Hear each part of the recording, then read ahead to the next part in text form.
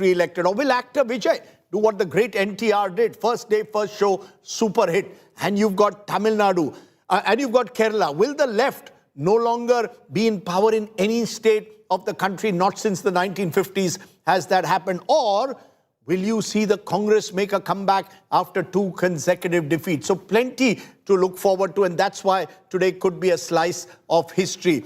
Also joining us, Nagarjun Dwarkanath, fresh and Vanakkam, you're our editor South, so you've got much at stake in all these states. What are you looking forward to? In fact, I'm looking forward to the Vijay factor, the V factor. I think a lot of this election is spoken about how Vijay would perform and which vote he would take away. And in Kerala, about can left hold back their last state in India, and if they lose it, then we literally have no left party across the country then. Yes, that's right. And Pinarayi Vijayan, remember, octogenarian, he and I share a birthday, and we are both, he's turning 80 this month. Could this be his last battle? Also joining us, and I am very careful with my friend Kaushik Deka to understand Assamese. He and I had a bit of a spat the other day on digital media, so I want to understand from you, how do you say good morning in Assamese? Give us the right pronunciation. Suprabhat. Namaskar. Suprabhat. Suprabhat. So instead of Suprabhat or Suprabhatam, I say Suprabhat. Suprabhat. Have I got it right this time? 100%. Well done. And what? Damoria. Dangoria. Danoria. Dangoria. Danoria. Kaushik Danoria. Dangoria. Dangoria. See, I told you, it's very complicated when Kaushik and I try and speak in Assamese. He's very particular about it. But Kaushik, what's at stake in Assam this time? I think I have already predicted the results, so I don't think there is much in stake. But why is this election so important?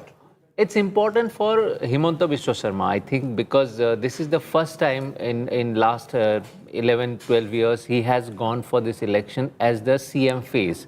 All these years, since 2011 particularly, he has been trying to project himself as the chief minister, and he has been telling different parties, like when he was in Congress and now in BJP, that he is the best bet and he can do better for the state. So this is Himanta Biswa Sarma's real his test. Personal test. Because okay, it'll take him to the next level among the BJP leaders, you know, in the next rung of BJP leaders. Also joining us, Sayantan Ghosh. Sayantan has just written a book, Battleground Bengal. So he's tracked Bengal very, very closely. Sayantan, presumably you're looking forward to your home state of Bengal above all else. What's at stake here? We're already seeing scuffles breaking out. There were gunshots that were fired a little while ago in Barakpur. Is this going to be, unfortunately, a very, very hyper-polarized and even some fear violent day ahead? So I think West Bengal's politics is always very fascinating, and that's what it has already started. What explains the violence, this continuous violence? Because every political party is it's the grassroots mobilization, and because West Bengal has always produced hegemonic political parties. So the grassroots organizations, and they survive on this fear factors, etc. So that's the issue, and you know that this time Bengal's politics is all about. We thought it will be about Modi versus Didi, but now it looks like it has become EC versus Didi. I think that what will define this election. But we will have to look forward to it. Interesting. Modi versus Didi becoming Gyanesh Kumar versus Mamata Banerjee. We'll see how that plays out. We are going to be very, very objective in looking at only the results. Our focus in these first 4 hours will be who hits the 4s and 6s. We'll have enough time to analyze that later. But what are you all most looking forward to? Preeti, what are you most looking forward to today? You said Bengal is where you put your, but is there a particular aspect that you're looking forward to? You know, I mentioned that earlier, Rajdeep. What I'm really clearly looking forward to is how the BJP does in Bengal. Is this BJP's election? Is this the election before it's BJP's election, which is 2030? Or is there a limit to BJP's structural expansion? I think today we'll have an answer to that in terms of the numbers reflect. I'll just quickly take you to Rajdeep. I was having a conversation with an old retired journalist, and there's nothing as beautiful in Bengal to sit across and have a cup of chai at a tapri and speak to, old scribes. And he also said it. He said, dekhiye, this time it is a battle between Aam Bangla, Ram Bangla and Bam Bangla. Aam Bangla is with Mamata Banerjee, Ram Bangla is with BJP. Now it remains to be seen where Bam Bangla, which usually has gone with Ram Bangla, where Bam Bangla stands. Bam is left. So those who supported left move to the BJP, where do they go this time? So he put it really beautifully, and I think in all of that, yes, that's what I'm looking forward to. But like I said, also, and you can go to Akshita next, because I am invested in West Bengal, but inquisitive about Tamil Nadu. I want to explain these bellwether seats. This is remarkable. No other country in India has as many bellwether seats as Bengal. List. These are the seats where the winning party has always won. So when the left was dominating from 1977 all the way to 2011, they won these seats. So keep an eye on all these seats on your screen at the moment. If those seats start switching, then you know that Mamata Banerjee is in trouble and the BJP has a real chance in Bengal. Maria, what are you looking forward to? Bengal, of course, and Rajdeep, I've been speaking to a lot of people and they say it will not be hadda-haddi lodai, which means essentially it will not be neck and neck, it will go either way. For the BJP, it's going to be this mission which they began in 2016 when Home Minister Amit Shah was the BJP president. It started with this Purvodaya the BJP hoped for. They often say that there is dhwani, then it's pratidhwani. When there is some noise on one hand, which signifies largely polarization, then there is pratidhwani, which means vibration or counter-polarization. But I think if the BJP were to get this mandate, then there'll be multiple factors which would have worked for the party. Okay, as you look at those numbers, that's important. One of the advantages that the TMC has at the start is that they have big margin seats to defend, so they can afford a little erosion in vote. The BJP, on the other hand, could also claim an advantage that if their vote share increases even a little bit, they could claim a lot of the seats where there were marginal constituencies, about 44 of them. So keep an eye very closely on the marginal seats. Akshita Nandgopal, what are you looking forward to, my dear? A clear mandate. A clear mandate, I want either a way. clear Because there is a mandate. fear, some of the exit polls are suggesting very precariously close to hung. The last time that happened was 2006 in Tamil Nadu. That, Rajdeep, I think the last time it happened in the sense 2006 was a close election. But if you look at the Karnataka headed a DMK minority lines, government. so 96 is what DMK got, AIADMK got 69. So in that sense, nobody managed to get to the halfway mark. But with the alliance, he was comfortable. The Congress, all of them joined. So there was no threat per se to him forming the government. I'm hoping that this time we'll see a clear mandate. We Tamilians usually are very decisive. We know exactly what we want. We know exactly who we like. So I'm counting on that making the difference. No hung assembly situation, because Tamil Nadu has never seen that. Very clear mandates except for 2006. So hopefully we're not going to see a 2006-like situation play out. Okay, Sandeep Shastri, what are you most looking forward to today on this day? I'm looking forward to what will happen in the two states of the south, because there are enough people taking care of West Bengal. The two states of the south, I think, are important for me. Kerala, will there be a revolving door policy once again in Kerala? Or will the Congress do a Haryana in Kerala is the question a lot of people are asking, because nobody can defeat the UDF. Akshita should correct me if I'm wrong. Nobody can defeat the UDF in Kerala except the UDF itself. So that's one state I'm looking at. And of course, Tamil Nadu. And I would differ a little from what our exit poll here said, because I think when there is an entrenched bipolar alliance system in a state, a third player takes some time to make a splash. He'll make a dive this time, but will it be a big splash? I'm not sure the new player being able to do that, given the entrenched bipolar alliance that you have there. But for that very reason, Tamil Nadu is fascinating. The two alliances have between them got over 80% of the vote almost on every occasion. There are parties like the NTK which have claimed 8% of the vote, which have been outside the two-party alliance. Now if this third player is going to go into double digits and beyond, if Vijay is actually going to create a blockbuster today, then it's going to be a day that Tamil Nadu will never forget, the 4th of May. Similarly, if, as I said, Mamata Banerjee is able to retain power or the BJP wins Bengal, either way, it's going to be a day never to forget for the people of West Bengal, and that's what's made this election so exciting. The driver coming on the way said, "Sir, kaun jeetega, Didi ya Dada?" I said, "Dada kaun hai?" "Nahi," I said, "Suvendu Dada." So I said, "Okay, Suvendu Dada." So there's a lot of excitement in West Bengal. There's a lot of excitement in Tamil Nadu, in Kerala, in Assam. Don't forget also the small union territory of Puducherry, where the tennis playing N. Rangaswamy, Chief Minister, another former congressman, is hoping to script history. We're getting some more breaking news at this moment. The DMK ally, VCK, has made a big claim on actor Vijay. VCK chief came. Game of gambling was played using Vijay. VCK chief is claiming game of gambling was played with Vijay under the name of opinion poll, says Tirumala. Thank you very much. I must get that right, and I'm going to try and get those names right by the end of the day, certainly. But the VCK chief saying that, Pramod Madhav, what does he mean? I know that we have one of the candidates of Vijay's party, TVK, Adav Arjun, contesting. His son-in-law is the lottery king's son-in-law, is contesting on a VCK on a TVK ticket. But what does exactly what is the allegation precisely about the VCK allegation that there was a casino game played over Vijay?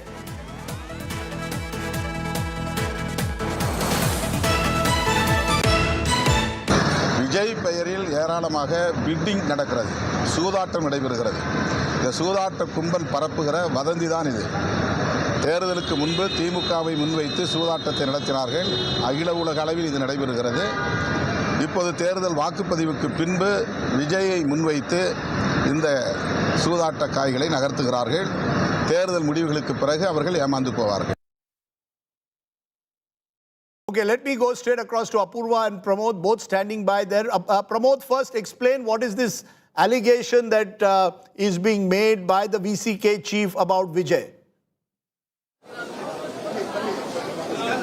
Well, Rajdeep, for the past 2 days, Tirumala, who's a leader of VCK, has been raising all these allegations. In fact, he earlier said that his own party cadres did not work in various locations as well, and that turned out to be a very big issue because now DMK allies, be it Tirumala or be it CPM Balakrishnan, about Vaiko from MDMK, all believe that Vijay is going to get a considerable amount of vote, but they also want to state that it is going to be DMK alliance which is going to come to power. And amidst this all now Tirumala, who's a leader of VCK, has now raised his allegation claiming that there is a huge gambling occurring, for which actually there are two responses to it. The first and foremost thing is that he also is trying to say that AIADMK is trying to bring in Vijay as well. So there are a lot of things. Tirumala just wants to give a hint, and in fact this is a place right now all the counting is happening for Perambur, where Vijay is going to Vijay is contesting. That is also here for Kolathur. Say Stalin is contesting over here, and Villivakkam is also there. Fair Adav Arjun is also contesting. So all preparations are done, and amidst this, Tirumala wants to give a kind of hint that gambling has begun, keeping Vijay in his mind, very clearly stating that AIADMK is also having a ploy to bring him inside if Vijay gets a considerable amount of seats, Rajdeep. Okay, let me also go to Akshay. Apurva. Apurva, where are you in Chennai and what are you picking up? Well, Kalai Vanakkam Rajdeep. I'm in fact here at the South Chennai constituency. This is the Queen Mary's counting center. In fact, there are almost 5 major constituencies here, including, South Central Chennai. This includes Udinidhi's constituency, Chepauk, as well as DMK Chief M.K. Stalin's right hand, Shekhar Babu's constituency here, Harbour constituency. You have Tiruvellikeni and several other constituencies as well. In fact, counting is all scheduled to begin in just a short while from now. But as you can see that clearly preparations that are underway to ensure that this counting does go on smoothly. This is going to be a major battle, and as exit polls have predicted, there is going to be no two ways about who is going to be the winner, or rather the confusion that will ensure once the counting starts. So it will be interesting to see how this will go forth. Will DMK come to power again, or will TVK, a new entrant, be able to break into the anti-incumbency, will be able to take the anti-DMK and anti-AIADMK votes? That's something that we will have to wait and watch for. But, with all things preparedness that is already underway and, officials who are on standby, it looks like they are hopeful that it will be a very peaceful counting day ahead. Well, if Tamil Nadu will have peaceful polling, we are not sure what will happen in West Bengal. There have been already a couple of instances, including gunshots fired. We'll play those visuals again for you. Gunshots were fired outside a BJP leader's residence in Barakpur. But Tapas Sengupta, you're outside Mamata Banerjee's residence. Last night, about 1:30 a.m., Mamata Banerjee tweeted saying that she feared load shedding was taking place at some of the EVM centers and asking her workers to be vigilant. Are you getting the sense that Mamata Banerjee appears a little rattled for whatever reason? Why else make these allegations at this late stage? What exactly is Mamata Banerjee up to this morning?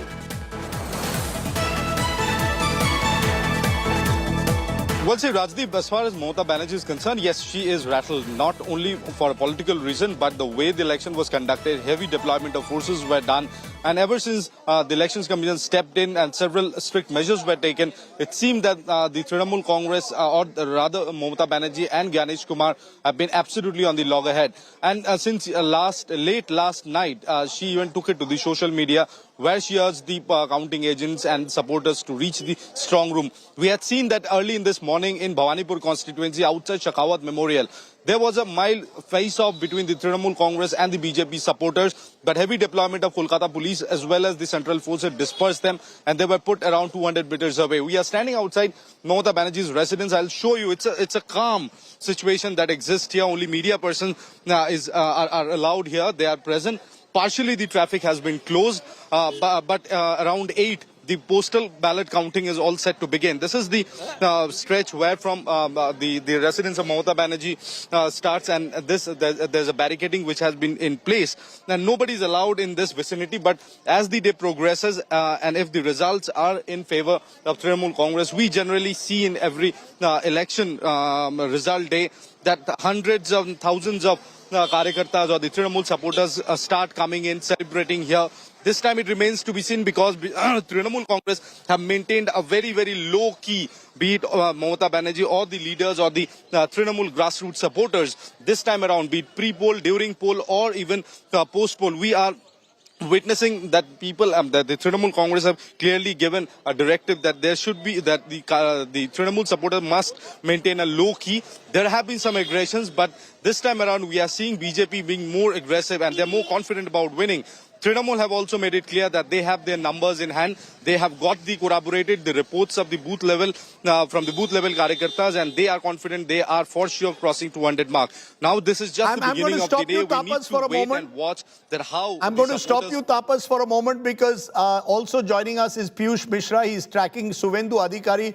A quick response from you, Piyush. Where is Suvendu Adhikari, the man who hopes to be Chief Minister and the giant killer of Bengal today?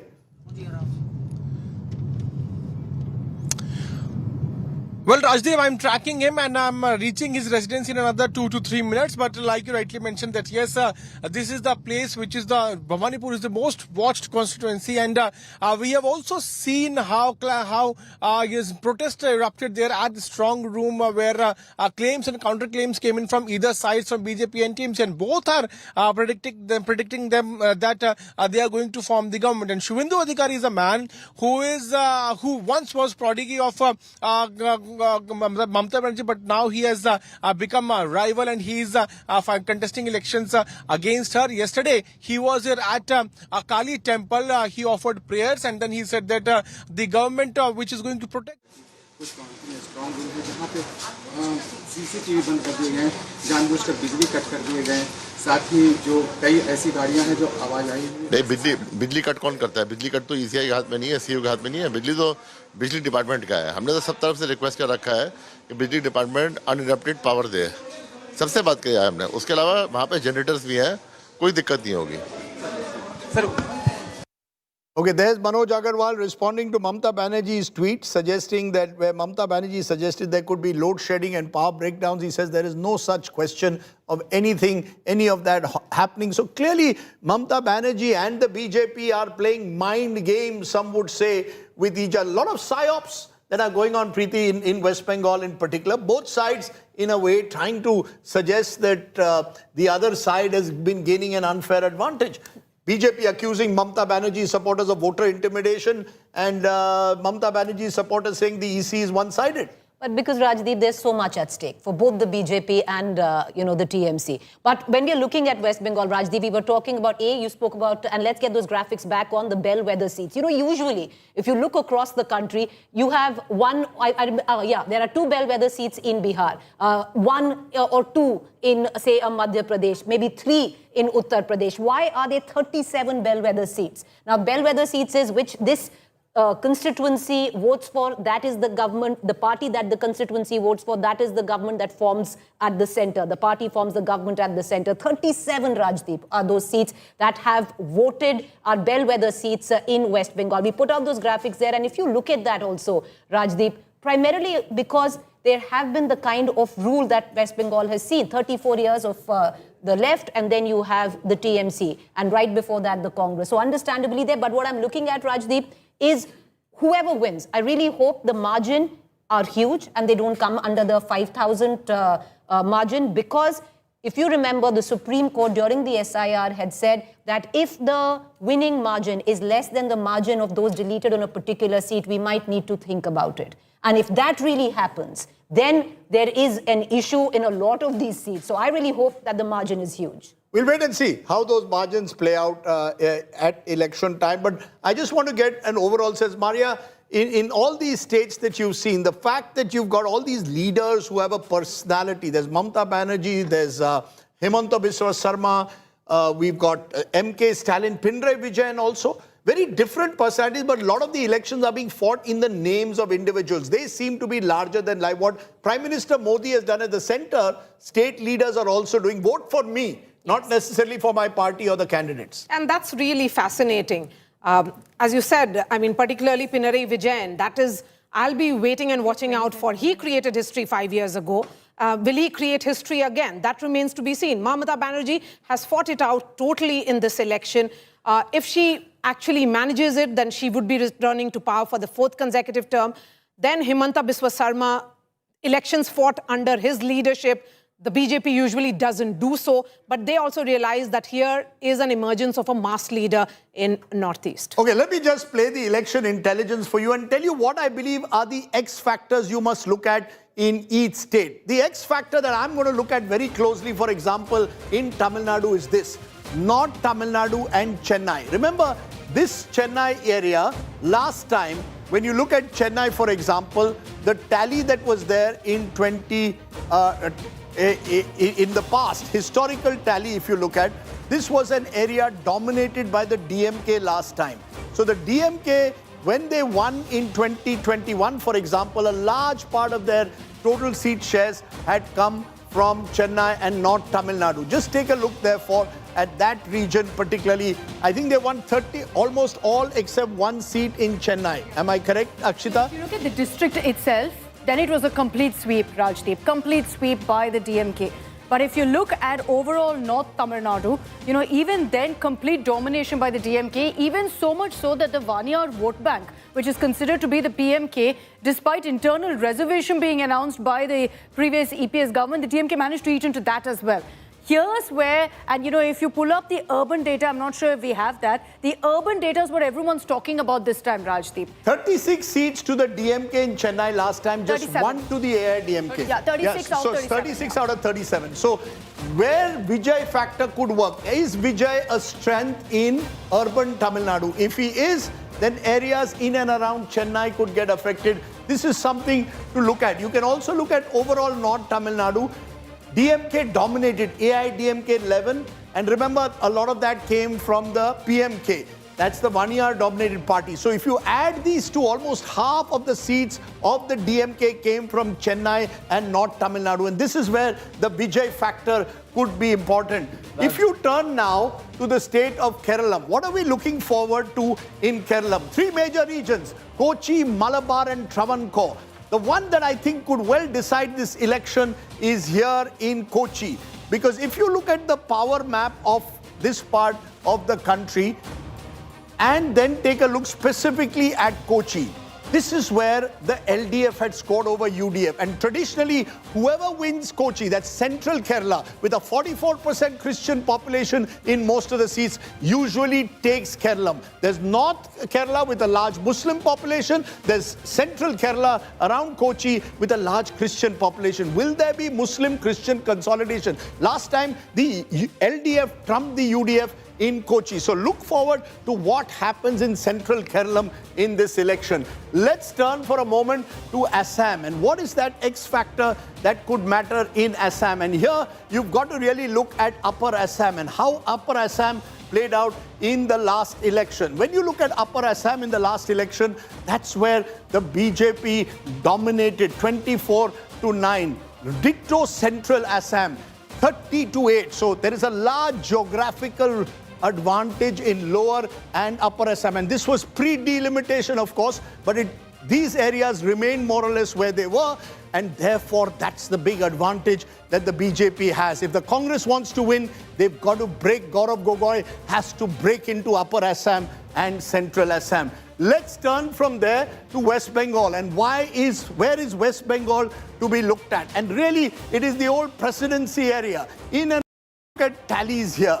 This is where you probably will decide where this election goes in presidency, because this is really where Mamata Banerjee had a huge advantage last time over her opponents in this part of the country. Can the BJP flip this area is what we are going to see.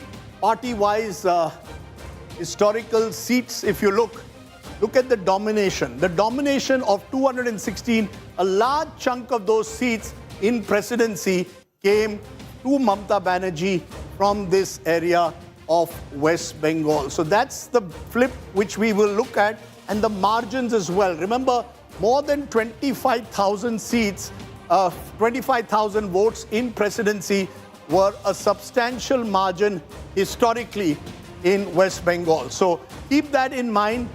For the BJP to win this election in West Bengal, they're going to have to flip what happened in the presidency belt. Finally, Puducherry. And in Puducherry, as you can see this time, it's a small state, and it will slowly give us what eventually happens here. But the sense here is that margins will be thin. But presidency key to winning West Bengal, 3/4 of the seat there went to Mamata Banerjee, and that is where the election will be won and lost. Even in Assam, Kaushik, big difference between what happens in Lower Assam, what happens in Upper Assam. Is that the key factor? Am I right? If the Congress has to win Assam, they have to break through in Upper and Central Assam. Yes, there are 27 seats in Upper Assam, and then you have to account for the Northern Bank also, Northern Bank of Brahmaputra. So there are around, Northern Bank has 16 seats. So these 27 plus 16 seats, these are very crucial. Last time BJP and AGP, the alliance had almost, they had swept these regions, and I think this time also they have a clear advantage, and delimitation has actually helped them because, as I was discussing with you the other day, how the different communities which may not have voted for BJP in the past, how they have been segregated or they have been accommodated in different constituencies. So that way I see that in this election, the Upper Assam and Northern Bank of Brahmaputra, these two areas where BJP and AGP should have significant advantage. Now, coming back to the Lower Assam part where there is significant Muslim population, it was earlier said that BJP doesn't have much in Lower Assam. But this time, I think of the 27 seats, again, Lower Assam also has 27 seats. Only there are, I think, around 6 or 7 seats where the Muslims can dominate, unlike in the past when the numbers could have been 12 or 13. So this way BJP will get an advantage, and if you have to account for another factor that in certain constituencies, the AGP, BJP's alliance, they have fielded around 13 Muslim candidates and poached from different political parties. So that will also create an impact. So BJP is not leaving any area. So BJP this time far better prepared. Delimitation also becomes an advantage to them. On the other hand, also, let's be fair, the Congress also has crafted a bigger alliance for itself. You've got the AJP, the Assam Jatiya Parishad, as well as the Raijor Dal, all coming together. The three Gogois coming together, hoping to make a dent in Upper Assam. Kerala, we want to go to Shibi Mall, who's joining me. Shibi, you're outside that big counting center in Thiruvananthapuram. Thiruvananthapuram, interesting because that's the one part of Kerala where there's a genuine three-way context. There are seats like Nimam where Rajiv Chandrasekhar is contesting, BJP hoping to make a breakthrough there. Overall, what are you seeing around you early this morning? Keralam is a state where people wake up early in the morning in summer. Well, Rajdeep, right now the area outside the Maravanias College has been cleared. It's just the media and the police officials that's been deployed because everybody else, the counting agents, the party workers, the party candidates have all gone inside near the counting center to monitor. This is where all the 14, there are 14 constituencies in Tirunelveli and some of the most watched out constituencies, watched out contests are taking place in Tirunelveli.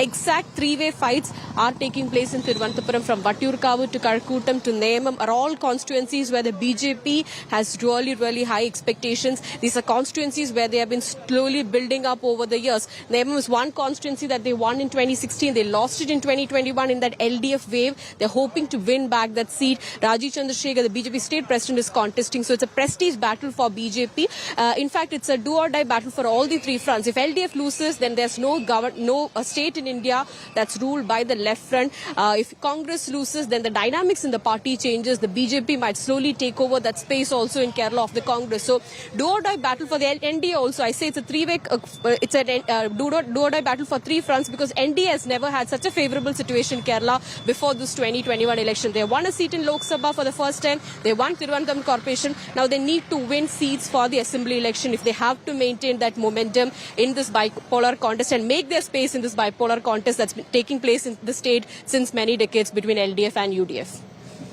Okay, Shibimol, we'll wait and see how all of that plays out. A lot of attention will, of course, as I said, be on how the regional split takes place between Malabar, Kochi and Travancore, the wonderful land of Keralam. Speaking of the diversity, cuisine, early this morning we had different types of breakfast. I'm going to go right round the table. What's your favorite breakfast from your part of the world? Sandeep, you're from Bengaluru, but you're south of the Vindhyas. What's the best breakfast to have? Best breakfast in Bengaluru and South, I think, would be idli and vada. Okay, we'll try and get that. What's the best thing to do in Tamil Nadu? Daily breakfast dosa, but otherwise I'll go with the Keralam breakfast of puttu and kadlakari. Puttu and kalakari. Puttu, you have to develop a taste for puttu. But yes, Preeti, what did you enjoy when you were in West Bengal? For breakfast, Rajdeep, Yes. they do luchi and aloo ka sabzi. What's so luchi? luchi is puris. It's a type of puri. Luchi and aloo bhaja. Luchi and aloo bhaja. That's what they do. Posto And it was or quite aloo bhaja, whatever it is called. You know, Radha, Pallavi with luchi is what you're supposed to have. That's what you're supposed to have early morning. That's like made of aloo, but it's very, very nice. The luchis that the Bengalis make are It's unmatched. different from the puris of Bihar. Because it's Bihar se hai.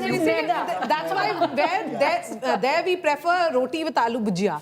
And aloo bhaja it's called aloo bhaja in... Luchis are made out of maida, puris are made out of atta. That's the difference that the Bengalis will always tell you about. Nagarjun, you're a man who travels across the south. Where do you get the best breakfast? I think best breakfast, of course, I like the Karnataka breakfast, but idli, vada, It's coming here. it's dipped in the hot sipping sambar. I think that's the start of the day. You know, superb taste of the spicy sambar, and after that, Ghee podi, with ghee podi on the side. puri dosa is mostly in Tamil Nadu, but across we have the sambar dip and a filter coffee to end with. Nobody beats the podi dosa that the Tamilians make. It's just Or too the good. dosa. Well, that we'll now debate over the dosa. We'll debate. Okay, Rajdeep, I have that. What's the dish to have in the morning in Assam? I have three options. One is sira or chirwa, you can call it, with milk or curd. I don't take curd, so I take it with milk with gur. This is one option. The second is tekeli pitha, which is a steamed rice cake. You put it on a teapot, a kettle, and then you steam it.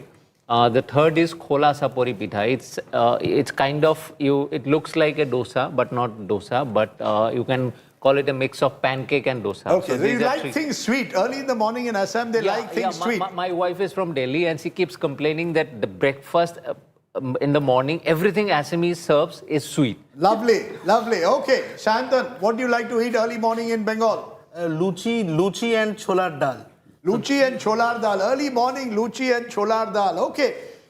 I, on the other hand, I'm on a weight loss regime, so I'm not going to try any of this at the moment. But we have elections on our plate.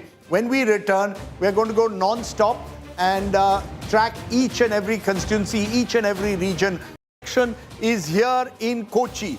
Because if you look at the power map of this part of the country and then take a look specifically at Kochi, This is where the LDF had scored over UDF. And traditionally, whoever wins Kochi, that's central Kerala, with a 44% Christian population in most of the seats, usually takes Keralam. There's North Kerala with a large Muslim population. There's central Kerala around Kochi with a large Christian population. Will there be Muslim-Christian consolidation? Last time, the LDF trumped the UDF in Kochi. So look forward to what happens in central Keralam in this election. Let's turn for a moment to Assam. And what is that X factor that could matter in Assam? And here you've got to really look at Upper Assam and how Upper Assam played out in the last election. When you look at Upper Assam in the last election, that's where the BJP dominated 24-9. Ditto Central Assam, 30-8. So there is a large geographical advantage in Lower and Upper Assam. And this was pre-delimitation, of course, but these areas remain more or less where they were. And therefore, that's the big advantage that the BJP has. If the Congress wants to win, they've got to break. Gaurav Gogoi has to break into Upper Assam and Central Assam. Let's turn from there to West Bengal. And where is West Bengal to be looked at? And really, it is the old presidency area. In and around the presidency area, if you look at tallies here, this is where you probably will decide where this election goes in presidency, because this is really where Mamata Banerjee had a huge advantage last time over her opponents in this part of the country. Can the BJP flip this area is what we are going to see. Party-wise, historical seats, if you look at the domination. The domination of 216, a large chunk of those seats in presidency came to Mamata Banerjee from this area of West Bengal. So that's the flip which we will look at, and the margins as well. Remember, more than 25,000 seats, 25,000 votes in presidency were a substantial margin historically in West Bengal. So keep that in mind. For the BJP to win this election in West Bengal, they're going to have to flip what happened in the presidency belt. Finally, Puducherry. And in Puducherry, as you can see this time, it's a small state and it will slowly give us what eventually happens here. But the sense here is that margins will be thin. But presidency key to winning West Bengal, 3/4 of the seat there went to Mamata Banerjee, and that is where the election will be won and lost. Even in Assam, Kaushik, big difference between what happens in Lower Assam, what happens in Upper Assam. Is that the key factor? Am I right? If the Congress has to win Assam, they have to break through in Upper and Central Assam. Yes, there are 27 seats in Upper Assam, and then you have to account for the Northern Bank also, Northern Bank of Brahmaputra. So there are around, Northern Bank has 16 seats. So these 27 plus 16 seats, these are very crucial. Last time BJP and AGP, the alliance had almost, they had swept these regions. And I think this time also they have a clear advantage, and delimitation has actually helped them because as I was discussing with you the other day, how the different communities which may not have voted for BJP in the past, how they have been segregated or they have been accommodated in different constituencies. So that way I see that in this election, the Upper Assam and Northern Bank of Brahmaputra, these two areas where BJP and AGP should have significant advantage. Now, coming back to the Lower Assam part where there is significant Muslim population, it was earlier said that BJP doesn't have much in Lower Assam. But this time, I think of the 27 seats, again, Lower Assam also has 27 seats. Only there are, I think, around 6 or 7 seats where the Muslims can dominate, unlike in the past when the numbers could have been 12 or 13.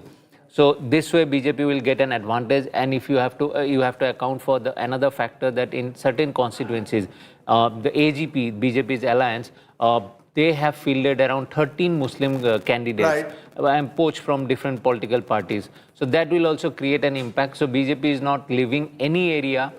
So BJP this time far better prepared. Delimitation also becomes an advantage to them. On the other hand, also, let's be fair, the Congress also has crafted a bigger alliance for itself. You've got the AJP, the Assam Jatiya Parishad, as well as the Raijor Dal, all coming together. The three Gogois coming together, hoping to make a dent in Upper Assam. Kerala, we want to go to Shibi Mall, who's joining me. Shibi, you're outside that big counting center in Thiruvananthapuram.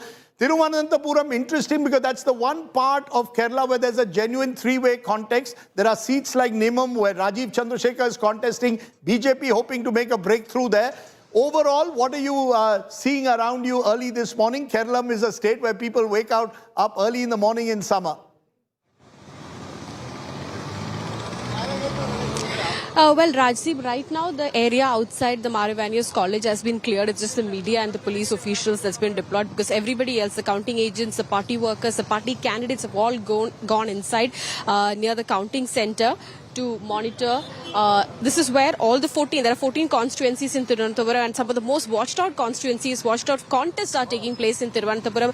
Exact three-way fights are taking place in Thiruvananthapuram from Vattiyoorkavu to Karakutam to Neyam are all constituencies where the BJP has really high expectations. These are constituencies where they have been slowly building up over the years. Neyam is one constituency that they won in 2016. They lost it in 2021 in that LDF wave. They're hoping to win back that seat. Rajiv Chandrasekhar, the BJP state president, is contesting. So it's a prestige battle for BJP. In fact, it's a do-or-die battle for all the three fronts. If LDF loses, then there's no state in India that's ruled by the left front. If Congress loses, then the dynamics in the party changes. The BJP might slowly take over that space also in Kerala of the Congress. So do-or-die battle for the NDA also. I say it's a three-way, it's a do-or-die battle for three fronts because NDA has never had such a favourable situation in Kerala before this 2021 election. They won a seat in Lok Sabha for the first time. They won Thiruvananthapuram Corporation. Now they need to win seats for the assembly election if they have to maintain that momentum in this bipolar contest and make their space in this bipolar contest that's been taking place in the state since many decades between LDF and UDF.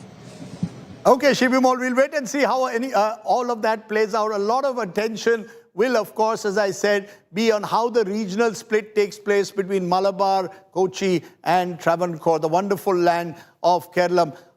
Speaking of the diversity, cuisine, early this morning we had different types of breakfast. I'm going to go right round the table. What's your favorite breakfast from your part of the world? Sandeep, you're from Bengaluru, but you're south of the Vindhyas. What's the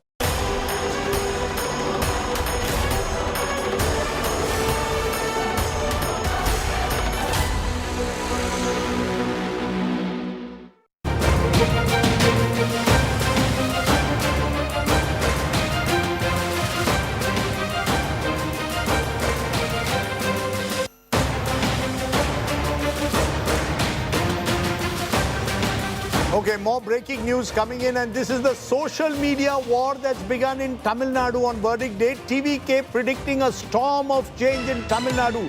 TVK's Arjun Adav, he is a contestant in Chennai, close aide of Vijay, saying old trees will be uprooted in TN. And DMK saying heirs of Dravidianism will uproot Aryanism. My God. Both sides using social media. And Akshita, that's interesting because in this election in Tamil Nadu, we've seen a lot of use of social media, particularly Instagram. Is that the generation in a way TVK in particular has tried to appeal, as has the DMK? You know, this is constantly the grouse that many Dravidian parties hold, Rajdeep, saying that you're giving into social media hype, that there's so much craze over Vijay that you see on Instagram particularly or on X, that people say that that loud noise, that's what's leading to all the confusion over the mandate. That Vijay's fans, Vijay's vote base is the most vocal, is the most out there, very publicly seen, and that's what's leading to a social media fight. But you'll see that there have been a lot of attempts by the DMK to even a campaign called Vibe with MKS, which is Vibe with Stalin. So they've also tried as much as they can to reach out to the youth. So all of these attempts are being made, but I think it'll be interesting to see ultimately what happens. The DMK has a countdown clock on, Rajdeep, in their office because they're saying in these many hours, Dravidian model is back. That's right. 40% of Tamil Nadu's voting population under the age of 40. Are we seeing the Gen Z-fication of Tamil Nadu also? Just one of the many X factors. Am I right, Sandeep Shastri, that there are two vote banks that become more and more important with every election? Mahila and Yuva. You want to give me a quick word on Yuva and then I'll get Preeti on Mahila. Yuva vote? Beyond doubt, in Tamil Nadu, the Yuva vote is going to be important. But just to take on the point you are discussing with Akshita, yes. Our own studies have shown that social media very often is like an echo chamber where It is only among your supporters that the dialogue happens, and it is basically for your supporters that you put out all those things.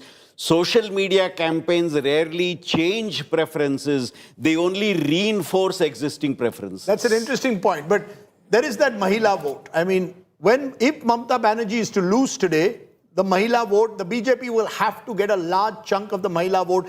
CSDS poll gave her a 14-point advantage last time among women. That's the vote, presumably. What did you see on your travels, Preeti? Is that woman vote possibly going to be key for Mamata Banerjee again? Rajdeep, I really do think that if Mamata Banerjee has to win this election in West Bengal, come back for the fourth time, that woman vote needs to consolidate behind her. And why I say that is because there are enough factors going against her in this election.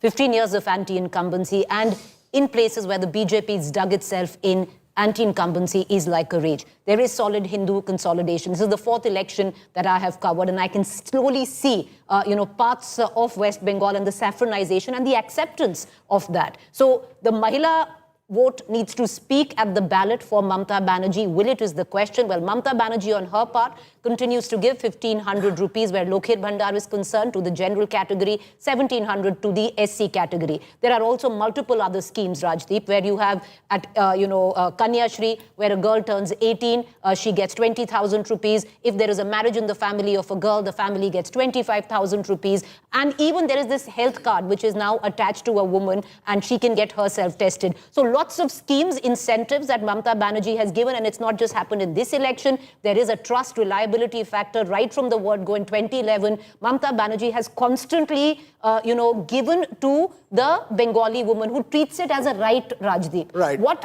is the difference, I feel, is should she have given, like in Tamil Nadu, the last minute 5,000 transfer, like in Bihar, that 9,000 transfer, like under the Arunodaya scheme in Assam, the direct cash transfer? Would she regret not doing it because she hopes she has that vote bank? Yes, Mamata. Yes. So to add to what, we are talking about the women voter. In Bengal, Rajdeep, I did sense that there was some kind of division between the urban women and the rural women.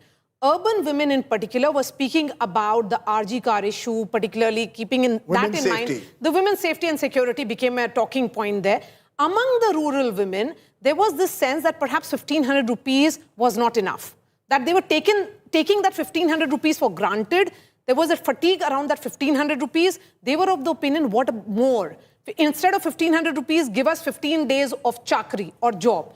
That was also a factor playing out among the urban women and the rural women. Okay, that's one of the X factors that we're going to look at. Let's go and look at more X factors in a moment, because the woman vote is what has kept Mamata Banerjee along with the Muslim vote. If either of them crack, if that Muslim vote cracks, she gets about 70-75% on an average of the Muslim vote. If that cracks, remember about 27% officially of West Bengal is Muslim. Women 49%, little over 49%, but remember 2% higher voting among women. So the woman vote will be critical for Mamata Banerjee. That's the X factor that you need to look at. Let's look at the Tamil Nadu, Mamata Banerjee's personal appeal and anti-BJP mobilization. Can she do that? That's the big X factor we look at. Electoral roll controversies. Remember, there are SIR did bring down overall voting in the overall vote of West Bengal came down by about 60 lakhs. 90 lakhs in all, but 60 lakhs were crucial, out of which 27 lakhs were eliminated because of logical discrepancies. Who are those voters? Do they get compensated by migrant voters coming and voting in large numbers? We still don't know. Who does the record voter turnout benefit? That's the big question. Remember, the record voter turnout is on a lower base, but it is about 30 lakhs more than it was in 2021. Where has that 30 lakh voters gone in this election? Can the BJP successfully convert vote share into seats, particularly in North Bengal? That's where they get a large vote share. They do well there, but they need to convert more in North Bengal this time in areas like Alipurduar, in Jalpaiguri, Cooch Behar. That's where they need to convert all their vote share into seats, quite apart from breaking into southern Bengal and the presidency region. BJP's anti-migrant Hindu card, will it result in polarization? Are we going to see a polarized electorate this time? Hindu consolidation key. The BJP, as one person put it, is going into the elections facing 70% of the electorate. They need at least 2/3 of Hindus, if I may put it crudely, to vote for them. The Hindu vote bank coming together is key. And will the TMC's double pitch Muslims plus Mahila work again? These are the factors that we look in West Bengal. Let's turn for a moment to Tamil Nadu, because in Tamil Nadu, there are a number of factors that we need to also consider very closely. In Tamil Nadu, will actor turned Neta Vijay TVK convert star appeal into votes? Vijay in every poll is getting votes. Can you convert that into seats? Remember, you are trying to break a duopoly that is entrenched over several decades. Let's take a look at the other X factors of Tamil Nadu. Because Tamil Nadu, when you look beyond Vijay, becomes a state where the AIADMK is strong in the western belt, the DMK is strong in north, south could be mixed. Will Dalit minority vote stay with DMK? Remember, officially about 7-8% of Tamil Nadu is Christian. Some say it's as high as 11. Dalit Christians as well. And Vijay himself is a Christian. Is he consolidating that minority vote? Will Muslims stay with the DMK? Is corruption charges against ruling DMK a factor? Or is money simply not a factor? In Western Tamil Nadu, I was hearing 50 crores were being spent. Gold stud. In Coimbatore was being distributed. Gold stud to voters. Yeah, a gold nose pin. Gold nose. Last wow. time was silver anklets, this time is a gold nose pin. And remember, there's this scheme that the DMK has given 8,000 rupees. You can buy any appliance you want.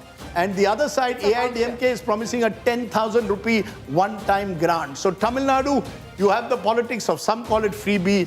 Of course, can EPS end his electoral drought? Very quickly, Akshita, a little bit about EPS. We know where, we all the focus on Vijay, Stalin. Tell us about Palanisamy.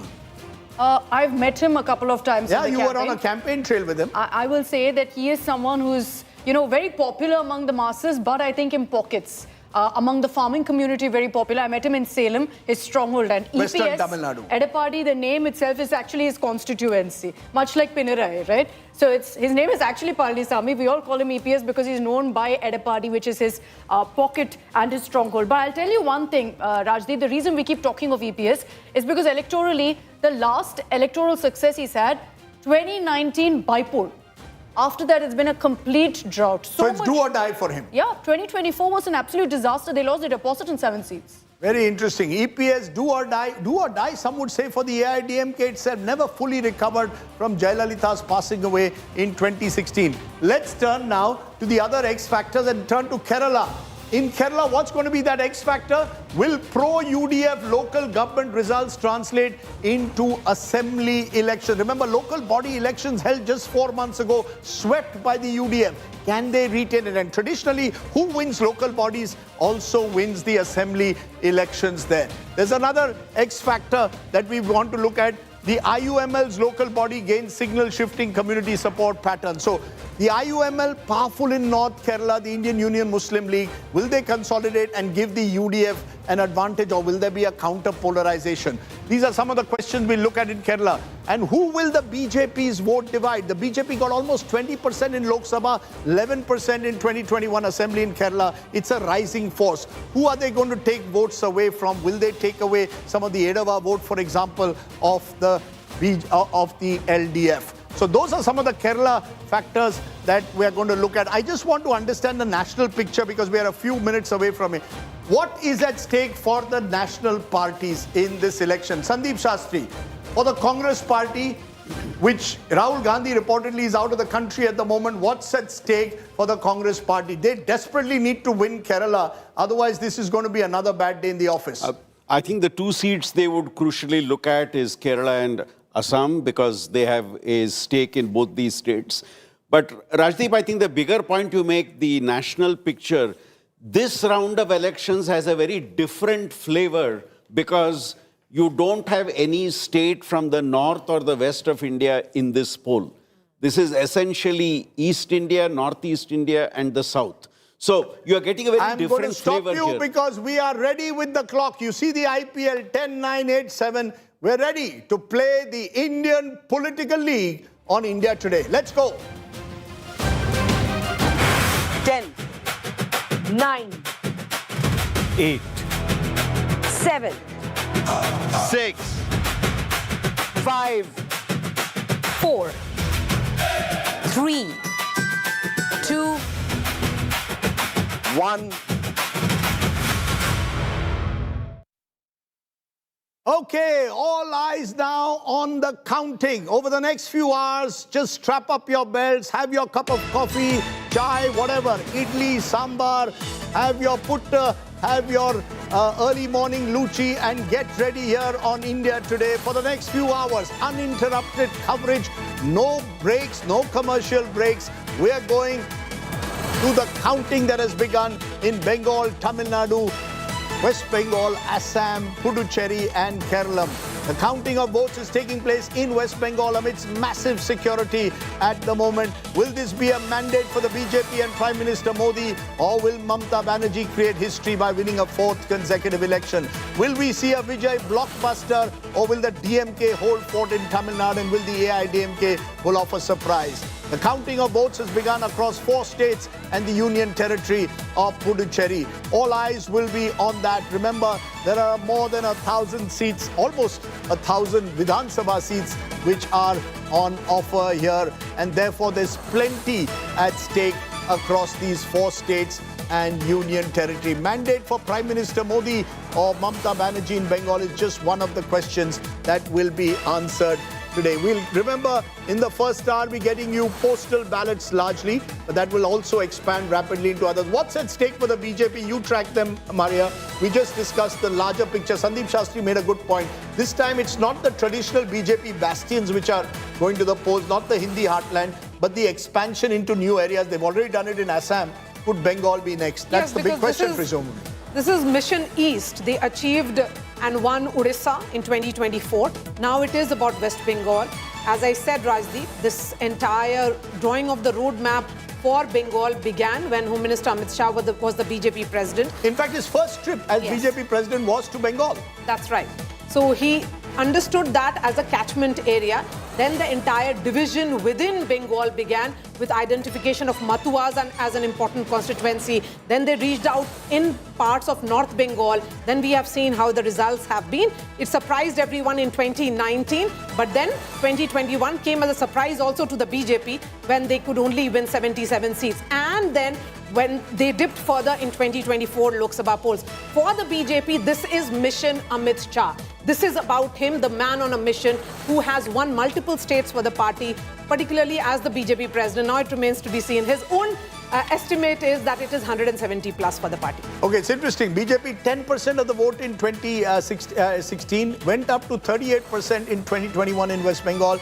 And now they need to cross the 40% barrier to become truly competitive. Could this be the day the lotus blooms in West Bengal, or will the flower buds of the Trinamool stop them? We don't know that one. We'll know in the next few hours. Lots of excitement in that. But for the Congress party, what's at stake, Nagarjun? One of the few states they control is your home state of Karnataka. They cannot afford now not to win again today. If they start losing even another southern state, the 3rd consecutive loss in Keralam will be unthinkable. What's the mood in the Congress party? In fact, they're already started to count the eggs, I feel. They've already started to put up posters. VD Satishan supporters have put up posters in Ernakulam saying that Satishan is the coming up CM, and supporters of Ramesh Chennai have put the same, and KC Venugopal. So all eyes on this leadership fight. If at all they get through the numbers by 1 p.m., we'll have to see if KC Venugopal will move from Delhi to Trivandrum, or Ramesh Chennai or Satishan. So that's going to be a big fight. And if it's going to be a crucial just 3 or 4 numbers more than the halfway mark, we'll have to wait and watch if there might be a spoil sport in Kerala also. Then Congress last bastion is Karnataka and Telangana and Kerala. So they have to concentrate on the south, and so all eggs right now for the Congress in Keralam. And interesting, they've used a similar model in Keralam to what they did in Karnataka, announced a slew of guarantees, including free bus rides for women. That was one of the many game changers in Karnataka when they won that state 3 years ago. Can they do that in Kerala? Much more difficult state, many believe, because margins are extremely narrow in Keralam. I'm presuming, therefore, Kaushik Deka, quick response, Himanta Biswa Sarma sees this as a platform to become a truly national leader. Am I correct? Of course, means he already has become a national leader. He has been used for campaigning in different states, including last time we saw him in Jharkhand. Even he was sent to southern states also, Telangana, we have seen him. But the first time under his leadership. In Bengal also. No, after he became CM, he has been traveling No, all but the across. first time under his leadership But to yes, win Assam. If he wins and the victory margin is higher than what it was last time, then he becomes really an indispensable force within the BJP. And he, along with Devendra Fadnavis, Yogi Adityanath and Himanta Biswa Sarma, these three will emerge post Amit Shah era, the contenders for the top post. Very interesting. You mentioned Devendra Fadnavis, Himanta Biswa Sarma, Yogi Adityanath, all in their 50s. So therefore, hoping to become the gen next of the BJP. Shantan, for Mamata Banerjee, is this do or die? If she loses this election, where does she and the Trinamool Congress go? So this is a do or die for Mamata Banerjee. The kind of situation, I think she's fighting the toughest battle. This time the Election Commission completely took over her administration, okay, changed from the chief secretary to the local police officials, changed everything. I think 4 factors which will define everything in West Bengal. Which are? Which are Mahila, Musalman, migrants and Matuas. These are the 4 factors. My 4 M's for you should be these. Should I add Modi as a 5th M? Prime Minister Modi and Mamata herself. 6 M's. First lead, Tamil Nadu, TVK. First lead, as always, Tamil Nadu, quick with their counting. That's the land of the mathematicians. So the first lead coming, and the first lead is to the TVK. So the first lead in Tamil Nadu, interestingly, and Akshita will tell us where that lead is coming from, is coming to the TVK. Remember, this is a newbie party, and actually predicting what a newbie party can do is almost impossible. The last newbie who did very well was Arvind Kejriwal, 2013 Delhi. Before that, you've got to go to NTR, which was a monumental election in 1983 in Andhra Pradesh. But to do it in a state like Tamil Nadu with entrenched alliances won't be easy. But the first trend on this 4th of May is coming from the state of Tamil Nadu. And TVK, is it an urban phenomenon? Can it spread into rural parts? Is one of the questions, Akshita, which will have to be addressed. What's your sense? When you were traveling, were they more popular in urban than in rural? A quick response. 100% in urban, Rajdeep. But the region I'll be watching out for, you spoke of North Tamil Nadu. For me, it's actually the Kongu belt. If the TVK... Kongu Nadu. Yes, West Tamil Nadu, essentially. Yes. If they break into that, so that's a game Coimbatore, changer. Salem, Erode, that area. Correct. That's the AIADMK stronghold. But if they break into that, that's a game changer to me. Game changer, you believe, is if they break Kongu into Nadu. AIADMK. Yes. Very quickly, Sandeep. Word of caution, this is likely to be postal ballots. 100%. So initially we'll have all postal ballots, and given what we have been saying as to where Vijay is getting his support from, it is expected that in the postal ballots there would be a lot of support for his party. Okay. We are also getting one trend from Kerala, and that is coming to the UDF. And that is coming from northern Kerala. Remember, northern Kerala, large Muslim population at the moment. So northern Kerala with the IUML also, with the Congress, that's where last time the LDF bested the UDF in places like Kannur. But this time, given what happened in the local body, the Congress will hope to overturn Northern Kerala. Northern Kerala has the largest amount of seats out of 140. 60 of the seats of Kerala come from Northern Kerala. So look out for what happens in Northern and Central Kerala. If the UDF has to win, they need to change the pattern of that regional dimension. West Bengal, still no leads available, but we'll wait and see how that plays. But that regional map is going to be more and more important in this election. Lots of M's were mentioned in that. Do you want to sort of highlight any one particular M that you see out of the ones that Santan mentioned for West Bengal? We've concluded. I think the M for Mahila. Mahila is the key. Mahila is the key. I'll add another M, machinery. Who has better machinery? Good one. Right? So now that could also be Mamata Banerjee. But this time around with the Election Commission, central forces, the bureaucracy changing right before the election, could also be Modi. Okay, machine is a good one to remember. Just a quick factoid. When Mamata Banerjee defeated the left in 2011, it came on the back of Panchayat elections victory in 2008, Lok Sabha 2009, Municipal Corporation 2010. West Bengal often regime change comes ground up, not top down. Will this be different? Could the BJP do what Mamata did to the left in 2011 in 2026? We'll wait and see. Pramod Madhav is joining me because Adav Arjun, one of the key contestants of the TVK in Chennai, is will you welcome? Am I got the name right? Billy Wakam. I went and met him. I asked him about the fact that his father-in-law was the casino king or the lottery king who had given electoral bonds to all parties. Pramod is with Adav Arjun. What are you picking up, Pramod? Tell us. Pramod, Rajdeep. Okay, Pramod's, yes. That one lead is from Chennai right now for the TV. It's very interesting. Perambur seat, Vijay is leading from the Perambur seat. Okay, now tell me, Chennai dominated traditionally by the DMK. 16 on 16. They've got 16 on 16. They got 36 out of 37 if you look at the outlying areas of Chennai as well. So if TVK starts making inroads into Chennai, where both Udaynidhi is also contesting in Chepauk, and you've got MK Stalin in Kolattur. There's 1,000 Lights, that lovely constituency which he used to contest for many years as well. But the fact is that's where Vijay will try and damage the DMK presumably in the urban areas, and as you said, Western Tamil Nadu, AIADMK. 100%. And I think for the DMK right now, Rajdeep, it's not just the urban pockets like North Tamil Nadu, like Chennai, but the other pockets as well, whether it's a central Tamil Nadu or South Tamil Nadu. These are areas that the DMK did extremely well in 2021 at the cost of EPS, at the cost of AIADMK. If TVK breaks into Chennai, like I said, DMK managed to get 16 on 16 clean sweep last time around. That urban vote will 100% be split. The question is how much? So much so that Pradeep Gupta actually predicted in his exit poll, Rajdeep, the likes of Kolattur, the likes of Chepauk, which is Udaynidhi, Stalin seats, even those are going to be tough battles. If that is the case, that will be another big headline that really emerges. But there's a reason Vijay chose Perambur. There's a reason Vijay chose Trichy East. It was very clear messaging. It was very clearly important symbolism involved in the fact that Vijay wants to lead the fight for Chennai right now, knowing full well that's where the TVK stands the maximum chance. Okay, one of the results we're getting, or leads, may make it very clear, postal leads, is Pinarayi Vijayan leading. Rajesh is trailing. Tell us more about the constituencies. Dharmadam constituency, which is represented by Pinarayi Vijayan since 2011. He's leading right now as far the postal ballots are concerned. And MB Rajesh, a sitting cabinet minister, is trailing from Tirthala, which is in Ernakulam district. So he's trailing from there. So first lead from the UDF from there, and first lead for the LDF from Dharmadam, where the Chief Minister himself is leading. MB Rajesh also for a while was, I think, Speaker of the Assembly, and MB Rajesh has been a minister, has been in the Lok Sabha also. He's the gen next of the left. Many asked the question in Keralam after Vijay and who? Well, he's one of the names that has been mentioned. But at the moment, we are getting clear signs from Keralam at the moment. 4 leads are coming to the UDF and 2 to the Congress. And if you can look for the regional breakup, Nagarjun, you're tracking Kerala for us very closely. You'll give us a sense of where the regions are coming from. As of now, North Kerala is where the UDF is establishing an early lead in this election. Remember,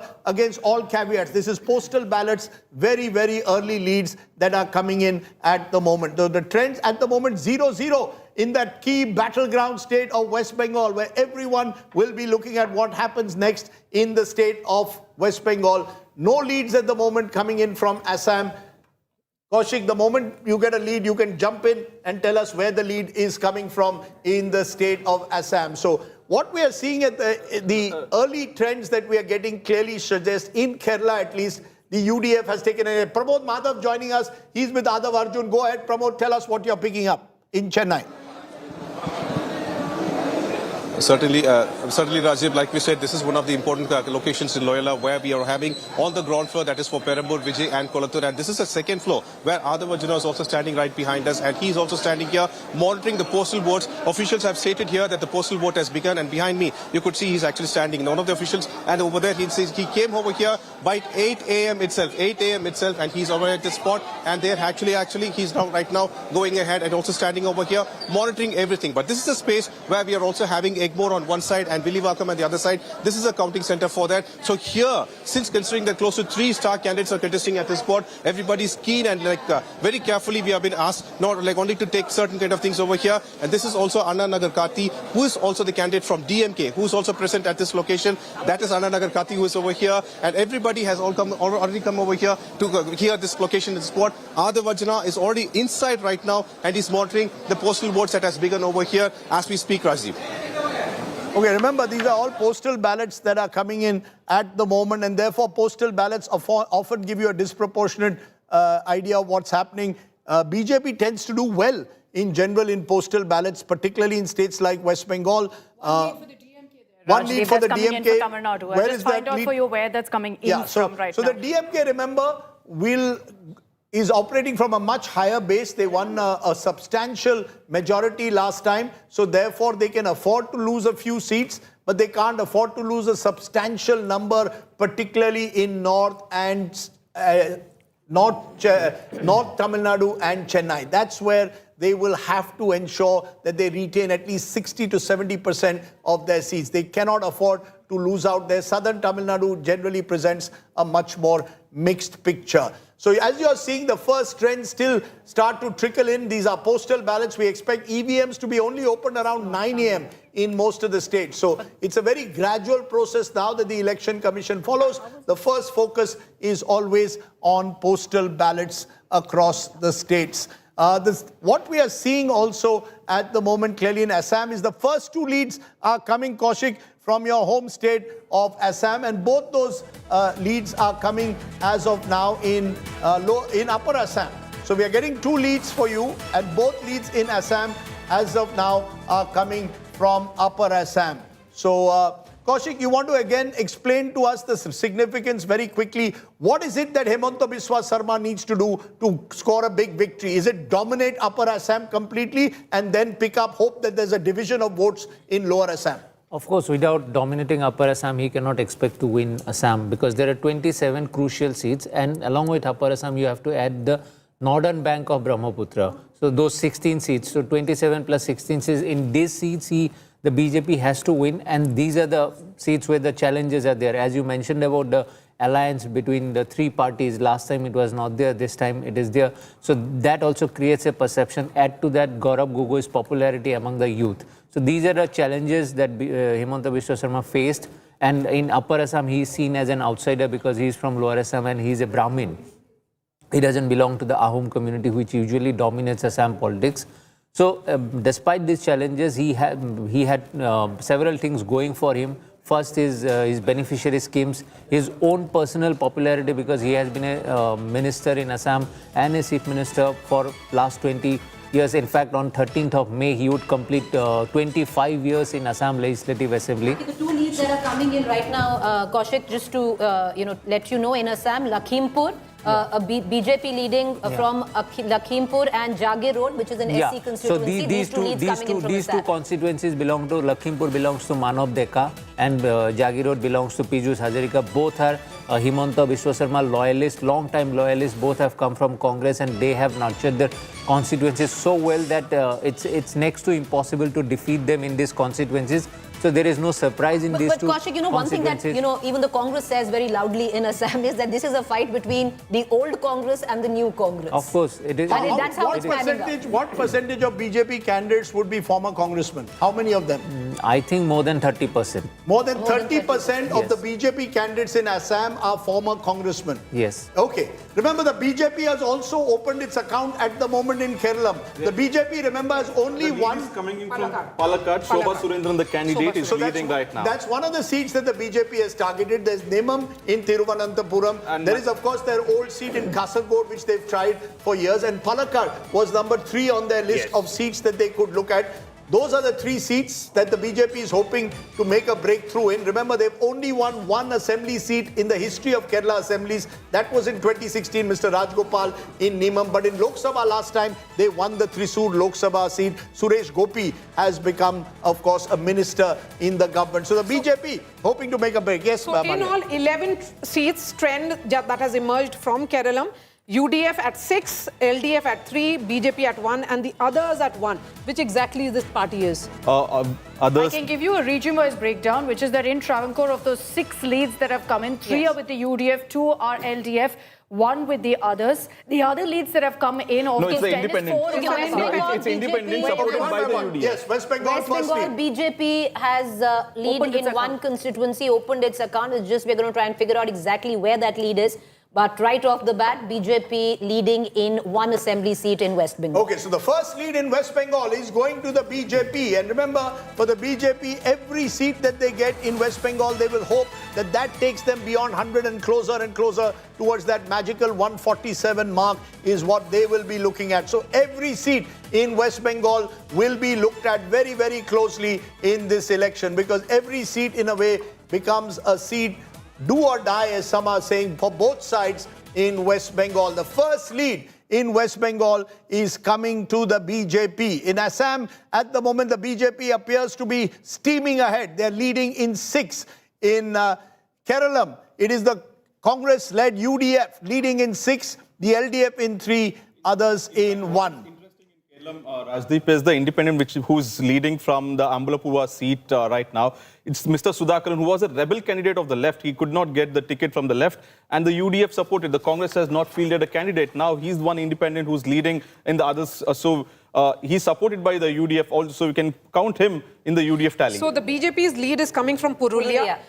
They had won 6 of the 9 seats. That is there. Last time. Yes. Last time. Remember, Purulia is, of course, was made famous for the Purulia landings that took place all those years ago, became part of what was seen as a terror or a subversive operation that had been launched. We never really knew exactly what had happened. Kim Devi, you will recall, was the person who had put in various packages thrown from the air. But Purulia, large tribal population, and the BJP hopes to dominate the ST seats of West Bengal like they did in 2021. Yes. You're right there, large ST population, and it also has a large Hindi-speaking population. The lead that is coming in from the Purulia district is coming in from the Purulia city, Rajdeep, and this is what the BJP had also held the last time around. This is where they want to make a lot of inroads, Jungle Mahal area of West Bengal. They need to capitalize on Jungle Mahal and then dent Mamata Banerjee in her bastion of presidency. Okay, the lead's now gone up to 7 and 3 for the TMC. 7 and 3. 3 leads for the TMC, 7 for the BJP in these early postal ballots. Remember, many of these are coming from the Jungle Mahal area. Some are coming from North Bengal. These are traditional BJP heartland. So you've got to go to, it's only when the battle comes to southern Bengal that we will get a trend emerging. But as of now, in these early trends, BJP leading in 8, TMC in 1. BJP. Tamil Nadu at, DMK at 4 right now in the leads there, Rajdeep. So DMK at 4. I'm seeing right now in the region-wise, it looks like largely these early trends are coming in from the Chennai region. So if you go by these early trends, it's 4 and 3 now. 4 and 3, DMK at 4. The TVK is fluctuating. I think we're back to 3 right now for the TVK. So interesting numbers that are coming in. Largely all of these numbers from Chennai. Yes. Okay, Nishit Pramanik, who is contesting. If you look at Keralam, there is 11 leads coming, of which 6 are for the UDF. And all these 11 leads are spread across the state. It's not from any one region that the leads are coming from. So interestingly, Nishit Pramanik, who is contesting from one of the SC seats, is leading. He is an important face of the BJP. Among the big faces, we are yet to get any other update. Okay, so you're saying that as of now, the BJP consolidating in or leading in the early trends in the SC-ST belts, where remember last time they dominated Santan, am I correct? Both among SC and ST, about 38 of the 77 seats of the BJP came from ST-ST reserve seats. Absolutely, and you will for Jungle Mahal, the tribal dominated area, you will remember the thing happened when Draupadi Murmu, the president of India, visited West Bengal and commented against Mamata Banerjee and how Mamata and the politics broke out. So, and for Purulia, it is also important. Purulia has lesser number of Muslim community. So these are mostly Hindu-dominated Purulia. But you know, Rajdeep, let me break it down in terms of how the BJP did really well with the SC community. SCs are Muthuas, right? So a large chunk, the BJP took the SC seats, especially in Nadia, in North Chobis Paraganas, where the Muthua belt was concerned. The other big SC chunk that the BJP took is the Rajbanshis. The Rajbanshis consolidate themselves right up north. So the BJP made massive gains with the Rajbanshis up north and then consolidated their vote bank with the Muthuas right around, North Chobis Paraganas and Nadia. So that's why a majority chunk of these 38 seats actually have come in from that account in 2021. I just want to add one thing more. In the Jungle Mahal area, the TMC has been able to keep its Dalit vote. So this election will decide if that vote also erodes to the BJP. Interestingly, we've got to TMC look at, down yes. 3, BJP up 2. I think what's more important is to see where, if you start losing seats that you had held last time. At the moment, TMC down 3, BJP up 2. Rajat Sethi is now joining me at the moment. Welcome, Rajat. Namaskar, Vanakkam, Namaskar. Tell me, what is it that you believe will be crucial? The BJP now taking a sizable lead in these postal ballots, 21 plays 11. Which is that region, according to you, where the BJP needs to focus its attention in West Bengal? Which will be decisive? I think the first change, and we've been sitting together, the first change here is that there is a Nitin Naveen's small moniker down there, which, which is a new thing. I mean, should we put him, Amit Shah? Because Amit Shah was there, invested hugely in West Bengal, or Prime Minister Modi? No, I think you spent enough resources on putting his photo over there, which is looking good. The BJP is going into this decisive elections under his leadership. And of course, with Prime Minister and Amit Shah ji leading it. But I think BJP has to do really well in southern Kolkata, and especially the Jungle Mahal area that we've been talking about. If it does not go out literally sweeping this area, then you will see that the overall numbers will get hard. But I believe that BJP will do exceptionally well in the Midnipur, West Midnipur, East Midnipur region. They need to do exceptionally well there. Right now, where the BJP is doing really well is where they had done well the last time around, which is the upper north West Bengal region, Rajdeep, and making inroads and holding on to at least their seats that they did well in Jungle Mahal, which was largely their lot came in from Purulia. So we're not getting the southern Bengal seats at the moment. We are getting, there is one seat, Dhane Khali, which is the TMC leading, which is the only seat where we have leads. Though the TMC is actually doing better in Jalpaiguri, which was pretty much swept by the BJP the last time, is what I'm going to just get a breakdown. Again, to clarify, these are postal ballots. Remember, please be very careful before you start celebrating. Don't distribute the laddus. Please send the sandesh, whoever wins, to the studios, but do it after 12 noon when we have clear results. Do not believe that this postal ballot power play is going to be influential. But I think one trend which is emerging more than any other at the moment is both in Tamil Nadu and in Keralam. Because Keralam, it's not just postal ballots, we're told there are some EVMs also that have been opened there. And north and central Keralam is where the UDF is getting their numbers. In Tamil Nadu, Rajdeep, Axis My India had predicted that DMK would be facing a difficult chance in urban constituencies. Both Kolattur and Chepauk, both Udaynidhi and his father, MK Stalin, are leading at this point of time, early trends. However, the Axis My India had said that both father and son might be finding it difficult. But as of now, both father, son, CM and Deputy CM are leading from DMK. Okay, we're getting both the major parties are neck and neck at the moment in the state of West Bengal. 25 plays 27. Just a minute ago, it was 25-25.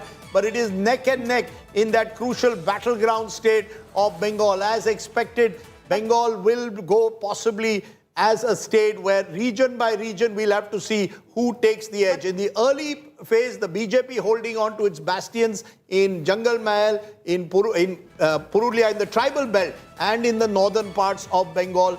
We'll have to see whether that can now spread into central and then eventually into southern Bengal. Most of these seats, Rajdeep, are coming from Cooch Behar, Alipurduar and Darjeeling. These are the tea gardens, the lovely tea gardens of West Bengal. Yes. There is one seat, Malatipur, where Congress is... surprising. Yes, Congress is leading. Now, this is very important, Rajdeep, because Malatipur comes under Malda. It is a Muslim-dominated seat. Now, if Congress does well in Malda and Murshidabad, that means they are taking away the Muslim seats, which will be the Muslim population. So that's Mausam Noor's seat, right? One of them? Yes. In Malda? Yes. So she was the former MP of the Trinamool Congress, earlier with the Congress, of course, comes from ABA Ghani Khan Chaudhary's family, a noted family of that region. You get lovely mangoes in Malda, of course, apart from anything else. You're saying that one of the fears the Trinamool Congress will have to look at is how much does the Congress break into their Muslim vote. Am I correct? Absolutely. Okay. Because it is only Berhampur is where the BJP is leading. As of now, it's a seat in, 22. Murshidabad, 22 seats in that district. Only 2 were won by the BJP. One of them was Berhampur, where Adhir Ranjan Chaudhary is standing. But right now, the BJP candidate is leading from Berhampur. Tamil Nadu numbers going up fast. And I can tell you, Rajdeep, that the breakdown largely is from Chennai, where the DMK DMK right now is leading with 9. AIADMK has opened its account and largely that's from Chennai with 1 and TVK is at 1. So we've got that and West Tamil Nadu where again you've got a clear lead at this point. The TVK has opened its account, DMK has opened its account in Congo Belt, which is the AIADMK stronghold. So far they're at 0, Rajdeep. TVK is leading in the Congo Belt in Tirchengdu and Karaikudi where Siman is contesting also. But in Keralam, Rajdeep, Rajiv Chandrasekhar, the president of BJP, is trailing from the Nemam seat at this point of time. Okay, so the interesting thing, Akshita, about Tamil Nadu is that urban bastion, the urban citadels of the DMK are still giving it rewards. Just now, Nagarjun mentioned both Udaynidhi leading in Chepauk and MK Stalin in Kolathur. Presumably, if this Vijay factor has to work first day, first show, those cities have to go switch from the DMK. That is critical. That's not happening in these early trends. Absolutely. There are essentially Chennai, Coimbatore, all of that. He will need conversion. If that doesn't happen, then there's no question of him having a big bang debut right now. And looking at the numbers that are coming in, and these are early trends. We'll constantly keep saying these are early trends. 22 to the DMK, 2 to the TVK, 2 to the AIADMK. So right now, it's a comfortable lead for the DMK. The DMK will want these trends to stick right now. Yes, Mr. Shastri. To add to that, it's important that in the postal ballot trend, we are noticing that the TVK is emerging as the second player ahead of the NDA. The TVK is emerging ahead of the NDA, and that's, I think, an interesting portent that and the fact that West Tamil Nadu so far, you've had the AIADMK now opening its account, getting 1 seat in West Tamil Nadu. The DMK is at 2, the TVK at 1. South Tamil Nadu, interestingly, the only party that's opened its account so far is TVK. There's been a lot of talk that the TVK will make gains in southern Tamil Nadu among the Christian vote bank. Early trends do suggest that the TVK has made the lead. Looks like it's Karaikudi right now. And that's where Dr. Prabhu of the TVK, a very young doctor, is contesting against what's considered to be a 4-way battle. You've got Seeman there. You've got the Congress very, very strong there as well. So, okay, Vijay right now is trailing. That's the latest. This is Perambur? Because remember, he's contesting two seats, one in Trichy, one in... we don't have the leads yet in Trichy East, but in Perambur, he's trailing. Again, early trends that are coming in. Udaynidhi, MK Stalin, and MK Stalin seat of Kolathur is just 10 minutes away from Perambur. But in Perambur, right now, Vijay is trailing. We can confirm that for you. In the lead is R.D. Shekhar, a strongman of the region. Bengal, Adhir Ranjan Chaudhary is trailing from Behrampur, and surprising part, Shubhendu Adhikari in postal ballots as of now is leading from Bhabanipur. Interesting. So, Shubhendu Adhikari leading in postal ballots in Bhabanipur. That's a big one. Mamata Banerjee in Bhabanipur in postal ballots is trailing. But we'll wait and see how that plays out. Yes. Congress is leading in 2 seats, Rajdeep. Muslim-dominated 3 seats they were leading in. Now, and 1 tribal seat up north. Interesting, because the Congress's best case, they think they'll get 5 or 6. We'll wait and see how that plays out. Last time they got 0. Congress and left was 0. Yes, Congress is fighting independently this time, and they are also leading from the Mothabari seat. It is very important seat, because you remember the violence broke out where people chased the legal officers, and the massive... This is Murshidabad. Yes, the Mothabari seat where... And from Mal seat, which is an ST seat, the Congress is leading. It's a tribal, that's a basically... Interesting. So we'll wait and see how the Congress plays out and what role they play in West Bengal. I mean, remember, the Congress was the dominant party of West Bengal, but that was a dominant party in the years when I was born, the 60s and the early 70s. After 75, West Bengal changed. After 2011, it changed again. Will it change again in 2026? In Nadia, Rajdeep, in Nadia, which is where the BJP, out of 17 seats in the Nadia district, 9 were picked by the BJP. These are dominated Mutua constituencies, and they are seemingly holding forth, at least in that belt. But I'm surprised that from Murshidabad, you have a trend of the BJP leading. No, Murshidabad in Behrampur, it's the sitting MLA is BJP. So what could happen? You could have a possible division of votes of Muslims in some constituencies, but remember, the Trinamool Congress won 20 out of 22 seats in Murshidabad. So they have more at stake at Murshidabad. In Malda, there is an expectation that the Congress could do well. They've had MPs from Malda even at the height of the Mamata wave. So Malda, you would expect the Congress to do a bit better. They will also hope to pick up a few seats in Murshidabad. So that's the interesting part. Tamil Nadu is giving us a much clearer trend. that in 24 at the moment, Akshita, to the DMK, AIDMK 2, TVK 4. So big early trend established in these postal ballots. And Chennai largely, Rajdeep, you were talking of Villivakam earlier, so I've got those leads coming in right now. DMK's Karthik Mohan is ahead of Adav Arjuna. I think this is a battle everyone's watching out for because Karthik Mohan also is a very influential figure. His father, has been representing Annanagar constituency. So many thought that Karthik Mohan, who is essentially very, very close to Stalin's son-in-law, Sabrishan. Sabrishan for the first time stepped out to campaign for Karthik Mohan, as did the DMK first family. Karthik Mohan right now is leading in Villivakam, and as we continue to track that, Vijay at this point is trailing in Perambur. Okay, this will right now if I Samserganj, it saw maximum deletions in Murshidabad.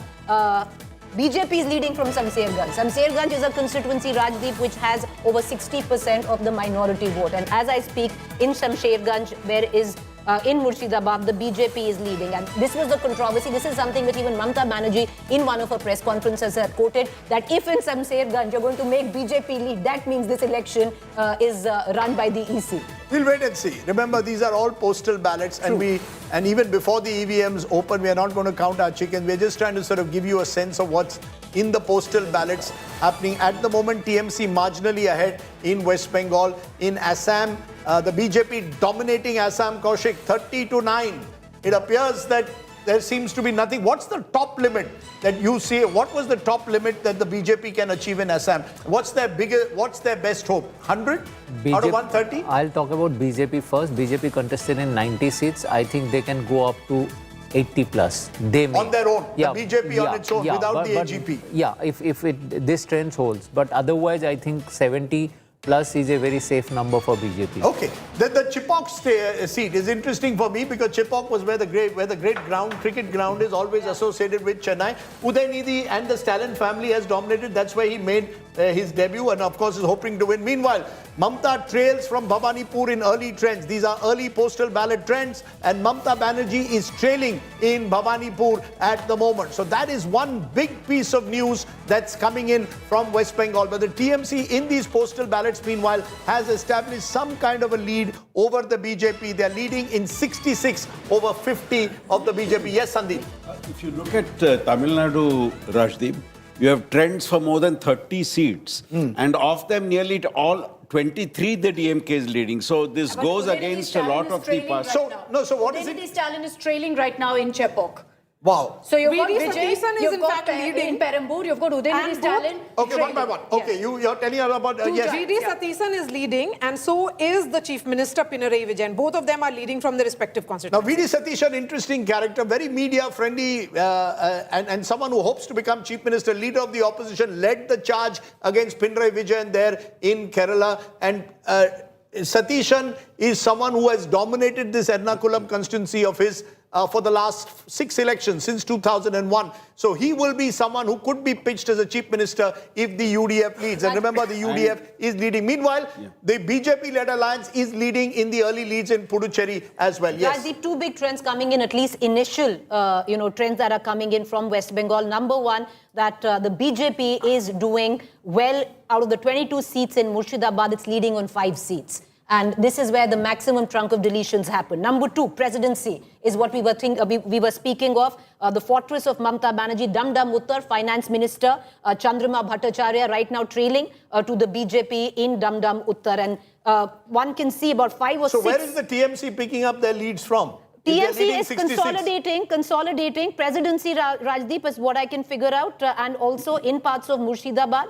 The TMC, strangely, is leading right now on 1 or 2 constituencies, actually 2 constituencies in Jalpaiguri, more than what it was the last time around. Okay, remember again, early trends. Early trends. Interestingly, in Keralam, BJP has more leads than the LDF has. BJP is leading in 5 seats, LDF in 4. And is the expectation that if the BJP does well in Keralam, they usually will take a substantial chunk of the LDF vote? Am I correct? That's one of the hopes that the UDF will have. That the better the BJP does, the better it is for them. That was the focus of the NDA campaign also, that focus on the LDF, weaken the LDF and then take on the UDF at the next election. It wasn't a settled affair. Yes. Because they always dabble as to whom are they going to hurt, and they wanted to carve out a space of their own, and that is where they struggled. If the end beneficiary is Congress, this is a scenario they wouldn't like. But Yeah, I because, think that is what is happening. In Keralam, what we're speaking about, in southern Kerala, in the Travancore area also, they've got a lead. Palakkad, they've got a lead. And in Malappuram district, in Manjeri, they've got a lead. So it's not just one district that we are talking about. Earlier, we spoke about Manjeshwara seat and Nemam seat, but these two. But they've got these 5 leads spread across the state. So seems like they've put up a show which now seems to be converting into an early trend. You know, in Tamil Nadu, one by one. Yes, Kamina. in Yes. Tamil Nadu, since you were talking of the urban seats, I just got the breakdown of the early trends that Please are coming Please in. go ahead. DMK in the urban pocket, 65 urban seats that we've identified. Out of that, DMK in early trends of the 23 that have come in, 20 the DMK is leading. The TVK is only 1. You can read that 2 ways, Rajdeep. One is that all of the trends, the 7 trends that have come in for the TVK, if 6 of them are in semi-urban and rural, that means they're making inroads in other pockets. The TVK could look at it as good news or bad news, that they're doing well not just in urban. They'll be hoping that hopefully those numbers better in urban pockets. Gap narrowing also between TMC and BJP once again in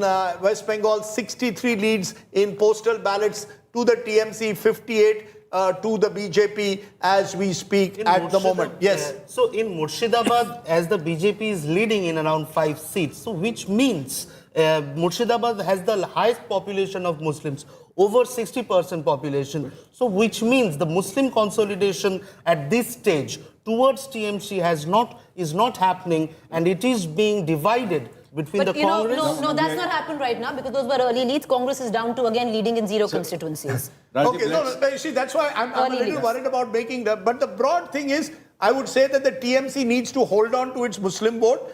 If it cannot hold on to its Muslim vote, it's in serious trouble because then the BJP's capacity to break into some of the bastions of the Trinamool Congress increase. Yes, Nagarjuna. Just getting focused back to Tamil Nadu, the Vijay factor we were all talking about, calling him the X factor, but as of now, he's trailing in both Perambur and Tirchi East seats. So the big phase of TVK himself is trailing at early trends. Yep. Okay. I think but we must always have that caution.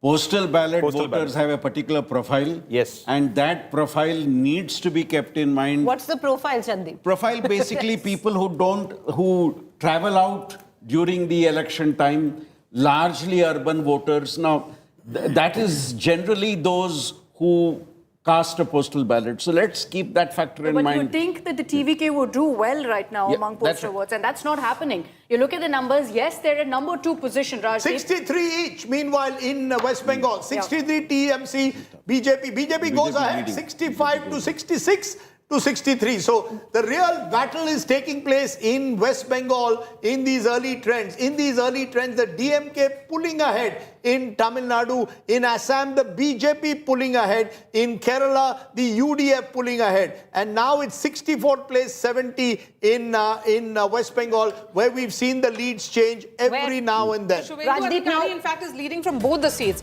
Nandigram and from Rajdeep, Bhabanipur. how it pans out is what the BJP wanted. They wanted to hold on, that was the strategy, to the north and make inroads and make dents in Jungle Mahal area and presidency.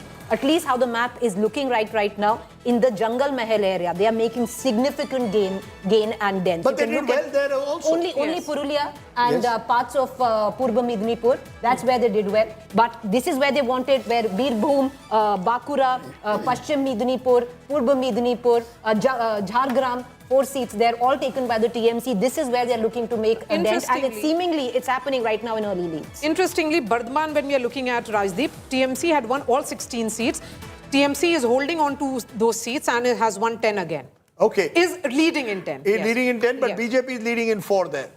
Am I correct? But that's also Paschim. Okay, so, Yes. you know, what you're seeing at the moment in West Bengal is very early trends. Until we get a sense of southern Bengal, we won't be able to really get a clear picture. That's where the battle lines are going to be drawn in West Bengal. If the But no, BJP Rajdeep. can dent Greater Kolkata and the suburbs... No, but Rajdeep, if the BJP does really well in Jungle Mahal and makes a significant dent, not so much of a dent, in the presidency area, holds on to the north, picks up a few in the central area, then they are quite true. No, it has to win. It has to dent the citadel of the TMC in southern Bengal presidency. If it only picks up pockets, Greater Kolkata suburbs in North Chobis and South Chobis are North Chobis is where they'll hope to do well.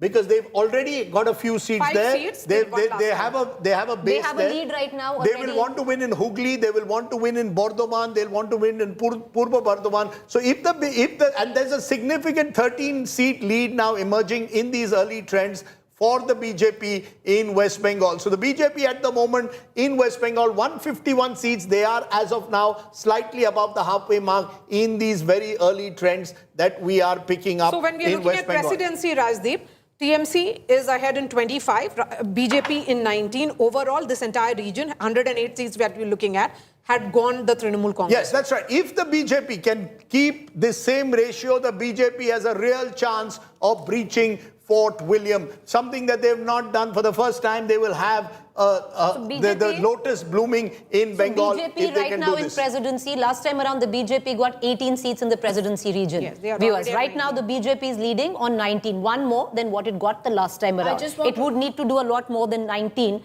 to bridge that gap. Yes, Okay. Akshita. Tamil Nadu, you look at AIADMK right now, it's not looking good, Rajdeep. If the DMK is soaring ahead, the TVK is at number 2 at 9, and the AIADMK is just at 3. And interestingly, those 3, if I were to look at trends, 2 of them are from Chennai, only 1 right now is in Western Tamil Nadu, which is supposed to be the AIADMK stronghold. There too, the DMK is leading. In these early trends, the DMK is at 3, the TVK is at 1. South Tamil Nadu right now, it's the TVK that's leading. This is the only region where you've got Vijay's party leading with 3 leads right now, and the DMK is at 1. North Tamil Nadu, also we're still focusing on the leads. I think just about 1 lead has come in. But interesting numbers, these. As of now, it's not looking good for the AIADMK, Rajdeep. So the real story in this morning, if you want to look at the big story, one of the big stories is Assam, where the BJP, as all exit polls predicted, heading for a landslide. What is also very clear, the UDF is building a sizable lead, but the BJP isn't doing badly in Keralam at all. They're leading in 6. Yeah. If these leads hold, it is an incredible performance for the BJP in Keralam. But the real story is in West Bengal, where the BJP has the early lead, and in Tamil Nadu, where there's an even bigger story, where a clear trend is emerging of the DMK pulling ahead. 43 to the DMK, just 4 to the AIADMK, 11 to TVK. So a split vote of anti-incumbency is propelling the DMK forward, at least in these early postal ballot trends. So the real surprise there is that the DMK now pulling ahead in Tamil Nadu. When we look at the Muslim factor and which are the seats in which Mamata Banerjee is doing well, in Muslim population of more than 40%, there were 60 seats, 62 seats in all. Trinamool Congress leading in 24. When we look at low, which is up to 20%, the BJP is leading in 56 of those seats. And in the Muslim population of 20% to 39%, it is again Trinamool Congress significantly ahead at 20. Rajdeep, you know, initial trends, early trends, but if the BJP has a chance in this election, then it's unfolding right now in Jungle Mahal, where they really wanted it to. Look at it. 56 seats in the entire Jungle Mahal, Medinipur type region. Out of that, the BJP is leading on 25 right now, the TMC leading on just 9. This includes Rajdeep, Purba Medinipur. This is where Nandigram is.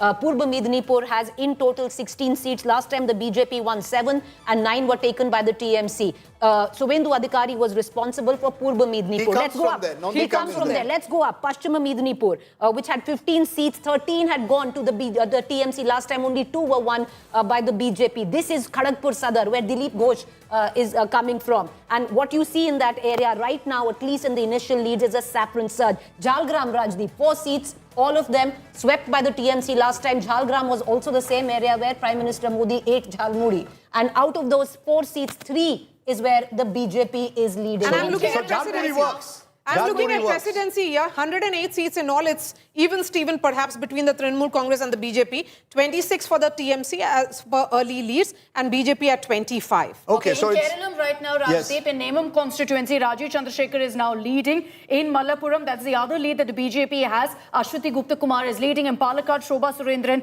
is leading. So those are the numbers right now from Keralam, where so far, right now, early trends, the BJP is at 6. They'll be happy with that number if it actually sticks. But right now, I can tell you that in Nemam constituency, which is one of those crucial battles in Thiruvananthapuram, you've got Rajiv Chandrasekhar currently leading at this point. Okay, very, very interesting the way it's all playing out at the moment. The division of votes also matters. Some of those areas that Preeti just mentioned, Midnipur, particularly East Midnipur, particularly areas like Purulia, these are areas where the BJP will expect to consolidate itself and then look at area Bankura. So the tribal belt and the northern area, if I'm not mistaken, Rajat, even last time that's where the BJP, and many of these went in round one.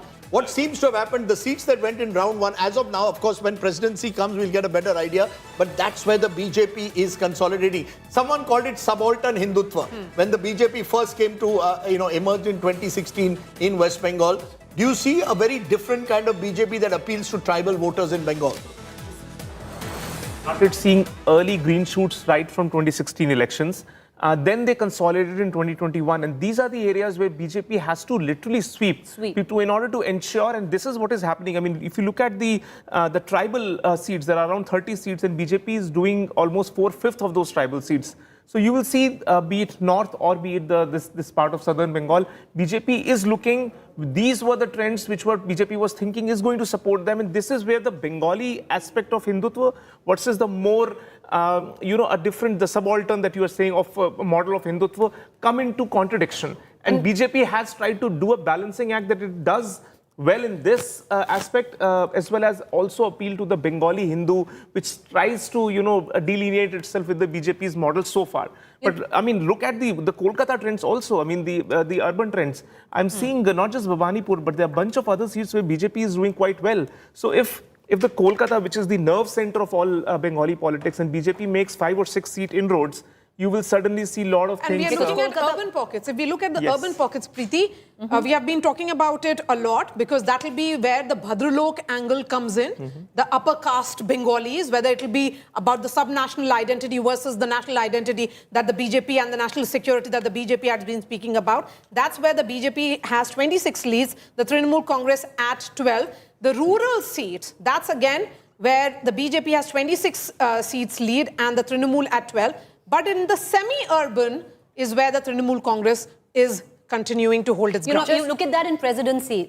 You were talking about 11 seats in Kolkata. All 11 were swept in 2021 by the TMC. Right now, if you're looking at the breakdown of those 11 seats, I would reckon 7 is where the BJP is seemingly leading. Let's move on to the other urban seats. Howrah, sizable population, which is Hindi speaking, a lot of them settlers from Bihar. Howrah, 16 seats, Rajdeep. Last time, all 16 taken by the TMC. Right now, if I can see in that area, in Howrah, there are about 3 or 4 leads already coming in. Hooghly, 18 seats, 4 were taken by the BJP. The BJP doing better in Hooghly than last time as well. And that's, remember, where the potato farmers was a big issue. These are some of the micro issues. They had an overproduction of crop. Many of them complained of not getting remunerative prices. So Hooghly is one of those areas which will be looked at closely. What the BJP seems to be doing successfully in these very early postal trends is that they are consolidating where they did well last time, and they are making inroads in all the areas where the BJP's TMC crossed the had 100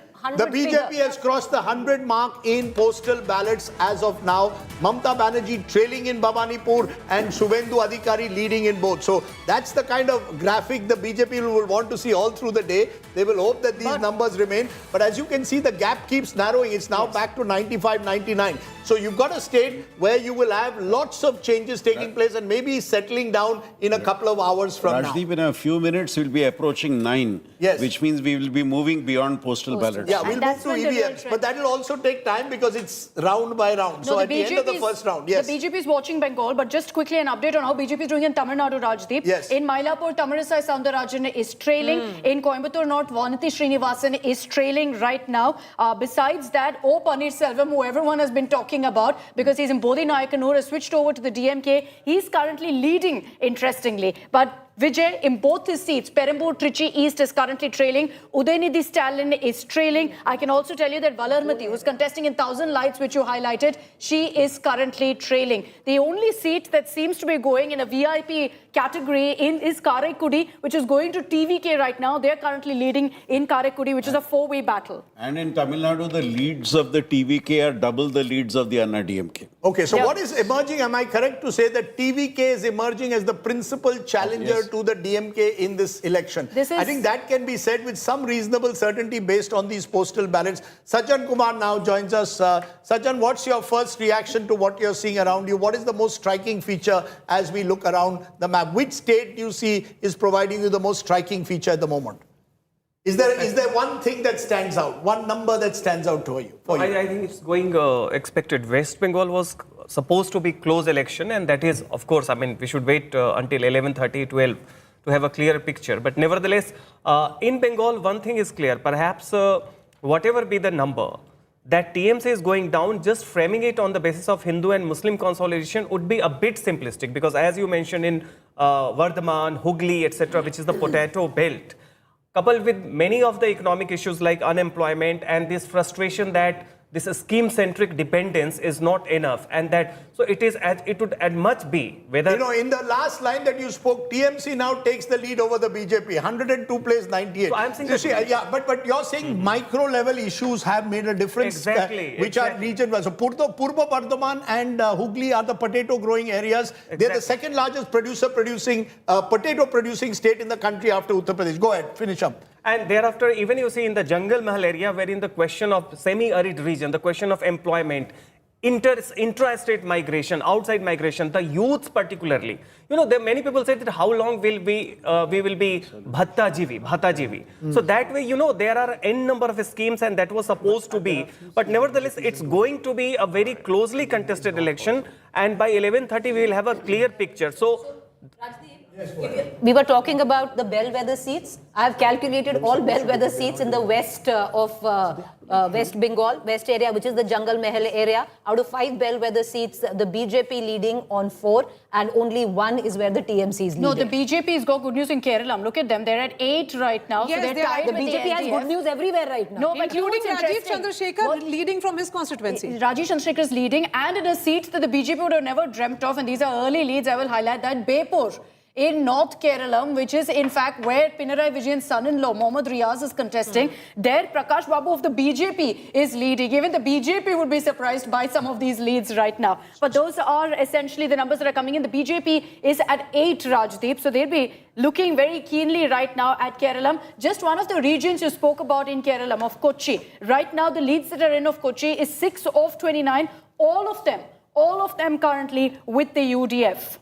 Okay, so what you're saying at the moment, the real story, as I see, the one state which has where you're getting a clear sense is Assam. I think there is absolutely no doubt, even in these early trends, that there is a clear wave, if you can call it that, for the BJP at the moment in Assam, already up 14. So if this was Indian political league and your power player Hemanta Biswa Sarma, Kaushik Deka is proving to be the power player. If you can 30 seconds, what is it Hemanta leading in his own constituency? What makes Hemanta so strong? Lines, but what what makes him so strong?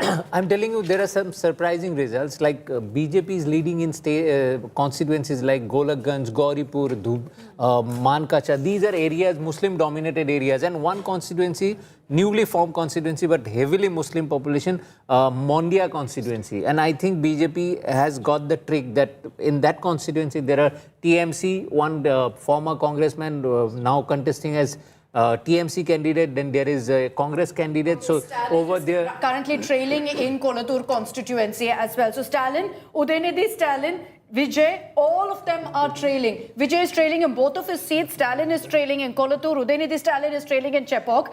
The only the big face, AIADMK, Edappadi Palaniswamy is leading right now in Edappadi. What is interesting at the moment is, of course, the BJP, the only bad news the BJP is getting at the moment is from Tamil Nadu, where the alliance is clearly not working with the AIADMK. An alliance that was on-off eventually became on again.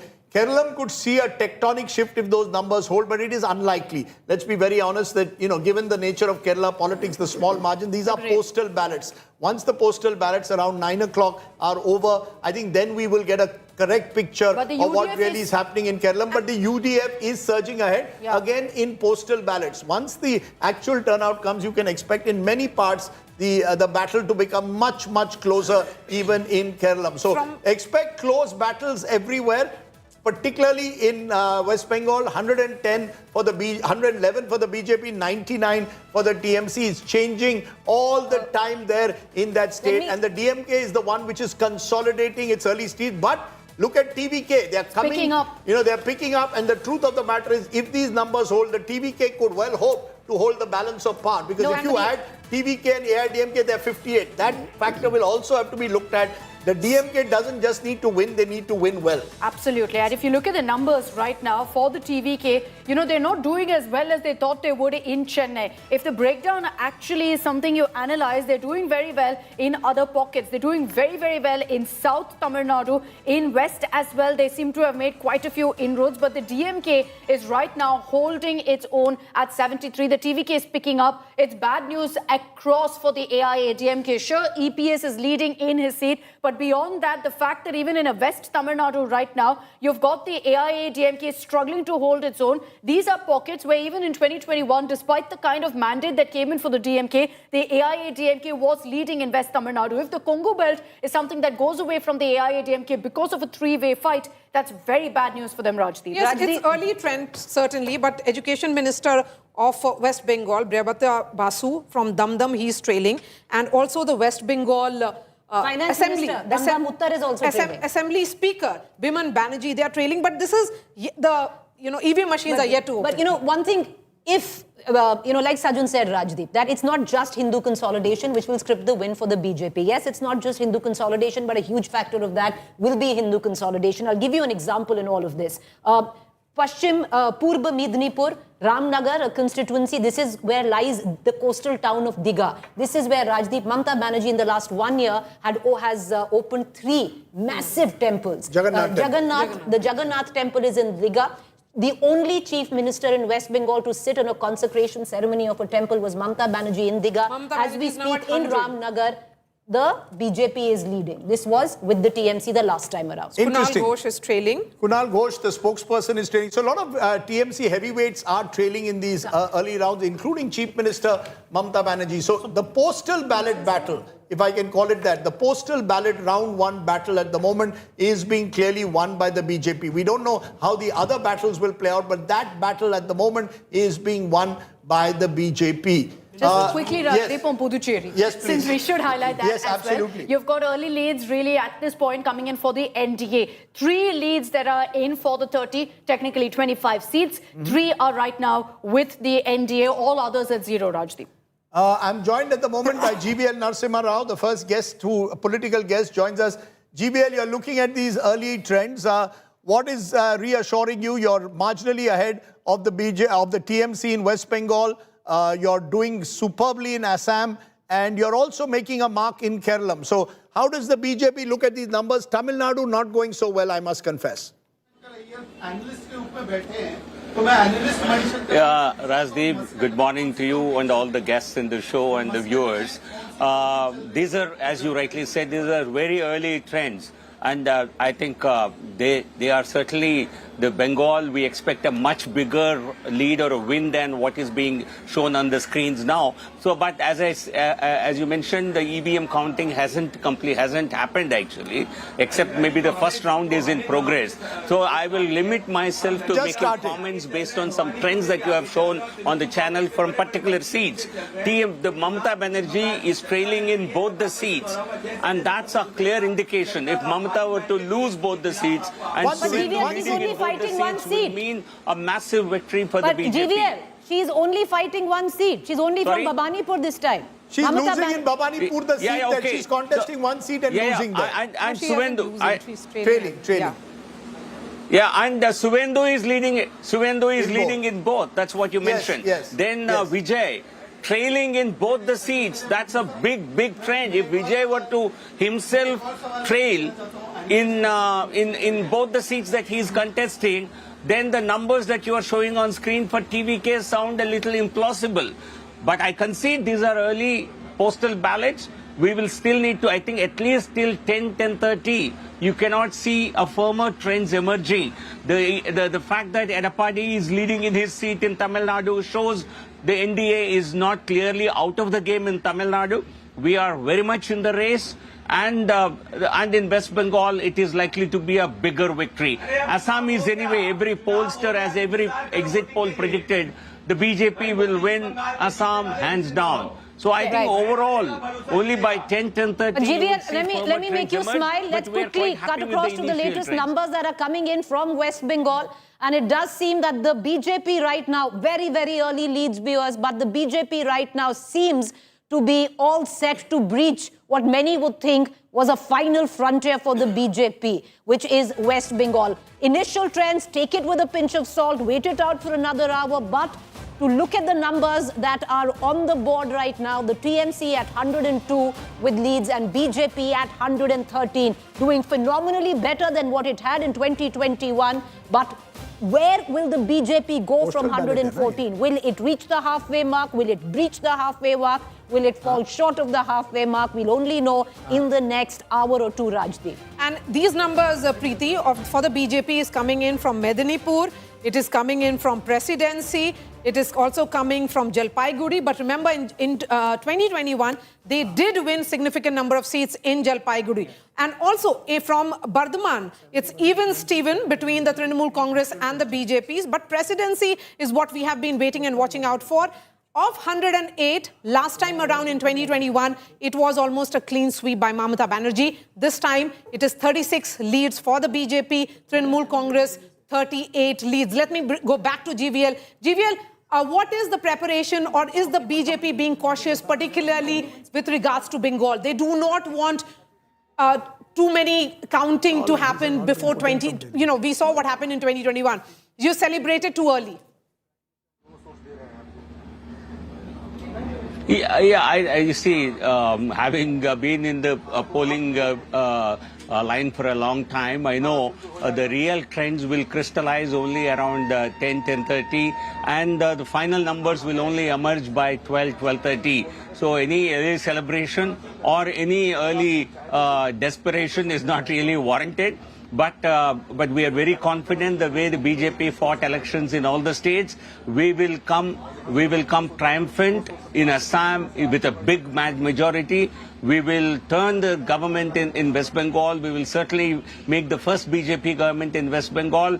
And we will certainly have a significant opening in Kerala. And NDA, we were hoping to win Tamil Nadu. But at least now we think we are very much in the game. The NDA, a non-DMK, non-Congress government would also be good news for the BJP. So we don't know how the numbers will eventually tally, but we will still wait and see. But the BJP is very confident of yet another sterling performance in these elections, and we will still have to wait for a couple of hours to know exactly what the numbers are going to look like.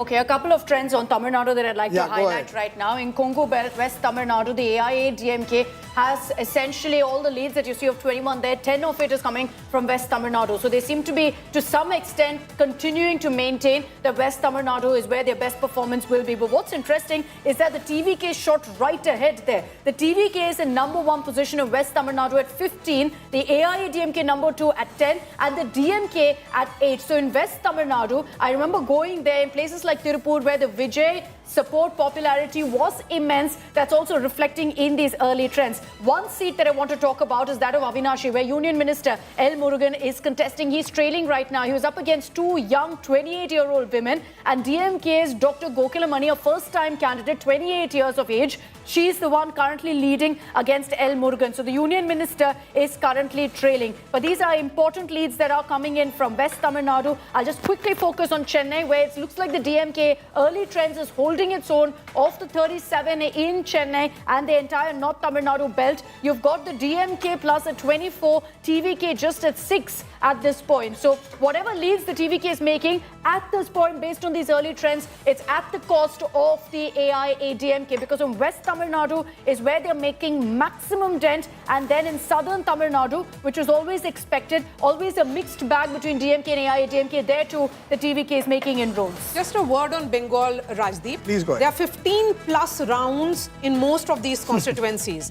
So Bhawanipur in all 20 rounds, Nandigram 18 rounds, and not even the first round has been completed. EVM machines have just about opened. So that's the health warning we have to give to our viewers when we look at these numbers across the country. You know, which is why I'm very, very reluctant to make any kind of statements based on what's happening, because we'll have someone on social media clip. This is what Rajdeep said at 9:05, and I will have egg on my face. I already have so much egg on my face. In fact, Chinsura has 27 rounds. That is the highest.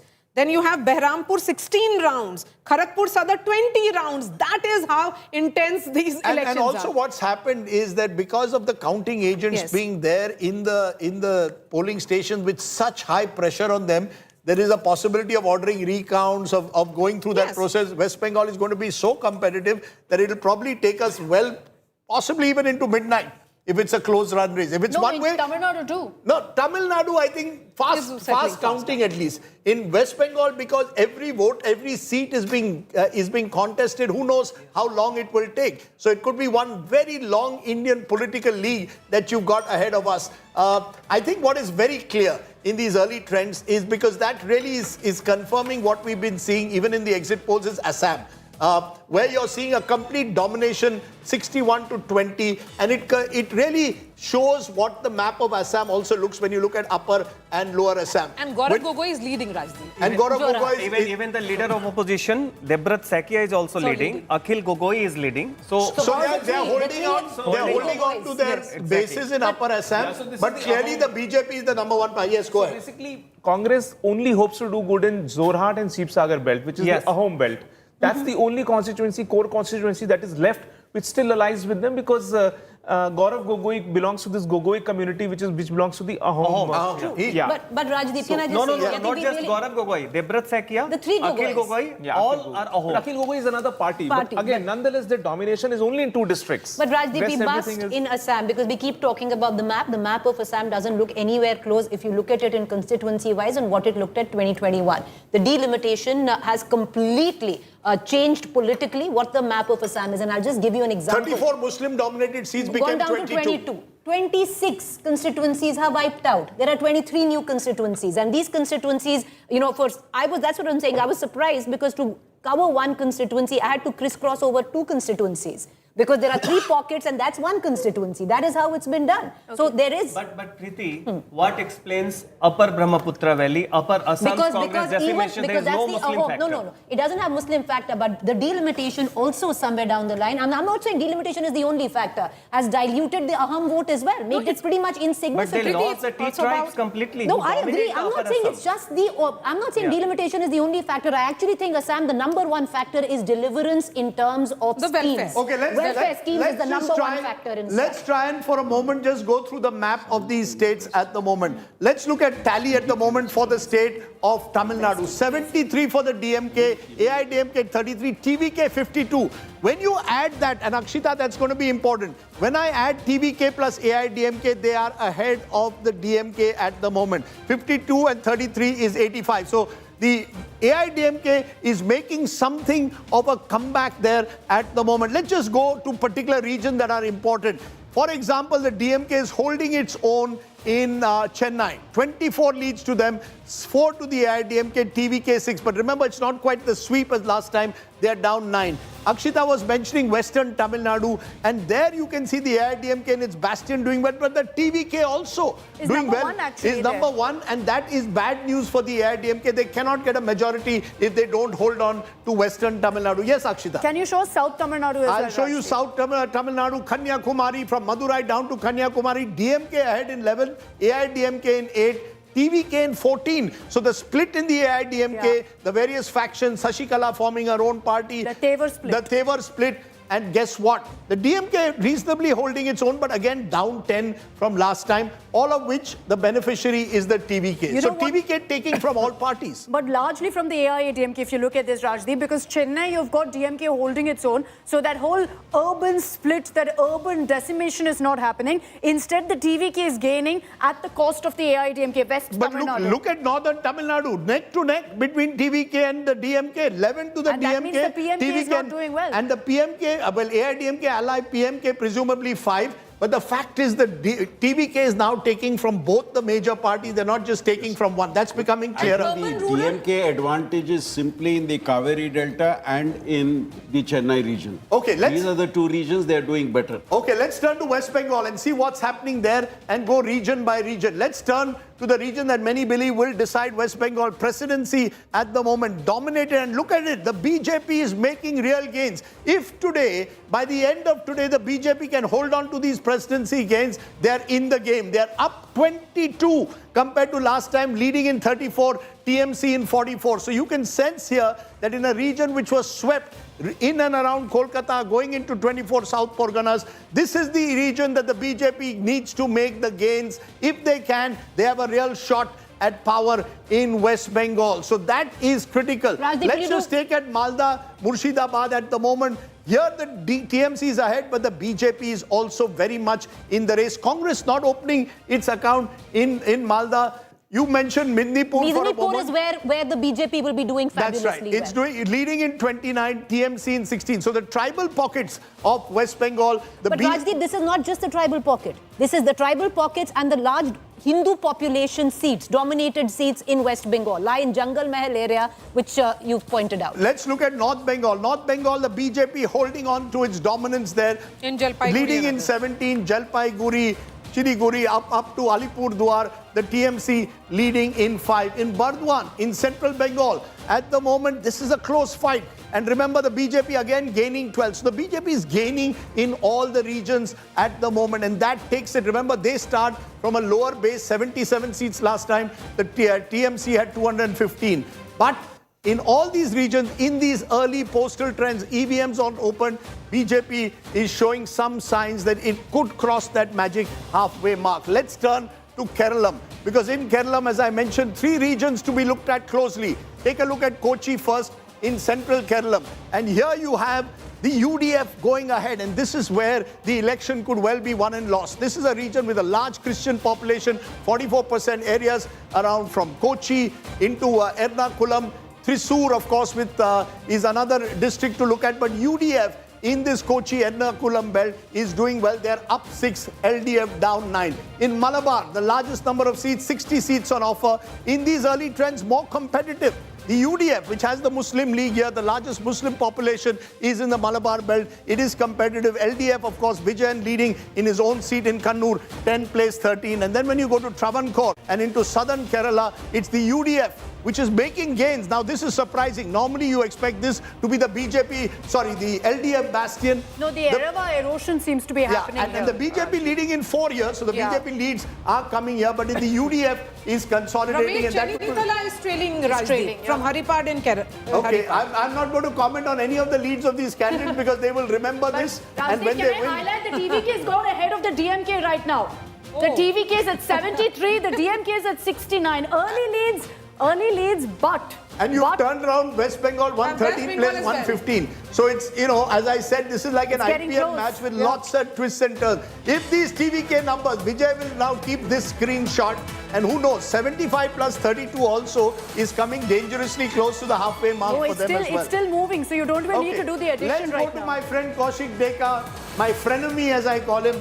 And okay. What is that called in Assamese? Kaushik, you have to be very careful. Search past the DMK becomes number 1 in these early trends. But please be very careful. These are only early postal ballot trends. The first round of EVMs has only just begun counting. Maria gave an excellent statutory warning. In states like West Bengal, there are 20 rounds.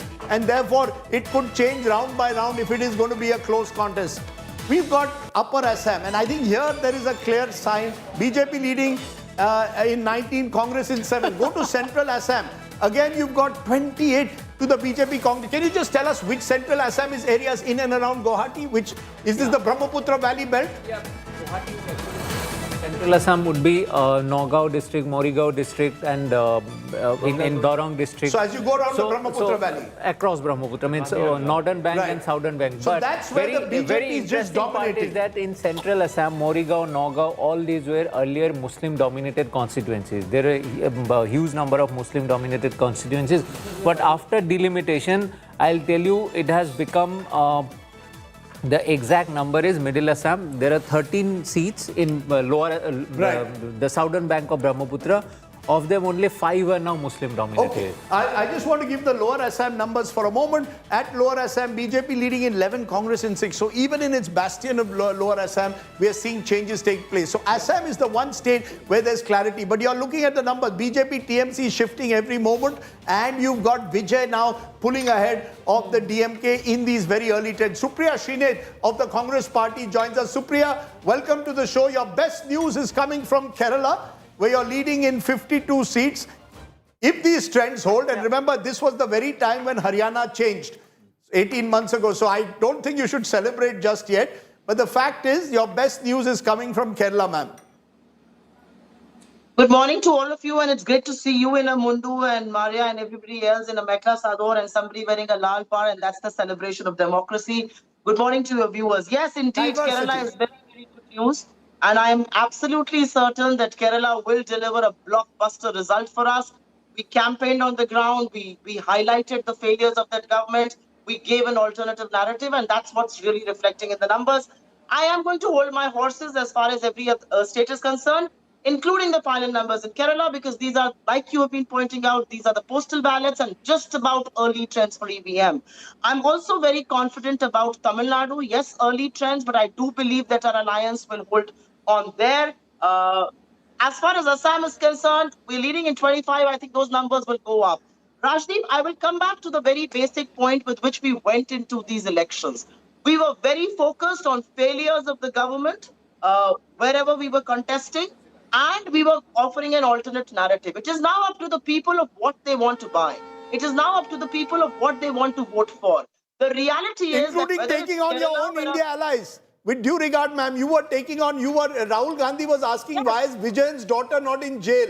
He was accusing Mamata Banerjee and the TMC of corruption. You all sit together in Delhi and accuse each other of corruption in the states. And there is no irony in that at all. We have all come together to form the India Alliance for the larger goal of defeating the BJP. But when it comes to individual states, we will be highlighting those issues. There is no irony in that. But then, Supriya, how does it work out? You're corrupt. One second, Supriya, how does it work out? You're corrupt at the center, at the state level, which was the charge of Rahul Gandhi, and a charge he made not in Murshidabad, where you have shots at certain seats, but in Kolkata. So Mamata Banerjee is corrupt in West Bengal, but on a national level, because you need to take on the BJP, she's kosher. There is irony in that, no? What is ironical in that? I don't understand. Where are you finding faults in that? The reality is that in a democracy, electoral politics is fought with reality on the ground. The reality on the ground in Bengal is that there are shortcomings of the Trinamool government, and those have to be highlighted. And for the larger good of this country, we are together in the center to defeat the BJP like we did when they were trying to build it. Supriya, let me ask you another question there. Trying to bring in a flawed undemocratic delimitation. It's true. It's a hypothetical question. I don't think there's any irony. I don't think there's any double speak in that. Supriya, I don't know why you're finding faults in it. Okay, nobody's finding faults. It was only a question. You're winning right now, at least leading in Kerala. Take heart in that. But what I'm talking about, Supriya, is a hypothetical scenario. If Mamata Banerjee is to win, Mamata Banerjee's clarion call was, I win Bengal, I come to Delhi. And that would be a threat to the leadership of Rahul Gandhi and your party of being the fulcrum of the alliance that you call that she's a part of. Should be tired of asking each time there's a state election. You know, that's the question all of you keep asking. I'm saying Mamata Banerjee said it, Supriya. I'm not asking it. Come to it. Right. Let me please finish. The Congress has 99 MPs in the Lok Sabha. I mean, put your minds together. Who will be the fulcrum of that alliance? This is not a time to pick faults and remind each other of statements. This is a pure mathematical situation. The Congress has 99 MPs. Who do you think is going to be the fulcrum? The Congress have presence from Kanyakumari to Kashmir and from Assam to Porbandar. Who do you think can be the fulcrum? The TMC did try and fight elections in Goa, in Tripura, in Assam and everywhere else. We've seen the results. With all due respect to their leadership in them, it is not about the India alliance and who's going to lead. It is about the states that have gone to elections. Very heartening numbers coming from Kerala. I want great numbers. Supriya, I'm just going to stop you. I take your point. You're saying the Congress is the fulcrum at the center and you will fight your India allies wherever necessary, but at the center hold together. We'll see how that works. You don't see an irony in that, but that's okay. That's your you're the political spokesperson of the Congress. But the big news at the moment is that Vijay is now well ahead of the DMK at the moment in these early trends. Akshita, give us the big picture. No, so we're showing you the live seat tally right now. These are early trends, yes, but Vijay has now reached 81. And the DMK with the allies is at 61. This is what the tally looks like right now. Early trends of 182 of the 234 seats. This is getting very, very interesting between the TVK and the DMK. Where are the leads coming in? If you look at the breakdown, the TVK, that 81 largely is from urban pockets. Urban pockets meaning not just Chennai, but across Tamil Nadu. In southern Tamil Nadu, in West Tamil Nadu, they're doing particularly well. The DMK, that's 60 particularly here, is a number that's largely coming from North Tamil Nadu, from Chennai. They've managed to more or less hold that, but the TVK gaining in all other pockets of Tamil Nadu, that now these are the numbers. The AIADMK pushed Rajdeep to a distant third based on the trends right now. 81 TVK, 59 the DMK, and the AIADMK is a distant third at 44. Those numbers will keep updating. Pramod, Madhav, Anaga, Keshav are live with us. Pramod, to you first. The numbers are constantly changing, but looking at the current scenario, has the celebration kicked off for the TVK or are they holding off?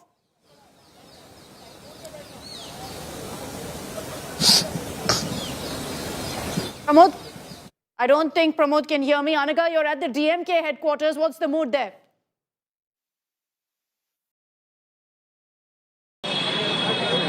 Okay, we've not got either of them with us. We're going to connect with them, but Rajdeep, these are the big numbers. The TVK at 80. Yes, Maria. The Election Commission website actually shows AIADMK at 7, TVK at 4, and DMK at 3. Okay, so those are, of course, those are numbers we'll keep highlighting of what the Election Commission is showing. That is their website. It's going to take a few hours. The EC usually, I think, by about 4, 5 p.m. starts showing proper trends. Anaga Keshav is with us. Anaga's at the DMK headquarters. Looking at these numbers right now, Anaga, TVK at 80, DMK at 59. What's the mood in the DMK camp? Are they nervous looking at this currently, or they believe that they'll make up?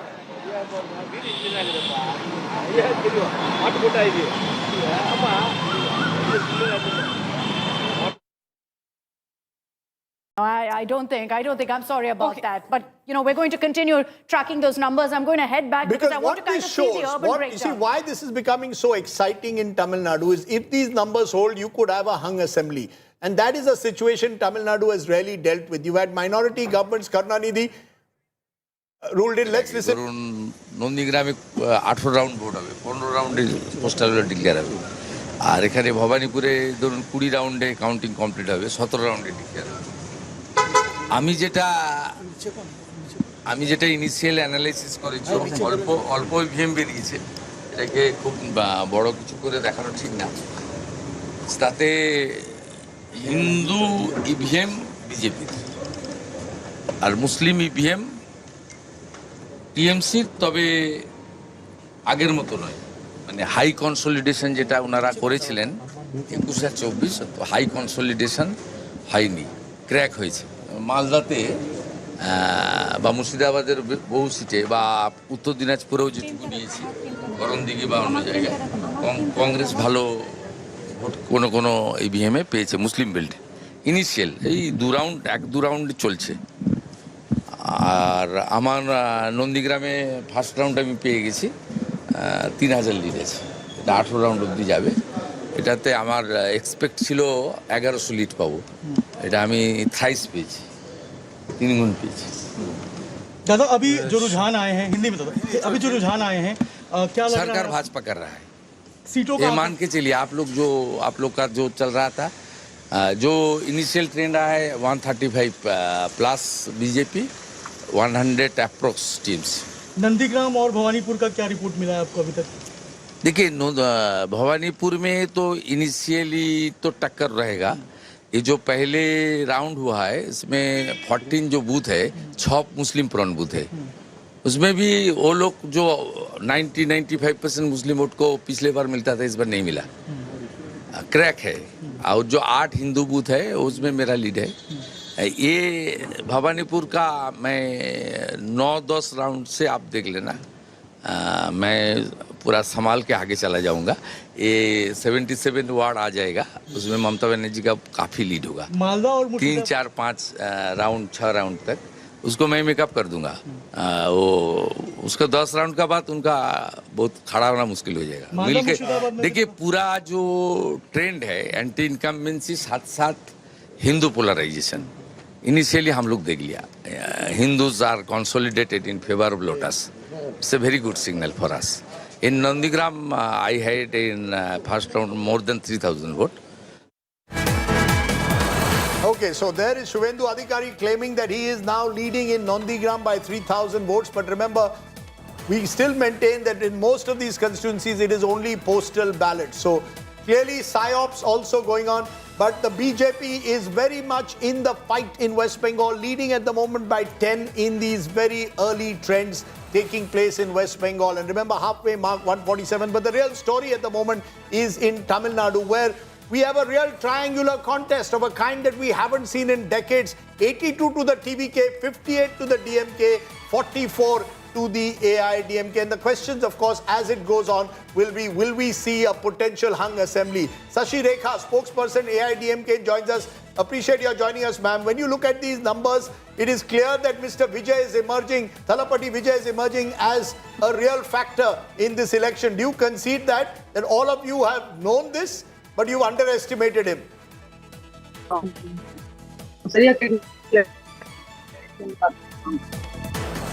I think we're having a bit of a problem with the connection. We'll connect with her because this is not looking good right now for the AIADMK. Just on the question of urban pockets, Rajdeep, and this is across Tamil Nadu, where we've identified about 65 urban seats. You look at the trends right now, the TVK has gone ahead of the DMK in these urban pockets. They're consolidating their numbers in urban pockets. But besides that, DMK has managed to hold their own in Chennai. Chennai, they've still got a sizable lead.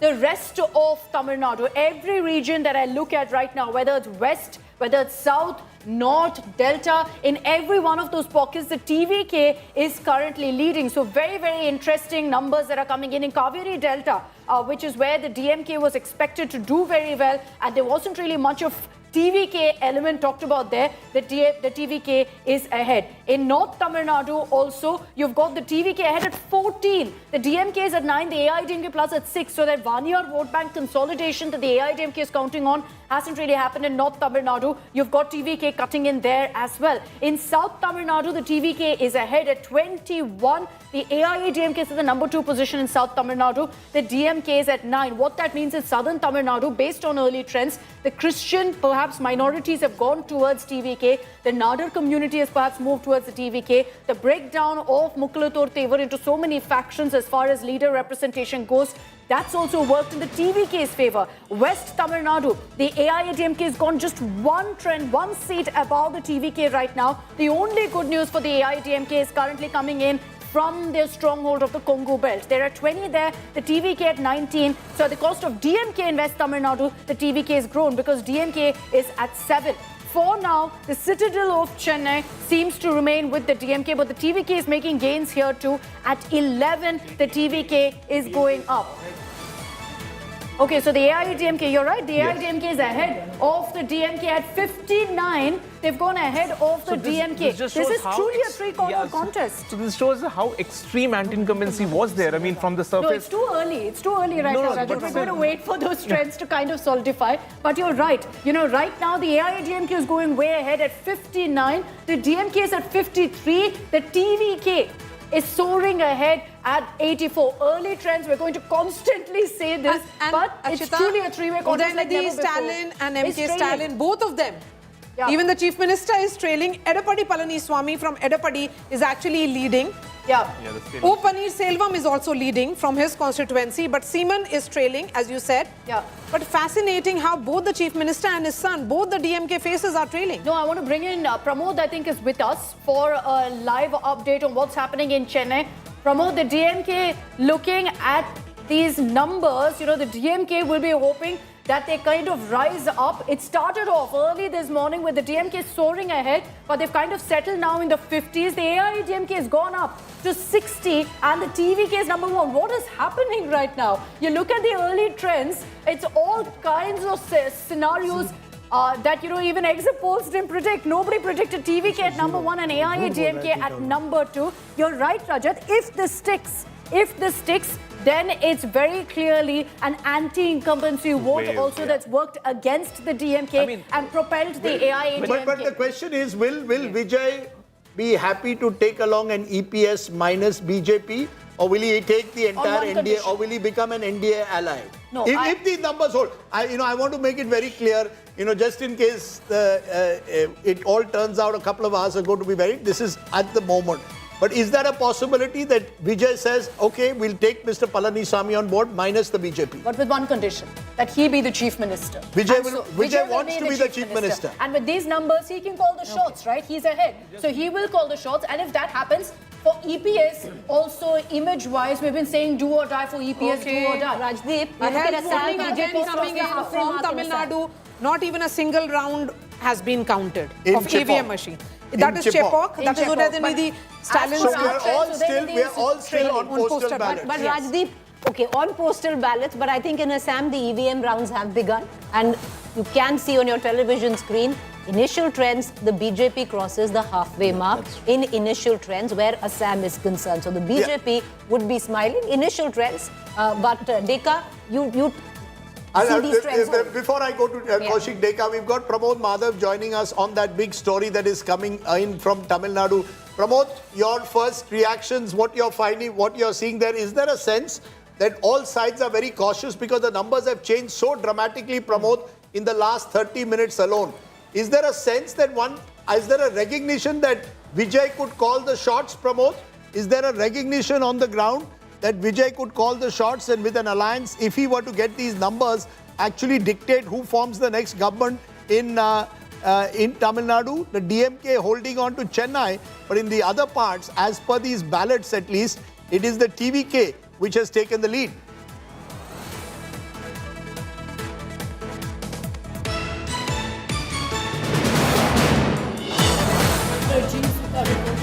Okay. Struggling to connect with them in Chennai.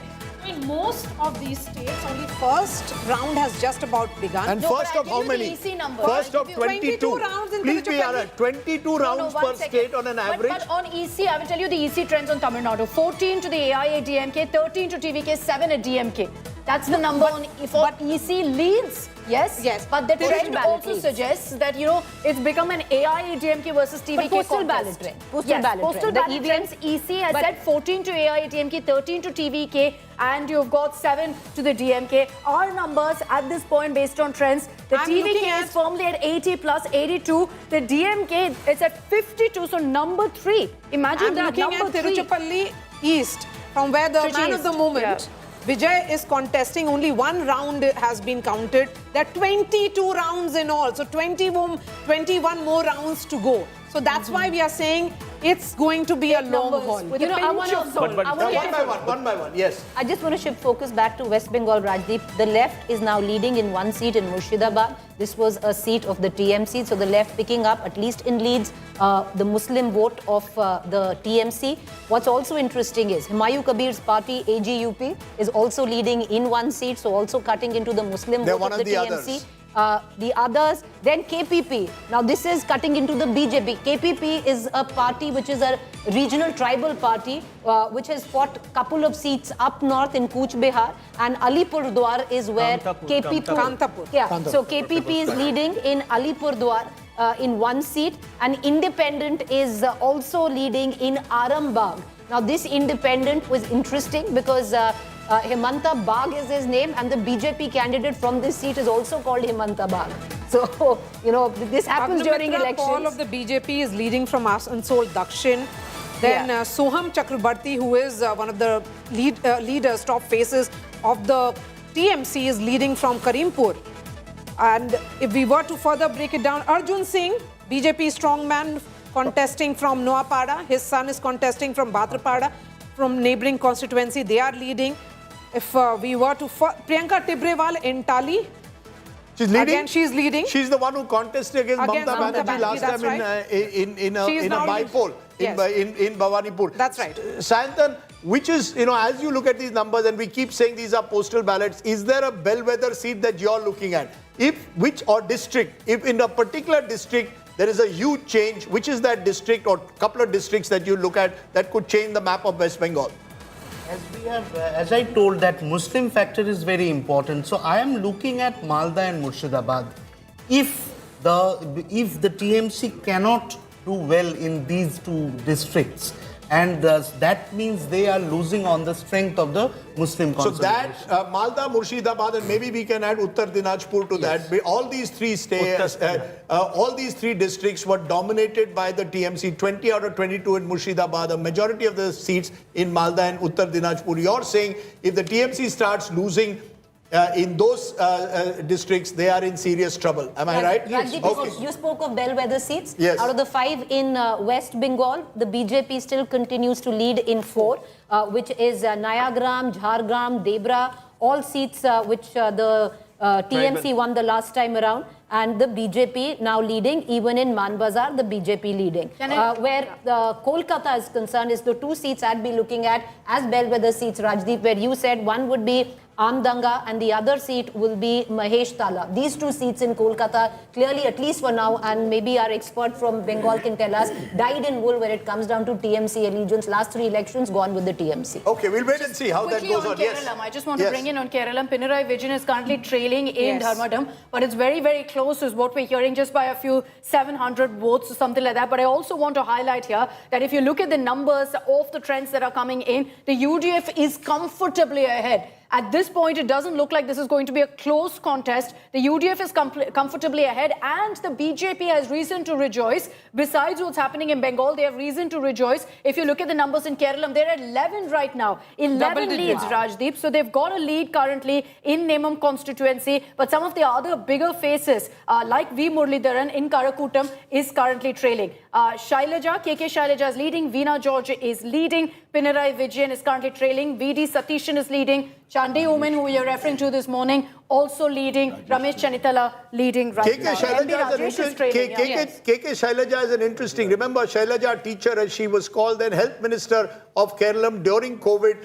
Many sort of saw her as a future chief minister. And maybe she still could be a future face of the left. She's facing a huge battle against Sunny Joseph. Sunny Joseph is the KPCC president.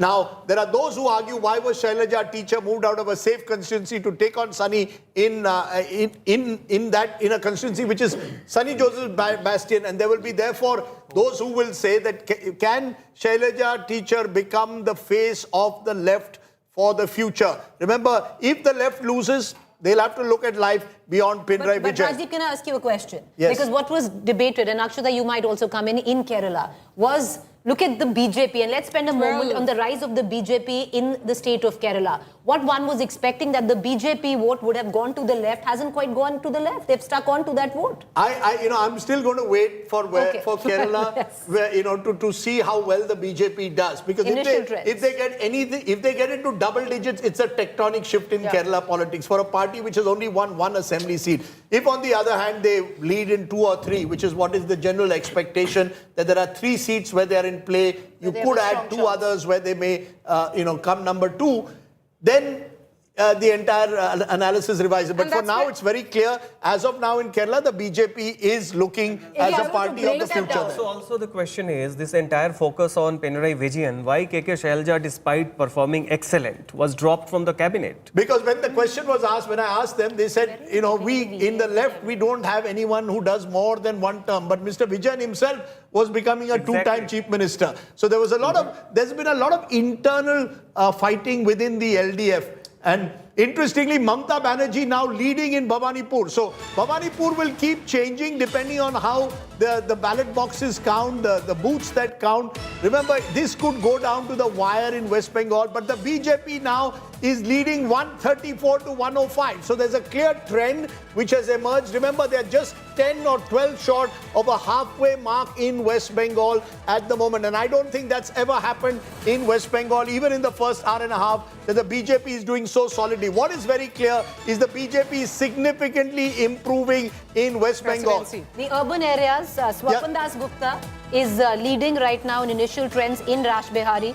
So urban areas, Hindu-dominated areas, what was expected that the BJP would do well, at least in early trends, is doing phenomenally well. And for the BJP to come close to... Is postal ballots being counted at the end in Bengal? Because there's a lot of talk about this. That's done. That in Bengal, postal ballots are being counted at the end and not They've in the now beginning. started the first round. First round has just begun of a 20-round battle in West Bengal. But as you're seeing some trends emerging, Zafar Islam joining us. Zafar, your first reactions. You're doing well at the moment. It is a good day for the BJP. You're even pulling ahead now of the TMC in West Bengal. That's true, Rajdeep. As expected, that we are doing exceedingly well in West Bengal. Our estimate, which we have already spoken on your channel and various other channels, I have personally spoken to you earlier, that we will definitely get more than 180 seats in West Bengal, and it is not because of only our effort. It is also because the people of West Bengal wanted a change. They were looking for a change, and they wanted a party which can give a good governance and better governance model, who can work for the welfare of the people and work for the development of the state. And that's why they were looking for change, and it's something which is very apparent in the trend which is showing currently, that we are leading in 140 seats as against TMC 102. And as we grow during the day, we will see that more counting happens. We will definitely go towards the 180 seats, 100 to 100, 180 to 200 seats somewhere. In around that number of seats, we are likely to get. Would you be a little careful right now? Would you be a little careful right now? Because yes, the picture looks very rosy for the BJP at 140 at present, and that margin or the gap between the Trinamool Congress and the BJP seems to be increasing. But in most of these constituencies, only the first round of vote has been counted. See, I understand it is the first round. That's why I said the trend is showing that BJP is surging in West Bengal. But as we have counting of more number of rounds, then you will see that BJP is going further ahead. You've joined us at the perfect time, because if you look at it right now, in early trends, Assam, the BJP's breached the halfway mark. In Kerala, the BJP is in double digits. It's leading right now and 8 short of the halfway mark in West Bengal. And even if you look at your alliance right now in Tamil Nadu, you're the second alliance in the lead. So perfect time during counting to join us, Zafar. See, overall, if you just see the performance of Bharatiya Janata Party in every state, I was on your show with you and Rajdeep, when I had told you that in Keralam, we will see the best performance so far we have shown in the state of Keralam, and it is very apparent from the fact that we are leading in 12 seats in Keralam, and we are confident that we will get more than, I said, double digit, and we will have a number of, finally we'll have seats. But it can all change, Zafar, in 2 hours Likewise, from now, when you join us Tamil again. Nadu. Can I talk about Tamil Nadu right now? First round of counting, 31 ministers are trailing. Yes. 31 ministers are trailing, including Stalin, including Udayanidhi Stalin. They're all trailing right now in their seats. Senthil Balaji, Coimbatore South, is also trailing. So these are interesting. Aman Arjunan essentially is AIADMK candidate there, strongman of the region. He is currently leading. So this is big updates coming in from Tamil Nadu. Those numbers on our screens, where DMK is at a number 3 position now. TVK, as per the trends, is shooting right ahead, 82. The AIADMK at 66. So they're essentially going by these trends, bettering their 2021 numbers. And then you've got the DMK right now at 55. And in the first round that's happening right now, I can tell you that 31 ministers, Stalin, Udayanidhi Stalin, and several others, all of them currently are trailing. Is this a message of anti-incumbency hitting the DMK government? It's early trends. I can also confirm for you that at the DMK headquarters, they'd set up for this mega celebration chairs. They'd put up all of these shamianas. It's being removed right now. So we're going to try to get a reporter live from there. But so early, even though EVMs haven't been counted. But they seem to be jumping the gun and lot faster than us. I just feel that if these anti-incumbency trend carries on, they will further reduce, because that's how consolidation happens. It happens in the direction in which things are heading. I'm very surprised. And TVK numbers are interestingly coming from across the state. Kaveri Belt 18, Chennai 14, DMK though is doing better than the TVK at 17. North Tamil Nadu, TVK better than DMK again. There was an awning here. Okay, so that is the report from the DMK headquarters. That is also being taken down. Cadres are also asked to slowly disperse from this place. Just about an hour back, this entire place was filled with jubilance and celebrations and slogans, and there were chairs everywhere to sit. But now, all that I can sense around me is a sort of a grim atmosphere, some sort of a silence, a dreadful silence of giving up. Look at that clock. There was a clock here with a countdown that said 3 hours to go, 4 hours to go, 2 hours to go, but now that is also being switched off. So this is a strong sign of DMK giving up based on early trends. Look at the way they are rolling back the Shamiana right behind me. Even this Shamiana is being taken down.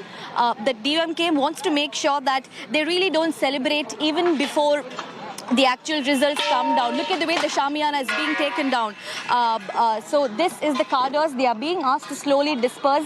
There is some sort of a grim, tense, disappointing atmosphere that I'm sensing here at the DMK headquarters. You know, every single election, just based on the early trends, we've seen the kind of party cadres who burst crackers, bring in sweets, the jubilee and celebration. Even Annadurai and Kalaignar statues have been garlanded.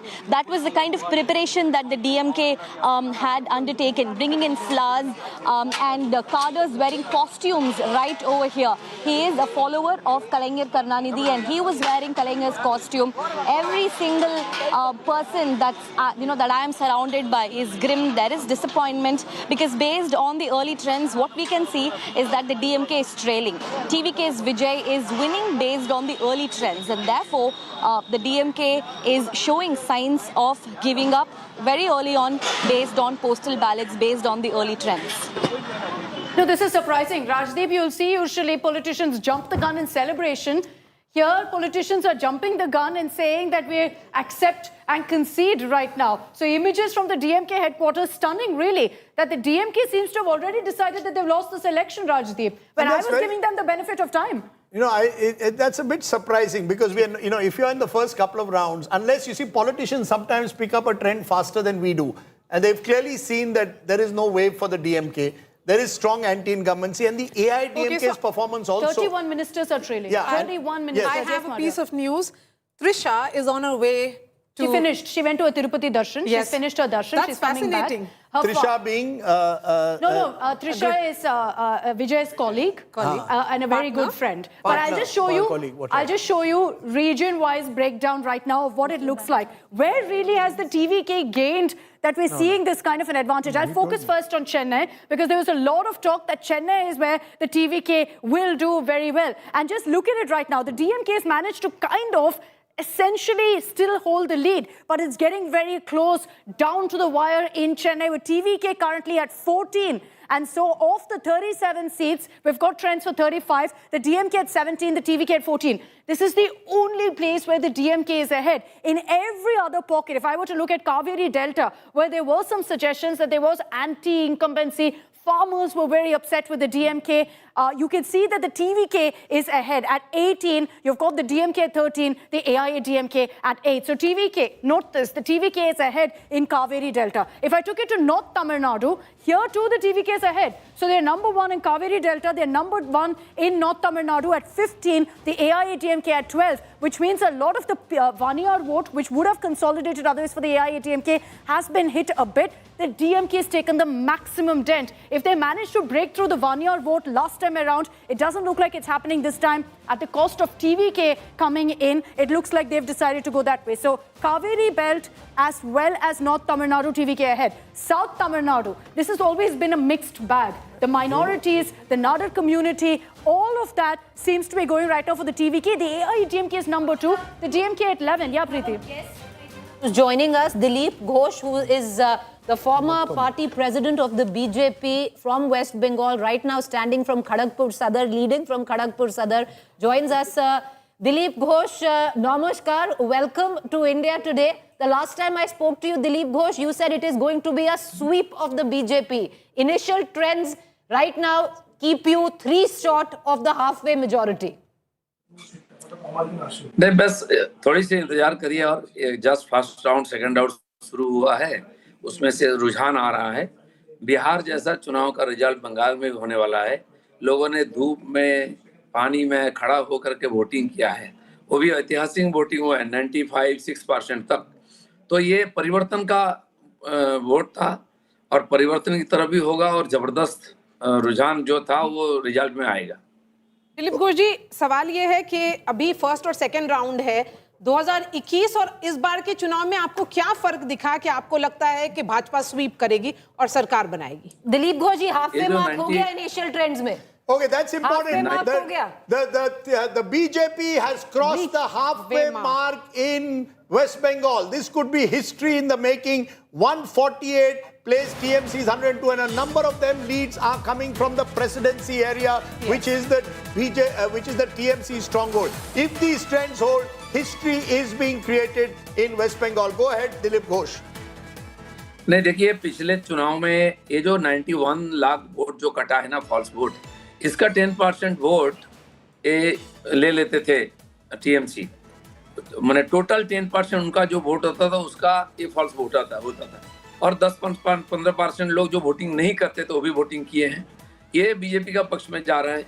और पिछले 5 साल से बंगाल में जो घटनाएं घटित रही है, जो लॉ एंड ऑर्डर का प्रॉब्लम्स और कानून व्यवस्था से लेकर के एजुकेशन, इंडस्ट्री और बाकी चीज़ों का हेल्थ, जो चरमरा गया हालत, लोग इससे मुक्ति चाहते हैं। 50 लाख युवा बंगाल छोड़ के पलायन कर चुके हैं, भुखमरी के कारण, काम के कारण, पेट के कारण, अपना परिवार छोड़कर बाहर रह रहे हैं पूरा देश में, वहाँ की तरक्की देख रहे हैं और बंगाल पीछे जा रहा है देख रहे हैं।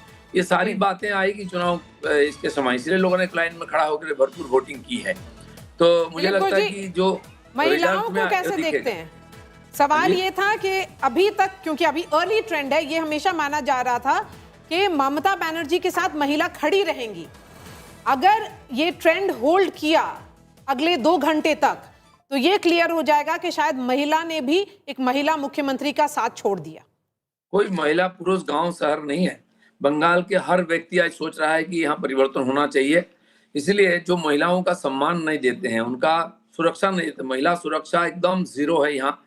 जब आरजीकर वाली घटना में महिलाएं लाखों की संख्या में कैंडल लेकर के मार्च किया रात को 1 बजे, वो बात भूले नहीं लोगों ने, लोगों का मन में है उसका, और प्रतिरोध ये लोग चुनाव में किए हैं, उसका नतीजा आपके सामने आ रहा है। और ये भी मैं देख रहा हूं कि आरजी कार की जो वो भी जीत रही हैं पानीहाटी से। सो एक तरह से आपने प्रेसिडेंसी एरिया को ब्रीच किया है। दक्षिण बंगाल जो गढ़ माना जाता था टीएमसी का, वहां भी आपने किया। तो आप कह रहे हैं महिला भी आपके साथ आई हैं और उसके साथ साथ अर्बन वोटर्स भी आए हैं। जी बराबर, पिछले 3 जोन में हम लोग अच्छा किया था, 2 जोन में विशेष करके नॉर्थ बंगाल और जंगल महल। अभी जो राढ़ बंग है उसमें थोड़ा मिला था। अभी कलकत्ता में नदिया और हुगली, हावड़ा, कोलकाता, नॉर्थ साउथ 100 से ज्यादा सीट है। 24 परगनास में अगर देखें दिलीप घोष जी, तो एक स्वीप दिखा रहा है बीजेपी का। साउथ 24 परगनास, जिसमें लास्ट टाइम आपका एक सीट नहीं था, 32 असेंबली सीट्स में से। वो हमारा कमजोर क्षेत्र है, जो डायमंड हार्बर फलता को लोग इतना चर्चा हो रहा है, वो भी साउथ 24 में। वहाँ लोगों को वोटिंग करना नहीं, 15 साल से लोग वोटिंग नहीं कर पाए। पहले उनका कार्ड छीन लिया जाता था, वोटर कार्ड।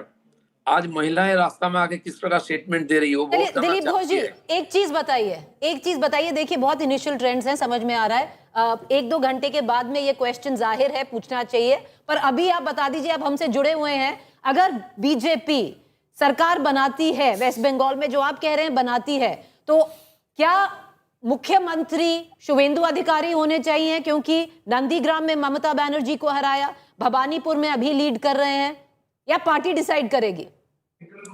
बिल्कुल पार्टी डिसाइड करती है। हमारे पार्टी में कई लोग होते हैं कार्यकर्ता, जिसको प्रोजेक्ट किया जाए तो सामने आते हैं। हमारे जैसा कार्यकर्ता सालों साल आप हो सकते हैं, क्योंकि आप ही थे प्रेसिडेंट जब 77 तक बीजेपी पहुंची 3 से। हाँ, तो वो बैटन कर लेके कोई आगे जा रहा है, पहुंचाएगा मंजिल तक। इसीलिए बीजेपी का ही मुख्यमंत्री होगा, और कोई भी हो सकता है। उसमें हम सब मिल करके उनके साथ रह करके बंगाल को आगे बढ़ाएंगे, सुशासन देंगे। I want to show the story within a story in Bengal, which is presidency. Take a look at this area, dominated by the Trinamool last time. BJP now leading 49 to 39. And this is the area which could well decide the future of West Bengal. When you look at the map of West Bengal, if in the presidency area, this is the kind of lead that the BJP gets, seats that they've never won before. You're seeing the saffron surge taking place in presidency at the moment. Should this remain, BJP will form a government in West Bengal for the first time and create history in the state. These are all seats. Let's take a look at some of the margins to get a sense of what are the margins at the moment. Less than 500 at the moment out of the total 248, BJP in 143, 99 TMC. So a lot of the margins are very, very close at the moment. These are the early rounds. The leads are barely 500, 600. So that's the one caveat that we need to give, because if you look at the margin less than 1,000, there are about 100 to the TMC, 142 to the BJP. So the margins are very, very close. Less than 500 in particular is critical. These seats, if they flip, they will decide who leads West Bengal. But what is clear is that the TMC is on the downward track, the BJP is on the upward track. And in presidency in particular, this could become the critical factor at the moment to decide this election in West Bengal. Close margins, less than 500. Every round it could change. But in these early trends, advantage to the BJP in West Bengal. And that's huge news, as Dilip Ghosh was just saying. Actually hold, it will be that battle of narratives of subnationalism versus nationalism, where the BJP said that when it entered Bengal, the issue of distrust vanished in the last 5 years.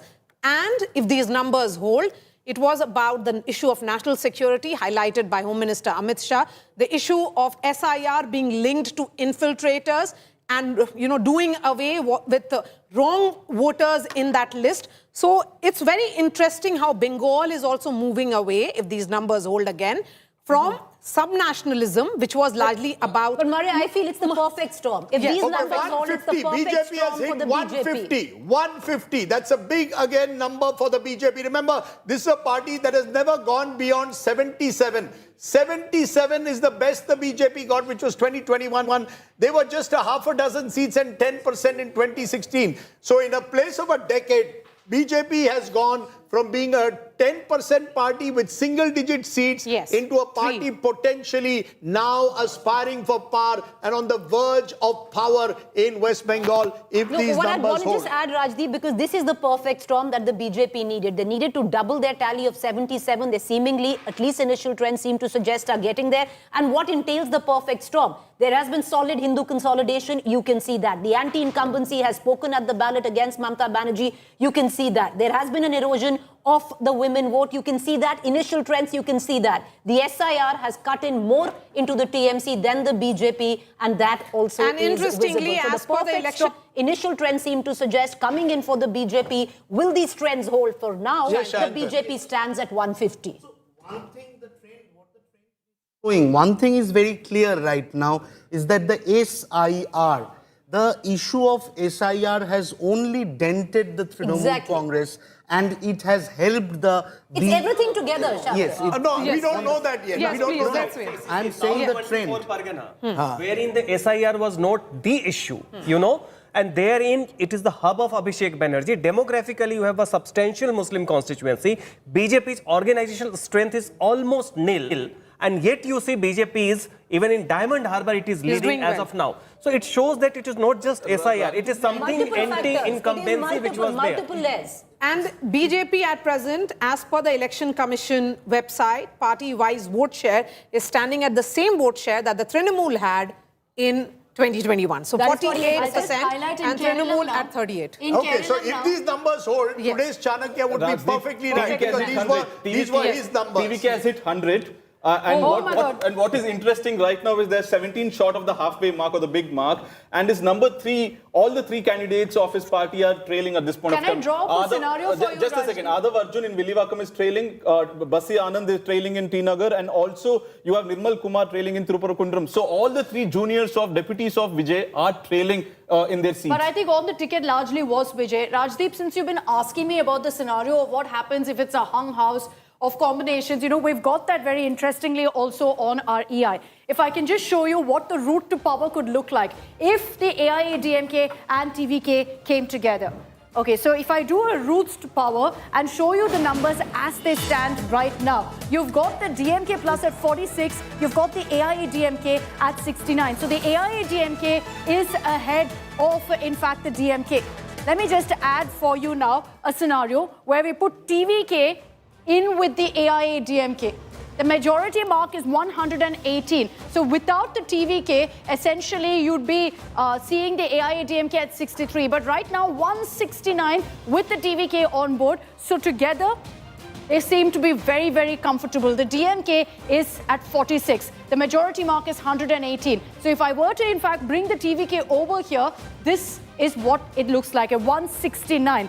So any assumption that these numbers will change, of course, it will keep going up and down. This is what it will look like. So I'll just quickly again show you what the retain ratio has looked like for the DMK right now. What's happened? Is it the Vijay effect that's led to them being hit so badly? Now the retain ratio at this point is just 25% for the DMK. They've lost almost 75% of their seats. These are based on the trends that have come in right now. And that's largely because of the TVK. 62 seats that the DMK had previously. Right now, the TVK is leading on. 29, the AIADMK is leading on. I want to bring in Sagar Raj, who's joining us from the AIADMK headquarters, bringing it back to the roots to power. Sagar, what's happening there? Is the AIADMK celebrating? Everyone was saying number 3. They've reached number 2 right now. The TVK hitting a century. Akshita, I'm outside TVK Chief Vijay's residence here in Neelangarai. As the number increases on our TV, on the graph, even the police security is increasing. And you get to see senior police officers reaching Vijay residence. And you can also see the central force. The central force is also has been deployed outside TVK residence. And as you rightly pointed out, as the number increases, many people are expected to reach Vijay's residence. And remember, Vijay always played a lead role in all his movies. Even in this election, he seemed to be a lead role. So we need to wait and watch who will be the supporting role. Whether the AIADMK will join hands with TVK or TVK will be looking for other options. So we need to wait and watch. So, you know, the reason we're constantly saying at this point that this is early trends is because of this. Of the trends that have come in the seats where there's a margin of less than 1,000, you've got the DMK at 43, the AIADMK at 53, the TVK at 85. So, you know, you could still see a situation moving around, but for now, the TVK is at 101. Again, I'll highlight this. For everyone watching, the AIADMK is at 69, the DMK at 47, the majority is at 118. If I were to pull the TVK to, in fact, the AIADMK camp, if that alliance comes through, 170. As comfortable as it gets. But of course, we'll have to see whether that's something that works out, Rajdeep, if the AIADMK, TVK maybe comes they together. don't need the AIADMK. If you have the smaller parties like... No, you'll have to see. You'll have to see what the numbers look like. Right now, it's at 101. Okay, you know, the other big story, Akshita, and since you're on the board, you can give it us Kerala. The Congress is heading for its biggest victory since 2001. If these numbers hold, they're up to as high as 85. Remember, traditionally, the Congress gets about 70 plus when they win. Halfway mark 70, they're 15 above. The BJP's come down to 5. So the numbers are settling down a bit there. So just a second. And the Chief Minister is trailing. So if you can give us particularly Central and North Kerala. Just before that, Rajdeep, we've got Felix Gerald of the TVK with us on this broadcast. Mr. Felix Gerald, have the celebrations begun? Before you go to him, Felix and I used to work together many years ago at NDTV. Yes. He had a YouTube channel He used to be a camera editor, but go ahead and ask him your question. Okay, Mr. Felix Gerald, go ahead. Vanakkam, sir. Are you celebrating already? Yeah, Vanakkam, yes. We expected this. I should thank Mr. Rajdeep for remembering me. I'm always proud to be your student, sir. Now, I can take the political question. No, go ahead. I want to understand. You've hit century. Are you aiming for more? Do you think that you'll need another party's support, or this is about a Vijay wave now? No. I don't think that we need any other party support. We have been telling there is a silent wave. It's a people wave. It's Vijay wave. And now on the result day, people are understanding the power of our leader, the charismatic power of our leader. And this shows that Tamil Nadu is waiting for a change. People are not happy. They are actually fed up to be with both parties, both AIADMK and DMK. So people wanted a change, and the change is happening now. I want to understand from you. Let's say a scenario where a Vijay wave doesn't happen, but it's still at 100 plus. Will the TVK be open to alliances? Are you open to post-poll alliances? No, the wave have started. You will see the wave will increase its momentum and its magnitude. And this is going to be, we have been telling, this is not a normal election. It's a phenomenal election that happens once in 50 years. That is what's happening now. Help us understand that. How is that the able to take DMK votes and not the anti-incumbency votes? And the AIADMK is surprisingly performing quite well. And how is that the TVK taking everything out of the DMK pocket and not from the AIADMK pockets? It is not something like that. We are we are penetrating the traditional vote banks of both the parties, DMK and AIADMK. We are destroying their vote banks. That is the reality. And soon you will understand how we emerge as a single largest party in Tamil Nadu. Say that AIADMK is performing quite well in Delta and the South. South we had been routed in the 2021 elections, and now they've come back. AIADMK is performing quite well, surprisingly, in the southern region. I think what's very clear, and thank you, Felix Gerald, for joining us. As of now, congratulations. We're going to wait for a few hours to have you with us, and maybe by then we'll have solid results. But what's very clear is the TVK is gained in every belt, irrespective of any other factor. Yes, Mr. Shastri. If I could add a point on what with regard to Keralam. Yeah. The UDF is doing well in all the three regions. Yeah. And interestingly, in Malabar, the Congress has a few more seats than the IUML. Interesting. Rajdeep, what did you want me to focus on in Kerala? I just wanted to see North Kerala and Central Kerala. You can do the region-wise gap. Yeah, so I've started with Kochi. Central Kerala. You've got UDF essentially almost wiping out that zone. 21 seats to the UDF, the LDF at just about 8. So they're down. They were at about 18 last time in Kochi. They've come down and the UDF has gained here. If I were to look at the North Keralam belt, this is where, in fact, the LDF has been hit. They're at 22, whereas the UDF is at 37. Interestingly, in North Keralam, the BJP is at 3. Yeah. 19 for the Congress and 17 for IUML. Okay, so we'll give that breakdown as well. The IUML, of course, was an alliance that was expected to benefit the UDF. And then if I look at Travancore, here the BJP's got 2, the LDF at 18. Here again, the LDF dented badly, the UDF at 27. The LDF, as far as Travancore is considered, which is some of your urban pockets as well as the Erava belt, that seems to have hit them badly. So this is what it looks like. I'll just quickly show us the VIP candidates also of Kerala. It's not looking good for the left simply because of this. Pinarayi Vijayan was battling for a historic third term. Instead, he's currently trailing at the Dharmadam seat. Now, besides that, some of the other big faces who are currently we're just trailing. going for a moment to Aparajita Sarangi while we get your audio to Aparajita Sarangi, Member of Parliament, BJP, joins us. Aparajita Sarangi, it's looking good for the BJP, particularly in West Bengal. At the moment, you're closing in on the halfway mark, but these are early trends. You're sweeping Assam, and you and your ally could possibly be in a position to decide who forms the government in Tamil Nadu.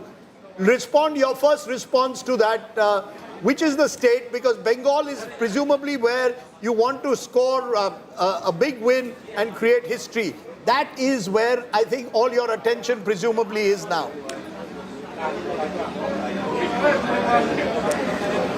A very good morning. I must say that the election in Bengal was election for change, and this is made very clear by the people of Bengal. For 15 years, Madam Mamata Banerjee talked of Ma Mati Manush rights, and in the garb of Ma Mati Manush, she had harassed the people of West Bengal, and this is absolutely evident. And I can say in plentiful we are getting the blessings of Ma Kali as far as West Bengal is concerned, and Ma Kamakhya as far as Assam is concerned.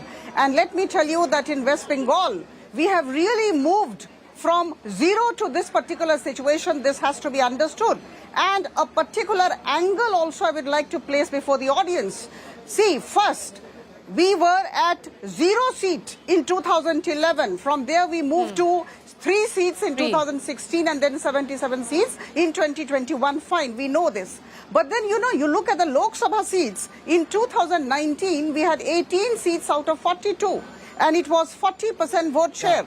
But we came down, let me admit, we came down. In 2024, 12 out of 42, and it became 39%. But then here, this is the difference between Bharatiya Janata Party and other parties. We saw where we were wrong. We saw where we were trailing behind. We knew what we had to do, and we corrected our, our measures. Yes. And it's that not is why, just you know, Ma we looked at Kali the chess- and Kamakhya Devi, it is everyone who's, all the gods are smiling at you if this is the result and this is what freezes over. These are initial trends, but lots of early leads coming in for you. West Bengal really looking up. Let's cut across Rajdeep to Moshmi, my colleague. She also has Pawan Khera with her, and we'll be back with the Parajita Sarangi. Stay with us, ma'am.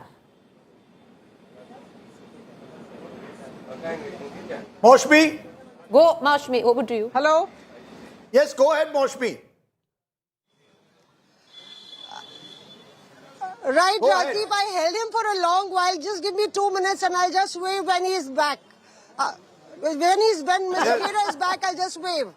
Okay, Moshmi Mamata Singh. Banerjee, Rajdeep is leading by 2,000 votes. This is the first of 20 rounds. First round, only first round over. Only first round over. And remember, you know, Bhawanipur is interesting because different booths will have different demographics. So it's going to go down to the wire. Remember, last time the margin was what? 5,000 votes? No. In the Vidhan Sabha? Vidhan Sabha, see, no. Before 28,000 in 2021, Mamata Banerjee comes and fights a by-election. And wins it by 58,000. But extrapolate that for 2024 Lok Sabha, in that assembly seat, 5,000 was In the fact, TMC one of the signs of the BJP being in trouble, Yes. one of the signs of the TMC being in trouble was in and around Kolkata during the Lok Sabha elections, because the BJP had started picking up assembly segments. Right. And therefore, there's a sign that in and around, the more urban you are getting in West Bengal, the more the anti-incumbency seems to be at the moment. No, so the trend line has been so consistent that even when a corporation election is happening, and out of the 9 wards, if 5 Mamata Banerjee is losing from Bhawanipur itself, this just shows, and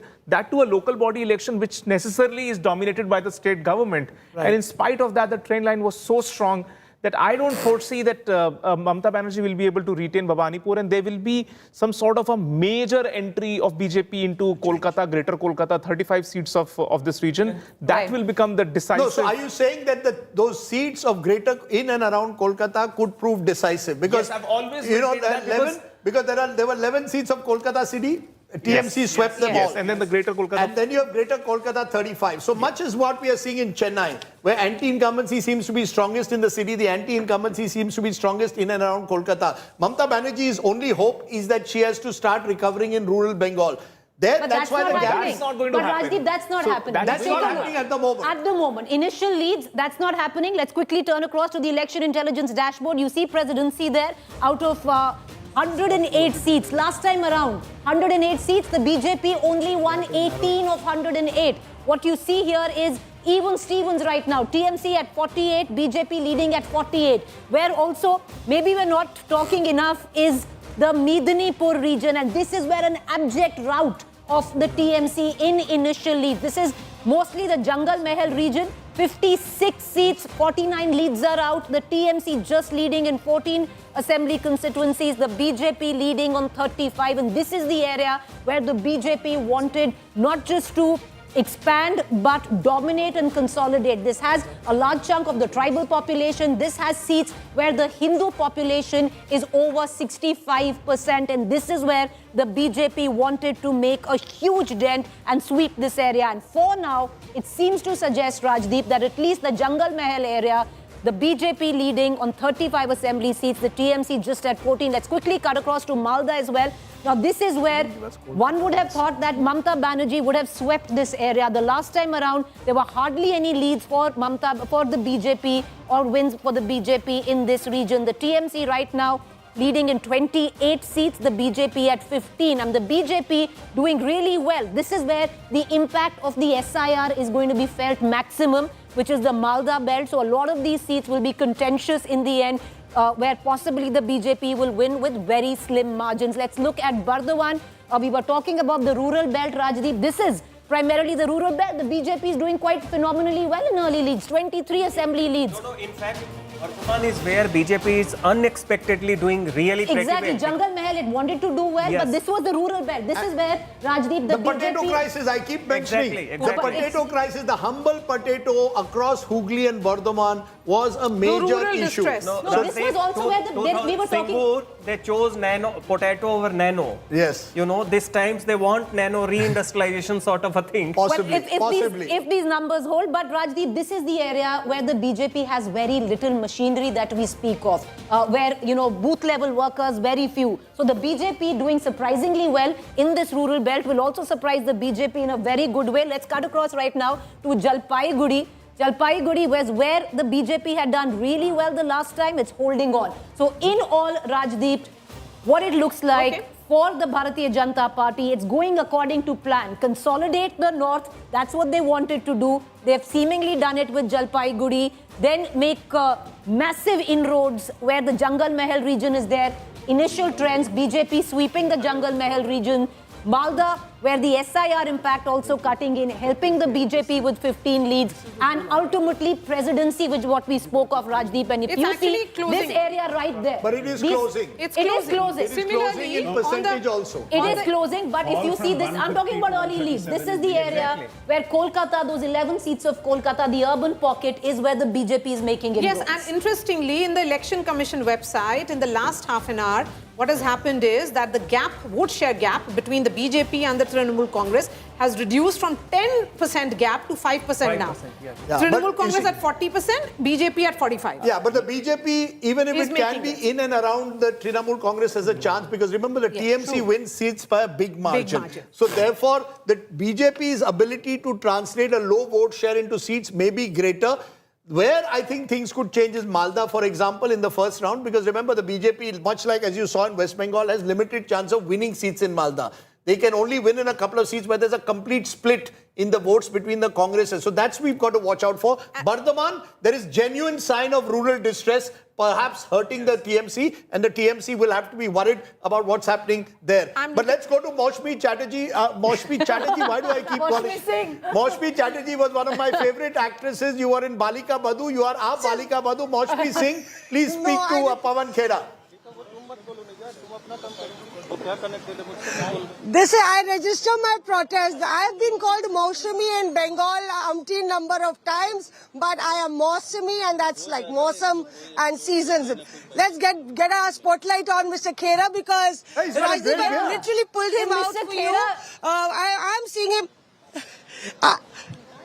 Go ahead. Yes, I'm seeing him after a month, and I'm going to interview him almost after many weeks. You can shoot your questions if you have. I'll take the first one to Mr. Khera. Mr. Khera, how do you assess the leads? Some good news in Kerala, in Tamil Nadu, it doesn't look good for your alliance. How do you see them? It's too early for me or for any responsible political person to comment on such early trends, because when you talk about early trends, we are basically talking about postal ballots and perhaps a couple of rounds.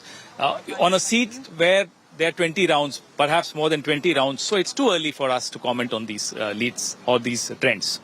Well, would you like to take a question to Mr. Khera? Because Assam, we are seeing a big lead of the BJP, and Hemanta seems to be consolidating on his... Whether it's Kerala, where you're saying that we have huge leads, or whether it's Assam, the rule of the game doesn't change. We have to wait for a few more hours for these results or these trends to settle down. We saw he received a very heroic welcome by his workers. Sir, can you put this on, and you can ask a direct question I've given? Maushmi, I'd like to ask Mr. Khera, what does he make of the results in Assam? Because Pawan... Okay, he's patched already. You can ask your question. Pawanji, Preeti Chaudhary here. I want to know Sorry, what you make of I missed your question. Can you repeat? Pawanji, Preeti here. I just want to ask you, what do you make of the initial leads that are coming in from Assam? BJP plus 94, Congress 28. Keeping in mind all that has gone down in the last 1 week, including where you have been. As a responsible political worker, I don't think it's the right time for us to comment on these very early trends, because these are trends based on postal ballots and perhaps a couple of rounds. Let's wait for a couple of hours, and then perhaps these trends will settle down, and then we'll be in a position to comment on them. Okay, I want to ask a question with regards to Assam. Given the kind of campaign that the Congress ran, or absence of it, do you see this as something that you could have achieved but you could not?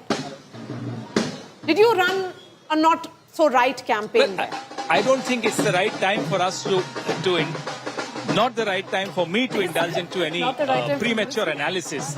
Let the results come out and then definitely we'll analyze together. Okay, you can hear the Dhol Nagaras right there. Lots of Dhol Nagaras playing out at the Congress office, Rajdeep. Sorry? So this is Venugopal. Well, I have been stuck with all the reporters, so I don't even know what they are celebrating about. So let me go to a television and then I'll be able to comment. No, but can I understand from you? Can I understand from you, Mr. Khera, is this for Kerala and the possibility that Mr. Venugopal could go to Trivandrum as the Chief Minister of Kerala? Are you celebrating and his bidai or what is it? Are you giving him a bidai to Trivandrum? That's a very, very loaded question. Very, very loaded question. I'm asking you. And I think it's very premature to talk about. No, that's a loaded question. At the moment, V.D. Satishan is actually trailing. Happy for him also. V.D. Satishan, Let's leader of opposition. Let's wait for all the results to come. Okay. V.D. Satishan, leader of opposition, is in fact trailing at the moment. That loaded question. Of course, you know, we know that Mr. K.C. Venugopal does harbor ambitions to go to Kerala, but Mr. Khera doesn't want to, clearly steering away from that question. There's going to be a lot of tussle, I suspect, as far as... For me to comment on this, and that's definitely not the right time to talk about okay, let's put the post-result spotlight scenario. on Let's wait Kerala. for the results first. And within the Congress party, V.D. Satishan, leader of opposition, is trailing. Back to but Ramesh Channitala is leading from Haripad. So if these actually numbers hold and this initial trend, I mean, perhaps it would be many more rounds that would have been through in Keralam by now. And the BJP is at 3 right now. So I think it's come down to single digit. Yes. The BJP is at 3 in Kerala. Mr. Muralidharan is actually trailing now. Is trailing, yeah. And Can even I just George highlight Kurian once is trailing. again Tamil Nadu, because I'm just astounded by those numbers. 103 for TVK, 49 for DMK. Stalin is trailing in Kolathur. Udayanidhi is trailing in Cheppok. TRB Raja is trailing in Manargudi. Anbil Mahesh is trailing in Thiruverumbur. You've got the TVK leading in Tirupparakundram right now. You've got the TVK leading in a Karur, where the stampede happened, Rajdeep. TVK but you know, leading there Akshita, the last 3 days, Akshita, Maria and I have been anchoring, and every time we've gotten so much heat from the DMK on the Access My India exit poll. It does seem, Rajdeep, that Pradeep Gupta seemingly DMK close by. It's close. He said 98. No, but Pradeep Gupta said DMK would be number 2. The AIADMK would be a distant number 3. I would think flip has happened. I would think that flip has happened. I would think Pradeep Gupta will take this because he predicted TVK. This is a pretty remarkable TVK, the only one who's talking about if anyone gets over, if TVK gets anywhere close to 100 or over 100, Pradeep Gupta has had a great poll on Access My India. Questions will remain, why hasn't he predicted Bengal? And one of the reasons is because, as you can see, with every passing hour, Bengal gets closer and closer. It's 134, 127. When we were discussing it just half an hour ago, it was 150, playing about 110. So there was a difference of about 30. That's come down to a difference of about 5. Even in vote percentage, Maria has been pointing out, the difference has narrowed, which was 10%. Now it's 3%. Is 3%. There was a 10% difference just about an hour ago, which has come down to 3. And you would expect, if the differences were around the same, then both sides have a chance of reaching 147. Because then you will, then the margins will be low. Rajdeep, can and I remember, ask you these are only 2 out of 20 rounds. Can I ask you something? For Yes. someone who has tracked so many elections, yes. If you're looking at West Bengal right now, are we looking it going down to the wire? Is it a close election? Because most were saying this is going to be a one way or the other. I don't want to even predict Early that. trends. I don't even want to predict that because it could go one way towards the BJP or it could pull away towards the TMC. It could go either way. Because we just don't know how the trends will actually fructify in the next 2 hours. What is very clear is that this is a tight contest at the moment, but with the big but, that it could go either way and one side could win clean. And That's my sense. Most of these constituencies, Rajdeep, are in the upwards of 15 plus rounds. Bhabanipur alone has 20 rounds. Only one round is over as per the Election Commission website, where Mamata Banerjee is now leading. You know, why is it slow? Why does the counting... You see what is happening? I'll tell you what is happening. If one polling agent objects. Yes, then it has to be the recount. So Bengal, we could be here till tomorrow morning then. Because they will keep It will go on. It's going to go on. Keep going. Okay, can I see now? Again, there's a 15-seat gap. But yeah, go ahead, Sandeep. No, I think the difference in West Bengal is largely in the presidency. Only this region No, is Bardhaman is the story. Bardhaman, Jungle Mahal and a big dent in presidency. You can't win the election on that. You have to win. It's a perfect the election on presidency. I agree. Okay, but just to give, why we are being so careful, less than 500 in West Bengal at the moment. 96 leads for the TMC, less than 500. 106 leads for the BJP, less than 500. Now, if this flips around, either the BJP goes and reaches 180 or Mamata Banerjee goes and reaches 160, 170. So you've got, and with every passing minute virtually, that gap narrows or widens depending on which region you're looking at. Less than 1,000. These are also seats that you need to look at. Less than 1,000 at the moment. TMC leading in 99, BJP in 112. And these are only 2 rounds out of 15. Now, we don't know where the ballot, each of them also has very different demographics. Are the Muslim-dominated constituencies Rajiv, will you look at over 5,000? Sorry? Over 5,000? Over 5,000, you probably won't get a single one at the moment. Because I don't think enough, there are some less than 3,000 at the moment. 109 TMC, but less than 5,000. Yeah, it is all very, very narrow because at the moment the gaps are, it's. I think you have to look at 500 and 1,000 because those are the seats that can flip. Take a look at Muslims. How many seats with low Muslim who is leading at the moment? This is not, Rajiv, this is not the Muslims, this is the Muslim population. Yeah, up to 20%, less than 20%. If you look at medium seats where Muslims constitute between 20 and 36%, BJP leading in those. So high level of polarization taking place. And where there are more than 40%, it's 40 to the... Now, all of this could flip. All of this could flip in the next 2 hours. So we do not know in West Bengal. It would be extremely hazardous to answer your question as to, based on these early rounds, who's winning West Bengal. Clearly, what was a 10% gap in vote share has come down to 3%.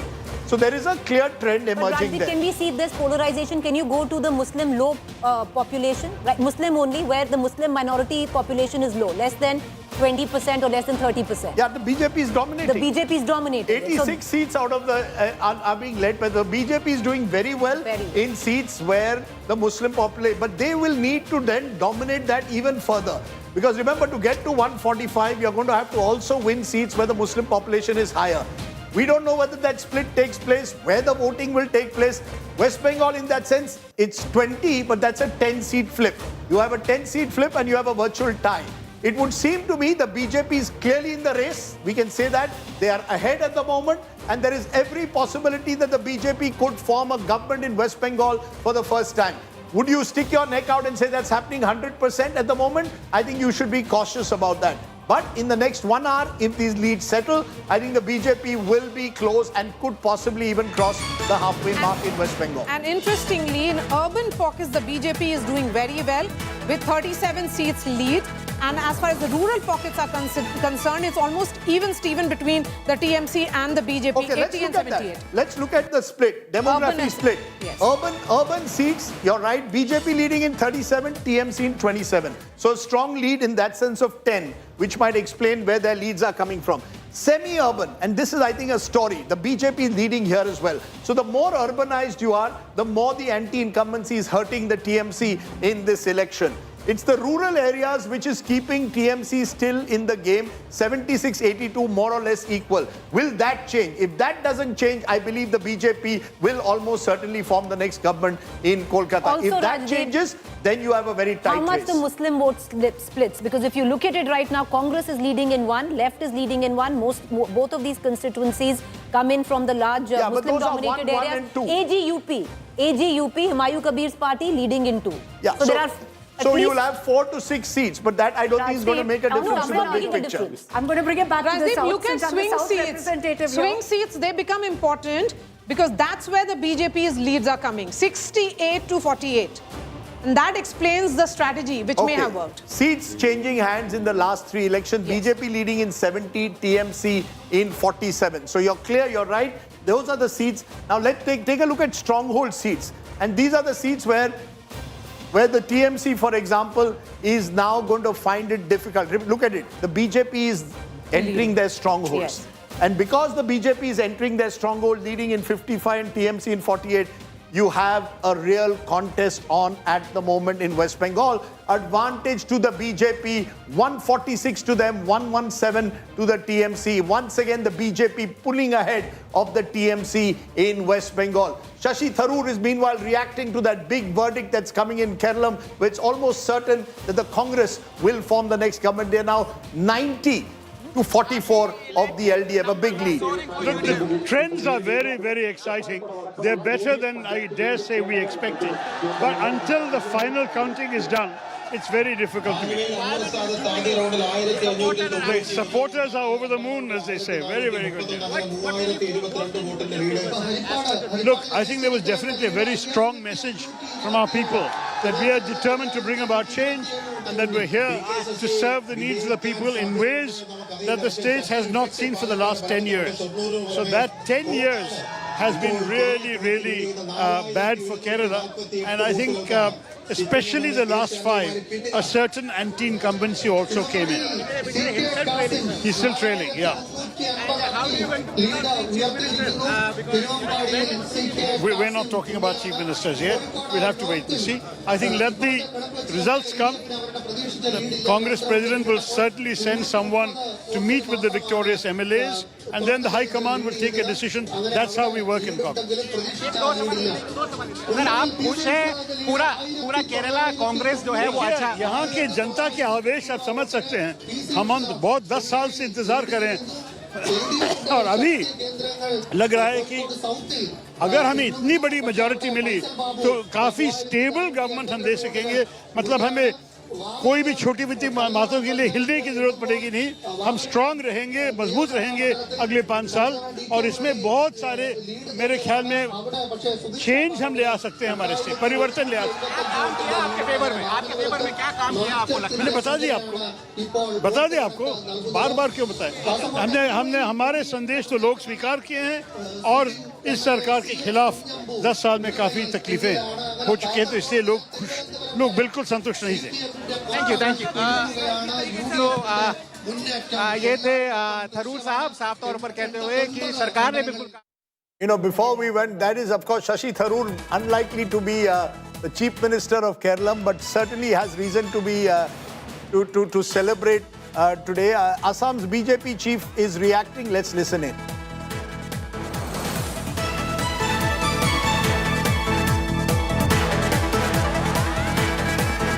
मुकाबले अब एक चीज़ हमने देखा कि पिछली बार BJP अपने दम पर बहुमत नहीं थी अभी के आंकड़े फिलहाल लग रहा है कि जो एग्जैक्ट पोल है वो एग्जिट पोल जैसे जा रहे हैं निश्चित रूप में बीजेपी अपने आप जो मेजॉरिटी चाहिए असम में सरकार बनाने के लिए 64 चाहिए और 64 से बहुत आगे निकल जाएंगे बीजेपी अपने आप असम में अकेले दम पर सरकार बना सकते हैं लेकिन हम लोग अकेले सरकार नहीं बनाएंगे ये भी क्लियर है एनडीए का सरकार ही होगा आपके अलाइंस का हार्ट बीट पहले ही बढ़ा हुआ होता नहीं कि साहब कह रहे हैं हम ट्रिपल हम पहले भी साथ में थे अभी भी साथ में है आने वाला समय में भी हम एनडीए के नाते हम लोग आसाम को एक विकसित सुरक्षित प्रदेश बनाने का हमारा जो यात्रा हमने प्रारंभ किया है उसको हम आगे बढ़ाएंगे अभी ये जो ट्रेंड है अगर ये यही बरकरार होता है शाम तक इसका क्रेडिट किसको जाएगा सैकिया साहब को जाएगा हेमंता बिस्वा जनता को आसाम के जनता को जाएगा क्योंकि आसाम के जनता ने तीसरी बार के लिए भाजपा के ऊपर एनडीए के ऊपर जो भरोसा जताया है और तमाम हमारे जो कार्यकर्ता है हमारे वरिष्ठ नेतागण हैं प्रधानमंत्री नरेंद्र मोदी जी से लेकर नितिन नवीन जी से तक अमित शाह जी तक सभी हमारे नेता राष्ट्रीय नेतृत्व और प्रदेश में आसाम के लोकप्रिय मुख्यमंत्री डॉक्टर हिमंत बिस्वा शर्मा का नाम तो बोलने का आवश्यक नहीं है उनको भी क्रेडिट जाएगा सर्बानंद सोनोवाल जी को भी जाएगा आसाम में भी हर स्तर के कार्यकर्ताओं को ये क्रेडिट जाएगा क्योंकि ये इतना इजी नहीं है तीसरी बार के लिए असम जैसे प्रदेश में जहाँ पर 35% मुस्लिम पॉपुलेशन है, वहाँ पर तीसरी बार के लिए सरकार बनाना बहुत बड़ा एक उसके लिए साधना, उसके लिए तैयारी करना पड़ता है। लग रहा है कि वो चुनौतियां पार तो कर गए, नेतृत्व तो वही होगा, हेमंता विश्वा शर्मा के सर पे ही ताज। देखिए वही तो है नेतृत्व, और कौन है दूसरा? तो कोई चेंज ऑफ गार्ड नहीं है, सब कुछ बस हमारे सामने तो किसी को नहीं बोला गया है। हेमंत विश्वा शर्मा जी ने 5 साल अच्छा नेतृत्व दिया है, पास हो गए एग्जाम में। तो एग्जाम में पूरा पास नहीं है, विद डिस्टिंक्शन उनको मार्क्स मिला है। चलिए डिस्टिंक्शन मिला है। Rajdeep, do you think at least right now where we are, I know initial trends in Bengal, but we can call Assam? We can certainly call Assam. We can call Assam. We can call Assam and we can say that Hemanta Biswa Sarma has completed a hat-trick in Assam. We can call Kerala and say that the UDF will form the next government. And we can say at the moment very safely that the DMK will not be the #1 party of Tamil Nadu. It will require. Chennai. And in Bengal, we can say BJP holds the aces. We can say that at the moment. Whether they will, how big that ace will be, whether it will be closer. And in Puducherry, the NDA, well, 6 and 4. So we'll wait for Puducherry, small state. We'll wait a little bit more. But I think the big takeaway would be that it's great news for the party. Brand Narendra Modi is intact, and it's a brand which can win states as well. Is going to be the big takeaway? And this will be the biggest victory, Maria, in the history of the BJP state election since 2014 to win Bengal. A state, remember, when Modi took over, you were 0. From 0, you went to half a dozen in 2016. No, you how went much was to it? 3 in 2016 to 77 in 2021.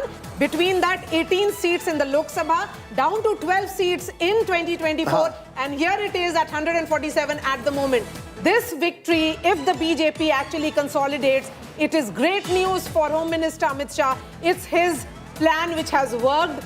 He was the man who had camped in Kolkata, had crisscrossed the state of Bengal, was managing each and every constituency, ensured that his trusted men, be it Bhupendra Yadav to Dharmendra Pradhan, all of them would... Sunil Bansal, all BJP ran it. Absolutely. So you see, Sunil Bansal is an interesting character. He's focused on state. Earlier Odisha, after UP went to Odisha, then went to Bengal, and they focus on organization building. And if these numbers hold, it shows that the BJP has severely dented the Trinamool Congress, its organizational base, and thereby established this. It's remarkable what the BJP has achieved in West Bengal over the last 10 years. Yes, are you surprised, or are you expecting something like that? Let's be honest, you're all taken by surprise. Every Bengali channel was predicting a Mamata Banerjee victory.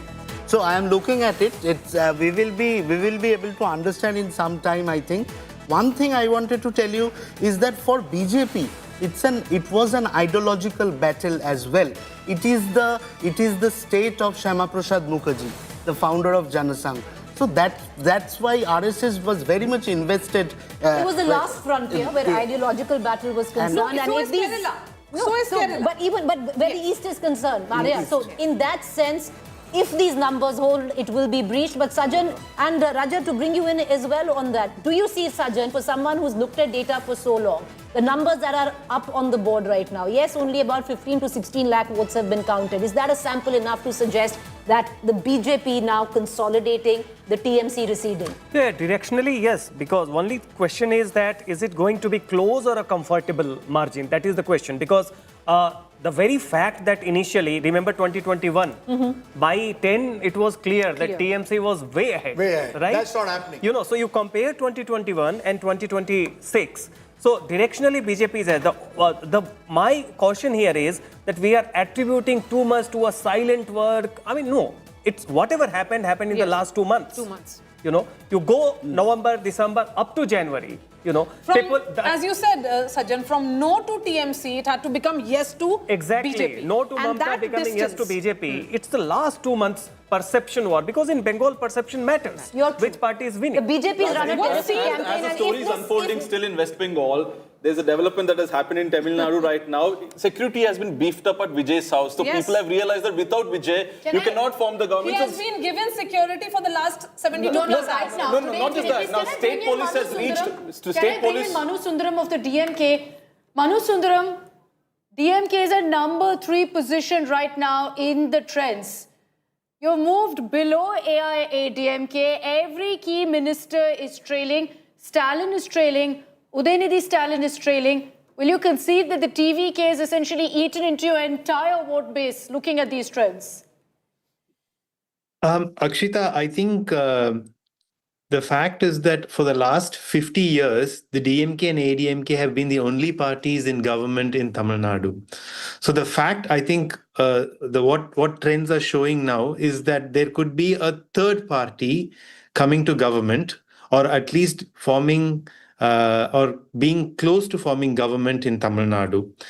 The second part of my remarks will be to your question, Akshita, which is that the TVK is eating into votes. Right now, there's two ways to look at it. Obviously, it's eating into the anti-establishment vote, like I said, of the two established parties. Okay, Shuvendu Adhikari is speaking. Let's cut across to it. Expected result 3, 4, 5 77 number word এখানে মমতা ব্যানার্জি ভালো lead নেবেন আমি যা প্রথম থেকে বলেছি 7, 8, 9, 10 আমি ওই বড় লিড কভার করব এবং 10 রাউন্ডের পর থেকে আমি এগোতে থাকব এবং expected Mamata Banerjee again defeat in Bhabanipur assembly Malda মুর্শিদাবাদে মানিকচকে যেভাবে দেখা যাচ্ছে ভালো লিড করতে বলবেন মানে যেই আসনগুলো আনএক্সপেক্টেড সেগুলো এক্ষুনি কিচ্ছু বলবো না বিজেপি সরকার করছে এটুকু বলবো এবং ক্লিয়ার ম্যান্ডেট একদম clear mandate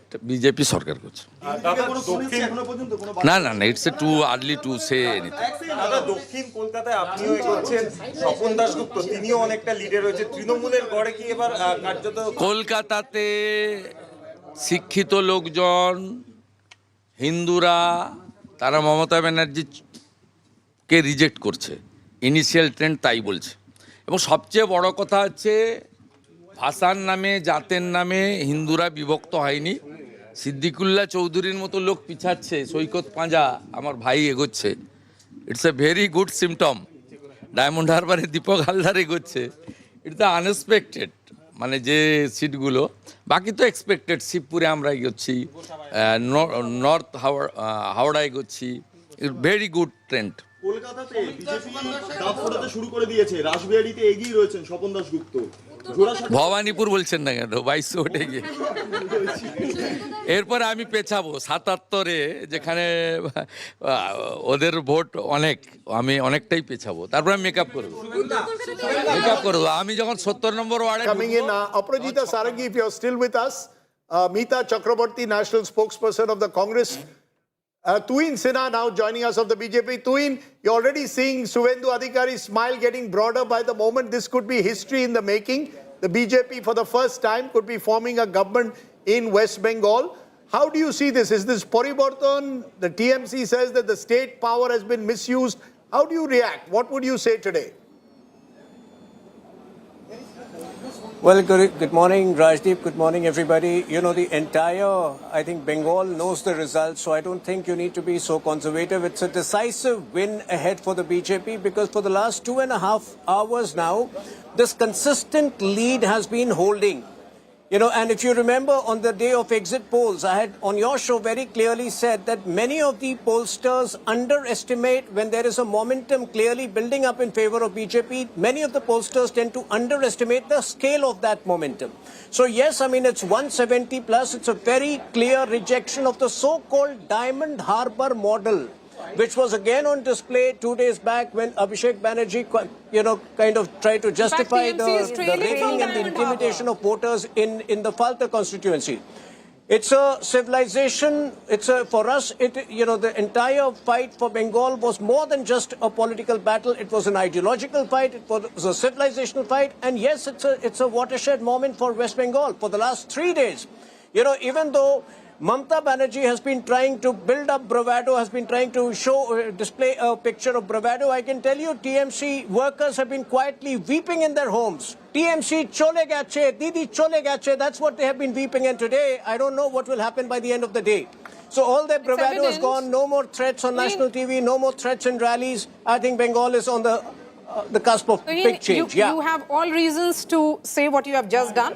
It's going to be 11 a.m. any moment, and it certainly appears that BJP is consolidating, and they are looking at 45% vote share. Which is about a 7%. I think we should. The BJP got 38% last time. What is they could more go important? up to 45. That's a 7% swing. The TMC had 48%. They are going down what to is more 40%. important, Rajdeep? So you've got What a is more 7% important, swing. What the BJP needed was a 5% swing. They're getting 7%. These gains are uniform. It's pan-Bengal. That's true. You know, and So that what is more Rajat wanted to come in on important, that. Rajdeep, You're is right that the these gains are uniform. across the state. That practically seems to suggest there is a huge undercurrent, or was a huge undercurrent for the BJP, because Rajat, if you go across and look at the map of West Bengal, right from the north to the west, where the Jungle Mahal is, to presidency, it seems that the BJP has breached possibly every citadel of the TMC. That's right. I was just checking, around 15 sitting ministers again are trailing, all are trailing. from the TMC, which just shows this just is the trend line which doesn't change over time. And even if the election, what we are seeing is that BJP was derided for being culturally out of sync with Bengal. And BJP kept taking this as a challenge that, they have been the ones who've embraced the core identity of Bengal, right from the RSS Shakha to all these songs that they have sung, right from Vande Mataram of Bankim Chandra Chattopadhyay, having the full version, not the cutout version, plus Shyama Prasad Mukherjee, plus what Sangh believes, the RSS believes, all of these things. BJP has been waiting for this moment to show that we genuinely respect the Bengali culture, and they have got their moment. And I believe once the BJP does this, it will be... Changed? What was the change from 2021 to 2026? What's changed for the BJP? Even 2024 Lok Sabha, it was the TMC that won 29 seats and the BJP that won 12, one went to others. What has changed according to you in the last 20 months? I just feel that all the local anti-incumbency that was there suddenly started surfacing to very aggressive levels. All the people who were who were typically seen as the lieutenants of Mamata Banerjee, who remain hid behind her larger-than-life image, suddenly was brought out by the BJP. And BJP, they learned from 2021 that what is the point of attacking Mamata Banerjee, because she as a woman wants always that frame that she's the victim. And she's being victimized by the Gujaratis. So this cultural, also one very important thing that the BJP did, when Mr. Bansal came into Bengal, on the instructions of Amit Shah, they ensured that no non-Bengali comes in and holds the microphone. So there was no Kailash Vijay coming in and holding press conferences in one line, right. It was all about local Bengali cadres being empowered and to a also level. got the Dilip Ghoshes are all on one platform. They made sure that everybody came back. It was more united, ran a more united campaign, ensured that you sort of targeted the TMC on all its weak points, on corruption, on crime, without targeting Mamata Banerjee. So many intellectual outreaches was done in Kolkata, by the way. So many think tanks were active which operate with the BJP. But I just want to say it in Bharosa, if I must emphasize on that, when the BJP manifesto was unveiled in Novotel Hotel in Kolkata, the emphasis was on Bharosa nahi bhai. In the sense that forget about bhai, it should be about bharosa. Rajdeep, that is the traveling of that distance which has happened in the last 20 months. In one line, if I can say, the BJP, of course, ran a terrific campaign, but ultimately, it was that the BJP was able to convince the voters of West Bengal that they can come to power. And I think a lot depended on that. For TMC, yes. To be fair, they tried to neutralize anti-incumbency by changing almost 1/3 of 74? candidate, right? Yes. Almost one, and 10 candidates in their limit. constituency. This is one. And this did not work. Two, majority of the profile of the TMC, almost 50% of their candidates were below 50. So young profile, more women, and yet it is not. That shows the kind of anti-incumbency. Swaminathan Iyer wrote an article in Times of India that BJP cannot ever win Bengal. He gave a very simple and rather too simplistic assessment. He said 27% Muslim voters plus 15% of leftover left's vote is together going to be such a number that under no circumstance can BJP win remaining 58%. Out of those 58%, BJP had to win 51. But that's a too simplistic of an assessment. And BJP, by the way, if BJP reaches 45%, they are reaching to the theoretical limit of what BJP can do, and within To that Hindu theoretical consolidation. bounds But there's of solid Hindu consolidation. Yes, exactly. So this is what I'm saying. No, How that well you the need to campaign have is. spoken This is so much, going for the Rajdeep, about the 100 on woman 100 vote. marks, and you are achieving almost 98 No, there. we've spoken so much about the woman vote. So yes, if the woman vote, will it consolidate behind Mamata Banerjee? But if the Hindu vote consolidates and the woman vote consolidates in that Hindu vote for the BJP, then also Mamata Banerjee loses that woman vote. Right. So it's a combination getting erosion of a woman vote. It's a combination of BJP consolidating. It's anti-incumbency at a And local economic- level. economic all distress. Economic distress. All of Everything. which it's the Perfect perfect storm. storm that the BJP needed. Yes, I Sandeep. think 2 points on that, Rajdeep. I think the BJP this time used the right strategy of focusing on the TMC government rather than an individual. Yes. And this has paid dividends to them. And the second point, which we have made a few times since morning, I think the SIR also has had an impact in terms of taking out a segment of voters who should not have been in the list. And therefore, it has allowed, in a way, the BJP to consolidate its presence in those seats. So I think these two factors also need to be taken into account. It's a very close election. As I said, round by round, I've been very careful in making large comments at the moment. But now can you make a comment that at least it's a close election? Yeah, you don't no, I'm yeah, saying it's a close election. You know, as I said, what we had from our table, we Exactly. can very clearly say Assam is a sweep. Tamil Nadu is an election to be, it's a triangular election where TVK is the big winner, but just, Akshita, and I'll bring you in a moment, look at AIADMK, well ahead of the DMK. So that's one of the stories within a story. Yeah. The AIADMK is therefore, and this was told to me by an AIADMK campaign manager when he saw our exit poll. He said that DMK is going to take the bigger hit from TVK because TVK is focusing on the DMK strongholds. Yeah. We will retain our bases and thereby we will actually benefit from Vijay coming in. Of the 80, it's only BJP 2 and PMK 6. So And the look remaining at what- 72 is the AIADMK. And look at what is happening with the UDF. They've almost reached 100. So that's the best performance that the UDF has had in Satish and Kerala KC for Venugopal 25. both had said that 100 is the mission 100, that we'll cross 100, and now For the they're almost- Congress, you know, you'll have a situation where maybe anyone who is affiliated to the Congress should move down south. Telangana, Karnataka and Kerala. So as you of might now- have a No, but I'll mission, tell you one southern thing. I'll comfort tell you one for the thing. Congress. What the Congress will be upset over They is didn't that they missed have a with golden Vijay. opportunity in Tamil Nadu. Yes. They didn't have They with missed a Vijay. golden opportunity. But you know, their worry was if we tie up with... I'll show you that. Let me show you that. Actually, If just a Vijay second. does Congress not Neta get and the sitting numbers. MPs texting right now saying that if he had tied up with Vijay, we would have spread the state. But imagine now Vijay, for a minute, If Sandeep Vijay does Shastri. not, it misses out One by on a one. majority, the most likely ally is the Congress. But Sandeep Shastri, so much, because I remember we had every political analyst on our shows earlier, and everyone said that Vijay is missing out, foolhardy not to ally before he goes into this election. Yes, Well, I'll tell not you why. foolhardy, No, but no, very, no. very brave for No, for Preeti. the TVK to go into this election without an ally on board. Not Because at here, all. you're practically, you have the pick of the lot. No, but Preeti, look at them. They're at 103. So they need that support. But So you I'll have show the you a pick of the lot, situation. you can take Let me anyone. show you a situation right now where if we were to look at the party-wise breakdown on the leads, you have the Congress at this point leading on 4. So let's say this 4, let's say the Congress chooses to join the TVK, that brings them to 108. So they'll reach +4 here if I were to only add this. And then you add in some more parties. Let's talk about any of this. Seeman unlikely. NTK is at 0, by the way, so I don't see NTK joining hands. Maybe the VCK. Leading in one seat, the 1 out of 240, that's Yeah. the PT. You Okay. can add that as well to the So you TVK bring tally. one more +1, and I think that we can add maybe the VCK. We don't have that breakdown, but let's say of the 5, they have another 2. They still need a few seats here. The CPI is at 2 right now. So, you know, it'll be interesting to see if any of the smaller parties dump the DMK and come over. That's not enough, though. They will what need if- more what if the because right PM now what they're if- 105. That's 9, 10. They reach 112. Still not good enough. They need more numbers than that. But we'll have to see because these are still trends. What I think will be comfortable for the TVK is if they reach 110. If they reach 110, then you have the Congress, you have these smaller parties, maybe the left, maybe some others join hands. The DMDK is another one. So of that 5, if you have a VCK and you have a DMDK, and maybe that's 5 there that will come with them, then they'll be in a comfortable position with just smaller parties. Why smaller parties? Because that will mean that Vijay calls the shots throughout. There's no need to even accommodate those smaller parties. Yeah.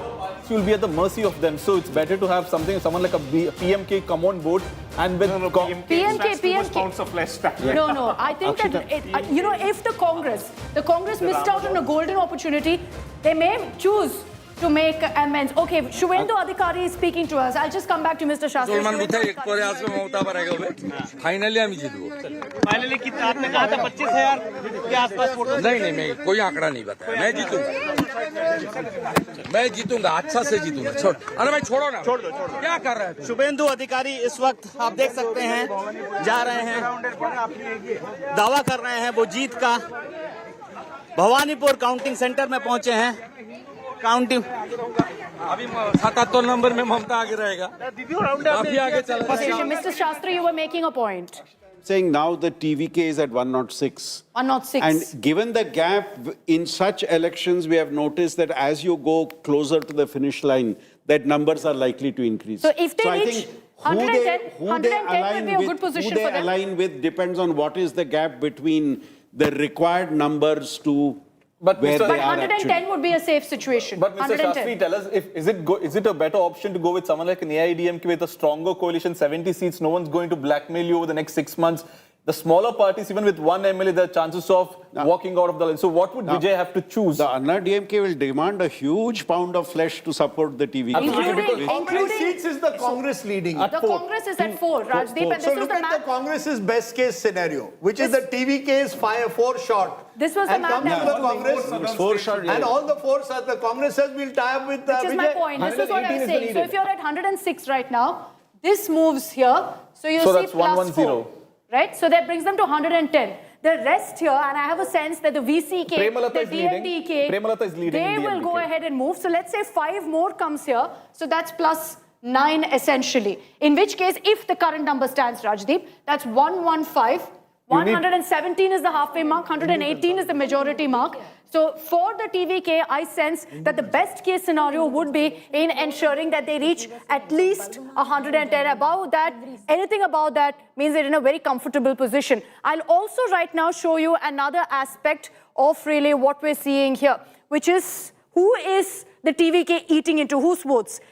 You know, you heard a lot about urban-rural. Here's why the AIADMK is at number 2 position. Because in the rural pockets, you see this number, Rajat and Sandeep Shastri, AIADMK is at 50. So they've actually gained in the rural pockets versus the TVK is at 34. The DMK is really lost out there at 30. Urban, of course, very, very clearly, it's a wipeout, decimation of DMK with the TVK at 50. So urban pockets, TVK completely took over.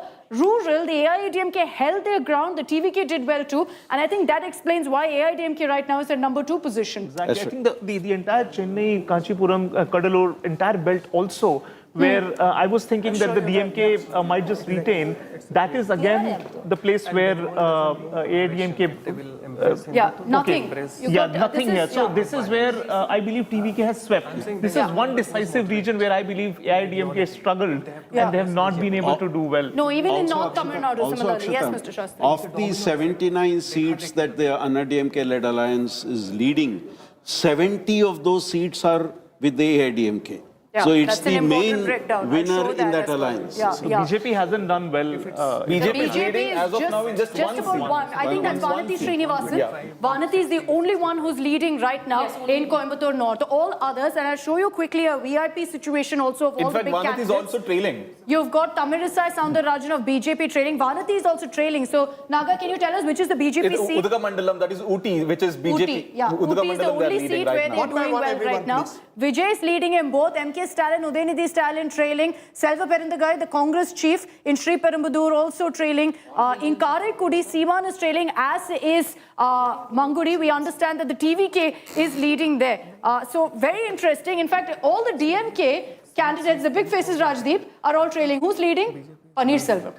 Very, very interesting. You know, what has really happened in this election in Tamil Nadu is tectonic. We're not giving, I mean, both Bengal and Tamil Nadu today are witnessing tectonic changes. In the case of Tamil Nadu, a 2-party strong alliance system has broken down. The Dravidian parties have been challenged by someone who would have thought first day, first show, super hit. And Mamata in West Banerjee Bengal, now how leading. did you think that the BJP, 10 years ago, barely a single-digit party, 3 seats, goes up to 77 today, is crossing 150. Remarkable. I think what you're seeing really is the rise of the BJP in West Bengal, tectonic change in that state. Jeev Kumar Naik, ex-IAS and Member of Parliament, joins us. Kovi Saityan, spokesperson AIADMK. AIADMK coming more often than DMK. Dr. Syed Hafiz, spokesperson DMK, also joining us. But first, to you, Mr. Naik.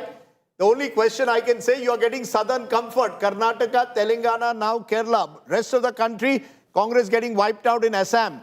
You are now a party of the south. No, we represent a credible opposition to the ruling party.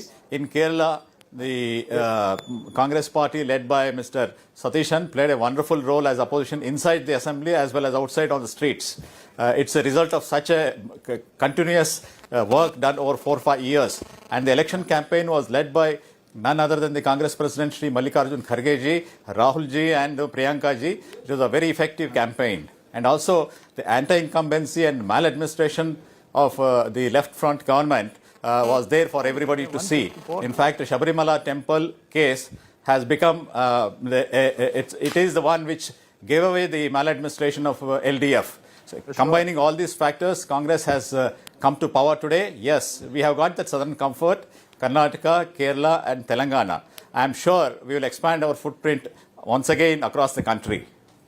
Biggest takeaway from Tamil Nadu will also be, Akshita, that both the Chief Minister and the son, Udayanidhi, are trailing even now. TRP Raja is trailing. TRP Raja, all the ministers, important big faces PTR is trailing. Senthil Balaji is trailing. I mean, I can go on and on. Honestly, it's a long list. Also, the biggest takeaway for the BJP is they have finished 2 regional parties, TMC and DMK. DMK used to give 40 MP seats free of cost to Congress and others, and TMC with another big chunk.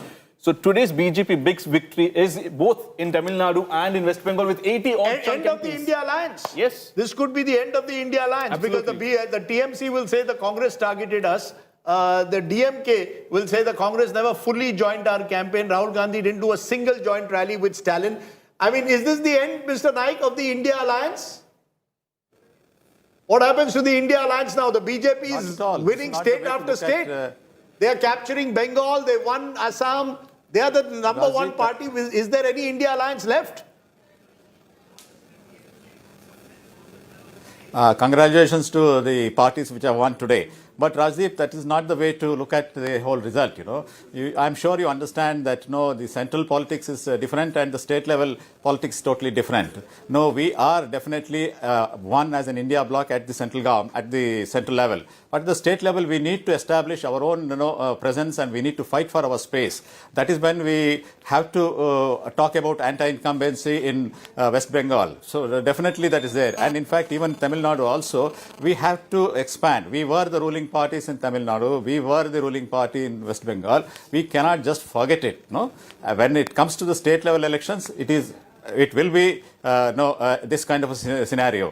Coming to the India alliance at the national level, definitely the greater... You had a chief minister in Bengal. The Congress talks in the past. The last time you had a chief minister in Bengal was way back in the 1970s. So once, it's a long time ago. What is very clear is the BJP is emerging dominant, and I'm slowly tempted to say that the BJP will win Bengal. What's happening in Bengal is a large number of seats with a strong Hindu population. The Hindu-dominated seats, including urban, rural, across the geographical divide, are going with the BJP. But it's all come together, Rajdeep. Yes, solid Hindu consolidation. Any seat that you look at the board right now, and we'll just show it to you, which has a population of less than 30% of Muslim population. That means anything which is over 60% of Hindu has been swept by the BJP. And I just want to remind our viewers, the last time around, the BJP already had 50% of the 70% Muslim vote in 2020, Hindu vote. 70% of the Hindu vote, the BJP already had 50% of it in 2021. So what you're practically looking at is the BJP has seemingly achieved over 70% of the Hindu vote here. And it's not just limited to that. Like we said, it's a perfect storm. You have Hindu consolidation at one end. You have anti-incumbency, which has spoken at the ballot. You have delimitation, which now clearly has cut into the TMC and not so much as the BJP. And then you have the woman vote, the SIR, which has cut in into the BJP, then the TMC, and then you have the woman vote, which has clearly eroded and now no longer but when a has chief got minister Mamata of Banerjee's three-term is still at 126, can it be seen as rejection of Mamata Banerjee? That's the arithmetic, Maria. That's the arithmetic as well. If I come down from 215 to 126, it will be seen as a, I mean, you know, you can clutch at straws and say you're still in the race. And that's because there is a demographic that still continues to support you. And you've got a machine that's still there. Arithmetic. But as we've seen in the past, once you decline, the left went, Maria, in 2011 to about 60 odd seats. By the time 2017 came, they were virtually 16, they were wiped out in Bengal, and today the left is hardly there. They win 1 or 2 seats. Mamata Banerjee's challenge, as regional parties challenge, once you start losing, how do you hold on? As we are seeing, you know, it's very difficult to hold on because in Bengal, the machine will now be controlled by the BJP. Yes, Rajan. Yes. I have seen Tripura, another state where very recently left, who has been in power for 25, 30 years at stretch, they've been absolutely removed, obliterated from the entire state of Tripura. And Tripura is another Bengali state. I think in Bengal, once the BJP comes in, it will come in as a hegemonic force, so much so that the entire Trinamool would be uprooted for several years to come now. And this is what I feel. And BJP knows this is one ideological project. Once they have won, they will never allow it to slip out of their hands. They will do Assam model, whatever model, to contain the constituencies of Muslims, but they will not leave the state. This is going to be a hegemonic bastion for the BJP if they win today. Very interesting. Just to, you know, also today is historic because the left could now be in, will not be in power in any state of the country. They are losing Kerala and losing badly after 10 years in power. It's a virtual flip of what happened in 2021 in Kerala. Pinarayi Vijayan is being swept out of power. Tom Vadakan joins me. It's one of the only states, your home state of Kerala, where the BJP leading in 1 seat only. Everywhere else, it's a saffron surge. Tom Vadakan, your quick response. BJP and allies, 15 states. Rajdeep, we had great expectations in Kerala. I accept it. We will have to examine it very closely, what has happened, the candidate selection and the strategy. So it will be difficult at this juncture to make, some value judgment on what has happened and what the course correction. Our leadership will examine it very closely because we had high hopes there in Kerala. Things didn't happen as we desired. So I think we'll go back to the drawing board, have a good look at what went wrong, and then come back and fight it out.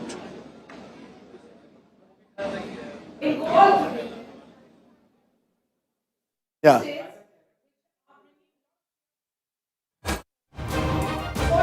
Yeah.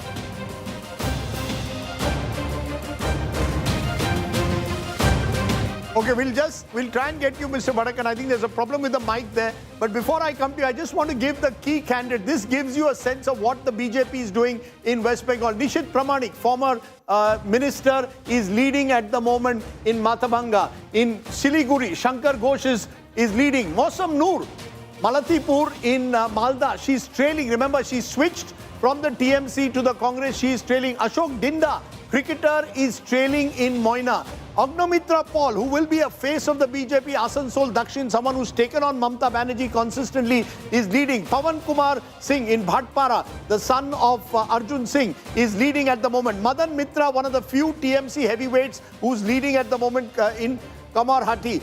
Ratna Devnath is in a fight in Paniati, the mother of the RG car victim. She's trailing at the moment, but it's going up and down consistently. Shumitro Chatterjee, Nayati, BJP is leading. Shuvendu Adhikari is leading in Nondigram. He is, of course, also contesting from Bhawanipur. Soham Chakravarti in Karimpur. Arjun Singh in Naupara.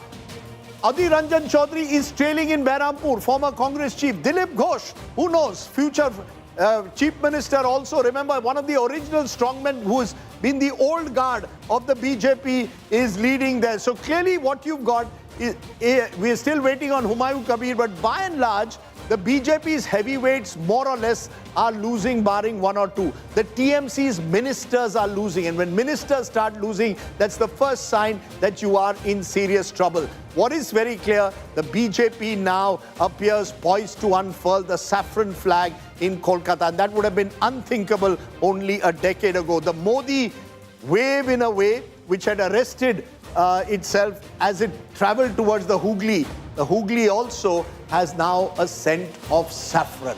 It is quite a remarkable story there. I just want to go to some of the Kerala heavyweights because there is a story here as well.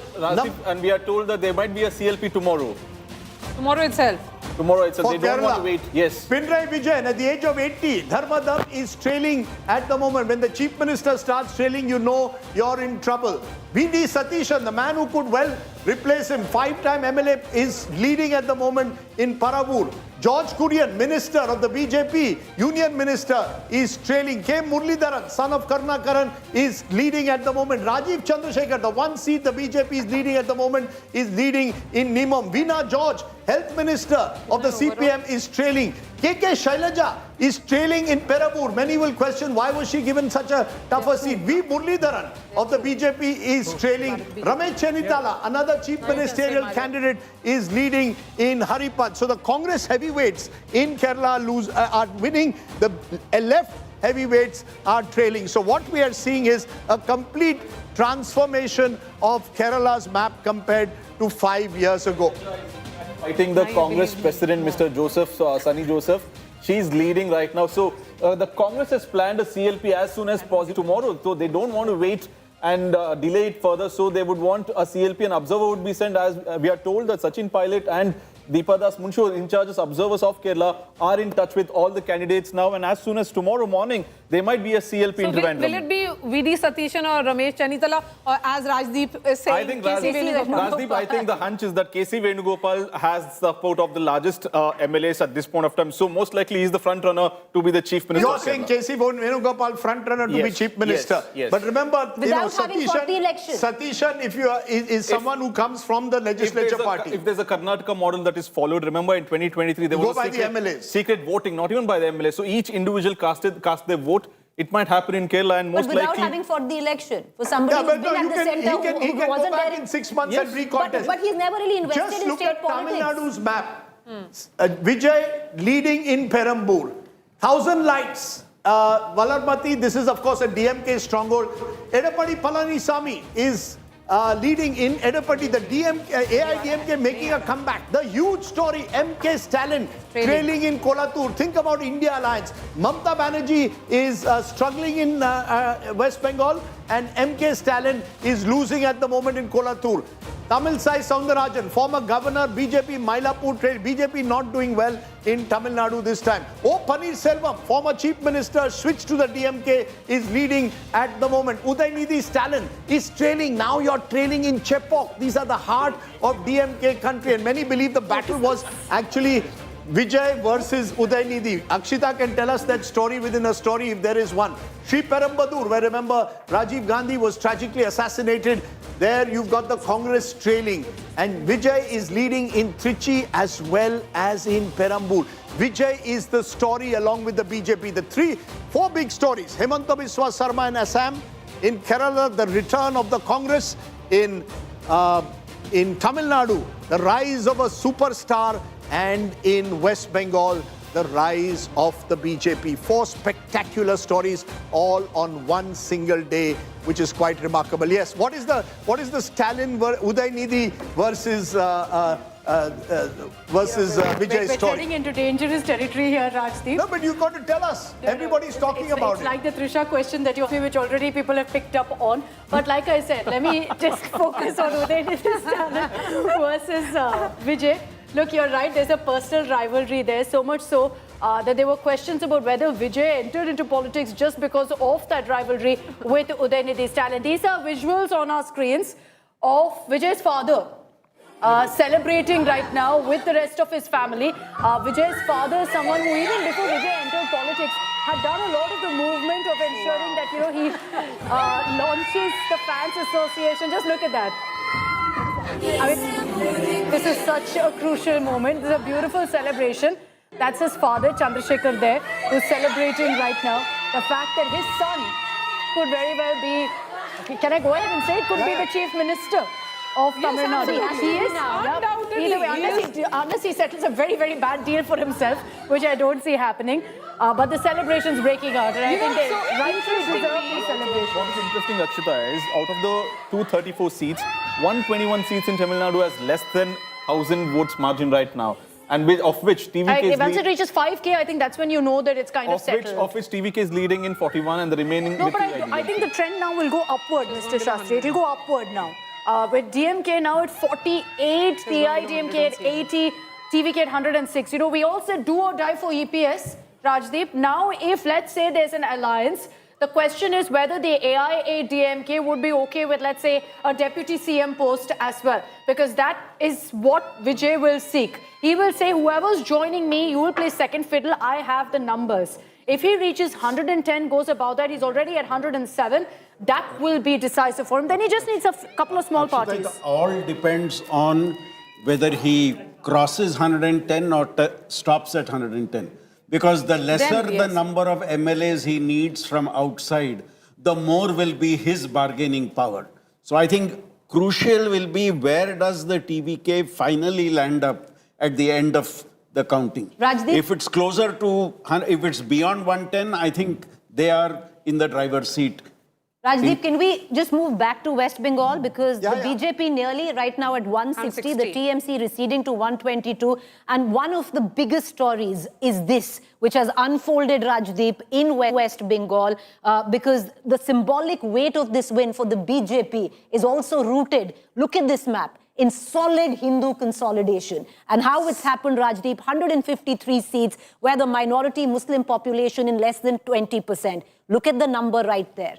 The BJP right now of 153 leading in 106 of those assembly constituencies where the Muslim population is less than 20%. Look at the map of the West Bengal here and see the pockets where the BJP is seemingly dominated. Entire Bardhaman, entire Jungle Mahal. These were the pockets where the TMC had swept the last time. Bardhaman, the TMC had swept. Various pockets in Jungle Mahal, the TMC had done really, really well, though the BJP had made inroads. So what the BJP has done this time is, it's all saffron, Rajdeep, save just maybe one seat in Purulia, in Jungle Mahal, and maybe a couple there, right, closer towards Hooghly. All of it.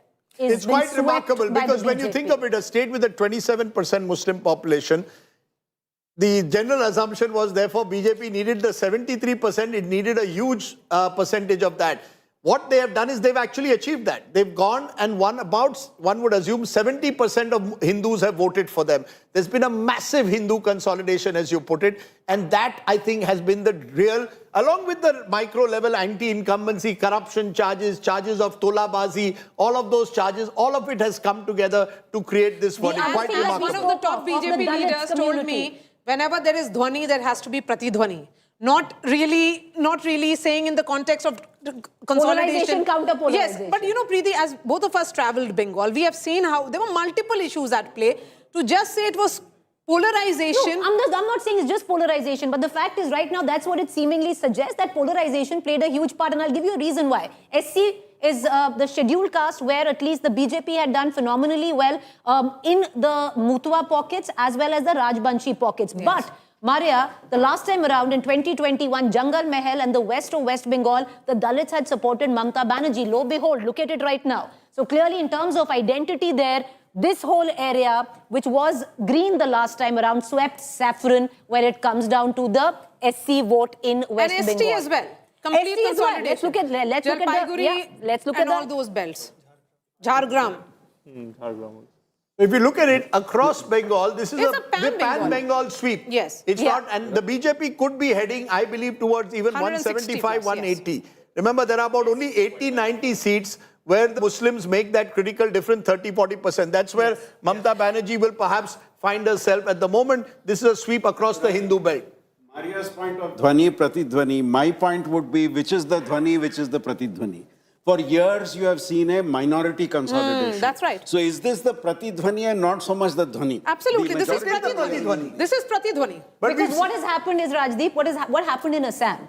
Now, clearly, the politics of Assam is filtering in now to the politics of West Bengal, because Assam, with a 40% Muslim consolidation, usually one would suggest BJP would have never won. But their politics, because you had a counter-polarization of the Hindu vote in Assam, now, for the first time, playing out in the state of West Bengal. But I would also say, Preeti, while we look at this consolidation of Hindu and Muslim, there is also consolidation of sub-nationalism versus nationalism.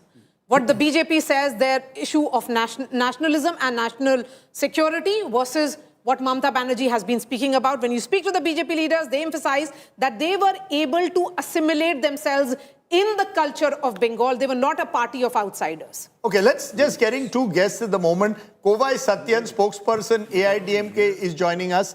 And we are also joined by a spokesperson of the DMK. Kovai Satyan, DMK's Syed Hafiz is also with us. Okay, we want to go to Kovai Satyan. Kovai Satyan, will you support Vijay to form a government? Will you, if he comes to you and says, let's do a coalition, will you support it or not? Yeah, good evening, Rajiv. That's another speculation. So we can't answer for speculation now, since only 4 rounds out of 20 vote counting is just completed. The end of the day, the results will be clear that AIADMK EPS will form the government in absolute majority. What No, I was doing the math, almost sir, you're not anywhere close to an absolute majority. Vijay is just 8 away from it. Are you willing to share power with Vijay? I'll ask you this 10 different ways. You can give me 10 different answers if you want. The answer and the decision of the General Secretary is final and binding. So in my authority, I don't have answers for that hypothetical question. All I could see is almost 50 constituencies. The margin is less than 250 and 500 votes between us and TVK. So with just 4 rounds completed, by 2 o'clock, you will get to know the trends have changed. But all I'm happy is history repeats. 2011, DMK lost the title as the opposition party. 2026, history repeats. DMK loses the title as the opposition party. This we've been saying for the last 1 year. DMK will be routed in Tamil Nadu. 32 ministers out of 34 are trailing. It's a clear indication that this government is all set to be shown the doors. Even MK Stalin, for that matter, and Udaynidhi, for that matter, are trailing in their own constituencies. So this is the mandate. People have decided that they wanted a change, and the winds of change is in favor of AIADMK. You will get to know by 2 o'clock. Yes, so Syed Hafiz, will the DMK finally concede that they got it wrong? Okay, we'll try and connect with Syed Hafiz, but you know, what is evident also here is, Kovai Satyan, that DMK's number has gone down, yes, but you are not the primary gainer of the anti-incumbency. It is perhaps the TVK, the new player in the market that is being experimented by the people. See, we've been saying with the arrival of the newcomer, AIADMK will not lose big. It will be DMK whose majority of the vote share, particularly the minorities, will have a shift in the pattern that I could see by the results coming out. TVK is indeed helping us to gain foothold in the southern parts. Now I'm looking good in my western belt of 57 constituencies where we are strong. Our allies now showing trends of positivity in the northern. Southern Tamil Nadu, where we were weak, TVK has helped us to split the votes by taking away the major share of DMK. I can see, that's what I'm saying, almost 50 constituencies, I could see the vote difference is hardly 250 votes, 200 to 500. We just 4 to 5 rounds of completion of the counting. We still have 15 more rounds to go. So I could see the trend. You're still living on hope. Predicted. You're still living on hope, Mr. Kovai Satyan. You know, politicians live on hope till the very last moment, till the last vote is counted. But what is very clear is Vijay has emerged as a major factor, and it appears no government in Tamil Nadu can be formed without him. That's becoming increasingly clear as of now, unless there's a dramatic shift, which you're saying will take place in the next couple of hours. What is also very clear now, and we are almost tempted to call it, is that West Bengal will see a BJP government possibly for the first time, unless something dramatic changes in the next 1 hour. But now these leads are consolidating, there's a pattern emerging, and barring certain districts where Mamata Banerjee's party is holding its own, across large swathes of Bengal, including the presidency region, including Diamond Harbour, the sort of bastion of Abhishek Banerjee, there also the BJP is leading. We are seeing a tectonic change taking place in the state of West Bengal. So what you've seen in the last couple of hours is historic. BJP, a party which was zero just 15 years ago in West Bengal, 15 years on, is poised for power. Mamata Banerjee, 3 terms in power, is poised for an exit. In Assam, you've got a situation where the BJP is creeping onto the 100 mark, its best ever result in Assam. And guess what? The Congress is still around, but only in Kerala, where it's creeping towards the 100 mark. And the BJP-led, or should we say the AINRC-led alliance is leading in Puducherry. Okay, I want to go to Syed Hafiz. You're joining us. Have you conceded now this wave of anti-incumbency sweeping away all your leaders, including MK Stalin?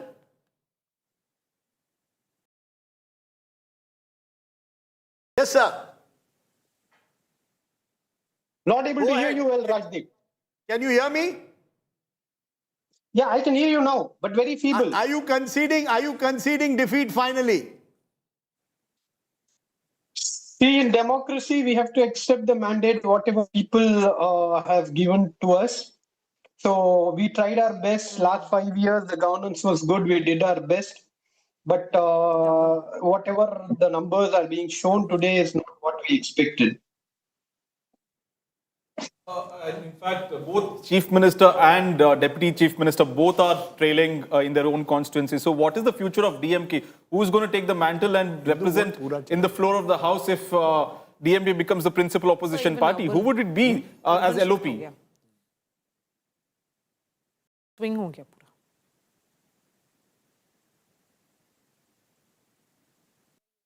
Dr. Hafiz, can you hear us? Okay, we'll try and see what happens. But look, Rajdeep, can I ask you a question? On yes. this? At the back of what we are witnessing in Tamil Nadu, and now what we are slowly looking at a trend that is formalizing. That's what I'm saying. That a trend that is formalizing in West Bengal. Can we safely say, with what we spoke of, regional parties which were strong on welfare delivery, regional parties which were very strong on identity politics, regional satraps which had these formidable, phenomenal leaders to lead these two parties at one end, and MK Stalin on the other end, a Mamata Banerjee, all of that right now, somewhere down the line, completely... BJP heading to 170 now. So there is no what TRS. I would say is two, three so things. there is no TRS, there is no Kejriwal, there is no Mamata, there is no Stalin. All of these leaders, these were the two regional leaders who were looked on as the last frontiers. Look at how Indian politics changes. 2 years ago, just 2 years ago, less than 2 years ago, in June 4th, in fact, we saw the BJP's tally come down to 240. What were people saying? End game for Narendra Modi. Talking about the rise of India Alliance. Talking about Rahul Gandhi becoming the face of the future. What's happened since then? You've got Trinamool Congress, an important constituent with 28 MPs now facing a major defeat in Bengal. You've got DMK with more than 30 MPs facing a major defeat in Tamil Nadu. So 2 major constituents of the India Alliance have imploded. You've got the Congress party, which since 2024 has lost election after election. Kerala is the one exception, but remember in Kerala, their primary competitor was the left, which is also a part of the India Alliance. What you've got is a situation in just 2 years, the BJP has turned around the politics of the country from being seen as a party that was struggling to sort of re-establish itself, no char so par, that hadn't happened, to once again becoming a dominant party. Rajdeep, so this is how, you see, I think the India Alliance, and also shows the limits of welfareism. Mamata Banerjee thought that I've got these labhartis created through Lokhir Bhandar, giving them 1,500 rupees, giving someone 1,200 rupees. That will be enough for me to win the election. But people want more. There's an aspirational society. But Rajdeep, we had given to most of these regional satraps, like MK Stalin, like Mamata Banerjee, political demigod status up against the odds where the center was concerned. Look, now that doesn't... Let me be fair. Let me be just fair. I don't know. I don't think Rajat will agree. It wasn't a level playing field. But whether you look at Sir and the way Sir took place, whether you look at the central forces there, not easy for a regional satrap for Mamata Banerjee. In the case of Stalin, I think it was clear that somewhere down the line, Stalin also perhaps thought that as long as I've stitched this 20-party alliance, I'm okay. He didn't even take Vijay seriously for very long, didn't even want to mention his name. So I think Mamata Banerjee has been hit also by the sense that she was seen by the end as appeasing Muslims. The corruption and criminalization allegations against her government were catching up. The handling of RG Car, all of that helped contribute to the BJP's rise, plus the fact that I think state power at the end of the day lies with the center. All of it has resulted in the But perfect this will storm. also dramatically weaken Mamata Banerjee's position as a national figure. That's it over. will dramatically She will now weaken have to go back to the drawing board. Let me does dwell she on have the this. stamina to do so? She's 72. Very It's difficult. also, It could be the end of the road. Some would say, I never say end of the road for any politician. Rajdeep- But Mamata Banerjee will face tough times But going Rajdeep, ahead. here is the party which went down from 77 in assembly to 12 seats in the Lok Sabha. But again, from 12 seats, it has gone up to this number. Remember, this is this almost 100-seat gain in the last 5 years means that the party knows how to correct its mistakes. It learns from its mistakes. It doesn't really relish on successes. It has won Bihar only recently. Its first chief minister in Samrat Chaudhary has been appointed, and still now... So how many chief ministers will the BJP have now after this? 17?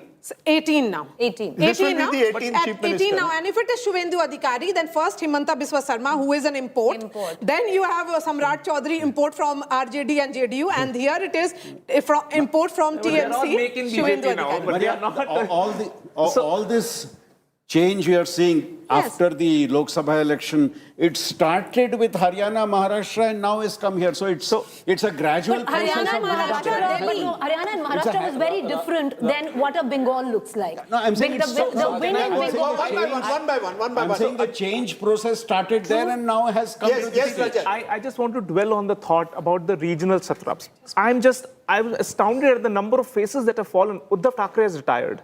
Biju Janata Dal decimated. Not retired, but lost. Uddhav Thackeray has just said that he's leaving the politics now and he's giving it to his son. So he's out. There is no JDU and Nitish anymore leading the state of Bihar. Bengal, Mamta Didi is out and Stalin is out. I don't foresee, and Kejriwal, of course, has lost. So it's very depleted Congress and a hegemonic BJP with its proper pyramid structure dominating the politics. Which other regional leader, you tell me, has the weight to go out and even stand in stature before the BJP Rajat, right remember now? two things. Once Govindacharya told me that there is a 25-year of societal bias towards a discourse, right? Remember 51 to 77, then came a brief period 89 to 2014, coalition era sort of a thing.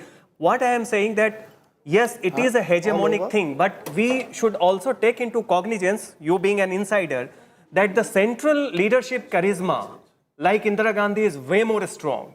But at the state level, organization is strong, but the faces, the tectonic pull factor, that used to be when BJP was not the hegemonic party. But remember in certain the regional states, they have satraps. managed to found leaders. Like Himanta Biswa Sharma alone is holding the fort. And Yogi. If you see a Shubhendu Adhikari come in, he'll hold But the you fort see, pretty Rajasthan, strongly. Chhattisgarh, Odisha. See, again, Even I Bihar. am of the view, these are problems for the BJP's organization. They have found a way to actually address this systemically. What I find it profound after today is all of these top echelons of the leadership, which was along the BJP or on the opposite side of the BJP, all systemically out, which just means there's just one leader now, Narendra Modi. Story of expansion of footprints. If current trends hold, and the BJP adds West Bengal to its kitty, then the NDA-ruled states would account for 78% of India's population. So close to 8 in 10 Indians are now in one of the other BJP or NDA That states. would have last happened possibly with Indira Gandhi in the early Complete 70s. Even by and possibly this brief period where Rajiv Gandhi was in power, but even then, it was a very brief period. Ramakrishna Hegde took over in Karnataka, NTR in Andhra. So really what you're seeing is the BJP, which was dominant, now becoming hegemonic. That's the word even that was used by Rajat. And what we've seen is once the BJP enters a state, it's very difficult to dislodge it. It consolidates, it puts its arm, and now you'll find the Prime Minister will make more and more visits to Bengal. The center, and you'll have a double-engine sarkar. Now, one of the complaints of the TMC was that the center was not assisting it. All of that will play. So a mixture of Mamata's own faults, Mamata Banerjee's own faults, plus the center makes it more and more difficult. But the EC trends have now come in because, yes, the Election Commission puts out trends slowly. I think we can call Bengal safely. We can say now, West Bengal, BJP will form a government in that state for the first time. And therefore, a slice of history is being created in West Bengal. The TMC now lagging well behind the BJP in West Bengal. This has been a tectonic shift in Indian politics. What you're seeing is in every state a major trend. The good news is there will be, possibly barring Tamil Nadu, no post-poll drama. In Tamil Nadu, yes, so he's about 7 short of a majority. And we have already Congress at 4, DMDK at 1 and VCK at 2. And so with these 3 parties, it's good to go to be the Chief Minister of Tamil Nadu now. In fact, let me just say that Rahul Gandhi, or when I met Vijay said he actually was a fan of Rahul Gandhi, which is not something you hear from too many politicians. And he said, no, I like the guy and he tweeted about him, wished him happy birthday and was hoping for an alliance with the Congress. But now you're giving a backdoor entry to Congress party. They've lost this election. Look, they may want a toehold in Tamil Nadu. But it's also about 2029. One by one. Rajdeep, the future of Congress is also about 2029. They feel that if they go with TVK for the 2029 Lok Sabha, either with 30 and 10 seats or 20 seats, they might sweep the polls once again. So you're saying they will give up on the DMK now? I feel so now. So that's another end of the India alliance. Mamata Banerjee may give up on Rahul Gandhi or vice versa after the allegations made. End of the India alliance as well. One by one, please. A sitting MP has just texted me from the Congress party saying that we should have ideally gone with TVK. We would have swept and would have been the deputy CM. But go ahead. Yes. So this number of 176 plus is what Home Minister Amit Shah's own assessment was, that it will be upwards of 170. Having said that, one of the top BJP leaders told me that if BJP were to win this kind of mandate, what will it actually mean?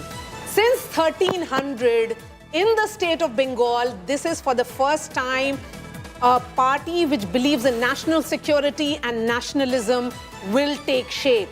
That a government which believes in the ethos of India will be formed, barring 4 years of Siddharth Shankar Ray, when it was that the state was governed as per the ethos. Of course, the BJP's pitch has been about infiltrators, that Ghuspatias, which were seen as pan-Bengal.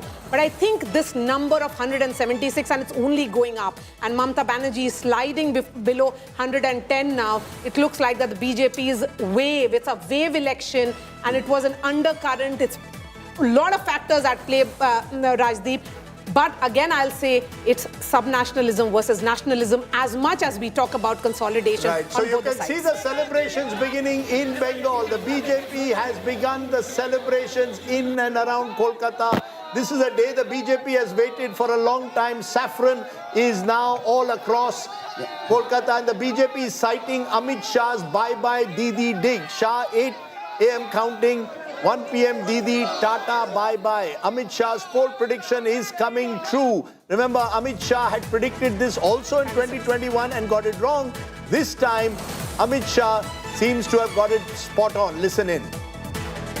4 मई को सुबह counting चालू होगी, 8 बजे ballot box खुलना शुरू होगा, 9 बजे पहला round, 10 बजे दूसरा राउंड, 1 बजे काउंटिंग समाप्त और बीबी दीदी tata goodbye. Okay, so, this is being sent to me by a Congress leader who's saying today's trend of Indian politics, regional parties highly weakened. Now it's Congress plus versus BJP plus. So the Congress suddenly wants to take control. She's saying end of the era of the big leaders from the region, Mamata Banerjee, MK Stalin, Pinarayi Vijay, Naveen Patnaik, Nitish Kumar. There is something in the last part of what he says. A number of the solid regional leaders who have dominated politics are being pushed on the background, and now you have regional parties taking over in a way. Also taking over is Maria and Preeti. Tell us, Maria, what and Preeti, how the strongholds have shifted. So just look at this. So while we are looking at TMC's stronghold, and let's look at this number. 61 seats gain for the BJP in Trinamool Congress stronghold, a gain of 61 seats, and that means that the Trinamool Congress is down by 61 seats. That's how the TMC strongholds look like. And when we were to break it down further, let's go region-wise, Preeti. Malda, that's one region that you had traveled. What was the issue that was resonating here? Well, Malda, this is the SIR impact. Yes. So like I said, there are multiple impacts and Maria and I have been breaking down the impacts. We spoke about the Hindu consolidation, Maria. Malda region will reflect the SIR deletions and how it's cut into the TMC and not so much the BJP. And this practically shows the impact of that. 49 seats, this is Malda, Murshidabad region, Uttar Dinajpur region, where the population of the Muslim community is over 60%. And you can see right there that the BJP is leading on 19 seats and the TMC at 28. Left at 1. Others, which is Humayun Kabir from Nauda, is leading because he fought 2 seats. He's leading from Nauda. And in this region, there are significant number of SC seats. That's why when we say it's about consolidation of the Hindu majority, that's where Barwan comes in, Ghazoli comes in, Gangarampur comes in, Hemantabad comes in. All these are SC seats, which is scheduled caste seats. Let's move to Medinipur. Again, a constituency or region traveled widely by Preeti. Here, just look at the region. I remember Rajdeep, if you remember the first time around, this was the region and I was having a conversation with Rajdeep. I was traveling through Jungle Mahal and I told her that TMC is losing this election at that point of time. And he says, I'm going to earmark your message to me later on. But this was the region, Maria, if you look at it, break it down, and this is where you see the actual consolidation also of the Hindu vote, the tribal vote, the SC vote all coming in. Last time around, this was the only region that the TMC had held on to the Dalit vote. And that Dalit vote has squarely shifted because the BJP won, the Rajbanshis in the north, the SC community, the Mutwas in Nadia and North Chobis Paraganas, but the Dalits of West Bengal, namely Jungle Mahal, Medinipur, were consolidated with the TMC. And you can see a complete wipeout of the TMC in this region. Yes, so you are seeing that shift where the BJP has made significant gain of 24 seats, taking its lead to 47. And Maria, if you remember, Suvendu Adhikari was responsible for this very region. Yes, so that's what right. will happen the is... man of Medinipur. Exactly. The He was responsible for this very region. So not will he win his seat in Nandigram. Bhabanipur is still right now a close contest. But he can go back to the bosses and see what I've won. I have won you Medinipur. I've delivered. I've delivered. Let's look at presidency. 108 seats in all. This is the Kolkata region, Hooghly, and important regions including South 24 Parganas, the North 24 Parganas, Hooghly, Howrah, Nadia, and Kolkata. And the entire area. And Kolkata. So here you see it. South Kolkata, of presidency, South Kolkata is where the TMC has held strong, but massive surge of the BJP in North Chobis Paraganas, and you can see that. This is Nadia, where of course the BJP had done well in the last time. They've consolidated there, but they've swept North Chobis Paraganas. 2 regions were very important.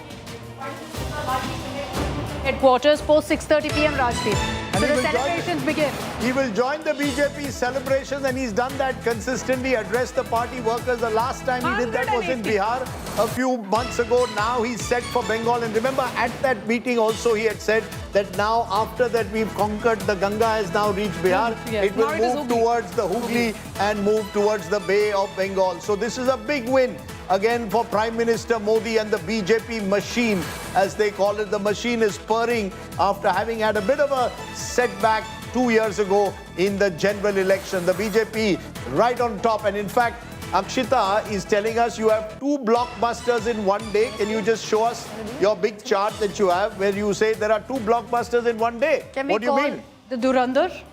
Durandar 1 and Durandar 2. I don't know. I mean, Durandar, I don't know how well it did, but Jananayagan was the name of Talapati Vijay's film. And Jananayagan is essentially the pick of Tamil Nadu. So 2 blockbusters in one day. We've decided to give it a bit of a filmy twist because of what's happened in Tamil Nadu. The fact that a superstar has transitioned into a super neta and in all likelihood into a super CM, because you have had both the BJP and Vijay, both Talapati and BJP stellar Modi, both of them breaching, easily crossing a century essentially. So interesting times, the 2 states everyone was talking about of Tamil Nadu and Bengal. Yes, Maria? I've almost declared the Chief Minister of West Bengal with the face of Suvendu Adhikari. I mean, yes, the man of the moment is Home Minister Amit Shah along with Prime Minister Modi, but that's also a declaration. I agree. He's the face of maybe the BJP Bengal, but you never know with the BJP who will be the Chief Minister. Yes. I think on this side is fairly clear. as far as Vijay goes, they've reached 110. I think that's a very, very good number for TVK. And so obviously alliances, etc. come to the fore, but I think very clearly you can say from a superstar, he's become a super CM. Now he's done what NTR.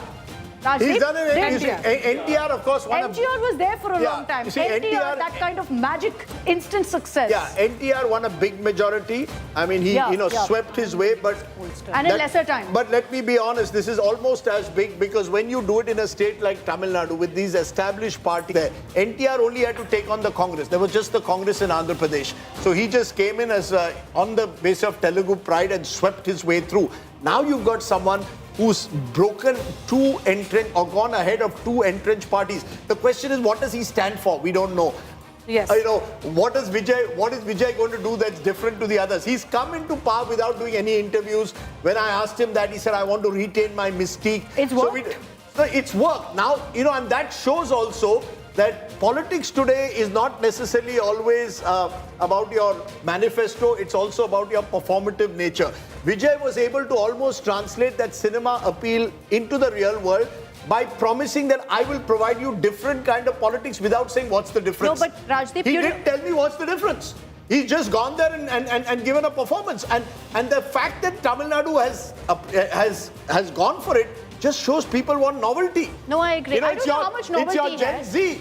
We want someone on Instagram. You don't want an old anchor talking the same thing that he did 40 years ago. Not just Gen Z. In his final speech, I remember him telling Nanbas and Nanbi, small kids, Nanba and Nanbi saying, tell your mother, father, Chikapa, Chitapa. I saw it on ground. And also what we discussed the other day, Akshita, he was there the right place at the right time. Yes. Karnanidhi no longer there. The DMK therefore lacking maybe Karnanidhi's ability to connect directly with the workers, although Stalin, most people said, had done a reasonably decent job when he... No, but I think we've underestimated the anti-incumbency on ground. The anti-incumbency again was ministers. A lot of the ministers involved in corruption. But there were serious allegations of drugs. Stalin's trailing. Sure, once there's a wave, there's a wave.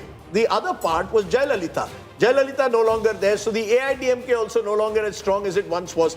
And I had asked him this, why didn't he, he had told me that his father had been planning this for him for 10 years. So I said, why didn't you do it 5 years ago? He said, I wasn't sure that the time was right. So he's chosen his time, he's chosen his moment, and guess what? Sometimes you have to choose the right Friday to release your movie. But I have to understand this, Rajdeep. Absence of Jayalalitha, absence of Kalaignar, Kamal Hassan entered at the same time when that absence was there. But I'll tell you one thing. The difference is Kamal Hassan was never a folk hero. Kamal Hassan was an actor. Agreed. What Vijay has done is he is become a folk hero of this 21st century masses, not just Gen Z. No, and launched in the general election, Kamal Hassan, which was... But, and Kamal Hassan's politics was, he was actually trying to look at manifestos and how I'm going to transform Tamil Nadu. Vijay says, enough of the old guard, I represent the new. What it represents, we don't know. Much like, at least NTR said, I represent Telugu pride. Vijay not even said that. Take a moment for 1 minute. The AI version of Vijay is just too cute. Rajdeep, do you want to attempt this?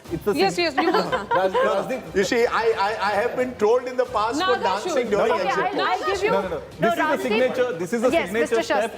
I think extend the argument of being the right person at the right place at the right time. I think, in a sense, Vijay's victory, as seen in the trends now, indicates that the people in Tamil Nadu were looking for not just change, but fresh faces. But also, we're looking at new faces. Mr. Shastri, is this a message saying there's also vote bank for anti-Dravidian parties in the Dravidian ideology, apart from the Dravidian ideology? I'm not too sure because Vijay ideology is very Dravidian Vijay made the point that DMK is not true to the Dravidian ideology. He did not reject that. I think it's important to I'm very curious to see what his cabinet will look like because all the candidates who I met, young lawyers, young doctors, similar to what happened in Punjab. Is he a bit more like Kejriwal in that sense? When Kejriwal first came, someone promising new. But I think go ahead. Sajjan, go ahead. Yeah. If you see 2017 Punjab, right? You had Captain Amrinder Singh representing Congress, then Akali Dal, there were... But 2022, suddenly Aam Aadmi Party captured the imagination and we have seen that many NRI Punjabis from Canada, youths coming campaigning. What is the vacuum in Tamil Nadu? We are going for a post-facto justification. Now that TVK is ahead, we are attributing factors. Was the vacuum so intense that without any background, because apparently the scheme centering outreach was there? Personally, CM's image was very clean.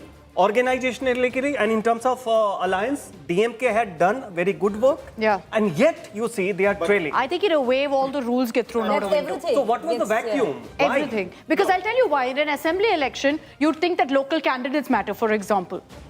Nobody knew. No, when I went to every place, every pocket, when they said TVK has a who's your candidate? This is what Vijay had said himself. I'm on the ticket on I'm on the ticket, but nobody usually falls Rajdeep, for I want to that. bring you in. One second. I want to bring you in and Sajan in on this because so much has been said about exit polls. You take two figures right now. And strangely, right on top, you have Tamil Nadu where you have TVK at 108. This is pretty much what Pradeep Gupta had predicted. Let's look at Bengal. Pradeep Gupta didn't predict Bengal, but today's Chanakya did.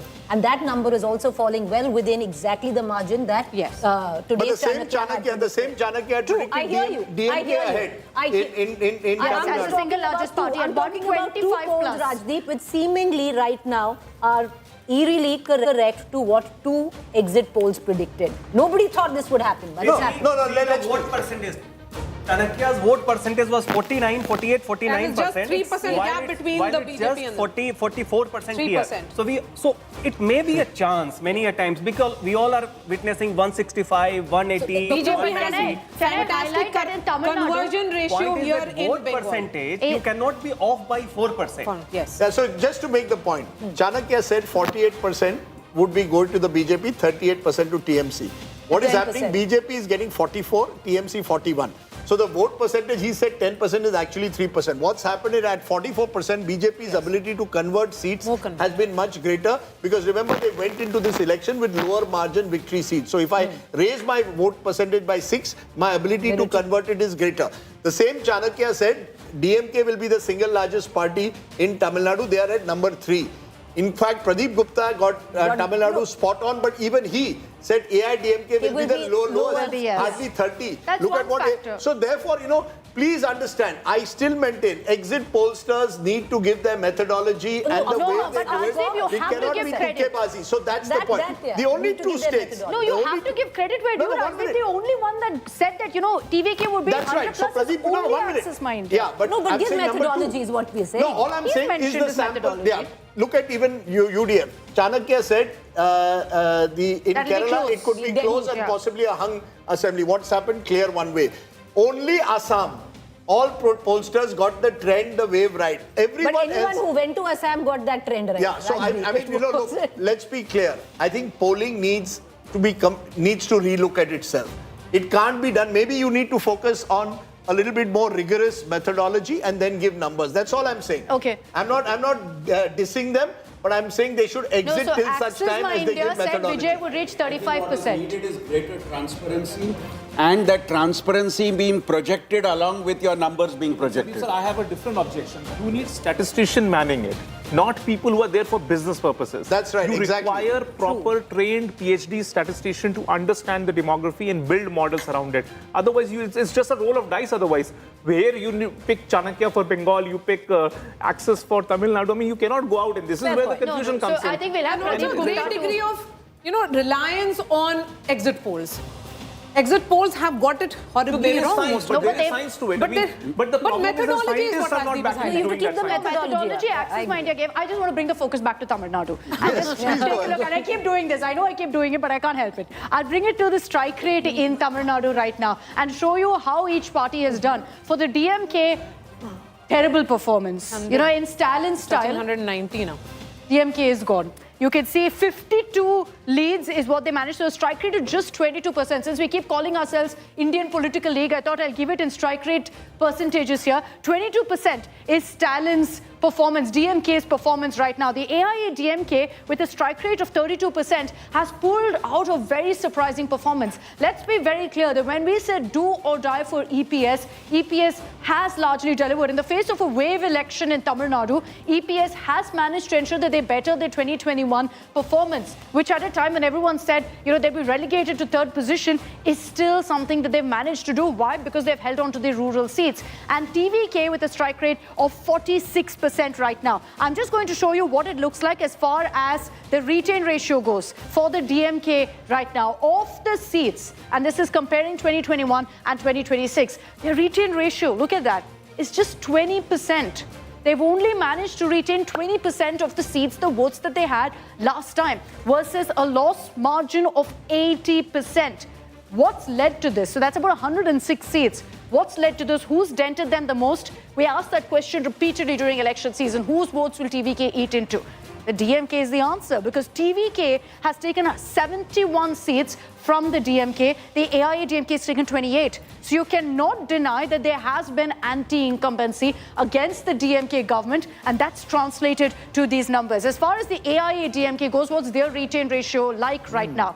Obviously much better than the DMK's, because you see those numbers on your screens. The AIADMK of the 66 seats, 31 has been retained, 35 at this point based on trends, they're losing out. So 47% is their retain ratio versus a loss of 53%.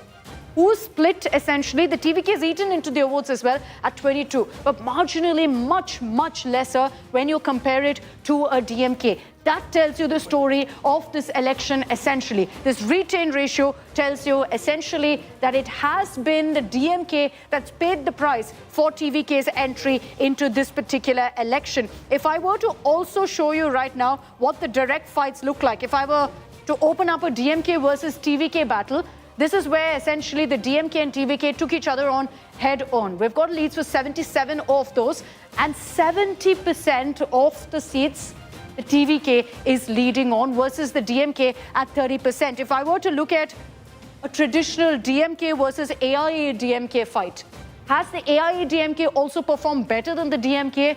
At 69%, yes, versus the 31%. So then you also have to throw up the scenario, Rajdeep, that if there wasn't a TVK in this election, would anti-incumbency have seeped in and therefore actually would have led to a clear mandate for the AIADMK? Very interesting. So, it's fascinating how Tamil Nadu has played out. RP Singh joins us. Good to have you, Mr. Singh, on the show. Congratulations. Big victory in West Bengal, which is quite incredible what you all have achieved. You all are also sweeping Assam. How do you respond? What do you believe has changed between 2024 and today? 2024, Mamata Banerjee won Bengal. The India alliance looks strong. What has changed in 2 years, RP Singh? Well, Rajiv, what changed in Maharashtra after 2024? I mean, is the strategy which we have changed after the 2024 loss, and then we have worked out the fresh strategies according to which we have won election. But Rajiv, one thing is clear, that looking for majority of minority vote against the cultural roots of the state doesn't work. I mean, you can do a cover-up by making some temples, but that doesn't work up. The DNA doesn't change. And this election has proven that, one. Secondly, the way the corruption was deep-seated in the Bengal. I mean, right from the lower level of the cut money to the bosses of 50 crore rupees bags found at the minister's house. So this was one. And thirdly was the way the woman was being treated.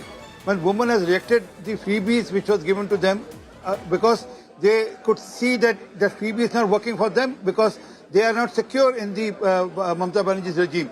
And also the cultural, if you hit cultural root of the state, it works against you. I mean, Mamata Banerjee has again and again hit the cultural root of the state. Mr. RP Singh, we are seeing total Hindu consolidation. Mamata Banerjee is winning Muslim majority seats. You're winning the Hindu majority seats. So there is a Hindu consolidation. Mamata Banerjee's Muslim card seems to have been met by a BJP's Hindu card. You are seeing it as a Hindu card, we are seeing it as a cultural card. I mean, if you stop the Durga Puja, Durga Visarjan, and then give permission for Muharram, so that message goes. It's not us, and then don't treat it as a Hindu versus Muslim. It is basically cultural roots being hit by Mamata Banerjee. The cultural roots of Bengal was being hit by Mamata Banerjee, and that has really hurt the Bengali sentiment. Okay, I'm going to go and just see the celebration shots. Our correspondent Munish is there in Kolkata. Munish, take it away. इतिहास बना पाए हैं और इसी के लिए जबरदस्त उत्साह देखने को मिल रहा है। तो कुल मिलाकर तस्वीरें जबरदस्त तरीके से बदलती हुई नजर आ रही हैं पश्चिम बंगाल में, खास करके कोलकाता में बीजेपी के दफ्तर में। और यहाँ पर अब जो लोग हैं वो कहीं न कहीं आश्वस्त होते नजर आ रहे हैं और जो गुलाल से खेलने का नतीजा यहाँ पर भी देखिए तस्वीरें आप जहाँ पे आप नजर डालेंगे वहाँ पे जो लोग हैं आपको गुलाल से जो होली खेलते हुए नजर आएंगे। मोदी जी की जय जयकार है जी। आज कहीं ना कहीं प्रधानमंत्री नरेंद्र मोदी की प्रशंसा हो रही है और इस वक्त हमारे साथ एक महिला मैडम गुलाल से होली खेल रहे हैं आप। जी बिल्कुल, अभी ये जो भगवा रंग से होली जो हम लोग खेल रहे हैं वो जीत का जश्न है और ये सेलिब्रेट करने के लिए मैं मुंबई से बंगाल आई हूँ और ये हम लोगों को भारतीय जनता पार्टी को पहले से ही विश्वास था कि इस बार बंगाल भगवा रंग में कायम हो जाएगा, भगवा रंग में रंग जाएगा और भारतीय जनता पार्टी की ही सरकार आएगी। भारतीय जनता पार्टी की सरकार आएगी और भगवा में रंग जाएगा पश्चिम बंगाल, ये कहना है महिला कार्यकर्ताओं का। और इसी वजह से अब जो माहौल यहाँ पर है परिवर्तन होता दिखाई दे रहा है और जो बीजेपी के कार्यकर्ता हैं वो कहीं ना कहीं जश्न मनाते नजर आ रहे हैं। कैमरामैन संजीव के साथ मुनीश पांडे, कोलकाता, आज तक। You have it, the celebrations beginning in Kolkata. Saffron is the color. Remember, Prime Minister Modi will be at the BJP headquarters at 6:30 p.m. to address his cadre. So what we are seeing, BJP narrowing in on the 200 mark. West Bengal living up to its reputation. Once you win big in there. Prime Minister Modi's Jhalmuri and Jeet ka Jalwa is what we are being told. Swad bhi, swag bhi, sarkar bhi. Are those tweets that are being put out? No, he hasn't put out any of those tweets. Okay, those are, I was wondering for a moment whether the Prime Minister... There's somebody innovative on our news desk. Yeah, somebody innovative on the news desk saying Giving that you a little flavor for the election. That's the flavor of the election at the moment. Pishi, Bhaipo have been pushed out of power. Really, this is a big setback for Mamata Banerjee. The BJP approaching 200 marks. So 15 years after she came to power with a similar mandate, 15 years later, it could be the end of the road, at least for now, for Mamata Banerjee. That's the big transformation. 188 is playing 98 in West Bengal at the moment. And it's a slide only for Mamata Banerjee. Rajdeep, it looks like she has... Meanwhile, we are getting Anil Antony of the BJP joining us. Anil is one of their spokespersons, the face in Kerala. Anil, news from Kerala is that you are leading at the moment, if I'm not mistaken, in one seat, which is Nemam, where your chief minister, there are 2 seats, sorry, which you're leading in. So you've doubled, you were 0 last time, you've gone to 2. But it's the only state where you're not able to really spread your wings as you've done today in West Bengal. Is that the next 10-year project? Thank you for having me in the show. As far as Bharatiya Janata Party is concerned, this is a very good, successful day for us. Yes, Kerala is one of the states where the party is still in a different trajectory as far as electoral politics is concerned. But like you already said, last time we didn't have any seat. 2016 was the first time the party won a seat in Kerala. Now we are leading in 2 and around 5 seats we are strongly contesting. We are hoping that we will win some more seats, but 2 is what it is at this moment. But when we look at, let's say, just 2 of the other states which is going to polls today, which has gone to polls today, Bengal and Assam. Now in 2011 we only had 5 seats in Assam, we only had 3 seats in Bengal, but the party did spread its wings because of various reasons. Now today Bengal we are going to win for the first time, Assam for the 3rd straight time. We can be rest assured that the party will ensure that we will try to have as many double-engine governments as possible with time. Definitely South is an area where the party will be expanding and attempting to expand in the coming election cycles. So yes. So you're saying these are long-term projects, you go 5 years by 5 years. I take it, but what is the one thing that you're missing in Kerala that you get in these other states? Because Kerala also has a large minority population. It is about 44% Christian and Muslims put together.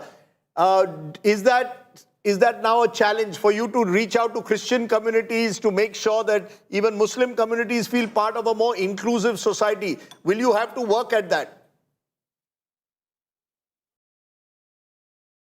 See, I'll just give an example. Like there is a bypoll that happened in Nagaland also today, which the party has won with a majority which is 10 times more than last time. Last time the party won with 400 votes. Now it is almost 4,000 votes. And 20,000 is the electorate. And Nagaland is a state where, let's say, minority population is nearly 99%.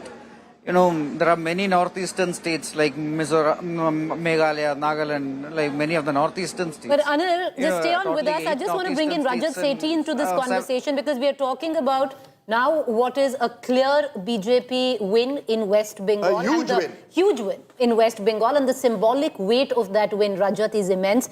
Now, the BJP surpassing one ideological barrier. The second one is what? Punjab and then Kerala? Three different corners of India's map. Punjab, West Bengal has now been conquered. It will be Tamil Nadu, and without the Dravidian parties, I think BJP will have to go back to Annamalai. Because Annamalai, the traction that he was actually gathering, it was this exact sentiment, youthful, hitting the road, shunning the status quoist politics in that state. But he was removed at the wrong time, perhaps, and TVK and Vijay started dominating that there's already word that but they are happy. Amit Shah is already going to do Padiyatras in Punjab. I know, and I can tell you, Punjab is again vulnerable from an Aam Aadmi Party perspective, and BJP will make inroads. Will they go with an Akali, you think, or go on their own? I don't think they'll go with Akali. They'll go one set of the Akali. Akali will split, and possibly they'll go with one set of the Akalis. Bulk of leaders from Akali are just waiting for the right time to switch over. BJP right now, through its RSS and affiliate bodies, is doing enormous work in Punjab in the grassroots, which will never get covered. So after Bengal, all in Punjab. All in Punjab. All in Punjab. After That's Bengal. the very important You've got Uttar Pradesh project coming up. You've got Uttar Pradesh, Uttarakhand, Punjab, and Goa in the next round. That's right. In three of those states, Congress is your principal opponent in a way. BJP has always preferred the Congress as its principal opponent. Punjab is the one state. Of course, Samajwadi Party in UP, but you think that the next target will be Punjab to build a sort of, one of the only North Indian state which the BJP hasn't been able to match. And there also there was this ideological barrier. Like so much was said that the Bengali Asmita doesn't quite go along with what the BJP brings. Exactly. And so Bengali Asmita versus Punjabiyat in the context of Punjab, what Mr. Shah has been saying is essentially that it's another border state. And hence the issue of national security becomes important. That's why he'll be starting a battle against drugs, where he'll be visiting every, it's called Halka? Halka, Every Halka will be covered by him. See, Amit Shah has handled the left-wing extremism entirely, decimated that. One of the very important projects, even from an internal security standpoint, is Punjab. Therefore, he would hit the roads there. Now that the Bangladesh border has been sealed with BJP on Assam and in West Bengal. So this entire national security, the chicken neck, and all of these things from a national perspective are addressed. Go ahead. So add a point to that, post-Punjab, there will be a strong concentration in the south, because you want to gain Telangana and Karnataka, both of which are not under their control, and then long-term Kerala and Tamil Nadu. And so after Punjab, it will be the south. That's still a distant dream for them. Bangalore corporation elections are just about to happen immediately after this. So we'll just have in another couple of months Bangalore corporation, where the divide between the two Congress leaders is going to again emerge wide open. And I think BJP would want to scavenge on that and ensure that Bangalore corporation falls. And remember, in the last 20 years, usually you've seen a rotation in Karnataka, so the BJP will believe that the next term is theirs. For that, they have to get their house in order. And for which they've got to get their house in order, but the BJP will make the effort to do that. I'll play that soundbite now of Prime Minister Modi when he addressed the Karyakartas on the day the BJP won Bihar. And what were his words? Let's listen in, and then we'll continue the conversation. Ganga ji यहाँ बिहार से बहते हुए ही बंगाल तक पहुंचती है।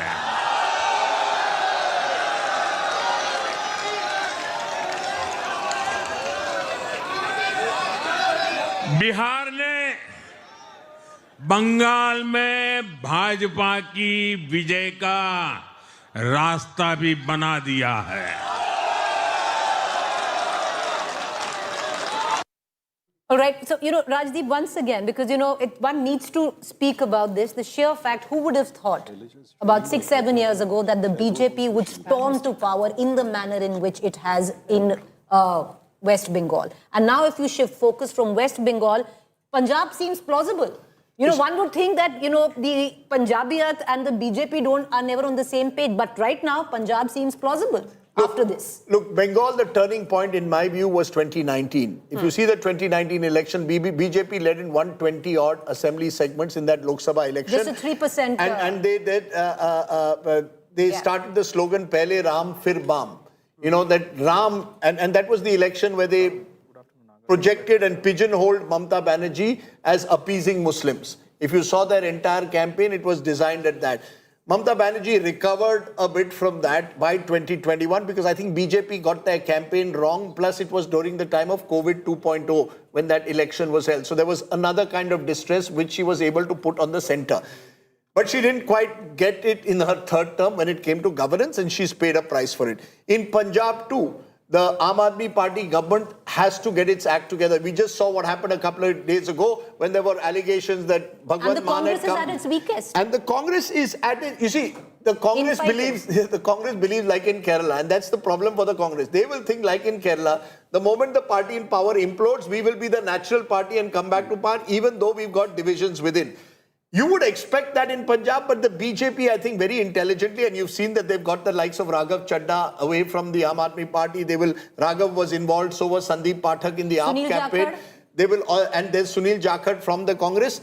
You need a Sikh face. They will now work, they've got Manpreet Badal on their side. They will work on others, and they will try and ensure that a section of the Akalis comes their way.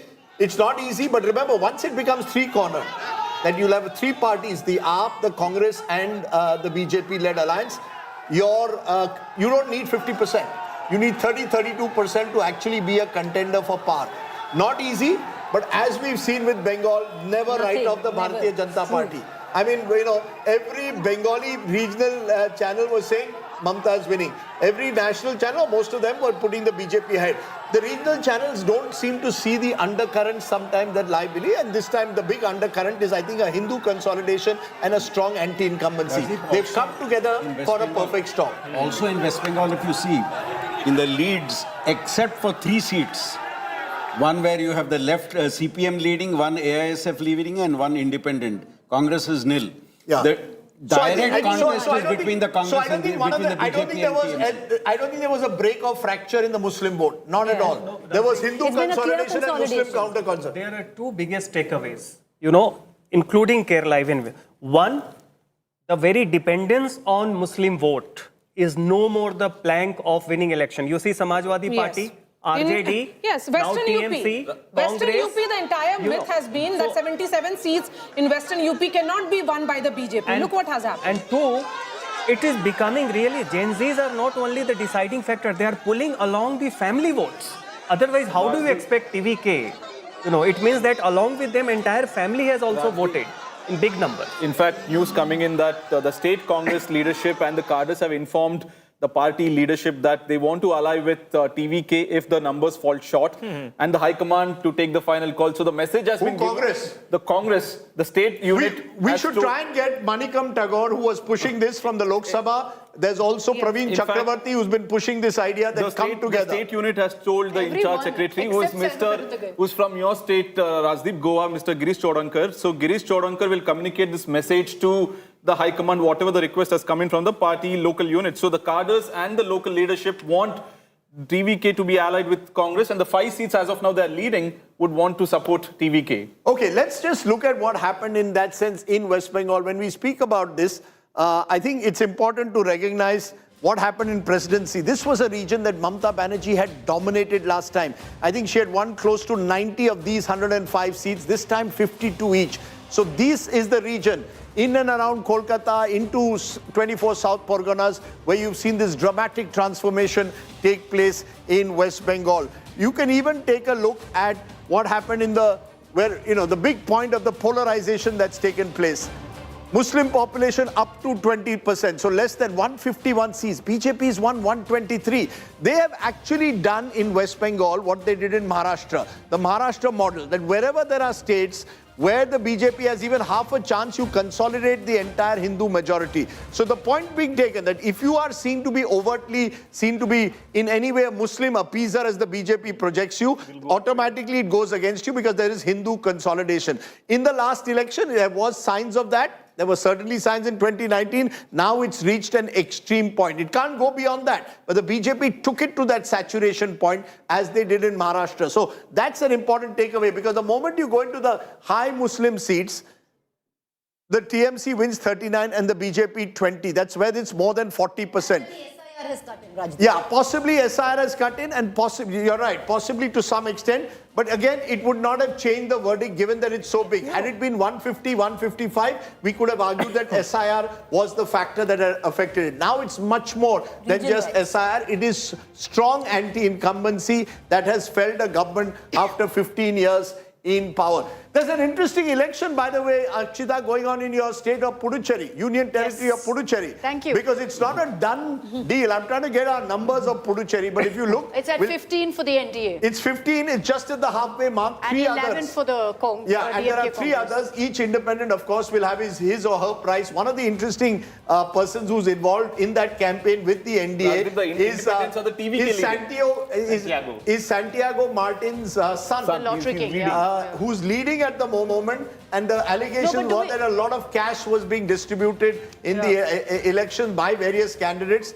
But a small state, at least there was a fight. Now, one would try and again ask 15, the Congress, 11, could the Congress have put more in, if you're not investing in Tamil Nadu, at least invest in Puducherry. The same seat-sharing drama happened, Rajdeep, till the very last minute, and the DMK held their ground. And so ultimately, there too, the Congress had to concede to the DMK, and this is the biggest Where does the DMK go from here then? If this is the verdict, what happens to the DMK? The AIADMK, certainly Palanisamy lives to fight another day. Yep. Yeah. Right? If this works out, he becomes potentially the leader of the opposition. Which he already was. He already was, but he lives to fight another day. Where does Vijay go? The big question now is, how do you form a government in Tamil Nadu? You've been giving... please explain to me the various permutations, combinations. Let me turn to Tamil Nadu, and why don't you explain to us, how do you form a government? So let's do the routes to power. Yes. And what we'll do is, so this is the setup right now, Rajdeep, of DMK and everybody. Who would have thought that the TVK would have been higher than both of them? But if I were to do this, where we bring the AIADMK, the majority mark is 118, and I push TVK in here, that's 177. But I think this is a very simplistic way to look at it, because I don't see any combination where, the entire alliance, including a BJP 3, come in here. But let me break that down. If I were to look at the tally and then break it down into seats party-wise, this will help us kind of give a breakdown. So let's say here the TVK is at 105, Rajdeep. You have a Congress at 5 leading, come in here. That makes it 110. Then you have a CPI, you have a VCK, a DMDK. And this is me just focusing on the DMK alliance right now. So Vijay, in an ideal situation, wants to be at least 112. So he doesn't need more than one ally at best. The Congress has not done well again in Tamil Nadu. They're down to just 5. You see, the Congress had, what, 10 or 12? 8. Okay, so the Congress again, a good point to go to Anshul Avjit to get a quick reaction from the Congress. Is the Congress ready to give Vijay support from the outside? Are you ready to leave the DMK and join hands with Vijay? No, I mean, we're counting chickens, right? Let the process unfold. Let's see what happens. We decided to go with the DMK during the elections itself. The results in Tamil Nadu have been no doubt like a thunderbolt. I mean, I didn't expect it at all. There was only one outlier. So let it sink in. Let's see what's happened. Let us analyze the situation. There's been an emphatic victory in Kerala for us. I mean, in many ways, it's going to be a record-breaking victory. I know you'll want to celebrate Keralam, and we'll give you that opportunity. But just on Tamil Nadu, did you miss a golden opportunity, Anshul? There was so much talk within the Tamil Nadu Congress that, look, we should grab this and ally with the TVK. Was the ultimate decision to stick to playing second fiddle to the DMK a wrong move? No, there is a politics of opportunism. There is also an ally that has stood by you, a part of the India alliance, who've been together for many decades. So that remains the primary consideration. Even now, let's see how things turn out and pan out. No doubt this election has been a highly surprising one in Tamil Nadu. At the moment, I'm unable to give a reaction about what's going to happen, but we're sticking to our guns. We've decided on an ally. We don't shift around like many other people do. This is, as far as the others are concerned, look, I think the real story of the election, and particularly in Bengal, is, and I think we're missing the point. Anshul, my apologies. I'm just going to play out the first video that's emerged of Vijay's family celebrating. They've all got whistles with them. This has been a very noisy election, courtesy this one simple Rajdeep of a whistle. That's the entire family? That's the full family. Pretty that's large his family. father. No, that's his father and his mother. Do you see in the pink sari? That's his mother. She's a singer, by the way. Do you know who he's very close to? He's close to a friend of Nagarjun, Jagan Mohan Reddy. Yes, he attended a family member's Recently they wedding went for a too. wedding also. Yeah, they recently went for a wedding, and Jagan Mohan Reddy and Vijay, both of them are Christians. And both of them have family connections. And there was talk that the YSRCP could also at some stage have a tie-up of kinds with TVK. Yes. Speaking of this whistle, Rajdeep, this symbol came as a boon. You know how to whistle? No, I don't. But during the IPL match... Can you do it, Rajdeep? No, I can't do it this way. I always tried as a I kid, think we but can just do... Like PK thing. No, but Okay, it go was ahead, go very- ahead. No, Go ahead. but this whistle was a boon to Vijay and TVK. Starting from the kids to adults, everyone, it was easily available. The symbol was known. It was there was recall to the symbol. Hence, and even during the IPL match, even during CSK playing, every audience, instead of holding the flag, would just take whistle. And the tagline was also whistle Podu. So there was absolute brand recall that Vijay had because of the whistle. And now we can see his family celebrating, holding whistle in hand, and is just short of 12 seats from the halfway mark. So that 12 is a magic number that he'll need now. The big arithmetic combination will have to happen. Who will... All the talks now. Vijay will have to prove himself to be a master politician in ensuring the right kind of dialogue and getting the right parties on board. Okay, let's bring in Yashwant Deshmukh now. Yashwant Deshmukh, of all the states and all the numbers, what's most surprising for you?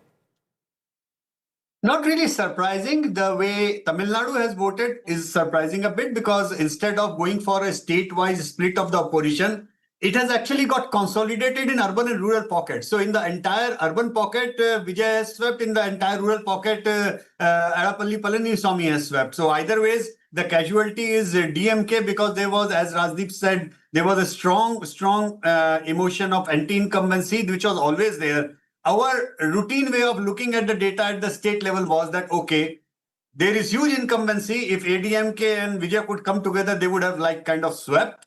But because of the division of vote, we don't know what is going to happen. And now it seems like that everybody has swept barring the DMK. So people of Tamil Nadu have kind of picked up their own person to defeat the DMK. That's how it looks like at the moment. But Yashwant, so have the people of West Bengal then. What do you make of the numbers of West Bengal? Were you expecting Well, numbers of West Bengal are very, very clear. There has been anger there against the TMC rank and file, against the misgovernance. No doubt about that. But it would be wrong to say that this is not a result of near complete Hindu polarization in the state of West Bengal. And at some point of time when we will be doing the post-mortem, Rajdeep, I would love your data team to see and do a very clear graphic of placing all the seats that Jamaat had won in Bangladesh elections with the entire belt who has won on the other side of the border. I definitely feel that apart from the misgovernance and everything, there was a very strong Hindu card at play also, because of whatever the unfortunate things that were happening across the border in East Bengal. There's no denying that. You can see that even now in terms of the seats that the BJP seemingly has swept nearly, and it's saying a lot, nearly every seat which has a population of the minority community less than 20%, the BJP has swept that seat. Exactly.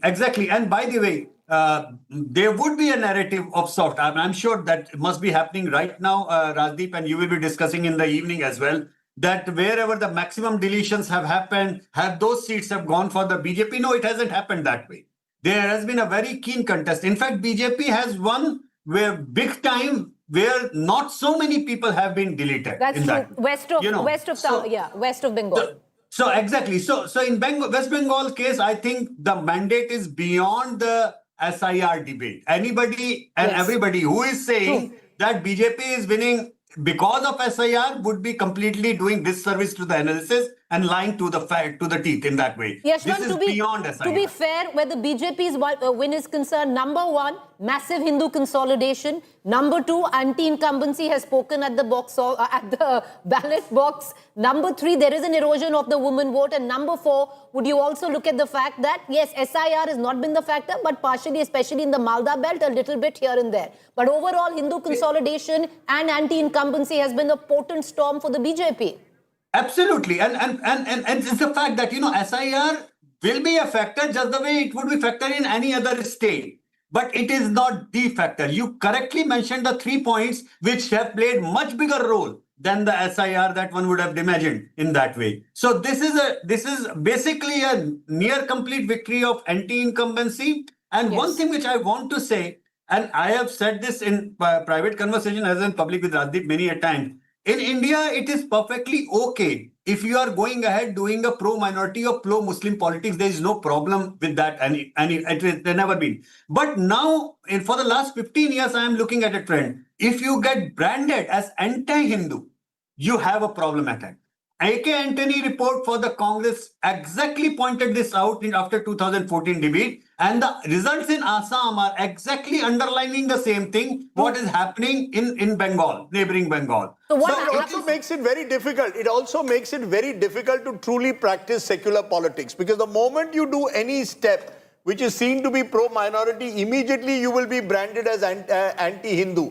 That is the concern. Mamata Banerjee tried in her last year, but it was too late. You see, the Jagannath Dham temple, the optics were there, but that's not enough, because on the ground... I tend to slightly disagree with you, slightly disagree. How does a politician today, in the era of the BJP being this dominant party with an unabashed majoritarian outlook, how does it avoid being painted as anti-Hindu? Tell me that. I tell you, Rajdeep, there is a slight disagreement with what you have said here. I do not see temple hopping run of Rahul Gandhi or Mamata Banerjee's Jagannath Yatra and everything as seen as a last-ditch effort of doing something. These things, and I do not even see Ayodhya issue or other issue as the symbolism factor. See, the problem happens, and I hope you will agree with me, problem happens when you are governing a state and you have a very sheer, very clear, what shall I say, problem of law and order at the grassroots level, which tend to get overseen by the police and the people in power just because they are trying to protect their minority vote bank. I am saying it upfront and blunt. Problem happens when in the minority votes, in the lalach of minority votes, they start shielding the criminals coming from that background. And that only creates problem for the common people who are not communal in that way. But when the BJP goes to campaign, see, you have a problem because they are shielding the Muslim criminals. You have a problem here. So we cannot say that these people who are doing the secular politics, they cannot wash out of that particular sin. That in order to protect their minority votes, they have been protecting. Big chunk of machinery have been protecting big number of criminal pieces coming from that side of the... Okay, so I have a question for you, Yashwant Deshmukh, because 2024 will now increasingly be seen as an aberration. Absolutely. Because every assembly election after that has been won by the BJP. Yeah, that's true. It was an aberration and it will remain an aberration. We have discussed this, Radhip. I mean, and in other informal sessions as well. I mean, the entire 2024 mandate was from two states particularly where the internal fighting of the BJP got the numbers down. One is Rajasthan and one is Uttar Pradesh. Yes, Maharashtra was a big dampener for them. But beyond that, what was it that Congress actually tried to build on further? Did they go back to the basic idea of where they are coming from and what the problem is? The organizational structure, their problem with not finding the good rooted organization in place. A party with 20% vote bank in India, you know, you are looking at Kerala result, they should celebrate it. But what has practically happened in Kerala, Rajdeep? What exactly has happened in Kerala? Congress has won that state because minorities have overwhelmingly voted for them. And Mr. Vijay lost the race because there was anti-incumbency. But the fact is, CPM is the Hindu party of Kerala, which is now fighting for its survival in the coming years with the Hindu space of Kerala with the BJP. That's exactly it. Indian politics, therefore, is getting more and more polarized. You look at it. I mean, he's right. In Kerala, the Congress partly has won. One of the reasons, quite apart from anti-incumbency, is the consolidation of Muslims and Christians behind the Congress. I keep asking this question. How do you practice secular politics when the party in power, the dominant party, is majoritarian? How do you practice secular politics? How do you avoid being caught in the trap of not being called anti-Hindu every time you take any step? That's going to be a question that every political party is facing. Sonia Gandhi was honest enough to admit this in an India Today conclave, that the Congress is not just branded as anti-Hindu, but was being branded as pro-Muslim. How do you combat that perception? You tell me. What do you do? See, every If party... you want to advise the Congress or the TMC, how would you I advise would rather them? not, but let me... So, again, every party, when they're born with a core mool swabhav, mool dharma. Mool dharma is what is your core identity, core ideology around which you galvanize the masses. The problem is, what Mamata Banerjee, when she was rising up as a leader against the left, what did she symbolize? And where is she now? And this decay that happened, it has nothing to do with secular or not. In this decay, she had to latch on to an easy vote bank. And naturally what happens is that it is not secularism. It is pandering towards one religion and trying to make an easy 27% vote bank, because your journey will never start with zero. You always assumed you're sitting on a vote share of 25%, and from there you just need to add another 15%. The problem again repeatedly is, what was your core purpose? You remember 2005 speeches, 2003 speeches of Mamata Banerjee in the parliament. It was about Bangladeshi migrants, illegal migrants into the state of West Bengal. Does she ever utter that again? She has never done that. It was against the Gundaism of the left. She used to, sit on the streets and fight it out. She was that fighter. And what happened over a period of time? The same Gundas entered into the TMC and became the body politic of TMC. Or do you see that's been the ethos of West Bengal politics? It's something that the BJP would really need to redo. Because then get into the same pattern of the same Gundas moving to the BJP. True. So BJP has experimented this in Tripura. They're full of Gundas there also of the communists. They have tried to systemically tame them, bring the party ideologues in at senior positions, but they have a mix of leadership, half imported from TMC, the other half from the BJP. But you wanted this question, secular, whatever these so-called secular parties want to go back, they have to go back to core ideologies, be it Arvind Kejriwal. This is what Rahul Gandhi will tell the world. This is what Rahul Gandhi says. Congress has to go back to core ideology. But what is their core ideology? The uncertainty is over. You have to frame your ideology in very clear terms. It should be very one line. Yeah, so just like a startup, it should be one line elevator. Yes, Sandeep. I would differ from Rajatji on one point, especially when we are talking of Kerala. Prior to this election, we knew that the Muslim and Christian vote was with the UDF, and the Hindu vote to large extent was with the LDF. Yes. So BJP's strategy was, and that's why we differed earlier, BJP's strategy in Kerala clearly was to attack the LDF because you needed to get the Hindu vote to your side, and see the second battle, maybe next election, is to deal with the UDF. So that strategy is what I think BJP adopted this time. So, when it comes to Kerala, while again, what do you see? You see that a Congress party is only latching on to the Muslim League. Even AIADMK, for a very long time, when they were divorced out of BJP, they had to go back to the Muslim League. And that is where this vacuousness and this oscillation between core ideologies being left aside, and just a short-termism is brought in. And the parties struggle. You have to ensure that you have some kind of a simple elevator pitch before the public, because the public is too distracted. They don't have time to listen around the philosophical layers of politics that you represent. Yeah, but then you have these social media memes and all which will paint Rahul Gandhi as this anti-national, anti-Hindu. How does he respond to that? The point is more nationalist. You can be more nationalist. But it's not easy. As I said, in a dominant party, when the BJP comes to power, a party like that with a majoritarian outlook comes to power, it squeezes space for all the others. But the Congress did it. So that's what I'm saying. In a Congress-dominant system also, it was very difficult for the other parties to therefore be able to be visible, to be effective. Then central power was misused. Now it's misused. We can go into that. Meanwhile, there's violence outside counting center and Asansol. So far, the good news has been there have been no instances of violence reported, at least since that early morning shootout. Now we are told security forces have resorted to a lathi charge amidst instances of violence in Asansol. Remember, is where Rajdeep... Shatrughan Sinha is the MP. Yes, Agnimitra Paul is contesting. Supriyo Former MP, but this is where Agnimitra Paul, Asansol Dakshin is where she's standing from, and I believe these are reports coming in from one of the booths there. Sizable minority population as well in Asansol, but the whole belt, Rajdeep, where the Asansol belt is, the coal belt, if you look at the breakup, swept by the BJP. You see, one of the things that one has to say, West Bengal has had one of the slowest growth rates in the last decade. And it's interesting, and this is a point, that's why in politics there are no easy answers. Tamil Nadu, highest growth rate. Highest growth rate under Stalin, 11%. West Bengal, under Mamata, slowest growth rate. Both are losing. And I mean, so there is no one size fits all. We can have all the formulas. A fast growing state like Tamil Nadu also witnesses anti-incumbency. A slow growing state like West Bengal also does. You can divide India into high aspirational state, that is south and west, and low aspirational state, wherein they are given long durée. So you see Tamil Nadu, Kerala, everywhere, despite 5 years, despite performing, I mean, satisfactorily. And one thing that you did sense on the ground was, Rajdeep, that many people said that अभी 5 साल के लिए बदलते try करना चाहिए, experiment करना चाहिए, परिवर्तन होना चाहिए. Which is what is happening in Tamil Nadu. We have DMK and AIADMK joining us. Salem Dhanidharan of the DMK and Apsara Reddy of the AIADMK. Ultimately, Apsara Reddy, I'd like to begin with you. Did both parties underestimate the Vijay factor, the Vijay impact? Has politics in Tamil Nadu changed forever as we know it?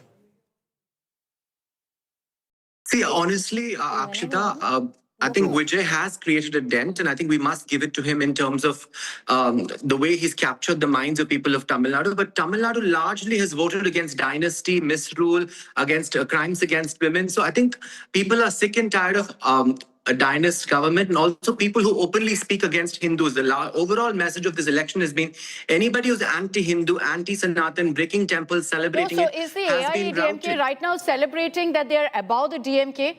Are you considering that to be a victory by itself? I really feel we always maintained we wanted DMK out, and we are happy with DMK being routed. But if you look at the vote counting, the cost of your party also being defeated by the DMK. No, in most constituencies, the rounds are 8 rounds have been counted, 5 rounds have been counted. So there's still 28 rounds to go in many constituencies. So I think numbers will pick up. I don't think Vijay has crossed the half. He's not crossed the halfway mark either. Yeah. No, so Apsara, there have been a lot of questions because you've raised the point that, TVK hasn't crossed the halfway mark about what Vijay will do, who will he tie up with. Is the AIADMK open to an alliance with Vijay? See, I don't think we'll ever say never in politics, never say no to something that might hypothetically evolve. But the decision is left to our party chief, Edappadi K. Palanichami. But I think to keep the DMK out, if that is the option, I don't think Mr. Edappadi Palanichami will be averse to the idea. And I'm sticking my neck out there saying, I think if push comes to shove, I don't think we should ever say no to that alliance. Okay, interesting. So the AIADMK there, you've got for the first time confirming that Vijay is very much an option. The TVK and AIADMK alliance could be very much a possibility. Apsara, the problem for you is that Vijay right now is at 105. He may not even need the AIADMK. He may go ahead and join hands with smaller parties and say, look, we'll go ahead and form the government. If a scenario, and I'll give you another scenario now, if the AIADMK has to pick between the BJP and the TVK, power with the TVK, with BJP, it's more of, loyalty and the fact that you are already in an alliance. Would you go ahead and pick TVK? I think it's still very early to, to do the arithmetic that way. I think we need to wait till all the rounds are counted for each constituency. I'm still very confident that AIADMK will register a significant vote share and significant seats, that we will be relevant in Tamil Nadu politics. All right. Thanks, Apsara Reddy, for those details. Sagaraj is joining us live from outside Vijay's residence. Interestingly, Rajdeep, there's no TVK office in Chennai. Vijay has 2 residences.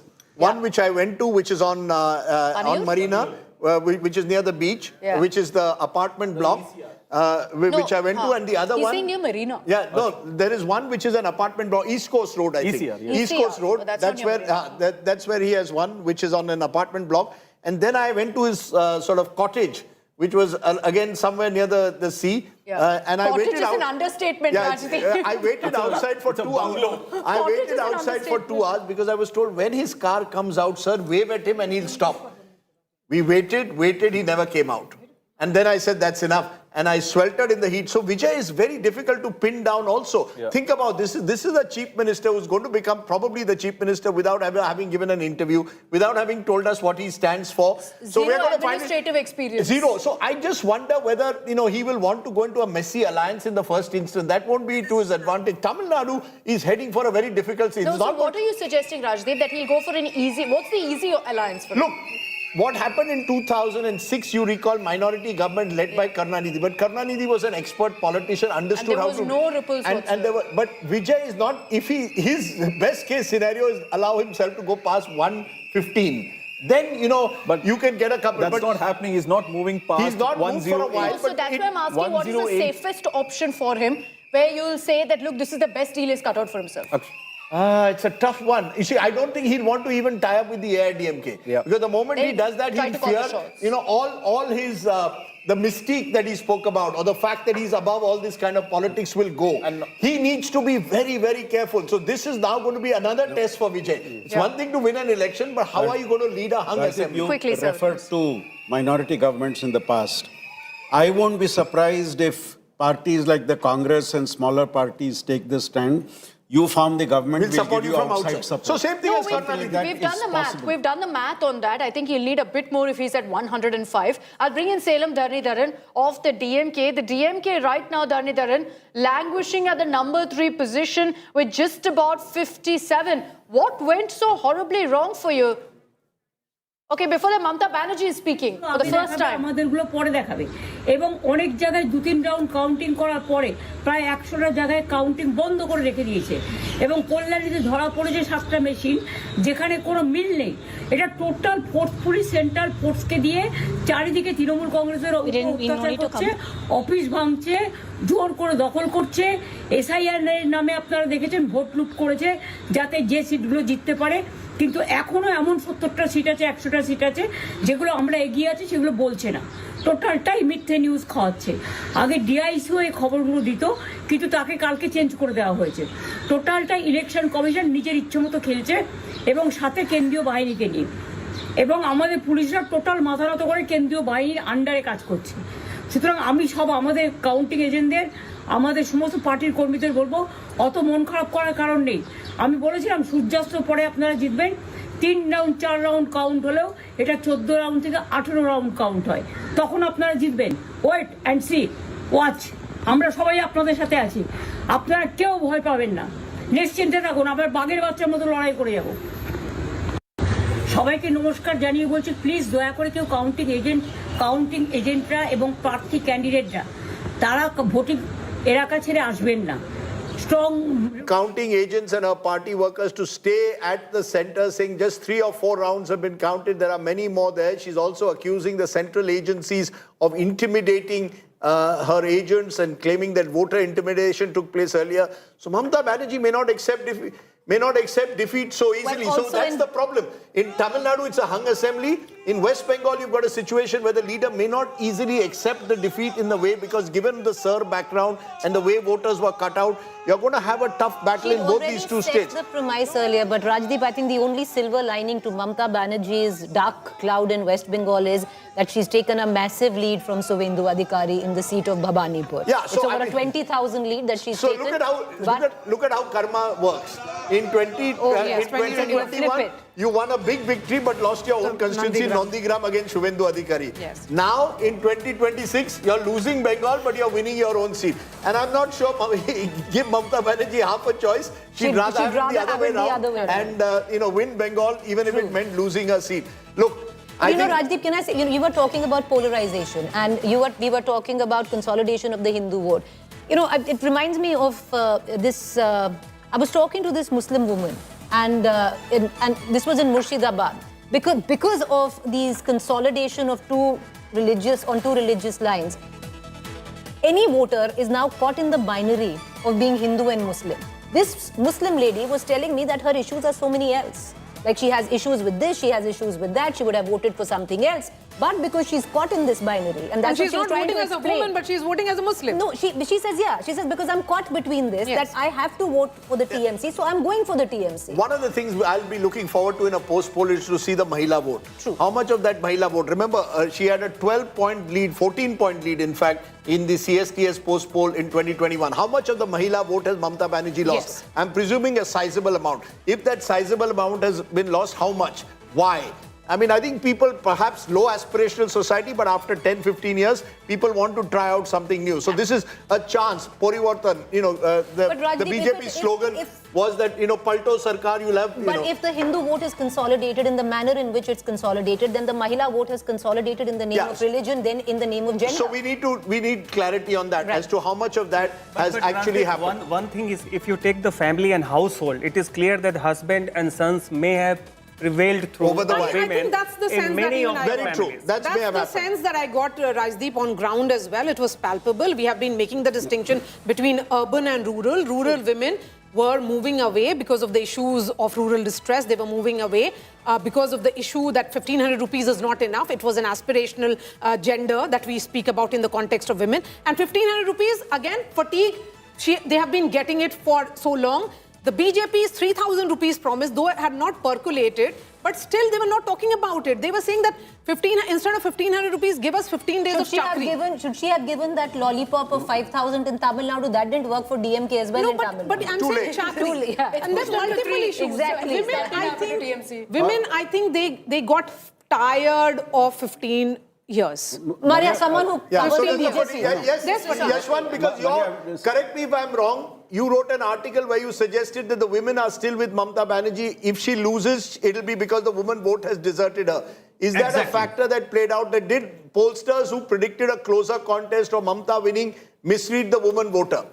Well, absolutely, Rajdeep. And one of the factors, apart from the aspirational vote and what the female vote, please remember that females are less affected by the religious polarization. I'm again coming back to the point number one where I started. There was a big issue of law and order failure on the ground, and females were getting affected by that. We look into the issues of some unfortunate rape cases which get national attention in the national press. But look into the semi-urban and the rural Bengal. The exact collapse of law and order actually impacts females more. And I would like it compared to something which worked in UP. In UP, when females voted for Yogi, everybody thought it's because of Bulldozer Baba image and Bulldozer Baba communal polarization. Women in UP voted for them because of the toilets were made and women were not going into the field in VRs where they were facing, big time of sexual crimes. So basically, if you look into even the females moving away, it will be coming on to the same point. At some point of time, females, even those who were voting for Mamata Banerjee, they said enough is enough. And this is a question of law and order and our own security. And this is a vote against the rank and file of the TMC way of doing the politics, which it in the inherited. urban belt, you heard. You're right. You heard quite a bit where women. I want to bring in someone who was handling the call centers of the BJP in West Bengal, and Rohan knows a thing or two about handling call centers. He did it in the Congress. He's doing it more successfully now with the BJP. Rohan, good to see you on the show. What was this call centers that you had set up? How did you work it out? How do you explain this victory? Congratulations, first of all. Thanks, Rajdeep and the whole team. So my number was 182 just before 2 days. And I was just listening to your points. Rajdeep, I think we are missing one bigger point. Like you were talking about secular parties and all. Point is not that. There was a strong point of anti-incumbency against Mamata Banerjee in West Bengal. There was strong anti-incumbency, there was issue of women's security, there was a corruption issue and the polarized appeasement politics. What Mamata Banerjee tried this time is to try to consolidate 30% voters, which she was successful in doing last time, which was a minority voter. And near the election, she might play some victim card and got that Khela Obe thing and get another 20%. But this time she was not successful because the counter polarization was stronger than her polarization. I'll tell you right now while we are talking, I got the number from my war room that out of the 43 minority dominated seats, BJP is leading in 11 seats. So how would you explain that? There are the people who see that as a central government beneficiaries, they are losing out. So it's not that minority are completely voting for consolidation. No. The core issue is these so-called secular parties will have to understand that now they cannot use appeasement as a tool to win election. They will have to deliver on ground. I'll give you another point. Always we say that you pay women 1,500 or 2,000. That's why BJP won in Bihar. No, that was an easy answer. That can be one of the factors, but that cannot be the only factor. The biggest factor is women's security. After Arjikar and after Durgapur incident, women of the West Bengal, they lost trust in Mamata Banerjee even after being a women CM. And that is the core issue I am telling you. So we need to understand the whole thing from a different perspective. The way Congress is failing, Rajdeep, somewhere I think in your analysis, you are also not getting this pulse from the ground. Okay, I'm not getting the pulse on the ground. Rohan, you are better placed because you are in both parties, so you know the difference between the two. But how did you target specific areas? Did you use the Maharashtra model of targeting specific areas with a large Hindu consolidation? That was clearly an aim. You're saying Mamata Banerjee played Muslim minority appeasement politics, but did you also not consciously target those areas and a Hindu voter? Let's be honest about that. No. I'll tell you. I'll answer very honestly. So we had clear-cut targeted around 200 seats. And in that 200 seats, the idea was very clear that where BJP is winning, which are A booths, we have to increase our votes by 200 votes. And wherever we are in C booth, where BJP is losing the booth, we have to increase our votes by 50-60 votes. So it is not that we have worked only on the booths where, there are no minority. No. We have worked across the states. There are different factors, and I'm telling you, Muslim women, they have definitely voted for BJP. I'm telling you with numbers, and if you want numbers, you know that I'm the man of numbers, I'll give you the numbers. The idea is to do micromanagement. The way Sunil Bansalji, Bhupendra Yadavji, under the leadership of Amit Shahji and Narendra Modiji, it was a micromanaged election. Not even a 1% mistake was done. It was ensured that at no point of time TMC gets the chance to raise the victim card, which they did last time. That was point number one. That the whole campaign was planned meticulously. Each and every sabha. After each and every sabha, there was the analysis that what is going to be the impact. This was the first time I am telling you on camera that under Bhupendra Yadavji and Sunil Bansalji, we had organized booth level meetings of the workers with the photographs. So I'll tell you, we are just, we are underestimating the work of BJP leaders, the tireless work of the workers around 24/7. We are just saying, election commission. One criticism no, the basic factor is the honesty of the worker on ground.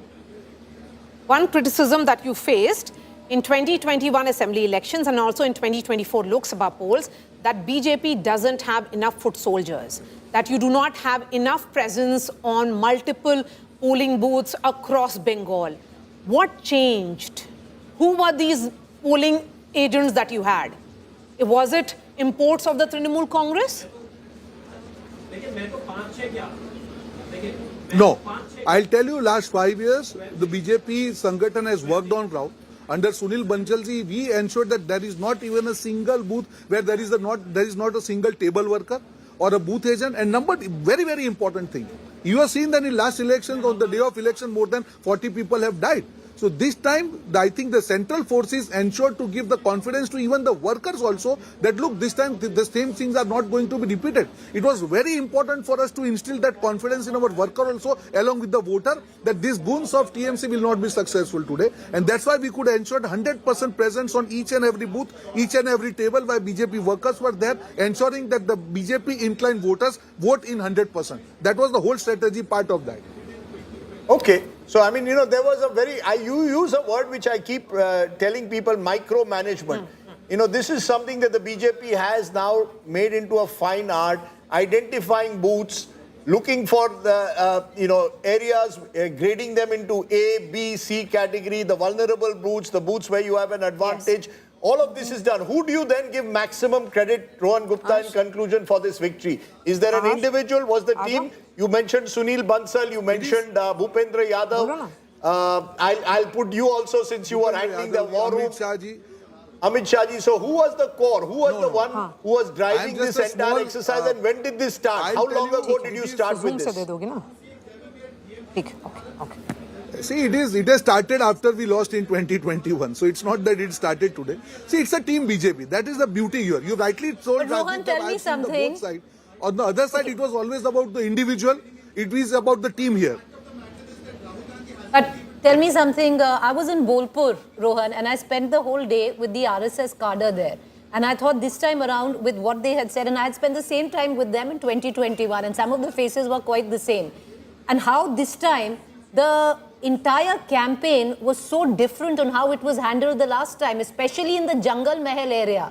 How much did the RSS work for you? Absolutely, RSS cadre has worked tirelessly on ground.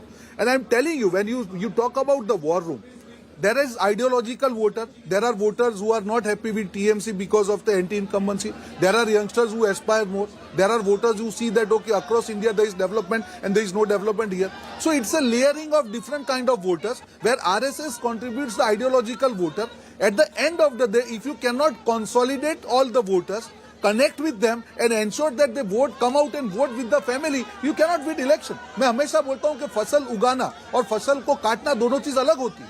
That is the way BJP worker has worked on ground tirelessly. Each and every worker has been given specific tasks. Each and every worker has to deliver on that. He is accountable for the task which is given. There is no chaos, there is no confusion. As a team BJP, everybody has done his part of it, and that's why we have won this election. Yes, because you know, chief ministers and home ministers and ministers in charge were made in charge of various constituencies. I think that's the level of micromanagement that the BJP did. And Rohan, but when we look at these numbers, I'm sure, you know, the estimate of the BJP was 170 plus. 192 is something that even the party did not estimate. Would you agree? See, I'll tell you, in the elections, it's always the trend, you know. Once the direction is decided, I think numbers will never be right. And after every exit poll, I say that at the end of the day, what is important is direction. Because people always vote decisively. You cannot just feel that, if you see last 8-10 elections, no election has been so close. It has been one-sided. Because people think a mass, they decide that, okay, this time we don't want this party, then they will decide. You just see the example of Tamil Nadu. Has anybody expected, except one pollster? So I think this is what we have to understand, how dynamically mind of people change. They are very, very sensitive. There is no arrogance, there is no entitlement. People don't like entitlement and arrogance. If you take them for granted that, okay, do you this is my think BJP the election voter, by no, the BJP into the scale that it is ensure looking that we like that it contact will our win voter. was won in the last 2 months? Can you just repeat your question, please? Rohan, the question was, at the scale that we are looking at, where the BJP right now is touching 190, this kind of a win for the BJP was won and orchestrated and came together in the last 2 months. Not so much before, but the sentiment and the momentum all came together and beat what many thought was an arithmetic on ground in the last 2 months alone. I completely see it. Basically, you need to understand as a party when you have to up your game, when you have to touch the maximum point. Otherwise, what happens if you up your game bit earlier? I think you will lose election by the time you will lose the momentum by the time elections are held. So I think it's a team BJP win. Everybody has played the part, and Jalmuri has been the killer in the whole election. That is like the topping, the ideal topping, which ensured the. Well, it does seem so, because all 4 seats in Jhargram you're leading, and all 4 went to the TMC the last time. You know, the fact is, so I think overall, congratulations. The BJP didn't miss a beat. The BJP didn't miss a beat in Bengal. When you look at campaigns, sometimes campaigns are as perfect as they come. This was as perfect as you can get.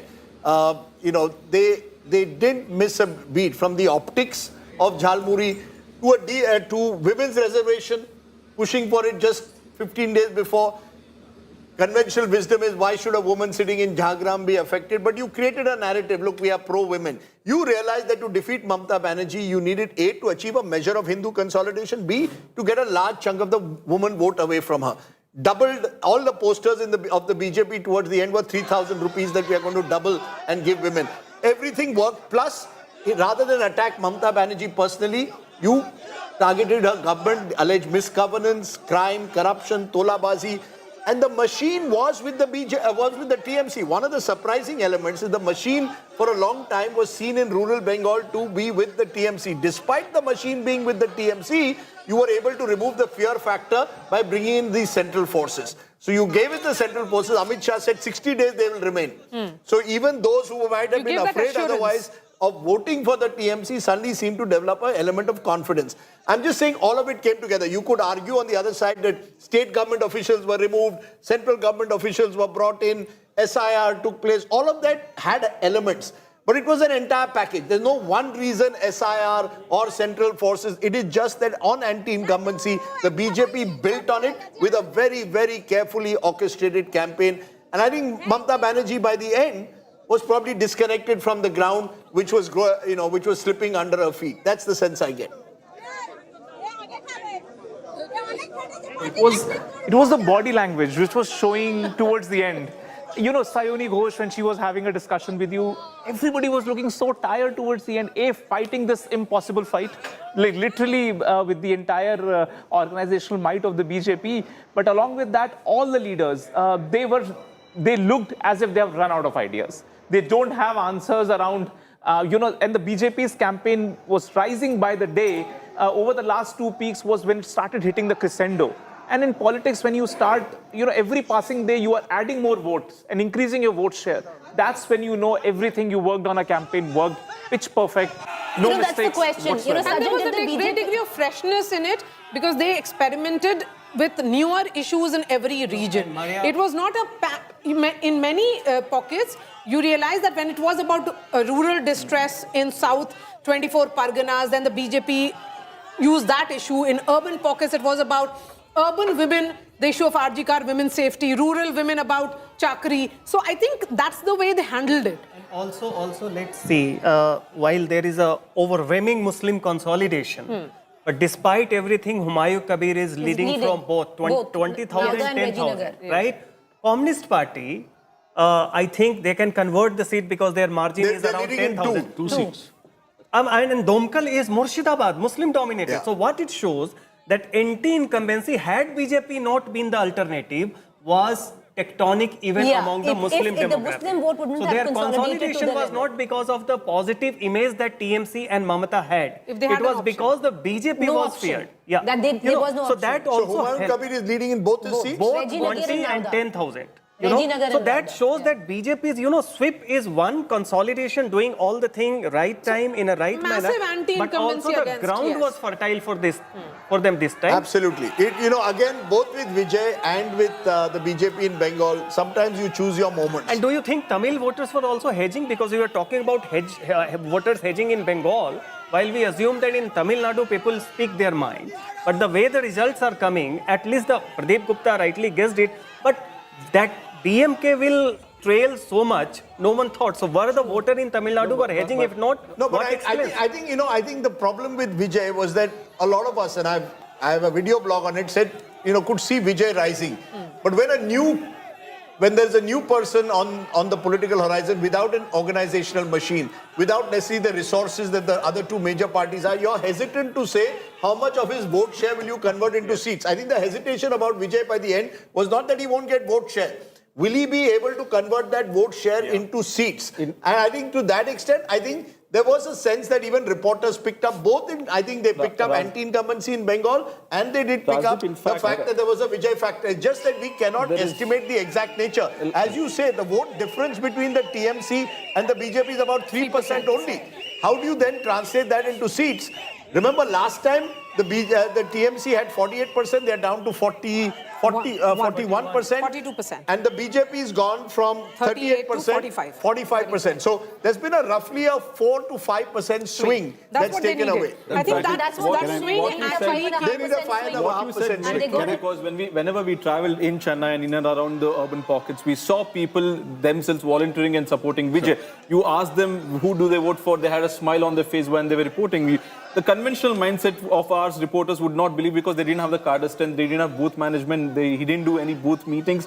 Or even on the polling day when we went on booth... whether the euphoria would translate into the vote. Yes, also Preeti, when we went on the polling booths on the day of polling on April 23rd, we didn't see the energy of the TVK carders at the polling booth, but we saw voters wearing the white shirt and the brown pant. That was his campaign style. Vijay was always wearing the white shirt and the brown pant. So voters, wanted to send out a message. They themselves were wearing it. Every third person in the polling booth was wearing that. Can I add a point on Tamil Nadu? Yeah, go ahead, please. It's basically this. We are talking of the anti-incumbency vote.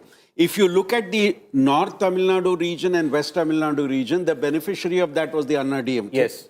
If you look at the Kaveri Delta, Chennai and South Tamil Nadu, the beneficiary of that was the TVK. So that anti-vote has gone to both the sides and it has helped AINRC consolidate in northern and western Tamil Nadu. Let's look at that. Let's look at that for a moment. Let's take a look at how Tamil Nadu has played out. If you look at North Tamil Nadu, there you've got areas in and around close to Chennai DMK had swept. They're down 17. Guess who's the beneficiary? 18. But I'll tell you, I won't be surprised if a large number of these are PMK seats. This is the 1 year belt. And being an ally with the AIADMK, the AIADMK alliance has done there rather well. Let's turn from there to Western Tamil Nadu. When you look at Western Tamil Nadu, here the AIADMK in its bastion has held its own. But the TVK has also made enormous gains. Now, you've got a situation, therefore, where the TVK has taken from both the parties. It's just that the leads that the AIADMK had in Western Tamil Nadu were formidable. Plus, the fact is that this is their bastion. And therefore, they've been able to do reasonably well. It's the DMK's bastions where the urbanized, more urbanized, semi-urban, where the DMK has taken a hit. The moment you move to South Tamil Nadu, in South Tamil Nadu, Madurai, Kanyakumari, areas in and around that, here it's the TVK, which one? So TVK doing well in North, it's doing well in Chennai, it's doing well in West, and it's doing, let's take a look at Delta region. The Kaveri Delta region. Now, here on the other hand, this is where Karur happened. Despite where Karur happened, the TVK is still holding with the DMK, 15 each, AIADMK is 11. This is the largest farming community, the Delta region. So you have anti-incumbency, the farmers also. Farmers but the point is, and I think this shows how technology has changed. Urban-rural divides are evaporating. Rajdip, if you have an Instagram reel... Can you go through the Dalit seats, SC seats in Tamil Nadu? We'll try and do the SC seats in Tamil Nadu. Do we have castes? Yes. Let's take a look at caste. SC seats. Take a look at what has happened in the SC seats of Tamil Nadu. TVK is up 69. So the TVK seats, this is seats with more than 20% Dalit population. Now this is something that many people were also writing about, that there could be a Dalit minority consolidation around Vijay. So Vijay is really become a symbol of attraction to a wide variety of groups. And again, we come back to it. In this day and age, with Instagram playing such a major role, Vijay was not even addressing rallies. I went to a rally, I almost drove to Cuddalore and he cancelled the rally at the last moment. But his Instagram following was so high, whether you're sitting with data so cheap, you could be sitting in rural Tamil Nadu or urban, you're still caught in the Vijay phenomenon. And that's true of West Bengal as well. The barriers that we think that exist between rural areas and urban, there's a growing rurbanization of India. No, but there is even... Rajdeep, rural, if you see, it's a one-third, more or less. Rural areas. Let's see that. It's more or less an equal divide if you look at one third, yes, you're right. AIADMK, in fact, leads in the rural areas. But you go to semi-urban, and there's a large part of this country which is becoming semi-urban with highways connecting the big cities to smaller towns. Vijay is leading there as well. And then you go to the pure urban constituencies as such. 50%. Look at it. Vijay is definitely an urban phenomenon. But had he been just an urban phenomenon, he would not be the party number one. So, his vote has come from all over. More than it's urban versus rural, caste versus caste, I think this was about age. Anyone below 50 affiliated themselves with TVK and Vijay, and anyone above the 50 were either with the traditional What did they find so parties. attractive? I mean, it's the charisma. And Tamil Nadu has always had a towering leadership. Either Karunanidhi or Jayalalitha, they always had a towering personality. And there was a vacuum now, and they saw Vijay to be the towering personality. And remember, he's also the highest paid actor in Indian cinema today. No Shah Rukh Khan, no Amitabh, no Salman. He made a statement at a rally, which was interesting. He said, look, I am sacrificing my film career where I can make 250 crores on a film to be with you. There was a photograph of him with MGR, and we should draw the contrast. MGR was in politics 20-25 years before he became Chief Minister first time 1977. Vijay is first day, first show hit. Yes. I mean, within a year of forming his party. He's at his peak right now, having 4 movies, 1,000 crores He and Ajit, I'm told they are the two top, right? Ajit Kumar and Vijay. Yes. Rajdeep, demographically, one factor that we are witnessing SC seats, why it's important? Because you have 6% Christians, an overwhelming majority of scheduled caste population we know in Tamil Nadu are Christians. They do not have those declared because of the reservation issues. So that's about 26%. So one of the undercurrent across the constituency beside Gen Z could be, and so 20% Dalit, 6% Christian. Moving Part away of those from Christians DMK. are also Dalit Christians who are moving away. Muslims may well have stayed by and large with the DMK was the general belief. That also will have to be tested. But what is very clear, Vijay was an urban phenomenon, but is no longer just an urban phenomenon, is no longer just also Gen Z phenomenon. Yes. He's gone beyond that. Yes. You cannot win a state like Tamil Nadu, which is so diverse in many ways, without having actually touched a chord right across. And I think the DMK will be surprised with just the extent of anti-incumbency. Mamata Banerjee has been in power for 15 years, so you could sense anti-incumbency. To be fair, DMK, highest growth rate, I come back. Tamil Nadu had an 11% growth rate. Employment, Tamil Nadu was looking good on most economic factors. Despite that, when you lose, it just shows when a corruption scandal takes place, someone's going to jail, it goes over every Instagram, memes are put out, the DMK went back. And also a message to political management consultants, because the DMK also had so many political consultants working from them, each of them telling me exactly what's going to happen, all of them proven wrong. So it's a day which is humbling for several people. But Aishwarya Paliwal now joins us from the DMK. Take it away, Aishwarya. BJP headquarters.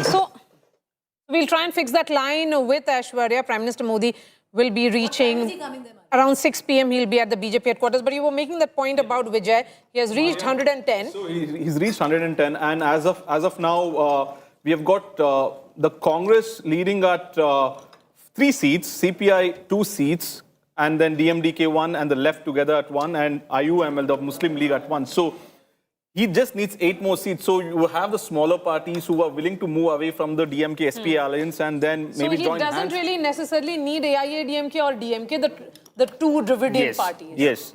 But also the bigger question is... The smaller parties, VCK and CPI. VCK, DMDK, left and IUML. 10 of them. So he is good. Non-DMK, 10 are there. But how does the Congress navigate the fact that they are part of the India alliance? Stalin was...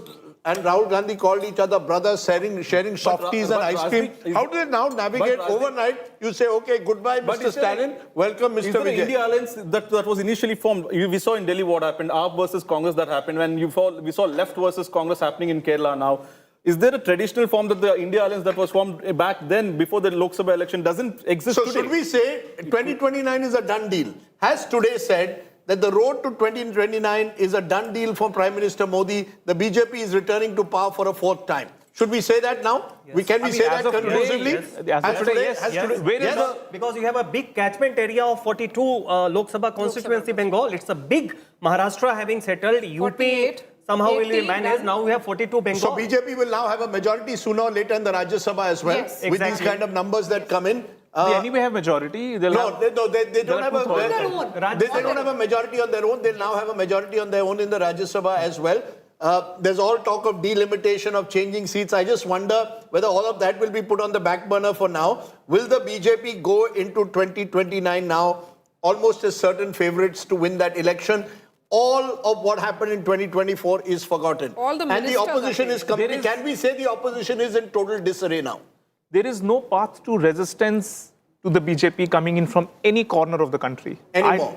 You don't see that happening? I don't see anywhere path to a challenger emerging. What about the inside story? Because the story would be now within BJP, not outside. Surely no one is going to replace Prime Minister Modi. No, that's settled. But below that, now UP was the central thing. Now Bengal is also in the kitty. As of so today, dependence on UP is to be very much in favor of the BJP with no serious opposition. But Rajdeep, we have all seen 3 years is a long time in politics. That's true. And what changes? What changes between now and 2029? I don't see anything changing. There's an Uttar Pradesh. There's an Uttar Pradesh where again the same issues will arise. The same kind of narrative will be played. Is Akhilesh Yadav, what do you say? Is pro-Muslim. Narrative? All of that will play out. But Rajdeep, what was the narrative of the TMC right before? So the TMC was so sure, and I think one of the main reasons that the TMC finds itself in a spot that it does is because there was complacency and there was a sense of overconfidence. And that wasn't there in 2021. 2021, the TMC had their boots on ground. They were rattled right from the word go. They went all in. That wasn't there this time around where the TMC was concerned. Through and through, there was a sense of overconfidence that we have it in the back to a limit where many in the TMC would also tell you that we are winning West Bengal, Akhilesh will win UP, and therefore you see what happens in 2029. Before 2029, this government is going to fall. All of that narrative has fallen by the wayside. There is no room in politics where you're dealing with a juggernaut like BJP for complacency. Could we therefore, could I twist it around to say the Congress will be quietly happy? Because they will say all these regional parties, all these regional parties that have challenged us at the center are now slowly being pushed into decline in their own state. Rajdeep, they're happy Will 2029 once again be Congress versus BJP? They are, even if they are happy, it's not that they are getting any advantage. The advantage is going to the BJP. When you spoke about a tweet which said BJP plus versus Congress plus. Now, where is that plus for the Congress? They will ask all these BJP parties plus to join them on Congress. their terms. The Congress will say, we will dictate terms to you now. See, so far they haven't been able to do it. I don't think when they themselves are in the din, they can gobble up support. No, but if today Rahul Gandhi sits across a table to Stalin, he can dictate terms. If he sits across to Mamata Banerjee, they can dictate terms. These regional parties will be dependent on Congress. Unlike ahead of the 2024 elections, when they could call the shots. All this could have happened had Rahul Gandhi himself been a leader. He himself lacks leadership Rajdeep, skills. If you have that, everything will follow. The problem what does he stand for? There is lack of consistency. There is lack of aggression consistently against the BJP. You pick issues where the common people do not relate with absolutely. The lack of an alternative idea. Okay, one by one. Lack of an alternative idea. The mold for the opposition has been broken now. Yes. A new mold has to be cast. What is that? Now, exactly. What is that? I don't see any imagination coming in. I see zero imagination coming in from the opposition on this account. The mold is now you have two biggest regional satraps, which you have the DMK and the TMC falling by the wayside. Where is the opposition? Why should the DMK or the TMC listen to what the Congress is asking them to do? So what will they do? How do they revive themselves? You will see more a likelihood of the regional satraps coming together minus the Congress. That would have happened if Mamata Banerjee would have won this election. That's not happening now. With that back to the now that won't happen. Now it will have to be by default the Congress itself, but there has to be, like I said, the mold is broken, the mold needs to be recast, and there is absolutely zero innovation in the lab of the opposition. A regional third front and the Congress-led front. There is no advantage BJP that way. But Sajjan, there is no front, nothing left. I mean, today, TMC, what was Mamata Banerjee's last parting statement? Trinamool rahi to milungi. Trinamool rahi nahi, to main wo nahi milengi. Abhi she's going to take on a break. I think she's anyway old. I don't think Bypolls has the courage to actually go and fight it out. These are all potted plants. Udaynidhi is a potted plant. Bypolls is a potted plant being cultivated in and around the security of a satrap trying to provide the shelter. When you go out and you are exposed, what will he stand for? I mean, there are anyway too many ED cases and all of that against both Udaynidhi and him.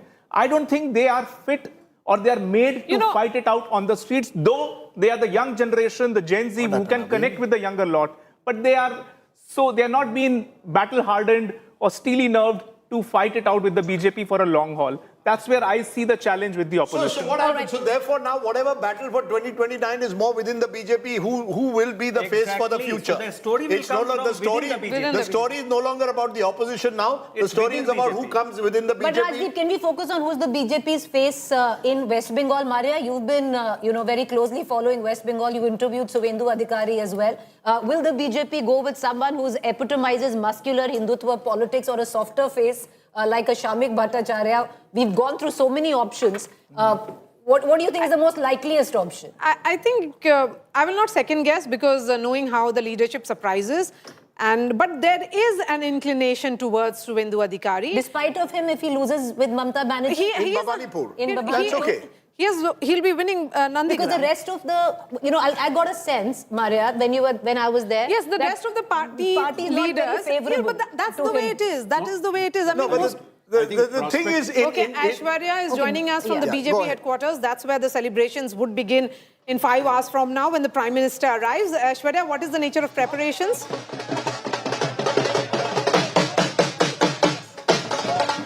Well, let me just show you. It is celebration, pre-celebration rather, let me tell you, that's taking place here at the BJP headquarters. Large cutouts of Prime Minister Modi and the BJP flags. That's what you are seeing here at the moment. In fact, let me tell you, the full band, baja, all of those things have now been brought. Prime Minister Modi's cutout, that is also something that we will be showing you.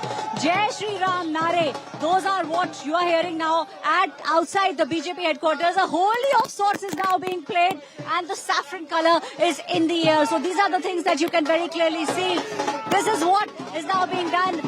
A holi that is now being played here. So these are the pre-celebrations that we are seeing. And let me tell you, the celebrations will be many folds more when Prime Minister Modi arrives at almost 6 p.m. That's what we understand. That's the time that Prime Minister Modi will be inside the BJP headquarters, and then we will see massive celebrations taking place. We'll get a clarity also on when the legislature party meeting will be held, particularly in Bengal. That's going to be a massive, it's a massive victory. The BJP on its way to touch 200 seats.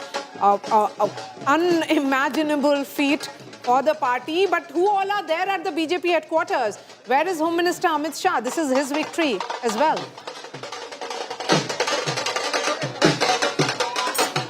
Aishwarya? Well, you know, Maria, let me tell you, Home Minister Amit Shah at the moment is keeping a hawk's eye on the results that are trickling in. He at the moment is not at the BJP headquarters, but by about 4 p.m. we will see the top leadership of the Bharatiya Janata Party. In fact, let me also tell you, the president, the BJP president, Nitin Nabin, will be reaching the BJP headquarters by about 4 p.m. and then we will see the top leadership trickling in. Home Minister Amit Shah is expected to be at the BJP headquarters by about 5 p.m. and Prime Minister Modi expected to reach by about 6 p.m. The leadership will start trickling in from 4 p.m. and then we will see the Prime Minister and he will be speaking with the people. Nitin Nabin has come to be extremely lucky for the Bharatiya Janata Party. Yeah, He's that lucky charm. Ever since he's come, you've had Bihar and now you've had Bengal. First Chief Minister, Bihar happened around, just before. First Chief Minister. But I think the one person who strengthens today is Amit Shah. Yes. Yeah. You see, for Amit Shah, Mission Bengal was very much part of his entire agenda from the time he took over as BJP president in 2014-15. The first place he travelled to, the difficulties he had, he chose Kailash Vijay. In fact, Siddharth Nath Singh was their General Secretary in charge of 2016. Then it was Kailash Vijay. Didn't work twice. One thing you have to give the BJP, try and try, you will succeed one day. They don't give up. The big difference between the Congress and the BJP is that once the Congress gives up a state, very difficult for the Congress to return to it unless it's a state like some of the southern states where they already have a 40% core base. But we've seen over the years, once the Congress melts, it's unable to come to part, West Bengal being a good example. Whether Mamata Banerjee at 72 now can summon up the courage for another fight, uncertain. What will replace, therefore, the Trinamool in West Bengal will be an interesting question. What kind of opposition? The left is decimated, the Congress shows no signs of revival. How do you create a sort of new regional force in West Bengal? We don't know whether that will actually even happen. Because yes. Just like Bihar, Bengal also has that status quoism in its politics. 34 years of left rule, 15 years for Mamata Banerjee. Bengal, if it is experimenting with BJP, it will give long time, at least 10 years to the BJP as well. So where does that lead? So Mamata Banerjee could be well at the end of her career and we don't know who will replace it, what kind of leadership, whether Abhishek Banerjee has it in him to be able to take over that kind of party, whether he would get, for example, the same connect with rural voters, women voters, unlikely. So he's going to have a tough time. The DMK also, the fact is that this is a very, this is a party which has been Karunanidhi and family. Now, it has an organization. Who's going to build that organization? Are you going to look for new leaders to build it? Uday is leading as of now, so he might be the next leader for the DMK. No, so look, the gap is narrowing between AIADMK and DMK as well. Both are in their 60s at the moment. And Rajdeep, remember... So take a look at this map, which is the BJP's footprint across the country. And what you see, and you could just contrast this with, I'll ask the producer to go back to, let's say, 2014, and you'll see a very different India. In 12 years, the heartland of India from Maharashtra and Gujarat, the Rann of Kutch to the Bay of Bengal, stretching all the way to Arunachal Pradesh, and of course, dipping into Odisha. all of that dominated now by the BJP. There's a little bit of blue up there. I don't think Jharkhand now, all eyes will be on Jharkhand after Bihar win and Bengal win. There was so much instability That's where a good Jharkhand point. was concerned. I think that's turning saffron and very what you soon. said earlier about Punjab, remember Punjab and Himachal were the two parts we were showing which were non-saffron. Himachal goes to the polls end of next year. Punjab goes at the start of the year. Will you have, by the end of the year, almost a Congress Mukt Bharat, where except for Nagarjun's home state of Karnataka, which also goes to the polls in 2028, Telangana, which also goes in 2028, and so Keralam, no, you could have a situation foreseeably, I'm not saying it'll happen, by the end of 28, leading into 2029, where the only state which is BJP, which is not BJP ruled and, is Keralam. But that's also as of today. And that's also a coalition. Yeah, so that could be the only state. I mean, are you therefore saying this is even bigger than the Congress possibly in its pomp in the Indira Gandhi years? If this happens, that is the kind of saffronization that we are seeing happening around us. Nehruvian Congress. Yeah, so then do I need, if that happens, how much of resistance will there be to, for example, there was resistance in Parliament to delimitation. What kind of resistance will continue? Will there be South-North divides? All of this will also play out. But that will continue till 2029 because the opposition has Congress, numbers. wherein the opposition was from within Congress. You see all the factions, rainbow, fighting each other. So BJP may emerge wherein the southern lobby versus the other side, they all will put across pressure group. So and accordingly, the central leadership will take a call. 78% of India's population, 72% of land area is now BJP. That's overwhelming. In fact, the BJP That's started a dominant. We are a saffronized India. 2014, it was 8 states right, which were with the NDA, including the BJP. Then the BJP went up. In 2018, they did go down when they lost those states, Madhya Pradesh, Chhattisgarh, Rajasthan, closer to elections. And then the picture changed again. 2024, the BJP goes down in terms of its Lok Sabha numbers, and now we have seen one state after another, only consolidation by the party. On a side note, Gaurav Gogoi has lost his seat in Jorhat. So and look at that, that is another change. Now think about this. He won Lok Sabha Jorhat against all the odds. And he lost his assembly seat. And he's losing, or he's lost or losing? Lost, declared, seat is declared. So that's, it's fascinating to see how much things have changed in 2 years. And that's the only thing the opposition can cling on to. That if you stay in the fight, you never know what tomorrow brings. Not easy for the opposition, given also the fact the BJP is an arsenal. Rohan Gupta, I heard him, but the fact is what he doesn't accept resources, state power. You've got everything going for you. This is a party which will do Sam Dam Danda Bhet to win an election. I'm not saying it. Also, leader of opposition, Debrat Sekia, by a margin of 22,000, is trailing. Nazira. And Pradyut Bordoloi, whom you interviewed, is he winning? He's winning. So he switched over to the at the right time. He's winning. Okay, we have to cut across to my colleague Munish, who's right now at the BJP headquarters in Kolkata. जिस झालमुरी को लेकर बंगाल में राजनीतिक गरमाई थी, प्रधानमंत्री नरेंद्र मोदी जब झालग्राम में जाकर झालमुरी खाए थे, उसी झालमुरी के साथ में जो बीजेपी के कार्यकर्ता हैं यहाँ पर, वो सेलिब्रेट करें। इनके हाथों में झालमुरी है। मैडम, प्रधानमंत्री मोदी जी ने झालमुरी खाया था और उसी के साथ आप लोग सेलिब्रेट कर रहे हैं। झाल लेगे छे, दीदी झाल लेगे छे, झाले मोरे जाए, दीदी झाले मोरे जाए, संगे से होबे ना, राबड़ीते होबे ना, बांग्ला एबार फोटो खींचाए। तो आप देख सकते हैं कितनी खुशी है इनके। इसका सिंबल क्या है? प्रधानमंत्री ने जब झालमुरी खाए उसके बाद में जबरदस्त पॉलिटिक्स हुआ, टीएमसी उनके ऊपर आरोप लगाई। जहाँ भी जाते हैं आम पब्लिक से मिलते हैं, कभी बता के कभी नहीं बता के, वो अपने हिसाब से जाते हैं। तो उसको लेकर के बंगाल में जो टिप्पणी की ममता बनर्जी दीदी ने कि एसपीजी के बंदा को वहाँ छुपा के रखा, कैमरा था, फोटोग्राफर था, मोदी जी बाथरूम में जाए तो वहाँ भी रिपोर्टर जाए साथ में, ये क्या सीएम को पता नहीं है? तो उन्होंने जो बंगाल के जनता को बेवकूफ बनाने की कोशिश की है, वही झालमुड़ी वाला, वही घुगनी वाला, वही चौप वाला आज छप्पर फाड़ के वोट दिया है भाजपा को, जवाब दिया, करारा जवाब दिया सीएम को। कितनी खुशी है आप लोग के अंदर? बहुत खुशी है। इस दिन के लिए हम लोग बहुत इंतजार किया है और आज हम लोगों का सपना पूर्ण हो गया है। एक बार फिर से मैं तस्वीरें दिखाऊंगा आपको, सबके हाथ में आपको ये झालमुरी दिखेगी। कहीं ना कहीं एक राजनीतिक चिन्ह बन गया था बंगाल की राजनीति में। जबरदस्त नारे भी सुन सकते हैं आप, जय श्री राम और भारत माता की जय।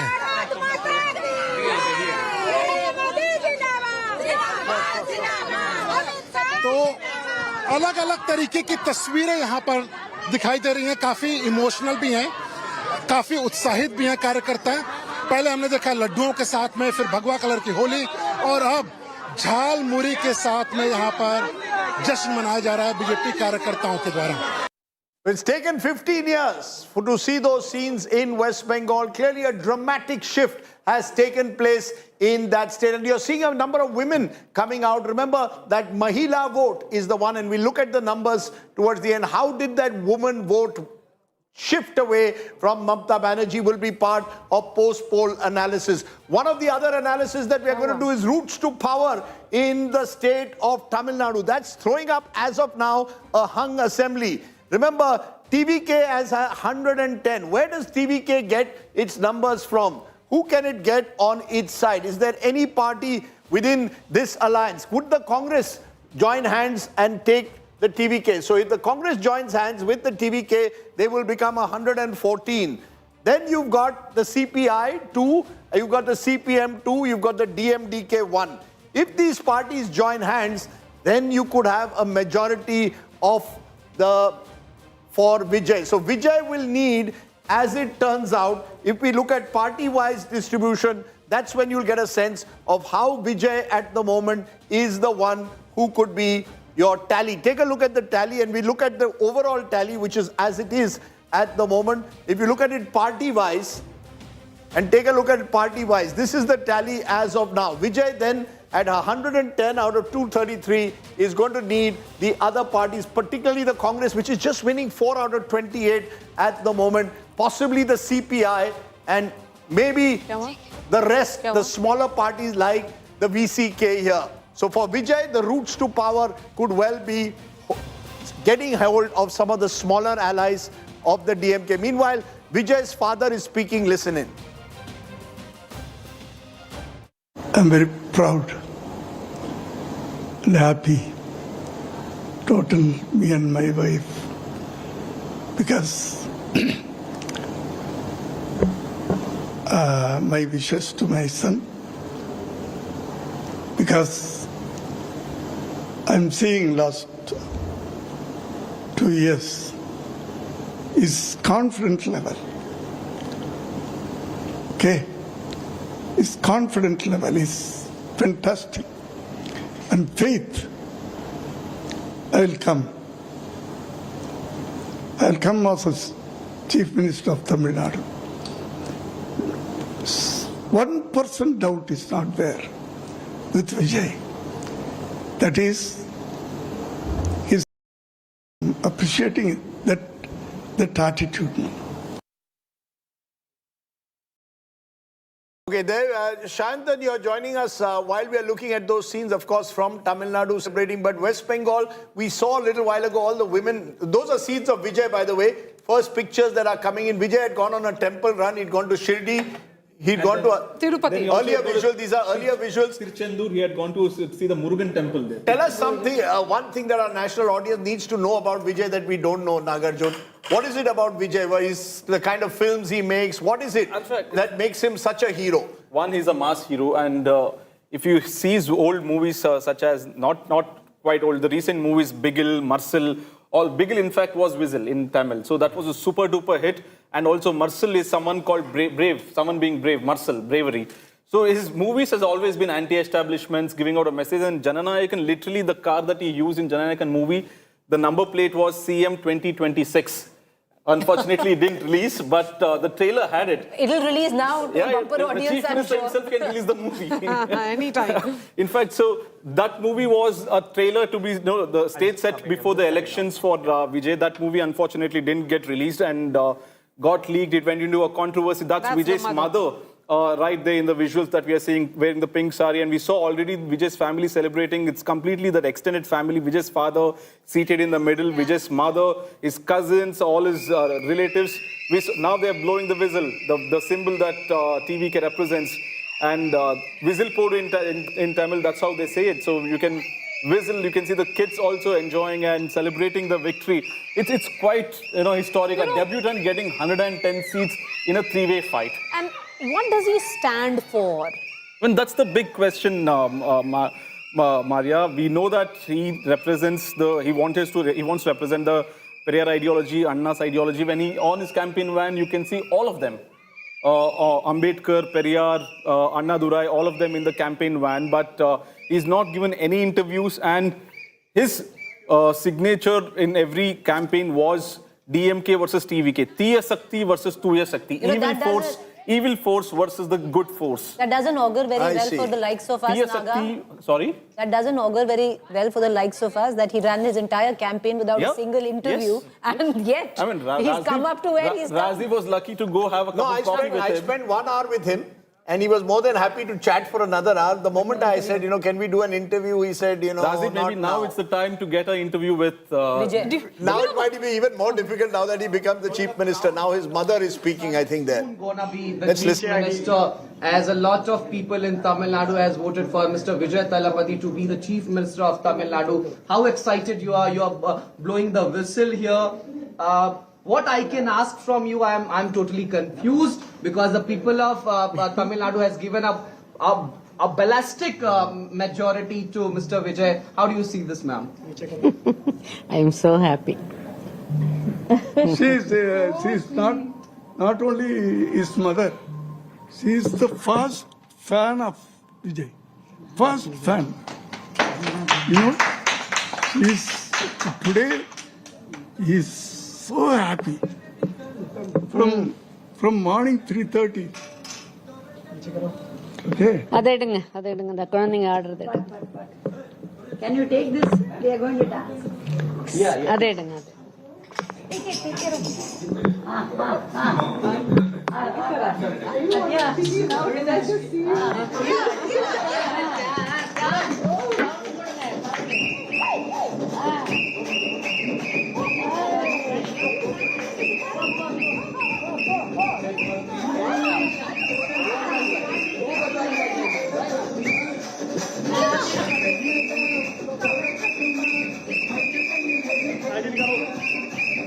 These are all dangerous. I need to ensure that my mundo is in place first of all, before I do any dancing.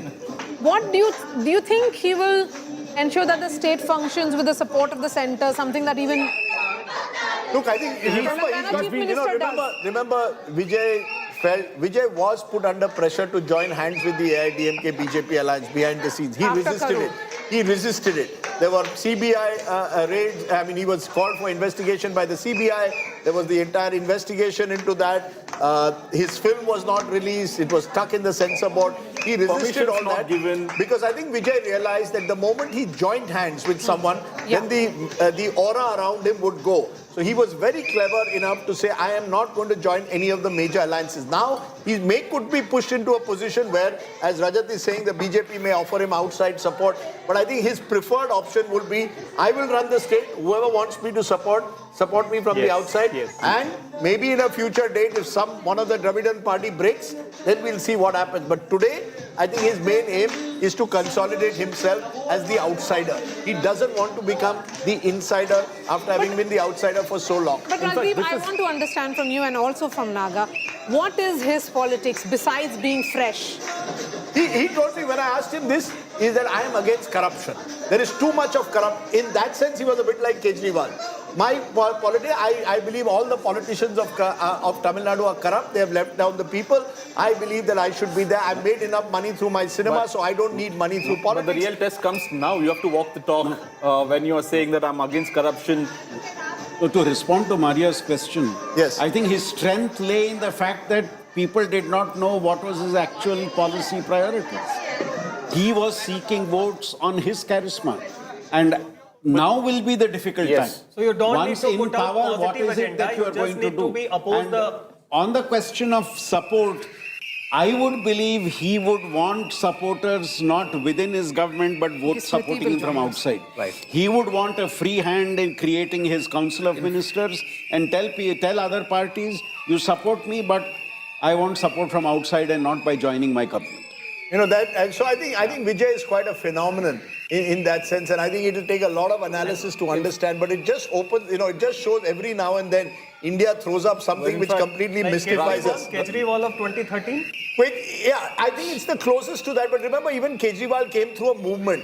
Vijay has not done any of that. He's not been involved in that sense in any movement in Tamil Nadu, none of it. He's taken his cinematic appeal to the screen. The closest I can see is NTR, but that was in another India, in a very different world. No Instagram, no social media. You didn't have any of that. But NTR was a phenomenon. NTR would be thinking, did I miss my bus last time when TDP came to power? But still, there is a lot of option for junior NTR to also plunge into the Andhra politics. No, we don't know. Yes, Preeti, let Preeti finish. No.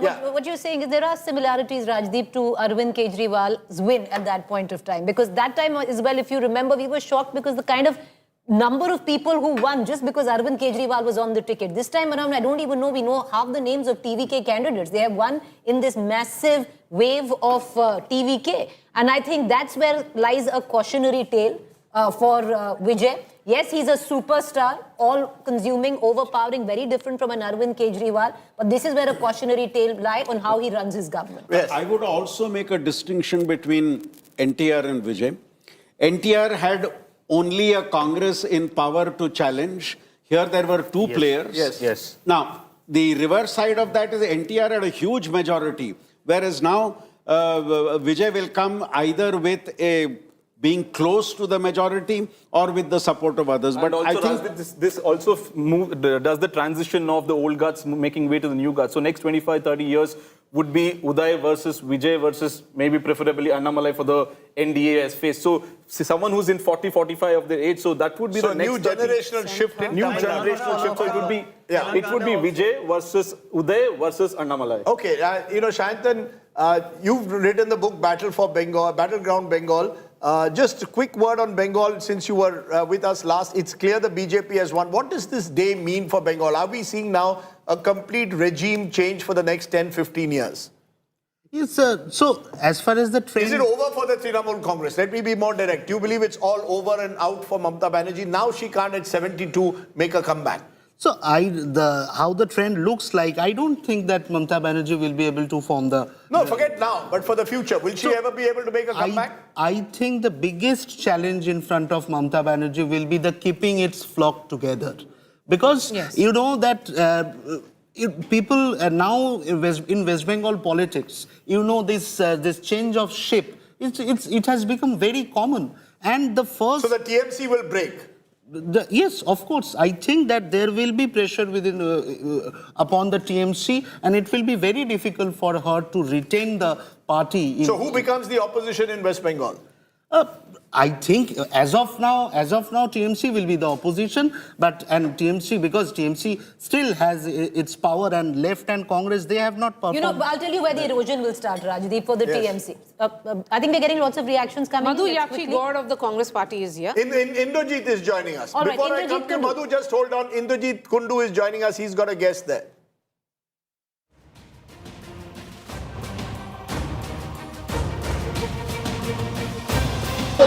Celebrations has broken out in Kolkata. As you can see, BJP workers have already started playing with saffron gulal here in South Kolkata, out with flags. You can see how people are out on the streets, even those who are in the car.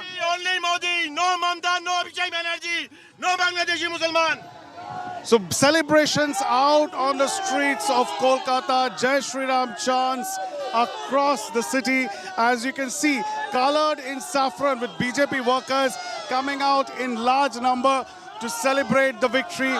They're placing saffron gulal, and they're out with music and box out on the streets of Kolkata. So a tectonic shift in the politics of West Bengal, with the BJP clearly poised to form government by uprooting the Trinamool Congress government, Mamata Banerjee's government here in West Bengal. It's a historic verdict that has come out. On one hand, Mamata Banerjee has now appealed to her, counting agents to not leave the counting centers. She has alleged that slow counting is taking place. But BJP workers, they don't want to wait, because the trends show that it's going to be a smooth, clear victory for the BJP here in West Bengal. An exuberance out on the streets of Kolkata. This is going to be the same visual across West Bengal today as the 15-year-old reign of Mamata Banerjee comes to an end, it seems, as the trains are clear now from the Election Commission's counting. And BJP workers do not really want to wait, even though some of their leaders are still sounding cautious. But workers exuberant, and saffron gulal is flying in the air as BJP workers come out in large numbers to celebrate.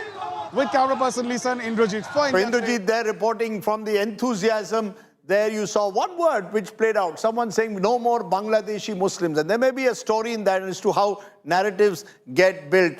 Madhu Gaud Yaksha, spokesperson, Congress former MP from Telangana, joins me. Good to have you on the show, Madhu. I'm just showing this map to our viewers of the BJP's expanding footprints. 2026, Arunachal Pradesh, 21 states now. Arunachal Pradesh there, they took over the Congress wholesale of Prema Khandu. Assam won their third consecutive victory today. Chhattisgarh, which they got back a couple of years ago. Delhi, which they won after a long 20-year gap. Goa, which they've retained now for 15 years. Gujarat, which they've retained for 25 years. Haryana, which they've retained for 10 years. Madhya Pradesh, where they've dominated for 25 years. Just look where it goes. Maharashtra, now they're the dominant party there. Manipur, where they remain the party in power. Odisha, where they got power for the first time just a couple of years ago. Rajasthan, where they won power just before the 2024 elections. Tripura, which was a left citadel, they broke that too. Uttar Pradesh, which they now control, 3 consecutive elections possibly next time. Uttarakhand, where they've been in power for a decade, and now West Bengal for the first time. That is pretty impressive as a CV of the number of states.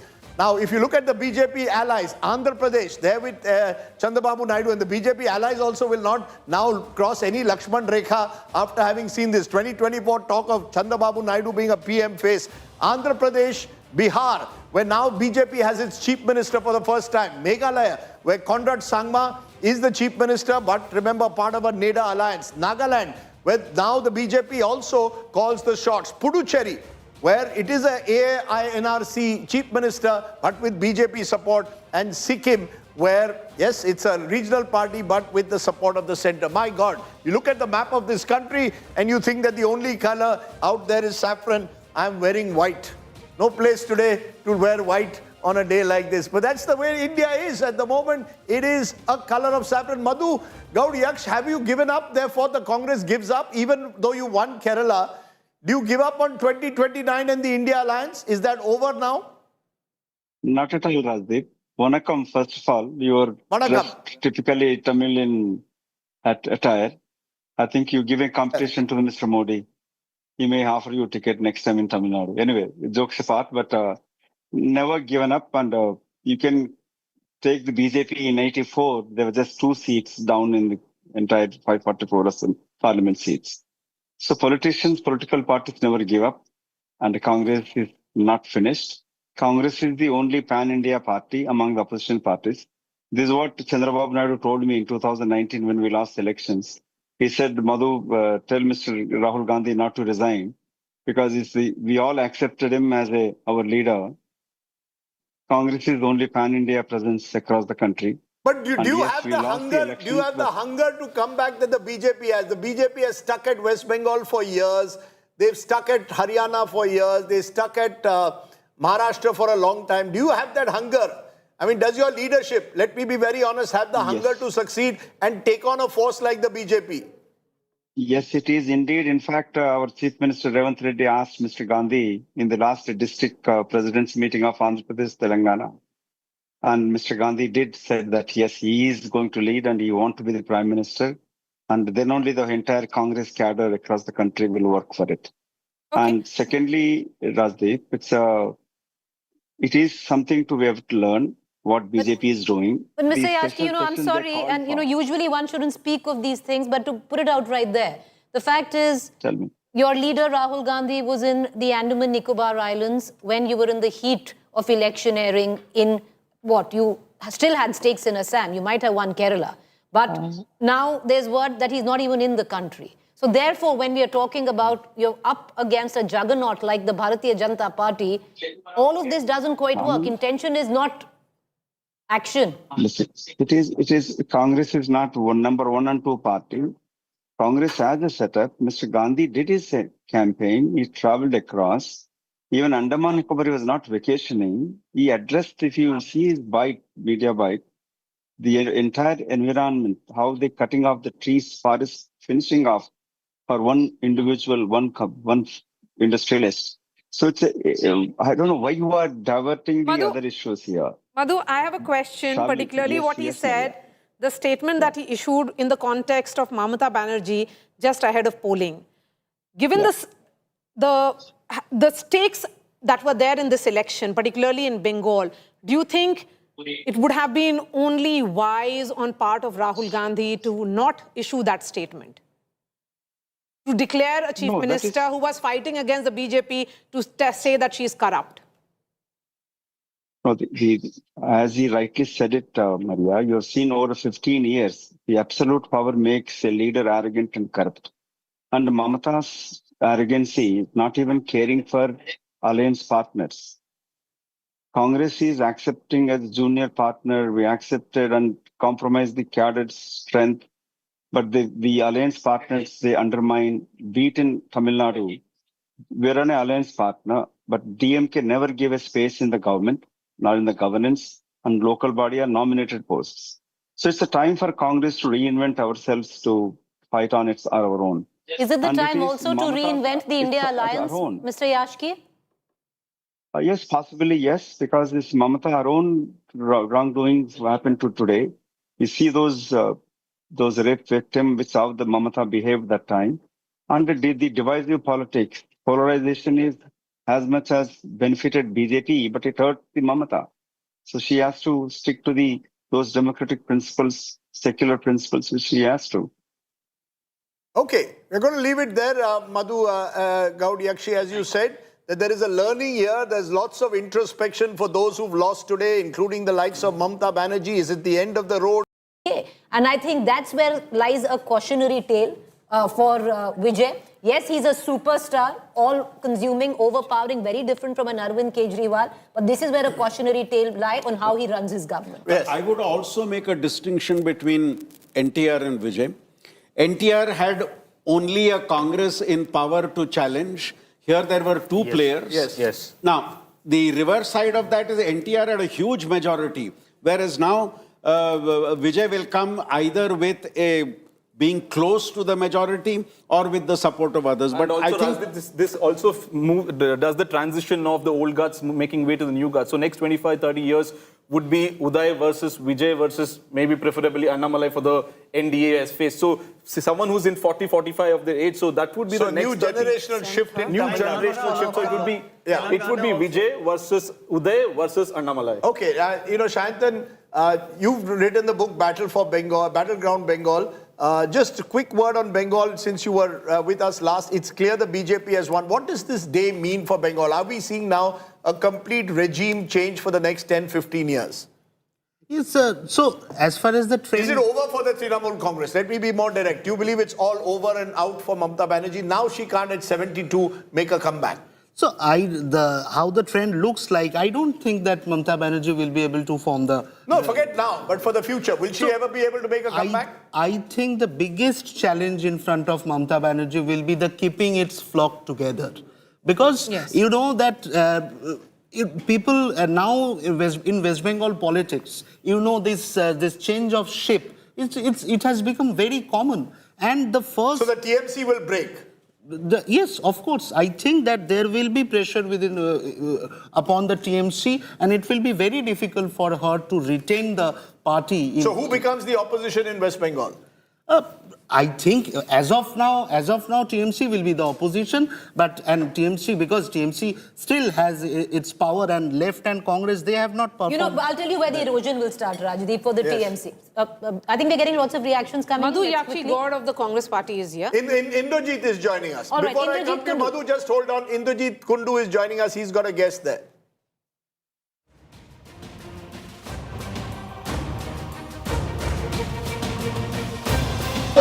Celebrations has broken out in Kolkata. As you can see, BJP workers have already started playing with saffron gulal here in South Kolkata, out with flags. You can see how people are out on the streets, even those who are in the car. Only Modi, no Mamata, no Vijay Banerjee, no Bangladeshi Musliman. So celebrations out on the streets of Kolkata, Jai Shri Ram chants across the city. As you can see, colored in saffron, with BJP workers coming out in large number to celebrate the victory. They're placing saffron gulal, and they're out with music and box out on the streets of Kolkata. So a tectonic shift in the politics of West Bengal, with the BJP clearly poised to form government by uprooting the Trinamool Congress government, Mamata Banerjee's government here in West Bengal. It's a historic verdict that has come out. On one hand, Mamata Banerjee has now appealed to her, counting agents to... Office, Chief Minister of Tamil Nadu. 1% The BJP headquarters, but by about 4 p.m. we will see the top leadership of the Bharatiya Janata Party. In fact, let me also tell you, the president, the BJP president, Nitin Nabin, will be reaching the BJP headquarters by about 4 p.m. And then we will see the top leadership trickling in. Home Minister Amit Shah is expected to be at the BJP headquarters by about 5 p.m. and Prime Minister Modi expected to reach by about 6 p.m. The leadership will start trickling in from 4 p.m. and then we will see the Prime Minister and he will be speaking with the people. Nitin Nabin has come to be extremely lucky for the Bharatiya Janata Party. Yeah, He's that lucky charm. Ever since he's come, you've had Bihar and now you've had Bengal. First Chief Minister, Bihar happened around, just before. First Chief Minister. But I think the one person who strengthens today is Amit Shah. Yes. Yeah. You see, for Amit Shah, Mission Bengal was very much part of his entire agenda from the time he took over as BJP president in 2014-15. The first place he travelled to, the difficulties he had, he chose Kailash Vijayvargiya. In fact, Siddharth Nath Singh was their General Secretary in charge of 2016. Then it was Kailash Vijayvargiya. Didn't work twice. One thing you have to give the BJP, try and try, you will succeed one day. They don't give up. The big difference between the Congress and the BJP is that once the Congress gives up a state, very difficult for the Congress to return to it, unless it's a state like some of the southern states where they already have a 40% core base. But we've seen over the years, once the Congress melts, it's unable to come to power. West Bengal being a good example. Whether Mamata Banerjee at 72 now can summon up the courage for another fight, uncertain. What will replace, therefore, the Trinamool in West Bengal will be an interesting question. What kind of opposition? The left is decimated. The Congress shows no signs of revival. How do you create a sort of new regional force in West Bengal? We don't know whether that will actually even happen.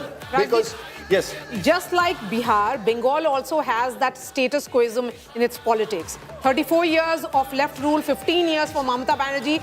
Bengal, if it is experimenting with BJP, it will give long time, at least 10 years, to the BJP as well. So where does that lead? So Mamata Banerjee could be well at the end of her career, and we don't know who will replace it, what kind of leadership, whether Abhishek Banerjee has it in him to be able to take over that kind of party, whether he would get, for example, the same connect with rural voters, women voters, unlikely. So he's going to have a tough time. The DMK also, the fact is that this is a very, this is a party which has been Karunanidhi and family.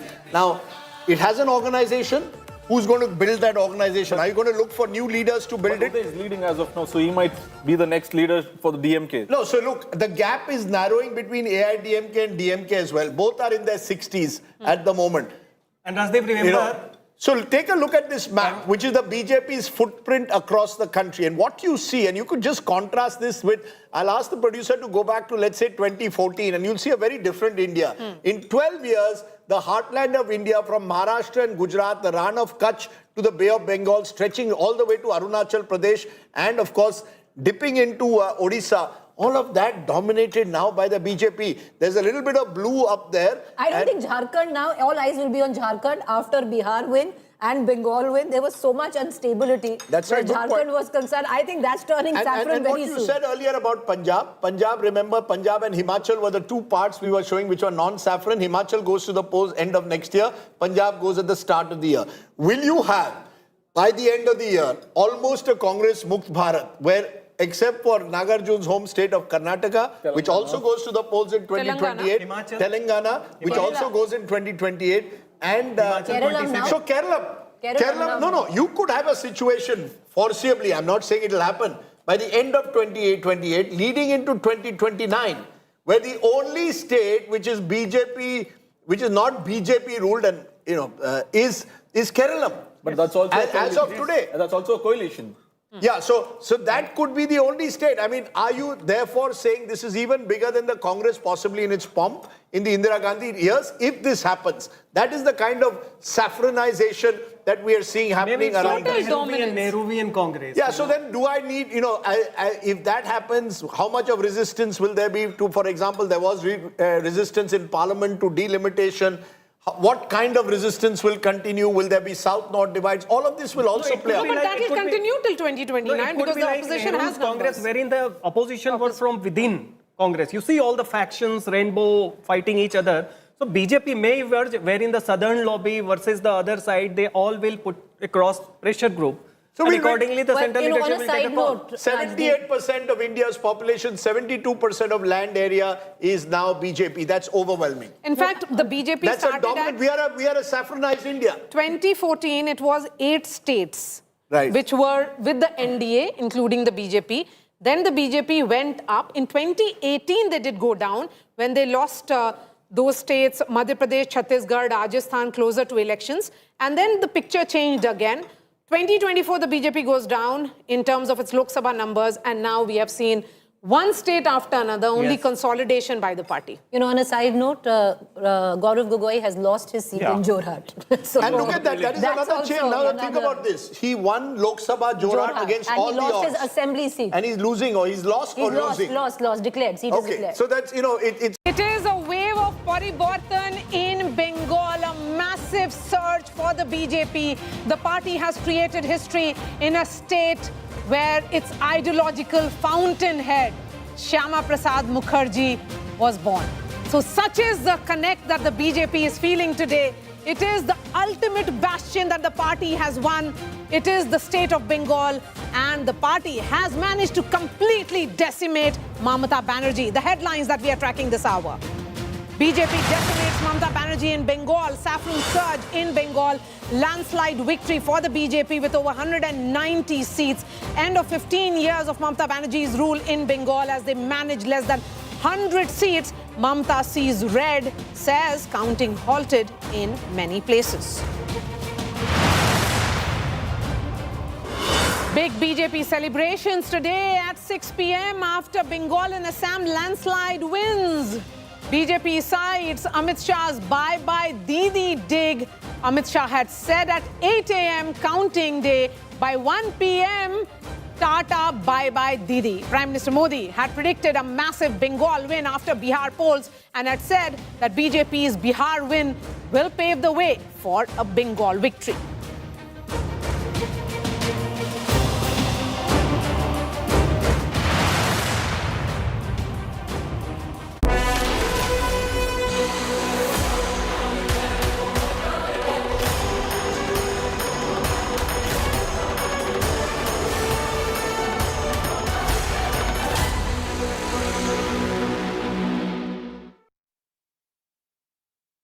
As we try and decode this massive victory for the BJP, we are being joined by senior BJP leader Ravi Shankar Prasad. Mr. Prasad, really appreciate your time. What does this victory mean for your party?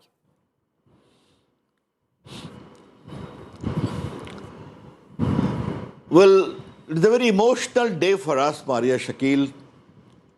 Shyama Prasad Mukherjee, our legendary first leader, was from Bengal.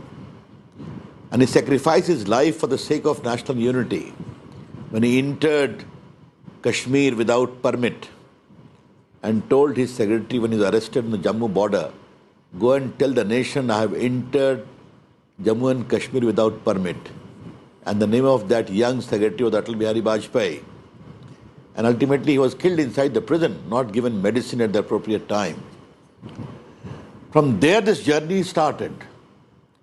And the second, the spiritual virasat of Bengal, from Ramakrishna Paramhans to Vivekanand to Vipin Chandra Pal to Maharshi Arvinda, all this was thought to be completely negated post-independence, except the few years of Vidhan Chandra Roy rule.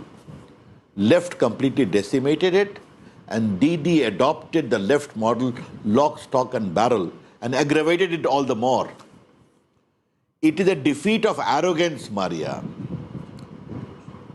ये अहंकार की हार है.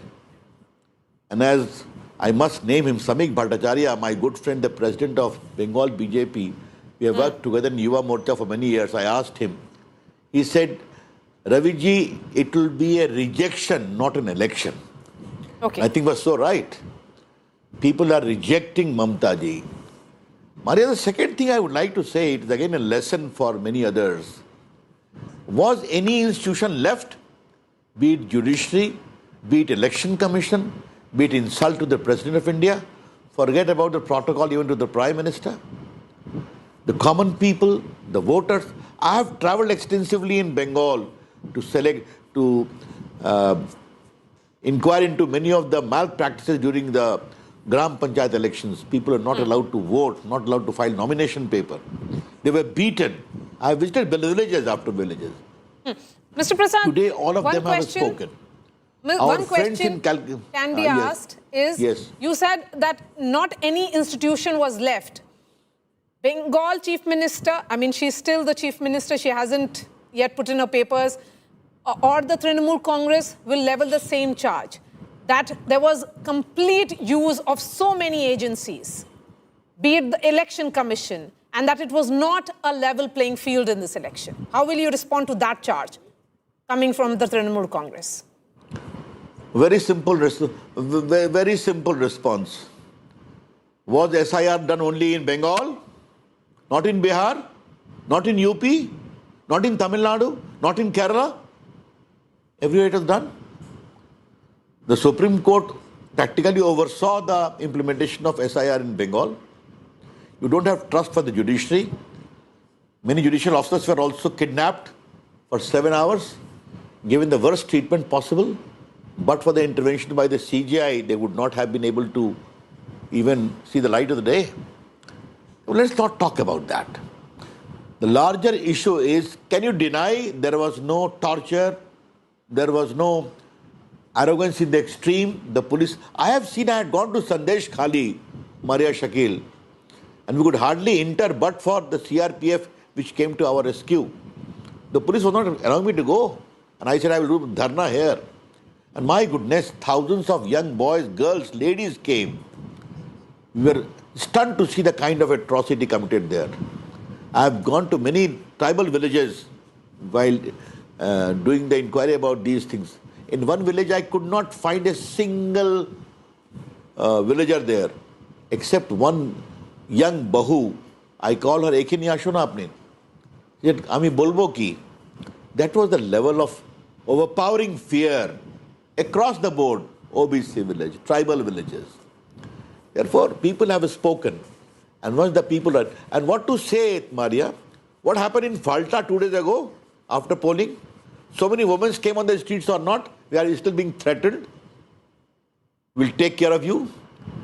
If this kind of fear is there, the people rise, awake. Give them the condition, and they have spoken.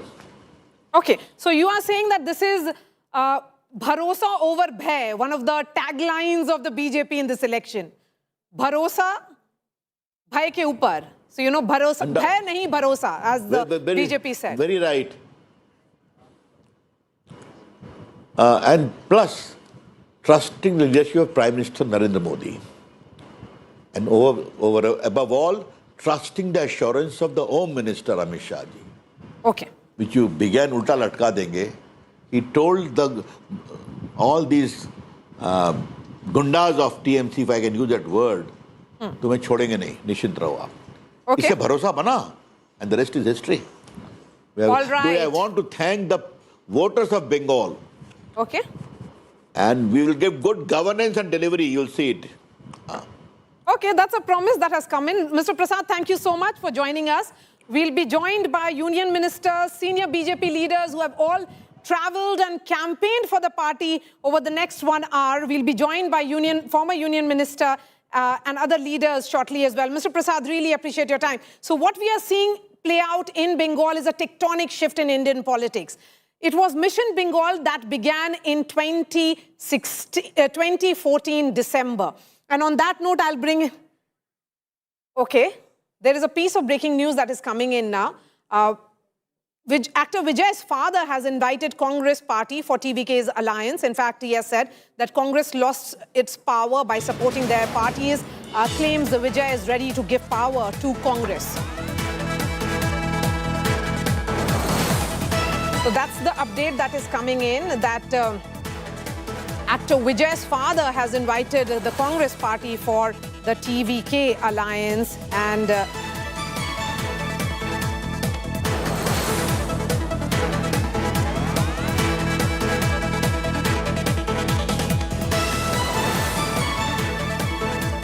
that is coming in. Of course, the big story that is emerging from another state is the state of Tamil Nadu. 234 seats all declared. TVK at 111. It's only consolidating. Could go up as well. Been hovering around 110 to 105 over the last 2 hours, so might not cross the 117 magic number. So he still needs to have a coalition partner. In fact, Vijay's father, Mr. Chandrasekhar, has told that he's ready to share power with the Congress. In fact, he also said Congress has gone behind other parties and lost power. So I'm going to shift the focus back to Bengal. We have a star campaigner of the BJP, senior BJP leader, Smriti Irani joins us. Smriti Irani, let me begin by asking you, you were campaigning extensively. You had connected to the women of Bengal and the people of Bengal by speaking in Bengali. What will you be telling them today after this mandate, ma'am? Today is a day to pay homage to every BJP Karyakarta who was a victim of post-poll violence. Today is a day to give gratitude to the Bengali voter that voted in favor of good governance. Today is a day to poignantly remember every female victim of violence, that instead of being assured law and order frameworks that can deliver justice, was meted out humiliation, injustice under the Trinamool rule. And today is also an ideological day of victory for that BJP Karyakarta that has long seen West Bengal be a bastion of the left, a bastion of the Trinamool, and now sees their total political decimation and sees the sunrise from the land of Shyam Prasad Mukherjee. You're calling this a big ideological victory for the party. There are multiple readings, multiple factors that worked for the BJP. What about the woman voter? What's your assessment of the women shifting away from a woman chief minister? Numbers are not completely in. Hence, for me to give a demographic dividential response would be unfair. But I can only say this, Maria, irrespective of man or woman, today we see a surge in the confidence of that Bengali voter that wanted the promise of good governance delivered. I think throughout the campaign, the Prime Minister, the Home Minister has kept focus on very, very essential issues with regards to the governance of West Bengal. The fact that over 10,50,000 crore rupees was made available between 2014 to 2026 by the Indian Treasury and not completely utilized for issues of development in Bengal. The fact that the poor in Bengal were dissuaded from the national flagship program of Ayushman Bharat just because of the political arrogance of Mamata Banerjee. The fact that 25 lakh fake Manrega job cards were made by Trinamool Gundas. The fact that the President of India was humiliated. The fact that in Malda, judicial officers were held hostage. The fact that unabashedly the Trinamool Congress stood in support of illegal immigrants. These issues did not escape the mind frame, the mind work of the Bengali voter. The fact that the Trinamool Congress, instead of deliberating, discussing these issues of governance, kept their campaign focus on March, Mangsho, Jhalmuri, I think also did not escape the attention of the Bengali voter. When we look at this number, ma'am, 196, whenever we would speak to top BJP leadership, their own estimate was 170 plus. Did you see this surge? It is a plus. On the ground? So it's most definitely a plus with regards to anybody that you spoke to. They are evidencing that now in your newsroom. I think when I went to Bengal, it was not only this campaign, but between the two assembly elections also I've had a consistent, because of my Sangathan, an engagement with my Karyakartas in Bengal. I think post the last assembly election violence, it was heart-wrenching to go and meet families of victims, especially Karyakartas. When you went to rural Bengal, when you went to semi-urban Bengal, genuinely the violence also begot a sense of fear in the everyday living of every Bengali. So to see the victory today, it's a sweet victory not only of the BJP, but also that Bengali that still believes and hopes for good governance. And I'm sure under Prime Minister Modi's leadership, we will, as a political organization, deliver on that promise. Some analysts are saying that this is also massive Hindu consolidation, or would you say this is an Indian consolidation against Trinamool that supported illegal immigrants? This is an Indian consolidation against those who wreaked havoc, used violence as an instrument of state and politics. This is a surge of Indians that did not want to be left outside the purview of good governance that the central leadership and the central government has assured the people of India. What did the BJP do right between 2024 Lok Sabha elections, where their tally from 2019 went down from 18 to 12, to now, where they are forming the government with this kind of a massive, massive mandate, ma'am?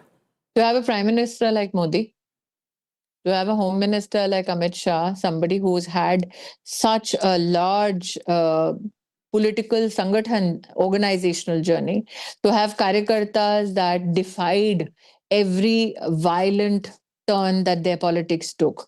I think I can also attribute it to that Bengali supporter, that Bengali voter that continued to believe in the BJP leadership. I also believe that today is also a day to give thanks to the Election Commission and the paramilitary forces that ensured that Trinamool Gundas did not run riot. You yourself and your channel has reported on issues of how in Falta you had seen and evidenced it.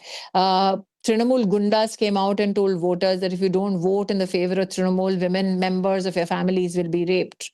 So these are the realities that the Bengali voter had to live with.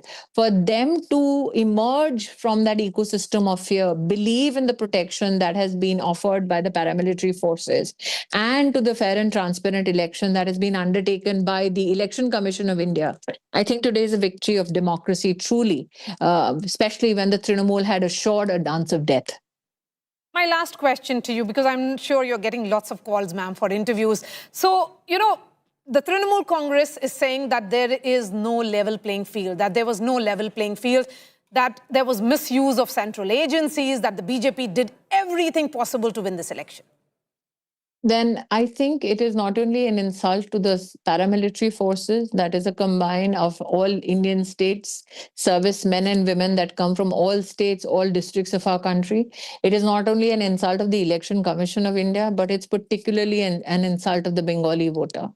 For the Trinamool Congress to believe that the Bengali voter will be a mute spectator to the destruction of West Bengal, I think is foolhardy. What they cannot come to terms with the fact is that such was the violence, such was the fear of Trinamool Congress, that even Bhaipo had the audacity to threaten the Home Minister of India. So it is a political exile of the BJP Karyakarta that has come to an end. It is the victory of democracy. Priti Rani, always pleasure speaking to you, ma'am. Thank you so much for joining us. So that's the headline, political exile of the BJP workers coming to an end.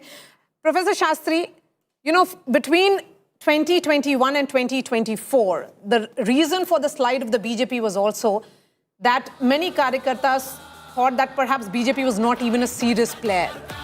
So when it is about no to Trinamool Congress, yes, they were upset with Trinamool Congress, and it's evident in this kind of mandate. It had to convert to yes to the BJP. And that's where the point was, that the party had to instill that faith in the people of Bengal. As we were discussing in the break, Maria, often simple arithmetic does not define a result. Emotional chemistry often defines and decides how a verdict goes.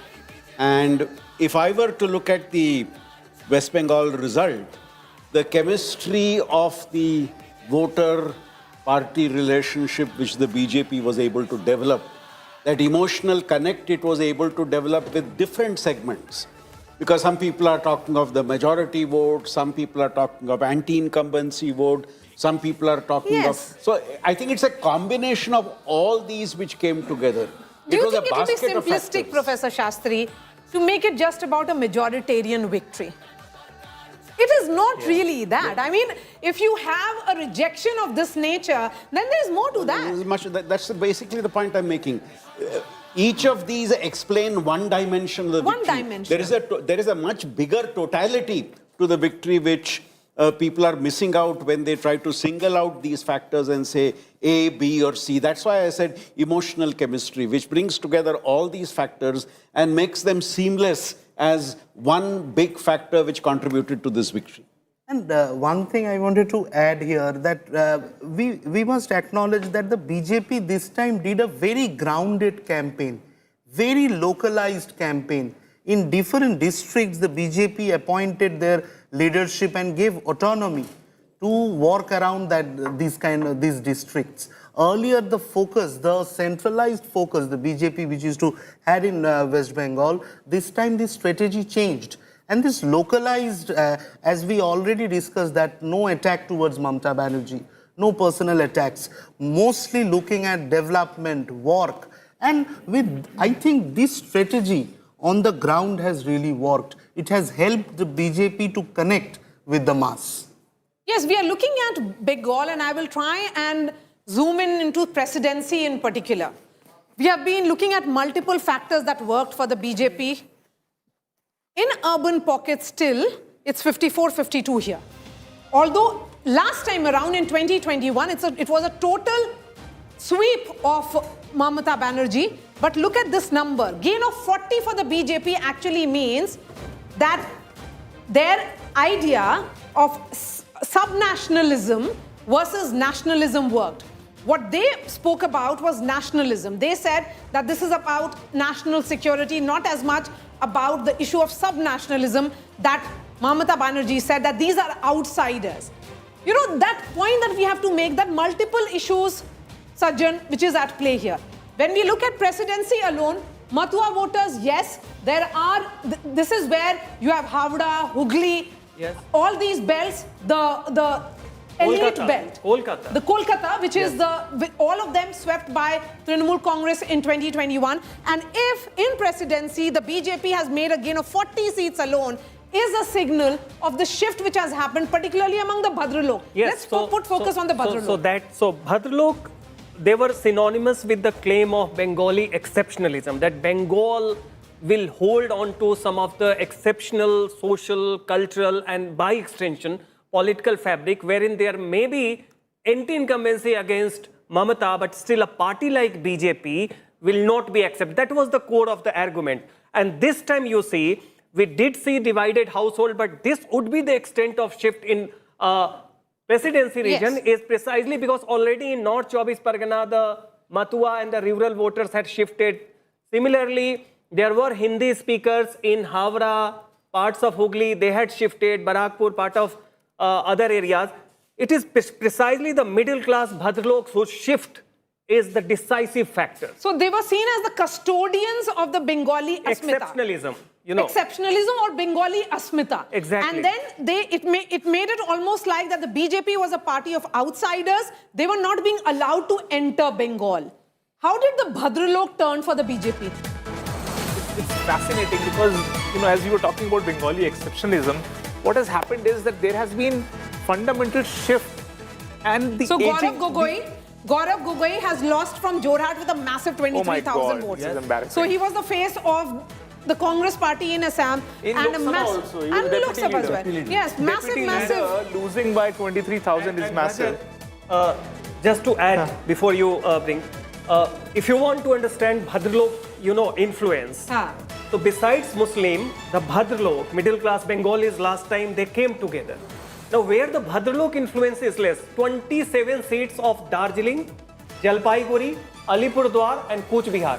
Not a single seat this time is coming to TMC. The 4 north of the North Bengal. Yes, just look at this Jalpaiguri map. 27 seats. It's a complete saffron sweep. So where the Bhadralok factor is missing and Muslim factor is not decisive, This is how it looks like. This is what the natural BJP state is. Total sweep in 27 seats. BJP winning all 7. There's been a gain of 6 seats. Then again, the point here that has been made repeatedly in the context of Malda, Murshidabad is that these are pockets which has significant minority population. That's where again the BJP has gained 11 seats. Look at this number. Every pocket across Bengal, it's a BJP sweep. And that's the reason why this kind of number can come in. See, Maria, this entire Bhadralok phenomena is fascinating to unpack this. Tell me. I studied at Kharagpur, right? And most of my professors typically belong to that middle class Adda type Bhadralok who sit together over a jhalmudi or a tea and then they discuss politics. See, the problem that has happened is that these were the earlier custodians of the left's ideology. But there is no Marx anymore. I mean, where is Karl Marx ideology? There is no factory floor. Now, the younger Bengali, who are the sons and daughters and the grandsons and the granddaughters of these original Bhadralok, they are now looking at Elon Musk. They are aspirational. I mean, Marx is all out, Musk is in. And that phenomenal change, you need to Marx is out, Musk is in. Absolutely. I mean, who gets motivated looking at the thesis of Karl Marx now? Nobody does, right? So, I believe there is... The older Bhadralok has been now going gradually into the Stone Age. They are replaced by this younger middle class, which is aspirational to the hilt. And this is where the new age Adda discussions that are happening were much more open to the BJP. 2 weeks before the election, it is the same people. I mean, when I used to call some of my juniors from Kharagpur and all, they were saying, yes, change is possible. And it is the same intelligentsia of Bengal which has ushered in, and I kept telling in all your discussions also, BJP will sweep southern, the Jhargram and all of that tribal area, but it is going to be this presidency citadel till they do not win over some section. And I think there is a mini Genzification here too. Yeah. That we all talk about Genzification in Tamil Nadu, there is a Gen Z everywhere. There is a Gen Z even in Kolkata, which believes that why can't Kolkata also grow at par with what Chennai is doing or what Bangalore is doing? Yes, I think there was this larger reading, as you said rightly, and I met a student in Jadavpur University. And he had more reasons, and he gave me a number of reasons why he will drive his entire family to vote to the BJP. His reasons were that everything seems to be going wrong with the state, that the state is blocking the central government schemes. Shayantan, that's what has also not gone down well with the people, particularly the women. They were seen as not benefiting from the central government, and the state government was perhaps being the Roda. Absolutely. I think the aspiration factor is here very important. And as the discussions, as he was talking about Bhadralok, now I am born and brought up in Calcutta.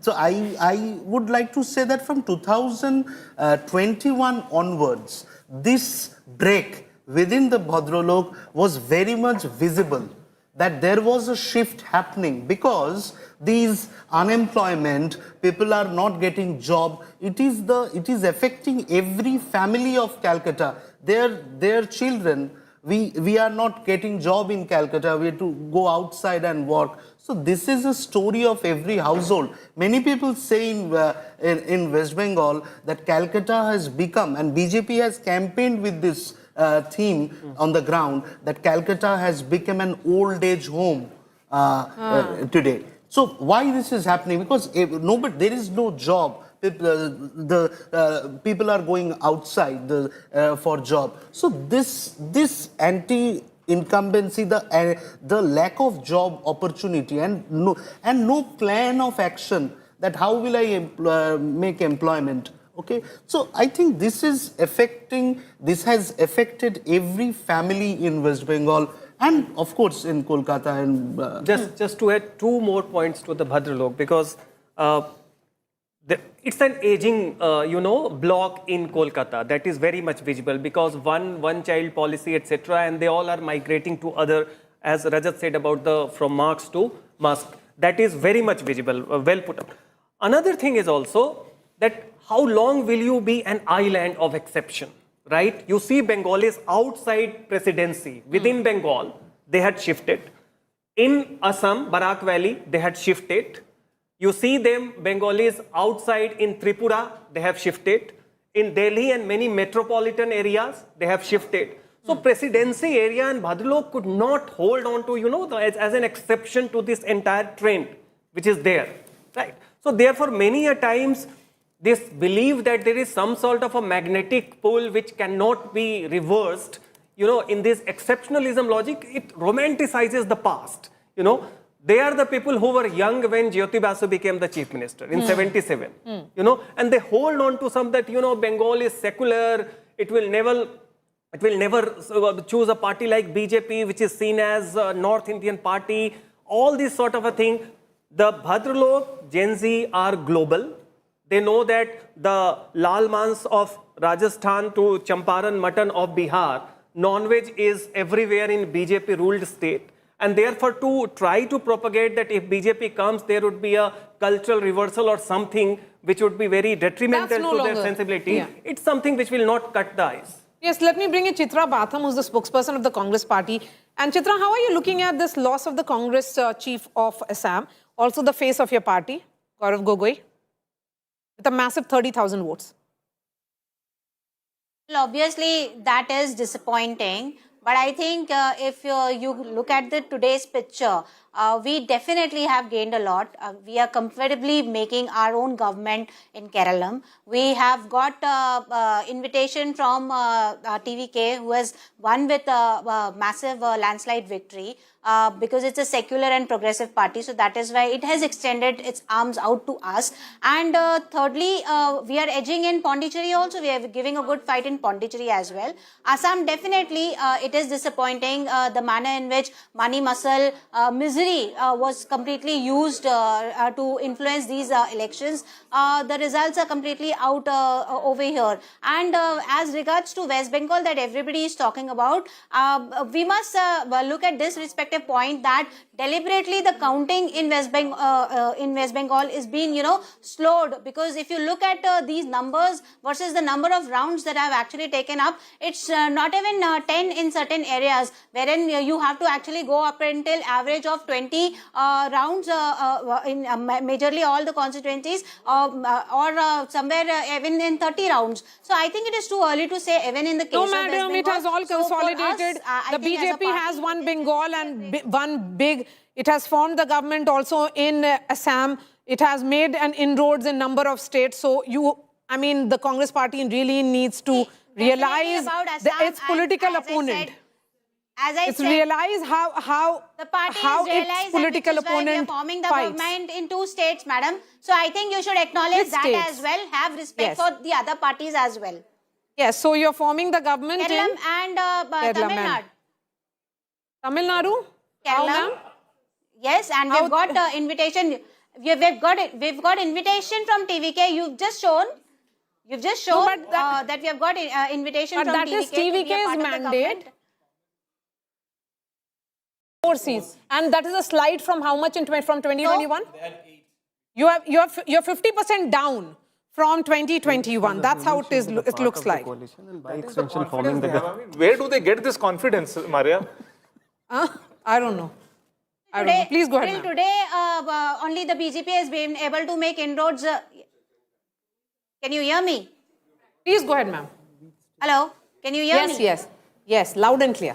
Yeah, so all I'm saying is that it's not such a dismal performance on our end as well. It's just that, we don't exuberate arrogance at any level or try to poke fingers at others. We definitely will analyze and introspect wherever we have lost, but definitely it's also a day of celebration in other areas where we have won massively. All right, we will certainly look for this massive surge that you're talking about, Chitra Batham of the Congress party.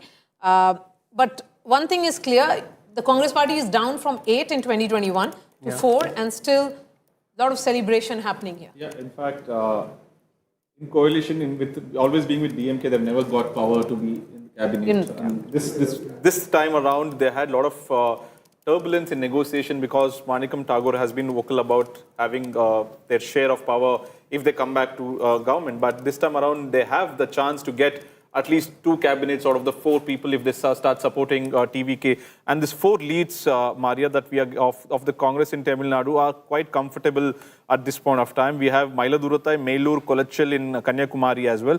all of this is above 5,000 except for one Melur seat. So the trend is continuing and this margin would hold good. Almost one seat might be declared. Just 20 out of 21 rounds has been done. So one round remaining. So Melur seat might be declared. So we can comfortably say that Congress might win all the 4 seats and Vijay is at 108 right now. So 108 plus 4, 112. He needs another 5 to 6 seats.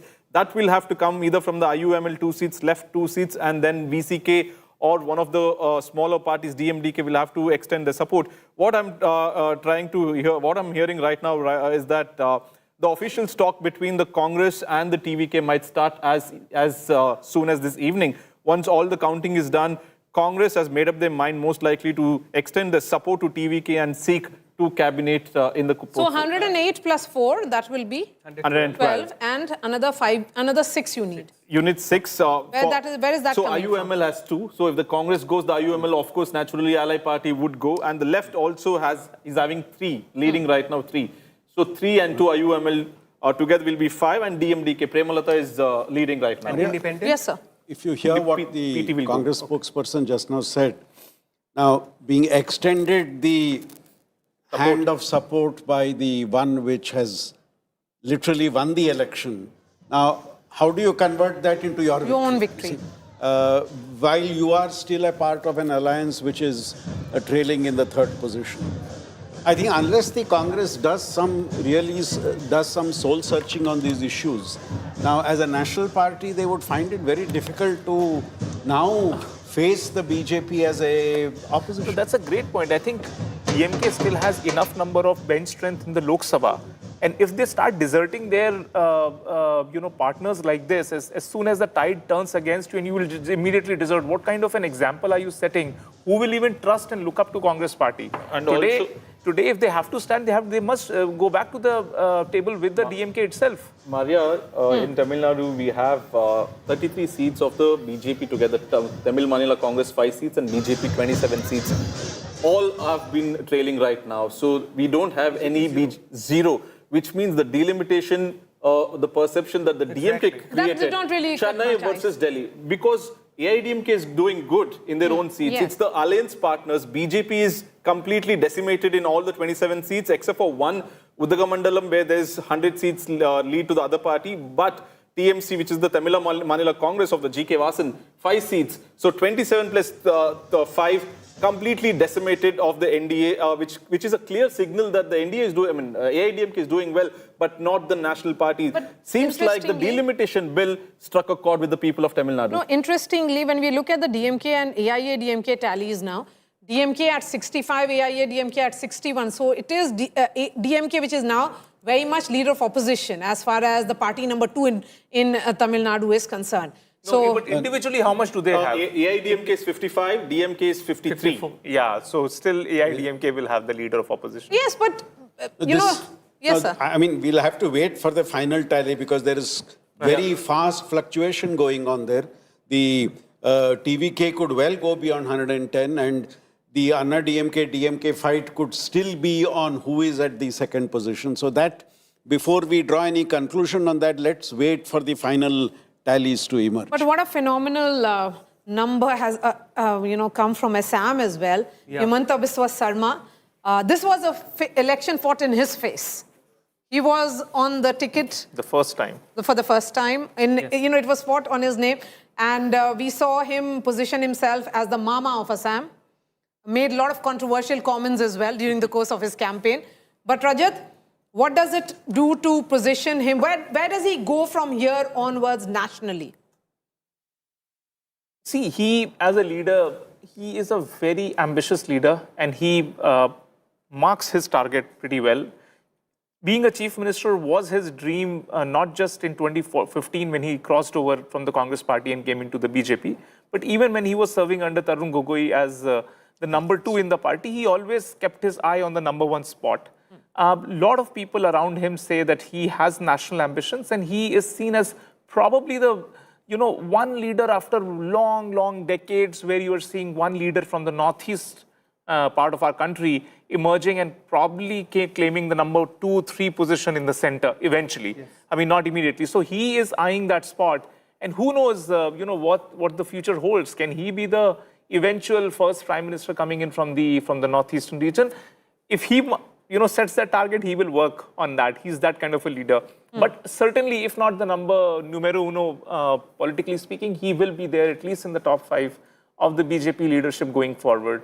So a man to look up to, highly ambitious, Machiavellian in his approaches, has not left any chance for the opposition, not even a square inch. I mean, even Congress leaders who are contesting against the BJP, I mean, the folklore there in Assam is that even they take money from Himanta Biswa Sharma to actually go out and contest elections. So out and out, complete domination, total domination. I'm telling you, not an inch is there for an opposition space. Pick Bodos, pick the other tribals, pick the Chai Bagan, even the Bodos, the 2 principal parties in Bodoland.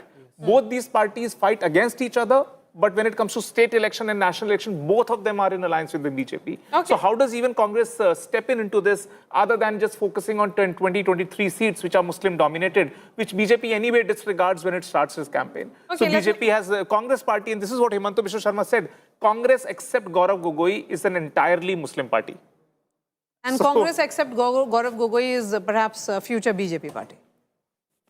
You never know. You never know. They say that within BJP there is a con-JP. So all the Congress leaders are potential, BJP asset if there is a need. If in West Bengal the BJP decides to choose the one everybody is talking about, you will have a second chief minister of the BJP who began his journey in the Congress and then the opposition, yes, and then moved to the... No, there are many such before leaders. That, you also have Samrat Chaudhary in my state. Yes. His politics began in RJD and JDU, and then he had a Manipur he'll be the third import. You had an Arunachal chief minister, a whole host of these chief ministers. Let me bring in Munish now, who's joining us from the BJP office in Kolkata. Celebrations are going on, and that's where Shamik Bhattacharya is also there. Please go ahead, Munish, give us a sense of what's happening. What's the nature of celebration? Will there be some... perhaps a press conference by the state BJP leadership as well in Kolkata?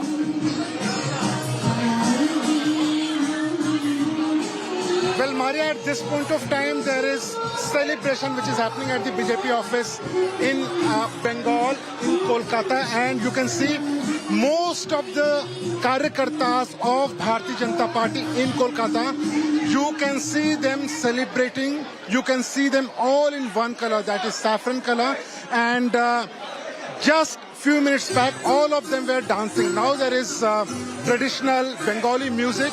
But, there are many individuals who are celebrating this historic win by the Bharatiya Janata Party. And top leaders, Maria, top leaders of Bharatiya Janata Party, right from Bhupendra Yadav to Biplab Dev to Amit Malviya, all of them are still at this office in in Kolkata. And what we have been given to understand is that the celebration will continue for some time. And later on, once the results are clear, then only there will be a press briefing by the state unit of Bharatiya Janata Party. But it is very historic, Maria, as far as BJP is concerned. First time in this state, they are forming a government, and not only they are forming the government, but they are claiming it will be a very clear majority mandate against Mamata Banerjee. Apart from that, Maria, since 11 o'clock, what we are seeing is different styles of celebration. Initially, it was with laddus. Later on, we saw that jhalmuri, which became a talking point. That is playing Munish behind you. West Bengal politics. Which is this music, Shantan? Rabindra Sangeet is playing behind you. That's what it means for the BJP. No cultural threat. No cultural threat. That's what the message is. Go ahead, Munish. Absolutely, Maria, and just to get a sense that what BJP is thinking at this point of time, let me go across to some of the Karyakartas of Bharatiya Janata Party who are, in the celebration. क्या कहेंगे आप लोग? ये जीत बंगाल की आम जनता की जीत है, जो आज इस अत्याचार से मुक्ति के लिए इतना बड़ा निर्णय लिया है और उन्होंने भाजपा को जिताया। ये भाजपा का जीत नहीं है, ये पश्चिम बंगाल का आम आदमी का जीत है, जो लोग तंग आ गए थे। आज से वो लोग खुल के सांस लेंगे। लड़कियां घर से निकलेगी तो उसको चिंता नहीं होगा कि घर कैसे वापस जाएंगे सही सलामत। वो दिन चला गया। Maria, also there are some women कार्यकर्ता of भारतीय जनता पार्टी। कितनी आश्वस्त थे आप लोग जीत को लेके, क्योंकि ममता बनर्जी ने एक स्कीम लॉन्च की थी महिलाओं के लिए, फिर भी महिलाओं ने क्या वोट? हम लोग पूर्ण रूप से आश्वस्त हैं कि बंगाल की जनता जनार्दन इस बार भारतीय जनता पार्टी की सरकार को चुनेगी और नरेंद्र मोदी जी पर भरोसा करेगी। So there are many women कार्यकर्तास and emotional scenes. Maria, women can be seen crying here with emotions, full of emotions, and not only they are happy, but what they are saying is "Khushi ke aasu." These are unprecedented visuals which we are seeing at it's been a long BJP wait for the office BJP. in West Bengal. हम लोग 15 साल से अत्याचारित हो रहे हैं। आप लोग देखा है बांग्ला का लड़का कलकी के साथ क्यों बलात्कार होती थी, तो हमारा जो मुख्यमंत्री तो कैसा कैसा बात करती थी। वो बोलती थी जे हाफ रेप हो गया तो 15,000 टका दिया जाएगी, जो फुल रेप हो गया 40,000 दिया जाएगी। क्योंकि आप लोग जानते हैं मेरा कामधुनी में मेरा सहेली के साथ बलात्कार हुआ था। हम आंदोलन किया था, वो मुख्यमंत्री ने बोला था जब मैं माओवादी हूँ, तब से मेरा फैमिली का ऊपर मेरा ऊपर टॉर्चर शुरू हो गया था। मैं जेल भी खटी, मेरा घर पे बम मारी, मेरा खून का हुमकी दिया, बहुत कुछ सहना पड़ा, किंतु इंसाफ नहीं मिला हमको, हमारा सहेली को। इसलिए हम चाहते थे जब बांग्ला का माँ बहन को इंसाफ मिले। आज जय हुआ बांग्ला का माँ बहन का, जय हुआ हमारा, जय हुआ। बहुत खुश है। आपके भी आंखों में आंसू हैं। अभी इंसाफ मिलेगा। Let me cut across to Ashutosh also, who's joining us from Guwahati. I want to understand from you, Ashutosh, where is the man of the moment, Himanta Biswa Sarma? We haven't heard from him so far. We're expecting him to be here in an hour or less than maybe in an hour. But all I see is only that, how that exact poll number are exactly reflecting how the exit poll numbers were being played. In fact, perhaps much better. Now there's only a Dil Mange more movement for the BJP here at the BJP headquarters. So let there be it in 3 digits. Let them cross 100. And that's exactly why we see the celebration unfolding. It's no less than Bihu, it's no less than any of Amia celebration that we are seeing here. All the tradition, the culture, the folk, that everything which is the identity of Assam is reflecting here in the celebration, from the youth to women to everyone all across the section. And perhaps this majestic victory of Himanta Biswa Sarma is way different than how BJP achieved in 2016, in 2021. First time BJP all on the face of Prime Minister Modi. Second time on the governance model of Sarvananda Sonwal. And this time yet again all the model, all the leaders, someone who was really leading the party from the front. कितना बड़ा opportunity आप लोगों के लिए आज असम के लिए? क्या? कितना बड़ा दिन है आप लोगों के लिए, बीजेपी के लिए? बड़ा, बहुत बड़ा। ये था इतना सीट आ जाएगा? हाँ, आ जाएगा। So if you only see the celebration, kahi tali, kahi dhol, kahi nagade, the BJP flag, everything, musical instrument to folk song to the culture, that is identity of Assam is now where we can see clearly at the BJP headquarters in form of the celebration, and this is going to be unending. But we also hearing there's also preparation being done for the oath ceremony of Himanta Biswa Sarma, maybe in 3 to 4 days, and at the same time, larger issue that would remain that whether the allies will also play a critical role in the governance. I put up that question to the BJP Assam president. He said clearly we are not going to ditch our allies, despite the BJP unfortunately the margin victory. Ashutosh, will keep coming to you. Tuhin Sinha, it's a big day for the BJP from Assam to Bengal. We are looking at only consolidation and growth for the party.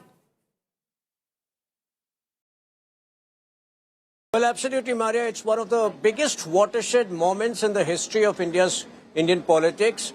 A staggering 7% increase in West Bengal, which has been uniform across the state. In Assam, it's a pro-incumbency vote. And look at the fault lines. In Assam, it was minority card versus report card. Report card has won. In Bengal, it was fear versus, bharosa. Bharosa has won. So, yes, it's a big day for BJP. We could have done better in the south, but these two states only show that our, East had been ruling the eastern states or forming government in eastern states had been on the agenda for very long. And today when we look back, it has been an extremely arduous journey for BJP, where so many of our Karyakartas were killed brutally by TMC. So it's the end of a political culture. You are from Bihar. You have seen this political culture end in 2005, and today look at where the Lalu family is. So it's a message for all of those parties which employ violence, which believe in non-democratic means to conquer power, that if you similarly in Uttar Pradesh in 2017, when we ended the Gunda Raj of Samajwadi Party, today Samajwadi Party is languishing in oblivion. So unless, TMC really does introspection and really, revives itself, I think it's the end of TMC as well for another 10 or 15 years. They're at 95 they are right now. Of course, Mamata Banerjee-led TMC is down by 120 seats. This is the similar gain that has been made by the BJP from 77 seats in 2021 to now 193. That's certainly a huge, phenomenal gain for the party. But there's a piece of breaking news that is coming in from Tamil Nadu.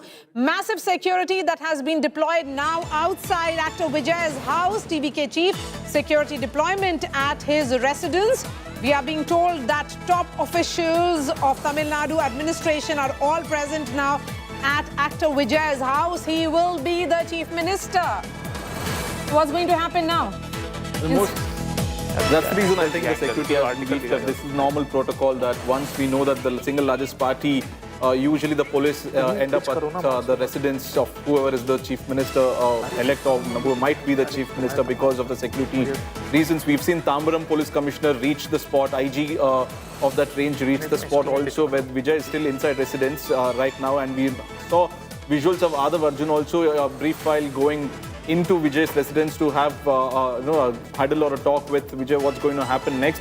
As we speak, it's 106 that Vijay is. So he's still fluctuating around 110 to 105. Seems like he might not cross the halfway mark on himself. So we'll have to wait and watch what are the options for him and which party would extend the support. Perhaps he'll make a conglomeration of smaller parties, 4 seats, 2 seats. No, that's a bigger headache, right? Because in some contentions bill, you might not... And he has not dealt with an alliance. Yeah, he doesn't know how to navigate the treacherous allies. And also the big question is who would contest one seat. Either he'll have to resign from Perambur or Tirchi East. He's leading from both the seats with more than 15,000 votes now. So he'll have to find one more candidate either from Tirchi East or Perambur seat. So, but the bigger question right now is about government formation. We are told that as per our sources, official confirmation that Congress is most likely to extend support and the official talks might begin this evening. And Sengotian is set to come meet Vijay this late in the evening is what we are told. Sengotian is number 2. Actor Trisha has arrived at his Chennai home to congratulate him as well. Yes, she was there for a couple of hours and she left also. Trisha, coincidentally, it's her birthday today. Yes, I was told about it just a few hours ago. Yeah, so that it's a birthday, and what a big day for her. And like you said, the massive security has been beefed up because we now clearly can say that without Vijay, no government can be formed in Tamil Nadu, and he might be the next Chief Minister of Tamil Nadu, and hence, as per the protocol, police have landed up. So this focus will continue. There has been a saffron surge in Bengal, consolidation in Assam, a surprise entry in Indian politics that has happened from Tamil Nadu. It is, same switch of governments in Keralam, in Puducherry, it is the BJP. So what a day it has been, certainly. News and updates and coverage continues on the other side. Prime Minister Narendra Modi arrives at the BJP headquarters for the big address to his Karyakartas at 6 p.m.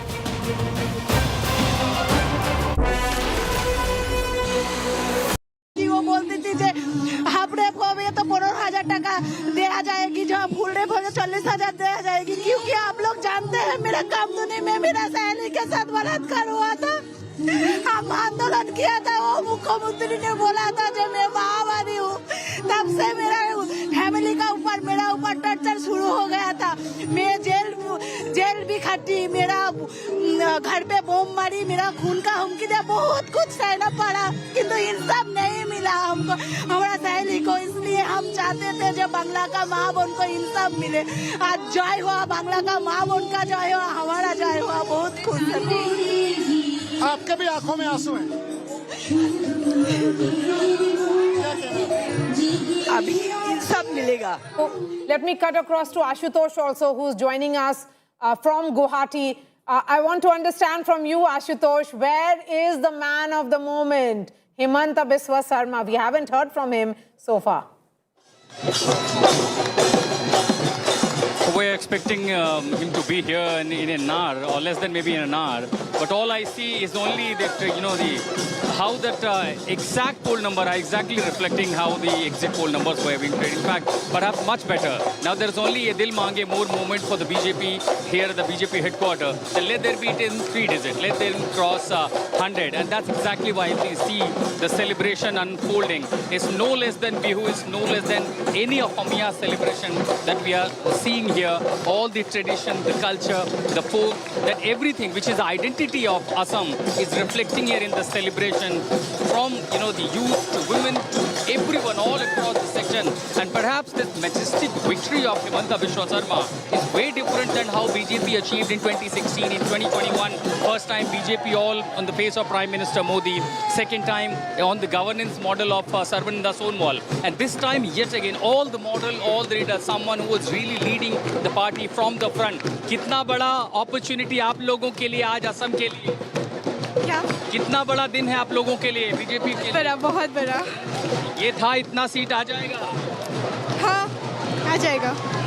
So if you only see the celebration, kahi tali, kahi dhol, kahi nagade, the BJP flag, everything, musical instrument to folk song to the culture, that is identity of Assam is now where we can see clearly at the BJP headquarters in form of the celebration, and this is going to be unending. But we're also hearing there's also preparation being done for the oath ceremony of Himanta Biswa Sarma, maybe in 3 to 4 days, and at the same time, larger issue that would remain that whether the allies will also play a critical role in the governance. I put up that question to the BJP Assam president. He said clearly we are not going to ditch our allies, despite the BJP unfortunately the margin victory. Ashutosh, we'll keep coming to you. Tuhin Sinha, it's a big day for the BJP from Assam to Bengal. We are looking at only consolidation and growth for the party. Well, absolutely, Maria. It's one of the biggest watershed moments in the history of Indian politics. A staggering 7% increase in West Bengal, which has been uniform across the state. In Assam, it's a pro-incumbency vote. And look at the fault lines. In Assam, it was minority card versus report card. Report card has won. In Bengal, it was fear versus, bharosa. Bharosa has won. So, yes, it's a big day for BJP. We could have done better in the south, but these two states only show that our, East had been ruling the eastern states or forming government in eastern states had been on the agenda for very long. And today when we look back, it has been an extremely arduous journey for BJP where so many of our Karyakartas were killed brutally by TMC. So it's the end of a political culture. You are from Bihar, you have seen this political culture end in 2005 and today look at where the Lalu family is. So it's a message for all of those parties which employ violence, which believe in non-democratic means to conquer power, that if you similarly in Uttar Pradesh in 2017 when we ended the Gunda Raj of Samajwadi Party, today Samajwadi Party is languishing in oblivion. So unless TMC really does introspection and really revives itself, I think it's the end of TMC as well for another 10 or 15 years. They're at 95 they are right now. Of course, Mamata Banerjee led TMC is down by 120 seats. This is the similar gain that has been made by the BJP from 77 seats in 2021 to now 193. That's certainly a huge, phenomenal gain for the party. But there's a piece of breaking news that is coming in from Tamil Nadu. Massive security that has been deployed now outside Actor Vijay's house. TVK chief, security deployment at his residence. We are being told that top officials of Tamil Nadu administration are all present now at Actor Vijay's house. He will be the chief minister. What's going to happen now? That's the reason I think the security has believed that this is normal protocol, that once we know that the single largest party usually the police end up at the residence of whoever is the chief minister elect or who might be the chief minister because of the security reasons. We've seen Tambaram police commissioner reach the spot, IG of that range reached the spot also, where Vijay is still inside residence right now, and we saw visuals of Adav Arjun also a brief while going into Vijay's residence to have a huddle or a talk with Vijay what's going to happen next.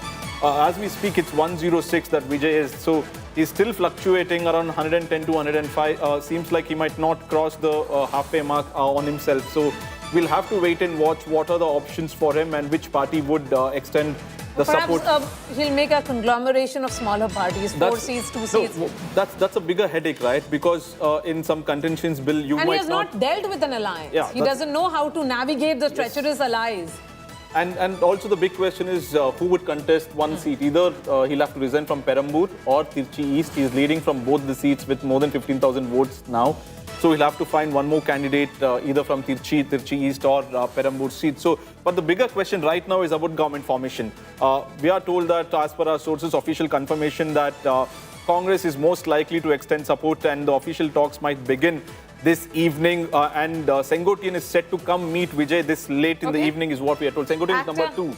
Actor Trisha has arrived at his Chennai home to congratulate him as well. Yes, she was there for a couple of hours and she left also. Trisha, coincidentally, it's her birthday today. Yes, I was told about it just a few hours ago. Yeah, so... That it's a birthday, and what a big day for her. And like you said, the massive security has been beefed up because we now clearly can say that without Vijay, no government can be formed in Tamil Nadu, and he might be the next Chief Minister of Tamil Nadu, and hence, as per the protocol, police have landed up. So this our focus will continue. There has been a saffron surge in Bengal, consolidation in Assam, a surprise entry in Indian politics that has happened from Tamil Nadu.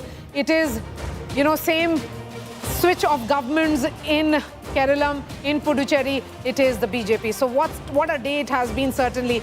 News and updates and coverage continues on the other side. Prime Minister Narendra Modi arrives at the BJP headquarters for the big address to his Karyakartas at 6 p.m.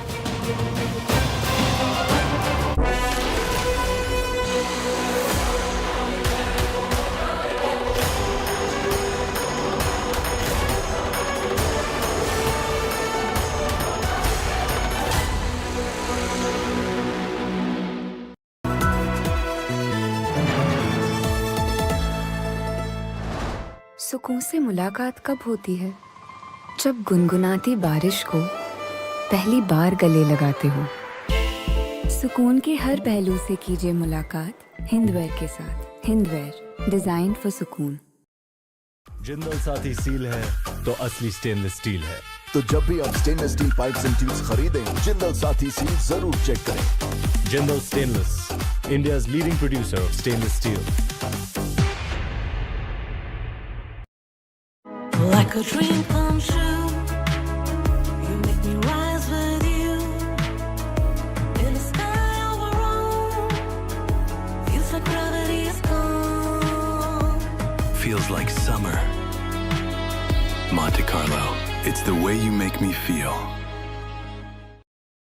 आप सब मेरे लिए काम करेंगे? Correct. Research analysis करके stocks recommend करेंगे, वो भी फ्री में? करेक्ट। आप क्या आसमान से टपक पड़े? स्काई से। HDFC Sky, all-in-one investment app. Download today. HDFC Sky. Investment in securities market are subject to market risks. Read all the related documents carefully before investing. Is India ready for autonomous AI-like mythos? New models from Anthropic bring potential risks to banks and financial systems. The question is, how prepared the system is to respond. In the latest issue, India Today looks at how India can prevent disruption. India Today, making sense of India. Now available on Amazon and Blinkit. Subscribe now at subscriptions.intoday.in.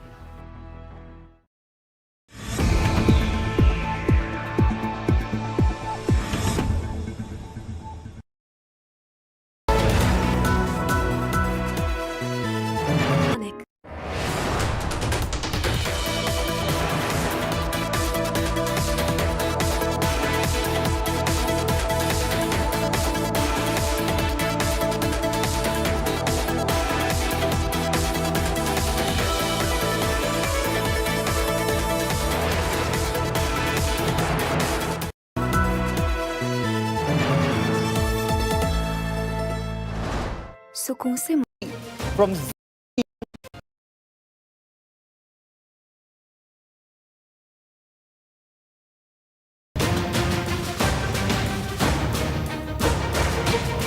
Good afternoon. It's truly a spectacular victory for the Bharatiya Janata Party in Bengal. Hai nahi bharosa. That was Prime Minister Narendra Modi's clarion call, and the voters came out. They came out in large numbers. 93% voter turnout in the two phases, and the results and leads are in front of you. It's a historic win for the Bharatiya Janata Party. They're leading in 193, as of now up 116. The Trinamool Congress, in power since 2011, is at 95, down 120. For the Bharatiya Janata Party, this is a victory that is as special as their victory in 2014, because this is victory in the land of Shyama Prasad Mukherjee. And I'll tell you about that in greater detail, why this victory, this win, these leads are truly special for the BJP, its voters, its cadre, and the manner in which two people, Prime Minister Narendra Modi and Home Minister Amit Shah, they and the team that they put together, along with the Rashtriya Swayamsevak Sangh, ensured the BJP from 0 in 2011 to 3 in 2016 to 77 in 2021 has now come to 192 plus in 2026. I'm Gaurav Sawant. As always, let's get started with the headlines on India Today. BJP decimates Mamata Banerjee in Bengal. Saffron surge in the state. Landslide victory for the BJP in over 190 seats. End of 15 years of Mamata's rule in Bengal as they manage a meager 95 plus seats. Mamata Banerjee sees red, says counting halted in many places.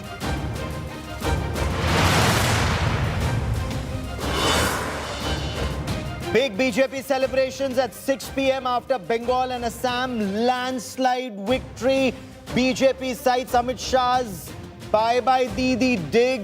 Amit Shah says 8 a.m. counting, 1 p.m. Didi Tata bye-bye.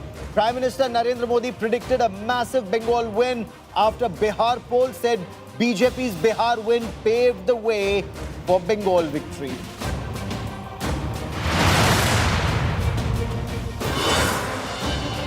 Thalapathy Vijay's blockbuster in Tamil Nadu. Vijay's TVK becomes the single largest party. Vijay wave sweeps across the state. DMK lags behind. AIADMK becomes the second largest. India Today first showed you predictions of Vijay's sweep in Tamil Nadu.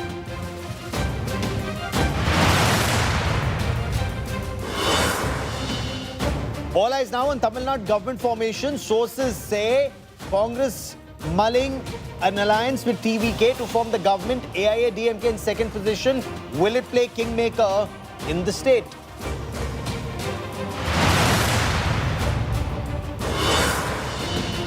BJP's landslide victory in Assam. BJP back with a bigger majority in the state.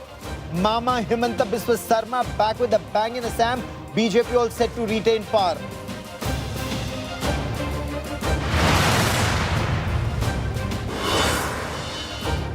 UDF sweeps Keralam polls with over 98 seats. LDF lags behind with just 37. Congress set to form the next government in Keralam.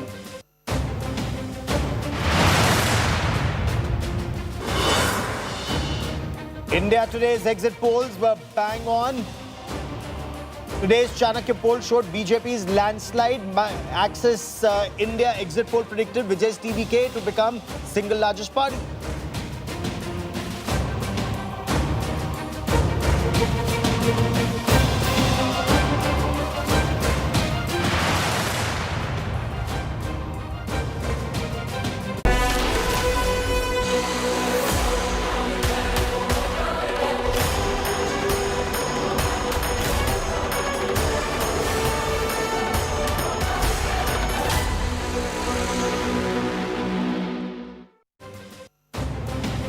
There's a saffron surge in Bengal and in Assam. But let's talk about Bengal first.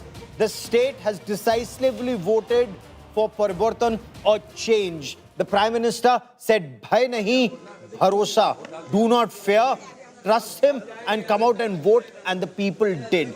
In a historic sweep, the sovereign surge has taken over West Bengal, thumping mandate from the electorate. The BJP's tally leapt from 77 in 2021 to comfortably crossing the 148, that's the halfway mark. Now, not far from the 200 mark in the 293-member assembly. Mamata Banerjee is locked in a tough battle to retain even her Bhawanipur seat up against Shuvendu Adhikari, who's once again taken the lead in Nandigram. But after an early setback, she's managed to edge ahead in Bhawanipur. But this time, her fight hasn't been against the BJP. She says and she insists that she was fighting the combined forces of the Bharatiya Janata Party and the Election Commission along with the Central Armed Police Forces. Mamata Banerjee now alleges a larger ploy at play. She claims several seats where the TMC was leading, recounting is not being carried out. She's accusing Election Commission of obstructing due process and questioning the mandate emerging in favor of the Bharatiya Janata Party. The anti-incumbency in the state is visible. It was visible when India Today's reporters were on ground zero. Of course, there were tremendous showdowns over the special intensive revision of the voter list. There were allegations of irregularities and, of course, a supercharged political atmosphere. But Paltano Darkar, the clarion call, that resonated with the people of Bengal this time.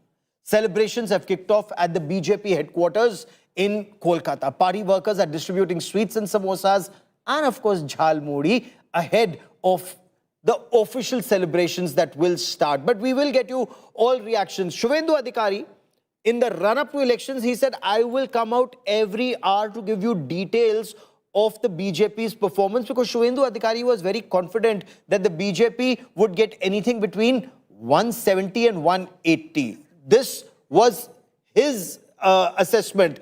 I quickly want to cut across to Munish Pandey, who's at the BJP headquarters and joins us live.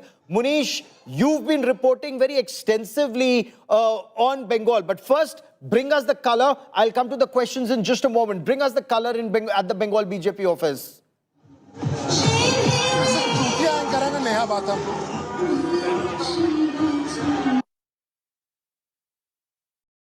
Okay, give us a moment as we reestablish that link with my colleague Munish. But the pictures that you see on your television screen, Shuvendu Adhikari was very confident of his victory and of the victory of the Bharatiya Janata Party. He said, every hour I will come and give you numbers. Numbers that Mamata Banerjee is contesting now. Listen into Mamata Banerjee. Please দয়া করে কেউ counting এজেন্টরা এবং প্রার্থী ক্যান্ডিডেটরা তারা voting এলাকা ছেড়ে আসবেন না। স্ট্রং রুমে যেখানে কাউন্টিং হচ্ছে মানে সেন্টারে, সেখান ছেড়ে কেউ আসবেন না। এটা বিজেপির প্ল্যান। প্রথম 2-3 রাউন্ডে আমি কালকে থেকেই বলছি যে ওদেরগুলো আগে দেখাবে, আমাদেরগুলো পরে দেখাবে। এবং অনেক জায়গায় 2-3 রাউন্ড কাউন্টিং করার পরে প্রায় 100টা জায়গায় কাউন্টিং বন্ধ করে রেখে দিয়েছে। এবং কল্যাণীতে ধরা পড়েছে 7টা মেশিন, যেখানে কোনো মিল নেই।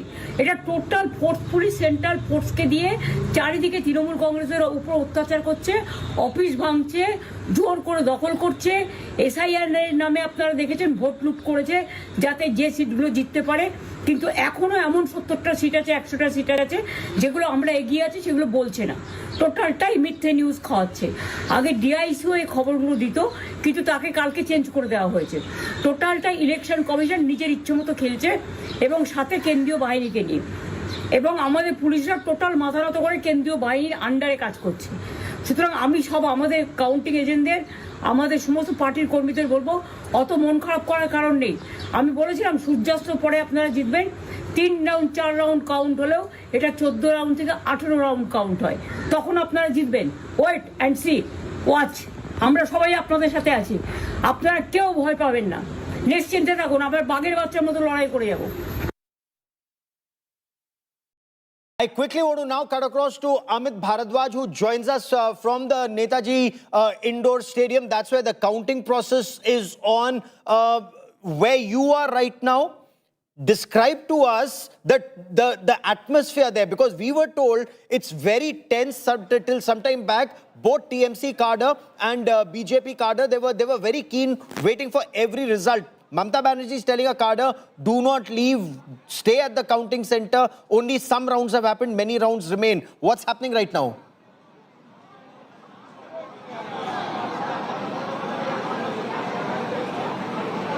Well, Gaurav, outside the Netaji counting center, Netaji Indoor Stadium counting center, the para forces had taken over the entire place, and you had the Trinamool Congress workers being put into their camp. You had para forces deployed there, and after that further deployments were made in order to calm down the situation. So everything was brought into under control.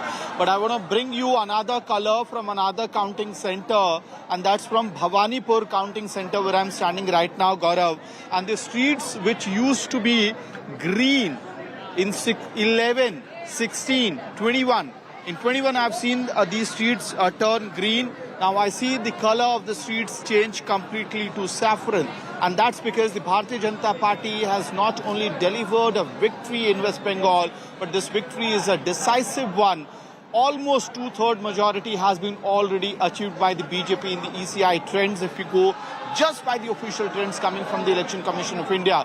And that is why you have all pumped up cadre of the Bharatiya Janata Party with gulals, with cracker bursting on the streets, as well as celebration is on. Despite the fact that Suvendu Adhikari is trailing and on this particular seat, but it is again the confidence of Suvendu Adhikari that he had said after 8th or 9th round, I will start reducing the gap, the margin from Mamata Banerjee, and after that the victory margin for me will begin. And that's why you see the women workers of the Bharatiya Janata Party are here. Ma'am, महिलाओं की बहुत बात हो रही थी जब election campaign चल रहा था. हमने देखा आरजी कौर और महिला सेफ्टी की बहुत बात हुई. आज बीजेपी जीती है तो सरकार से क्या उम्मीदें रहेंगी? भले ये पार्टी के कार्यकर्ता है, समर्थक हैं आप लोग, लेकिन इस एंगल पे क्या उम्मीद है? एक नया भारत देख रहे हैं हम लोग. मैं बोलती हूँ, मैं बोल रही हूँ कि देखिए, हम लोग यद्यपि भारतीय जनता पार्टी के कार्यकर्ता हैं, लेकिन ये जो सरकार भारतीय जनता पार्टी की जो गठित होगी, उससे हम लोगों को आशा है कि बंगाल की उन्नति होगी. बंगाल मेन स्ट्रीम लाइन में. So that's Bhawanipur, women speaking in Bhawanipur counting center about the BJP's surge to power, and women's safety had been one of the key issues that we kept on hearing from women voters, electors of West Bengal, be it North Bengal, be it South Chobis Pargana, be it North Chobis Pargana, or even in Kolkata. The TMC certainly tried to play it down as far as the RG core factor was concerned, Gaurav. But today, the mandate seems to be, pretty much of something, an output of multiple factors. The younger voters not connecting with the Mamata Banerjee's leadership. So stay with me for a moment. We'll talk about these younger voters. We'll talk about Mahila voters. I quickly want to cut across to Tapas Sengupta, and Tapas Sengupta is standing by at Mamata Banerjee's residence. And Tapas, the difference between 2021 and 2026 couldn't be more stark. Almost similar numbers, just completely reversed. That time, the TMC had surged ahead. This time, the BJP appears to have surged ahead. TMC now at 97, BJP then was at 77. But Mamata Banerjee, she's still not given up. Mamata Banerjee still insists these are just a couple of rounds. Does she still think that the picture would change by evening? Well, yes, Gaurav, the Trinamool Congress and the Supremo herself still believes that things would change. We are standing outside Mamata Banerjee's residence, and this is what we are not habituated to see during the counting days. In 2021, this entire area, the road was completely closed. There were thousands of supporters playing with green gulal. They were celebrating their victory. This time around, the Trinamool Congress was very confident, and they are confident till now. What they say that there is a possibility of manipulation in the voting results, but Mamata Banerjee urged all the agents and the candidates not to leave the counting center before the counting concludes. But here it seems not a single party leader or a close aide of Mamata Banerjee have come yet. We are here since 6 a.m. in the morning, till now, not a single party leader have come to meet Mamata Banerjee. She remains to be inside, and she have been following and closely monitoring the situation. Little while back, Mamata Banerjee expressed that she is confident that by dusk, the numbers would change and go in favor of Trinamool Congress. However, as far as the data being shared by Election Commission shows otherwise, and absolutely what we had witnessed in 2021, the numbers seem to be absolutely opposite for the opposite camp. That's BJP is leading with huge margin as of now, and the trend is very clear that BJP, as they claim, are ready to form the government, but they will have to wait for some more time unless they can complete counting process concludes, and after that there will be an official announcement from the Election Commission. But the mood of Calcutta have changed. The BJP supporters have been coming in large number in front of Mamata Banerjee's residence. They were sloganeering with Jai Shri Ram. They have been going on and off, and police were deployed primarily, and now the central forces have been brought in. I'll show you on the opposite side of the road. Law and order situation still remains to be absolutely under control, but to avoid any incident from happening at this very place, since large number of BJP workers are mobilizing towards this place, they are waiting, they are chanting slogans and then moving forward. Hence, for the central forces have been brought in, but we are yet to hear anything from the Trinamool Congress officially on this. Important point you raise, Tapas, and I want viewers to understand why the presence of central armed forces, central armed police forces are very important. Tapas, after 2021 results, there were massive instances of violence. There were instances of crimes against women. All of that has to be avoided and ensured nothing like that ever happens again. So what happened in 2021 and 2026? What is being done to ensure that there is no role reversal here?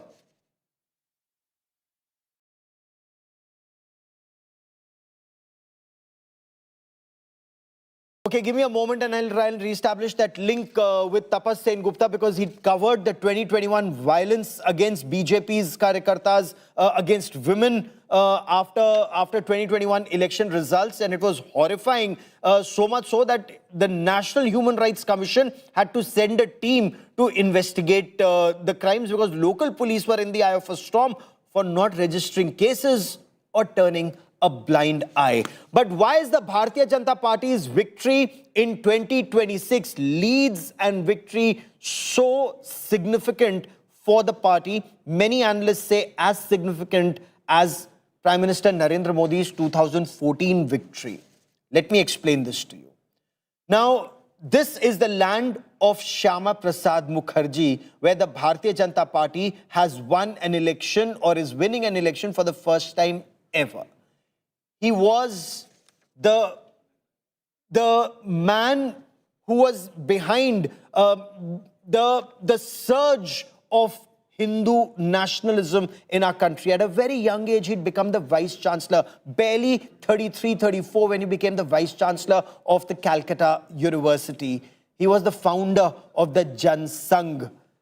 Of course, that was in 1951. He was a minister, incidentally, even in Pandit Jawaharlal Nehru's cabinet, but 1950, he'd walked out because of that Liaquat Pact, Nehru-Liaquat Pact. Now, he emerged, the Jan Sangh had emerged as a key challenger for the Congress. Now, Jan Sangh was the ideological pillar of the Bharatiya Janata Party. It evolved in today's BJP. BJP traces its roots to Shyama Prasad Mukherjee, born in 1901, sadly passed away at a very young age in 54.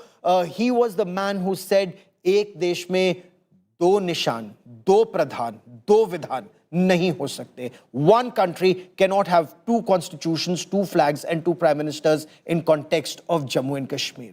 He very strongly championed the cause of one nation, one law. Strongly advocated there should be no Article 370. Espoused the cause of cultural nationalism.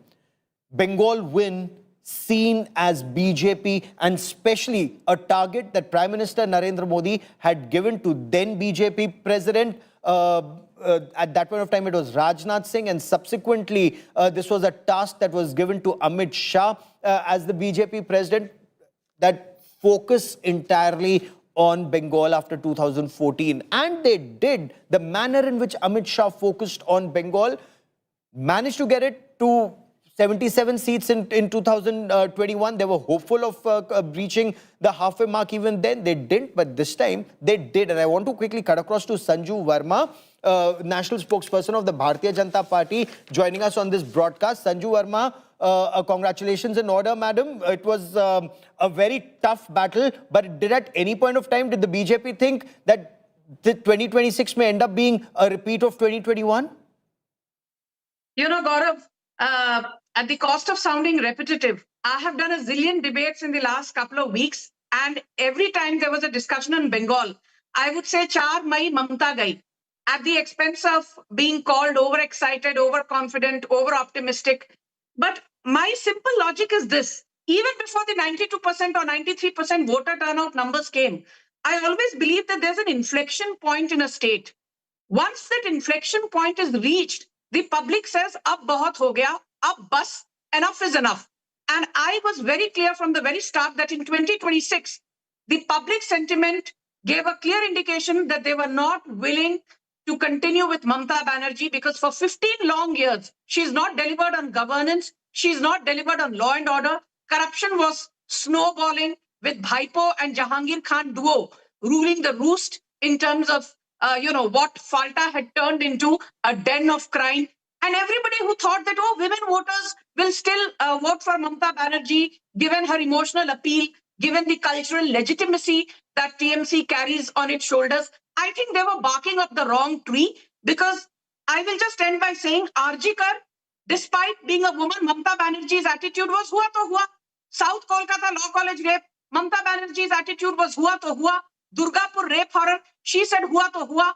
Jalpaiguri, when a BJP worker was stripped in public glare, she said hua to hua. And I'm very happy about the fact that the electorate has shown the mirror to TMC, because I'm sure you are aware, 72 hours back, Abhishek Banerjee put out a post on X saying, I challenge the Union of India and this Gujarati duo who is Bengal Birodhi, they will be taught a lesson. When he spoke of the Gujarati duo, he was obviously referring to Prime Minister Modi and Union Home Minister Amit Shah. So like I said, Abhishek Banerjee's arrogance, his hubris has been called out, and Mamata Banerjee has to learn to live with defeat. And I tell you, last time she lost Nandigram, this time I think she will lose from her own bastion. That is the sweet. She appears to be leading in Bhawanipur as of now, but stay with me, Sanju Verma. This is your moment. We'll talk about other states in a moment, but I want to focus on Bengal for some time because this election result is truly historic. Professor Badri Narayan also joins us on this broadcast. Professor Badri Narayan, the people of Bengal have spoken loud and clear. 93% voter turnout, voting in the full presence of state media, national media, observers, large number of central armed police forces, state police forces. This is the mandate. As Sanju Verma says, 4 Mai, Didi Gai, the people of Bengal have spoken. Yeah, very right. Actually, I think it is the public mandate. It's the mandate given by the public.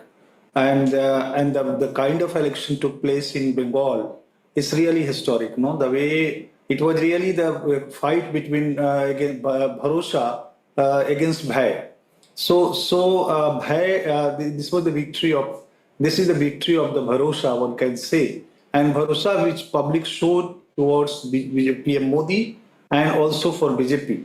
And this is. I used to say that this was a fight between two kinds of identity: the Hindutva Bengali identity and the Bengali regional identity.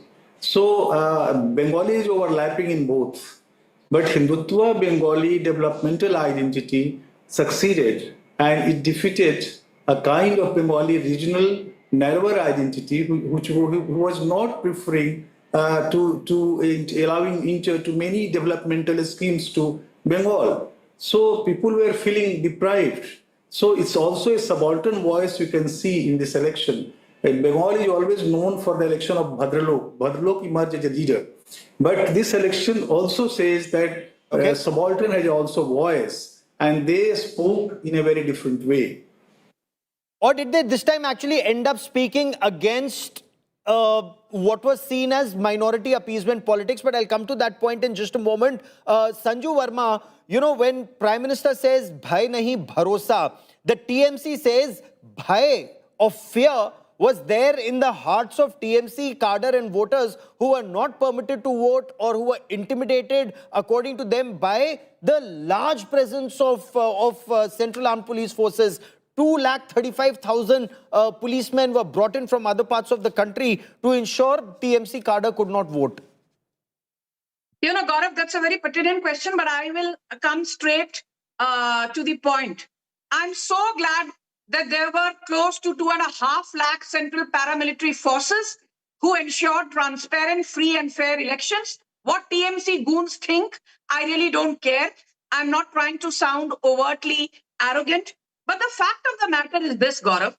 If you recall, after the Panchayat elections in 2023 in West Bengal, not only the Kolkata High Court, the Supreme Court castigated Mamata Banerjee in no uncertain terms by saying the license to hold elections does not give you the license to conduct bloodshed.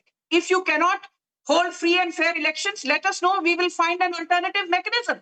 When she barges into an ongoing investigation at the IPAC office, running away with the green file, what did the Supreme Court tell her? It is an unhappy situation to see a sitting chief minister barging into an ongoing probe. What if other CMs start doing this? You are working against the very spirit of cooperative federalism. So the limited point I'm making is Trinamool Congress, its track record is not flattering. Mamata Banerjee has had many run-ins with the Supreme Court, and each time she has been shown her face. Sanju, give me a moment. I quickly want to cut across to Nabanna, where Indrajit Kundu now joins me. This is the seat of power in Bengal. And perhaps this is where, Indrajit, people get to know first what is happening, where winds of change are blowing. What's happening at Nabanna? Well, Gaurav, we are here at the Bengal Secretariat. This is Nabanna in Howrah district, and there is a big change. I will quickly ask my camera person to show. The CRPF has been deployed to man Nabanna.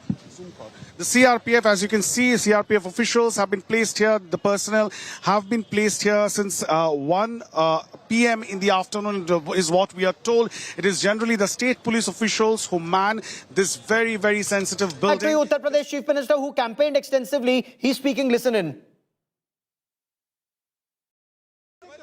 All right, I'll come back to this. Uttar Pradesh Chief Minister Yogi Adityanath had campaigned very extensively. Yogi model is now being spoken about in other parts of the country. But I'll come to Yogi model in just a moment. But go on, Indrajit. Complete your point. CRPF has now been deployed at Nabanna. Is there an apprehension something would happen? Because you were on ground covering the aftermath of 2021 election results and the targeted violence, political violence that took place in the state. What is being done to ensure that a repeat or a reversal does not happen this time? Okay, I'll come to Indrajit in just a moment. Complete your point, Sanju Verma. Suddenly we hear Jai Shri Ram once again and very loudly from Mamata Banerjee's residence to Nabanna to other parts of the state, in a state where many had argued that Jai Shri Ram is not from here. And I'd always said that Jai Shri Ram belongs, it belongs to the entire country, not to any one state, not to any one part. You know, Gaurav, let me take the opportunity through your platform to say Puducherry, Bengal and Assam, what a day for BJP. Garv se bolo Jai Shri Ram. But coming to the moot point, I fail to understand the very cabal which said, oh, Mamata Banerjee has an advantage of 27 to 28%. She starts with an advantage of 74 to 84 seats because of Muslim consolidation. Why is it that this same cabal gets rattled when people like me unapologetically talk about Hindu consolidation? When I talk about reverse polarization, Bengal ki janta khulkar is baar keh rahi hai, we do not want to support Mamata Banerjee, who has been Hindu phobic. Do you remember the name of Ram Navami was changed in Bengal's textbooks to Ranga Navami? Ram Dhenu was changed to Ranga Dhenu. Do you remember 4 years back, the Prime Minister was sitting on the dais and this was to commemorate Netaji Bose's anniversary. And just because someone in the crowd started chanting Jai Shri Ram, Mamata Banerjee walked away in a huff. So what I'm trying to drive at is that Hindu consolidation has worked in Assam. It has worked brilliantly in Bengal too. And I don't think Hindus need to be apologetic about it. Because don't forget, even So in a place while like it may have worked for you in three places, it hasn't worked at all in Tamil Nadu. But we'll come to Tamil Nadu in just a moment. Why is it that the BJP's performance is so poor and even worse than what it was last time? I'll come to that in just a moment. But I want to stay on Bengal because Bengal is truly historic. And Professor Badri Narayan, is there merit in Sanju Verma saying that the entire effort was divide the Hindus in caste, unite others or unite the minorities, treat the minority as a vote bank, as Sanju Verma puts it, that Mamata Banerjee starts at 30% in some places. She starts with 70 odd seats where Muslim votes matter. And this time there was counter polarization. Hindus united as Hindus and not divided in castes. I think Sanjuji is right on that point because earlier Mamata's politics was based on a kind of Muslim mobilization plus Bengali middle class, Bhadralok kind of consolidations and with the other kind of governmental influence on the subaltern poor public. But what happened, there are two things happened. On the one hand, as I said, that it is fight between Hindutva, Bengali, the identity with the Bengali regional identity. And Hindutva, Bengali identity won that. Bengali is everywhere, but Hindutva Bengali. Secondly, the kind of the way the Mamata government run in 20 years, in these past decades, it proved itself as an anti-development government. So many subalterns, those who wanted government policies, they voted against that. So it's not merely polarization. Yes, it's a polarization, it's a counter-polarization, and polarization, but with many other nuances.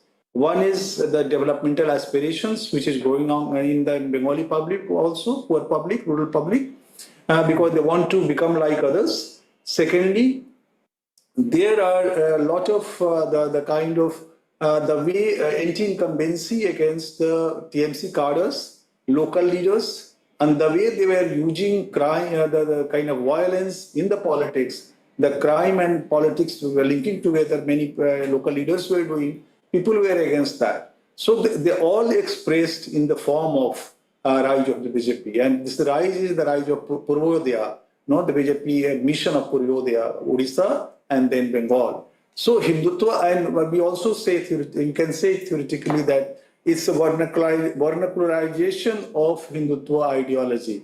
And Bengal was a root, remained a root of the Hindutva. Hindutva word firstly appeared in Bengali discourse. Chandranath Basu used first time this Bengali Hindutva term. So for them also it's ideological wheel for BJP. But it's a one-way vernacularization of the Hindutva. Okay, give me a moment. I quickly want to cut across to my colleague Maria Shakil, Dharmendra Pradhan, who's worked very extensively in these elections, joins Maria Shakil. Maria, over to you. Thank you. So we are talking about Purvodaya, and someone who has been the architect of this Purvodaya, first in Odisha and now in Bengal, is joining us live. Union Minister Dharmendra Pradhan, thank you for speaking to India today, sir. What does this victory mean to you personally? Let's begin with that, and then I'll talk to you as a BJP leader. Maria ji is nothing personal, but as a public policy practitioner and a representative of Eastern India, let me congratulate the people of West Bengal, the people of entire country. This is a long-awaited result needed for development of West Bengal. Now the full circle is complete. Since last 12 years, Prime Minister Narendra Modi has assured countrymen, unless until the Purvodaya is there, rightly you have mentioned, therefore he has given utmost importance to Ashtalakshmi, the northeastern part. He has given importance to West Bengal, Bihar, Jharkhand, Odisha and Chhattisgarh. These are the long pending underdeveloped area of India, different historical backlogs. But with Prime Minister's policy, Prime Minister's focused strategy, now I am happy this area will get a developmental flip, give a developmental push. Employment is a primary challenge of this area. Security is a primary challenge of this area. Women's empowerment is a primary challenge of this area. Healthcare, education, these are the priority sector human resource affecting this part of India. And this part is very intellectually sound, very laborious, very honest people are there, very hard working people are there. But they'll get opportunity in their locality. With this double engine government at West Bengal, at Bihar, at northeastern states, and also at Odisha and neighboring states. This area is going to contribute to India's economy, India's development in a big way. That part, as a person belong to the eastern part of India, I am very happy, very enthusiastic, and very thrilled to this kind of result. And again, bow my head to the decisive voter mandate of West Bengal. One thing is clear, that this is a mandate bigger than what the BJP expected. You and I have been in touch throughout this campaign. You were extensively campaigning for the party, deciding the strategy, particularly in Kharagpur and the entire belt. What change did you see from 2021 to now to see this kind of mandate, sir? Maria ji, in West Bengal, we are never a big political force before 2014. Even in 2014, we own only few seats in parliament. When Honorable Amit Shah became party president, on his first speech as being the national party president, he said, unless and will give priority to the Coromandel states, that means from southern part to West Bengal. We have a planned strategy since last 10-15 years. We are focusing on that. And this time, in the last election, the 2021 I mentioned, 2021, we emerged as the principal opposition party in West Bengal. To have the prime cake, you have to come to second first. From distance to win West Bengal, we became second in 2019 parliament election, again in 1921 assembly election, and again we consolidated in 2024 parliament election. We made it own as much seat we desired to own in that election. But this election is the culminating point of our hard work. People believe us. People believe the policy of Prime Minister Narendra Modi. He assured again and again, we are here to develop this zone, have faith on us, and have faith on double engine government. And people of West Bengal has very reposed their faith on us. Mr. Pradhan, you made an interesting point when you said that people of Odisha and Bengal have some kind of an intellectual culture. What do you have to tell the Bhadralok of Bengal today? Because the entire presidency region seemed to be turning saffron. It's not only Bhadralok. If you analyze, I just now I am getting information for the Midnapur division. There is a district Jhargram adjacent to Odisha and Jharkhand. It's a tribal-dominated area, OBC-dominated area. The famous Jungle Mahals is the part of this Jhargram. We are winning almost all 4 seats with a handsome margin. That means all kind of people in West Bengal, be it the hill part of the Darjeeling, the northern part of West Bengal, or be it tribal belt of Jungle Mahal or Bankura, Purulia, Jhargram, or be it the Ganga Sagar belt, be it the 24 Pragna, all part of be in the Calcutta city, all part of West Bengal this time have given decisive mandate against the misrule of Mamata Banerjee, against the corruption of Mamata Banerjee, arrogance of his Baipu and herself, the Gunda culture of TMC. People have rejected these anti-democratic forces in West Bengal. Pradhan, I want to understand from you, because there's multiple reading which is being done by the analysts on this kind of mandate. There has been a lot of things that has worked for the BJP, a lot of things that did not work for the Trinamool Congress, and that were advantage BJP. One reason that is being cited is this some kind of consolidation of majority vote? Or would you say that this is a consolidation of nationalism over subnationalism? No. Bengal is, as I said, we belong to the eastern part of India. We are proud of our own culture, be it Bengali language, be it Odia language. Be it the tribal language like Santali, this part of India is, and be it Assam, be it the other regional, the small states in the northeastern states. This is a very culturally composite area. Let me remind you, historically, who led the freedom movement in this country? That's right. Netaji Subhash Chandra Bose, Rabindranath Tagore, Sri Aurobindo, Swami Vivekananda envisioned a unified India in the colonial rule. He belongs to the West Bengal. This false narrative of subnationalism and nationalism, this is a narrative by leftist bankrupt people. They want to create an artificial divide. Bengal is always in the leadership position of national movement. Eastern India is always the leading position of Eastern. Who is Matangini Hazara? Who is Ishwar Chandra Vidyasagar Rao? Are their thought parochial? Are their thought is regional? Not at all. Bengal, we all are proud of Bengal's great legacy and history. Always in the science, in art, in culture, in all aspects of life. Go to the modern cinema of India. Lot of Bengali personalities, Bengali speaking personality are the leading personality of the Indian cinema. Go to the science world. Mr. Bose is the leading scientist of the pre-independence period. So let us not create in that analogy. Bengal is the heart of, Bengal is the servor of Indian culture and civilization, and there's absolute compatibility. And as you said, consolidation. Yes, this is a consolidation against the majority of Bengal people against corruption, against atrocity on women, on Sandesh Khali, on Arjikar, also on the infiltration. Infiltration is a major issue in the eastern part of India, and Bengal is, they thought Bengal is our monopoly. They do cattle trading. They can capture the border area for drugs. They can illegally do anything in that area. Yes, people of West Bengal has voted against these illegal things.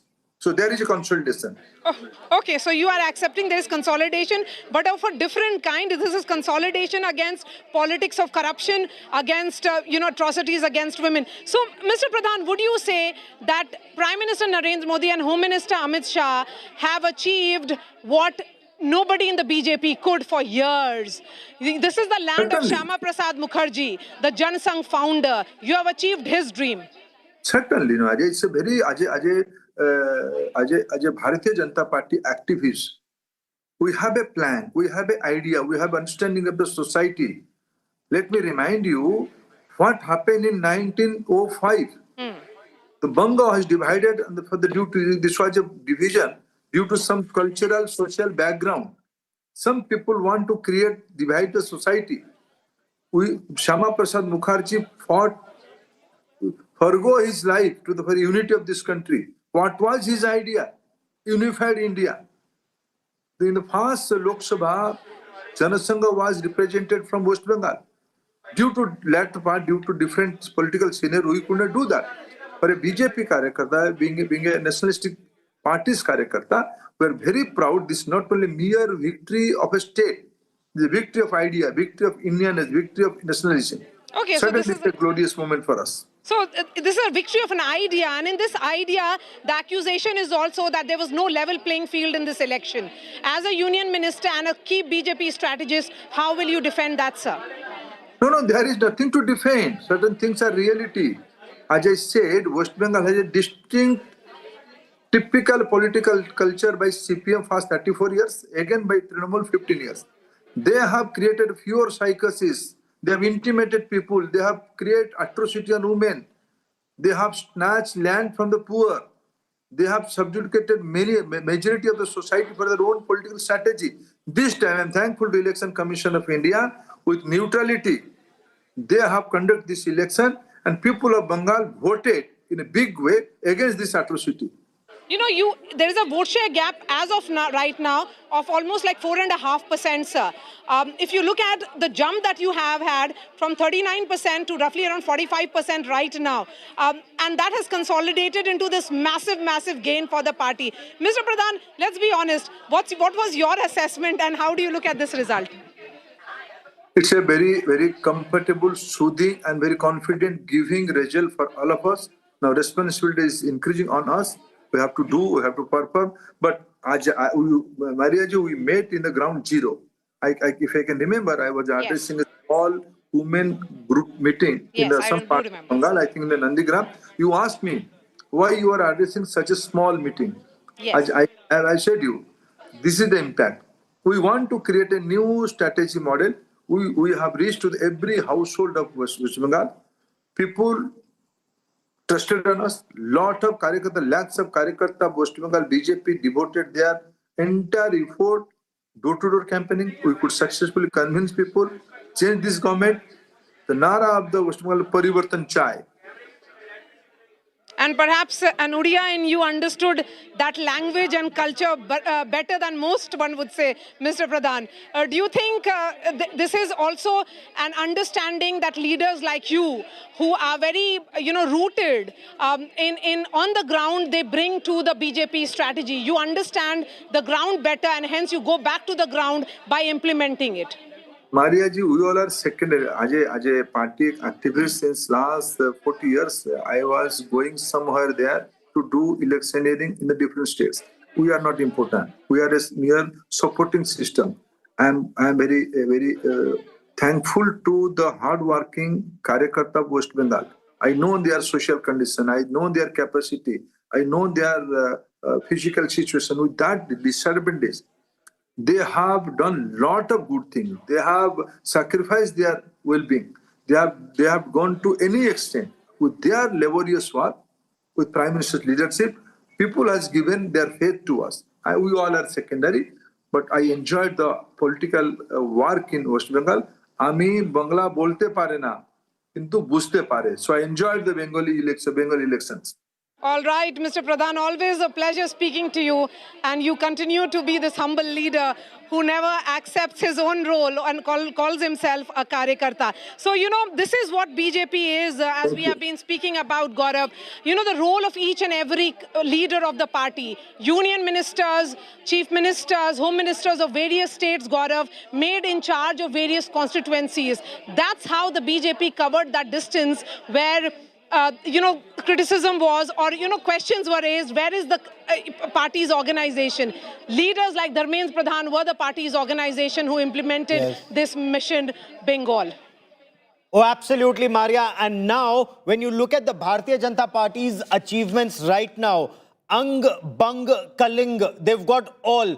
Ang, Bihar, Maria's state. Bang, Bengal, they've got now. Kaling, Odisha, they've got that too. But there's more breaking news coming in. The BJP breaching the fortress Bengal, all set to form the government. Mamata Banerjee has arrived at the counting center, inspecting the counting center in South Kolkata. And Mamata Banerjee is alleging that the Bharatiya Janata Party is looting the counting centers. She says that Trinamool Congress agents are being thrown out from these counting centers and only BJP workers are there. She alleges vote chori or words to that effect. I want you to listen in to Mamata Banerjee. I'll get you more on the story. Are you going to the counting center? Yes, they are looting my counting center. Shut up. Now, gaadi ache. Are you going to the counting center? Yes, they are looting my counting center. Shut up. Now, gaadi ache. Are you going to the counting center? Yes, they are looting my counting center. Shut up. Now, gaadi ache.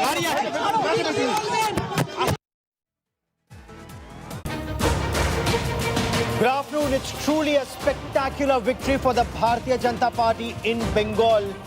Hai nahi bharosa. That was Prime Minister Narendra Modi's clarion call, and the voters came out. They came out in large numbers. 93% voter turnout in the two phases, and the results and leads are in front of you. It's a historic win for the Bharatiya Janata Party. They're leading in 193, as of now up 116. The Trinamool Congress, in power since 2011, is at 95, down 120. For the Bharatiya Janata Party, this is a victory that is as special as their victory in 2014, because this is victory in the land of Shyama Prasad Mukherjee. And I'll tell you about that in greater detail, why this victory, this win, these leads are truly special for the BJP, its voters, its cadre, and the manner in which two people, Prime Minister Narendra Modi and Home Minister Amit Shah, they and the team that they put together, along with the Rashtriya Swayamsevak Sangh, ensured the BJP from 0 in 2011 to 3 in 2016 to 77 in 2021 has now come to 192 plus in 2026. I'm Gaurav Sawant. As always, let's get started with the headlines on India.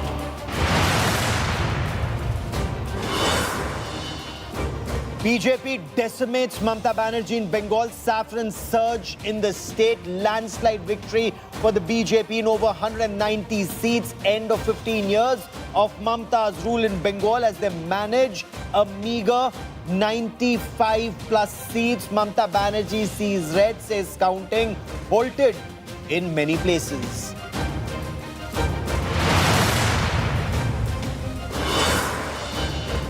Big BJP celebrations at 6 p.m. after Bengal and Assam landslide victory. BJP cites Amit Shah's bye-bye Didi dig. Amit Shah says 8 a.m. counting, 1 p.m. Didi Tata bye-bye. Prime Minister Narendra Modi predicted a massive Bengal win after Bihar poll said BJP's Bihar win paved the way for Bengal victory.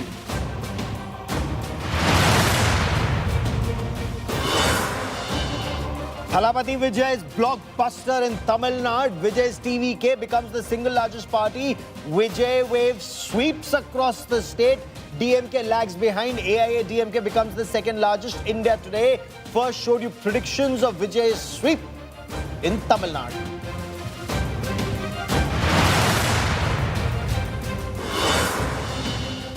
All eyes now on Tamil Nadu government formation. Sources say Congress mulling an alliance with TVK to form the government. AIADMK in second position. Will it play kingmaker in the state?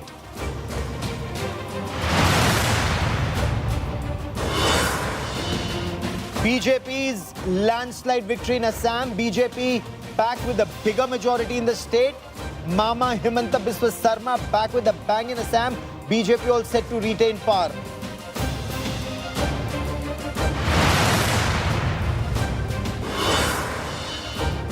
UDF sweeps Keralam polls with over 98 seats. LDF lags behind with just 37. Congress set to form the next government in Keralam.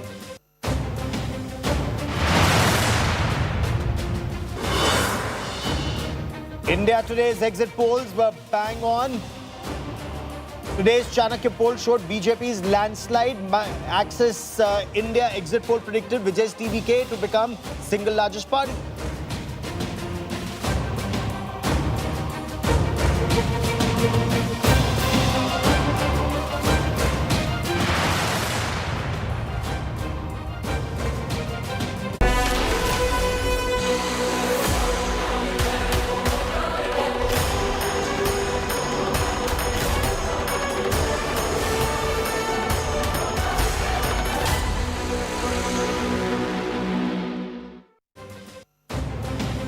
There's a saffron surge in Bengal and in Assam, but let's talk about Bengal first. The state has decisively voted for Parivartan or change. The Prime Minister said, Bhai nahi, bharosa. Do not fear, trust him and come out and vote, and the people did. In a historic sweep, the saffron surge has taken over West Bengal, thumping mandate from the electorate. The BJP's tally leapt from 77 in 2021 to comfortably crossing the 148, that's the halfway mark. Now, not far from the 200 mark in the 293-member assembly. Mamata Banerjee is locked in a tough battle to retain even her Bhawanipur seat up against Shuvendu Adhikari, who's once again taken the lead in Nandigram. But after an early setback, she's managed to edge ahead in Bhawanipur. But this time, her fight hasn't been against the BJP. She says and she insists that she was fighting the combined forces of the Bharatiya Janata Party and the Election Commission along with the Central Armed Police Forces. Mamata Banerjee now alleges a larger ploy at play. She claims several seats where the TMC was leading, recounting is not being carried out. She's accusing Election Commission of obstructing due process and questioning the mandate emerging in favor of the Bharatiya Janata Party. The anti-incumbency in the state is visible. It was visible when India Today's reporters were on ground zero. Of course, there were tremendous showdowns over the special intensive revision of the voter list. There were allegations of irregularities and, of course, a supercharged political atmosphere. But Paltano Darkar, the clarion call, that resonated with the people of Bengal this time. Celebrations have kicked off at the BJP headquarters in Kolkata. Party workers are distributing sweets and samosas and, of course, jhal mudi ahead of the official celebrations that will start. But we will get you all reactions. Shuvendu Adhikari, in the run-up to elections, he said, I will come out every hour to give you details of the BJP's performance, because Shuvendu Adhikari was very confident that the BJP would get anything between 170 and 180. This was his assessment. I quickly want to cut across to Munish Pandey, who's at the BJP headquarters and joins us live. Munish, you've been reporting very extensively on Bengal. But first, bring us the color. I'll come to the questions in just a moment. Bring us the color at the Bengal BJP office.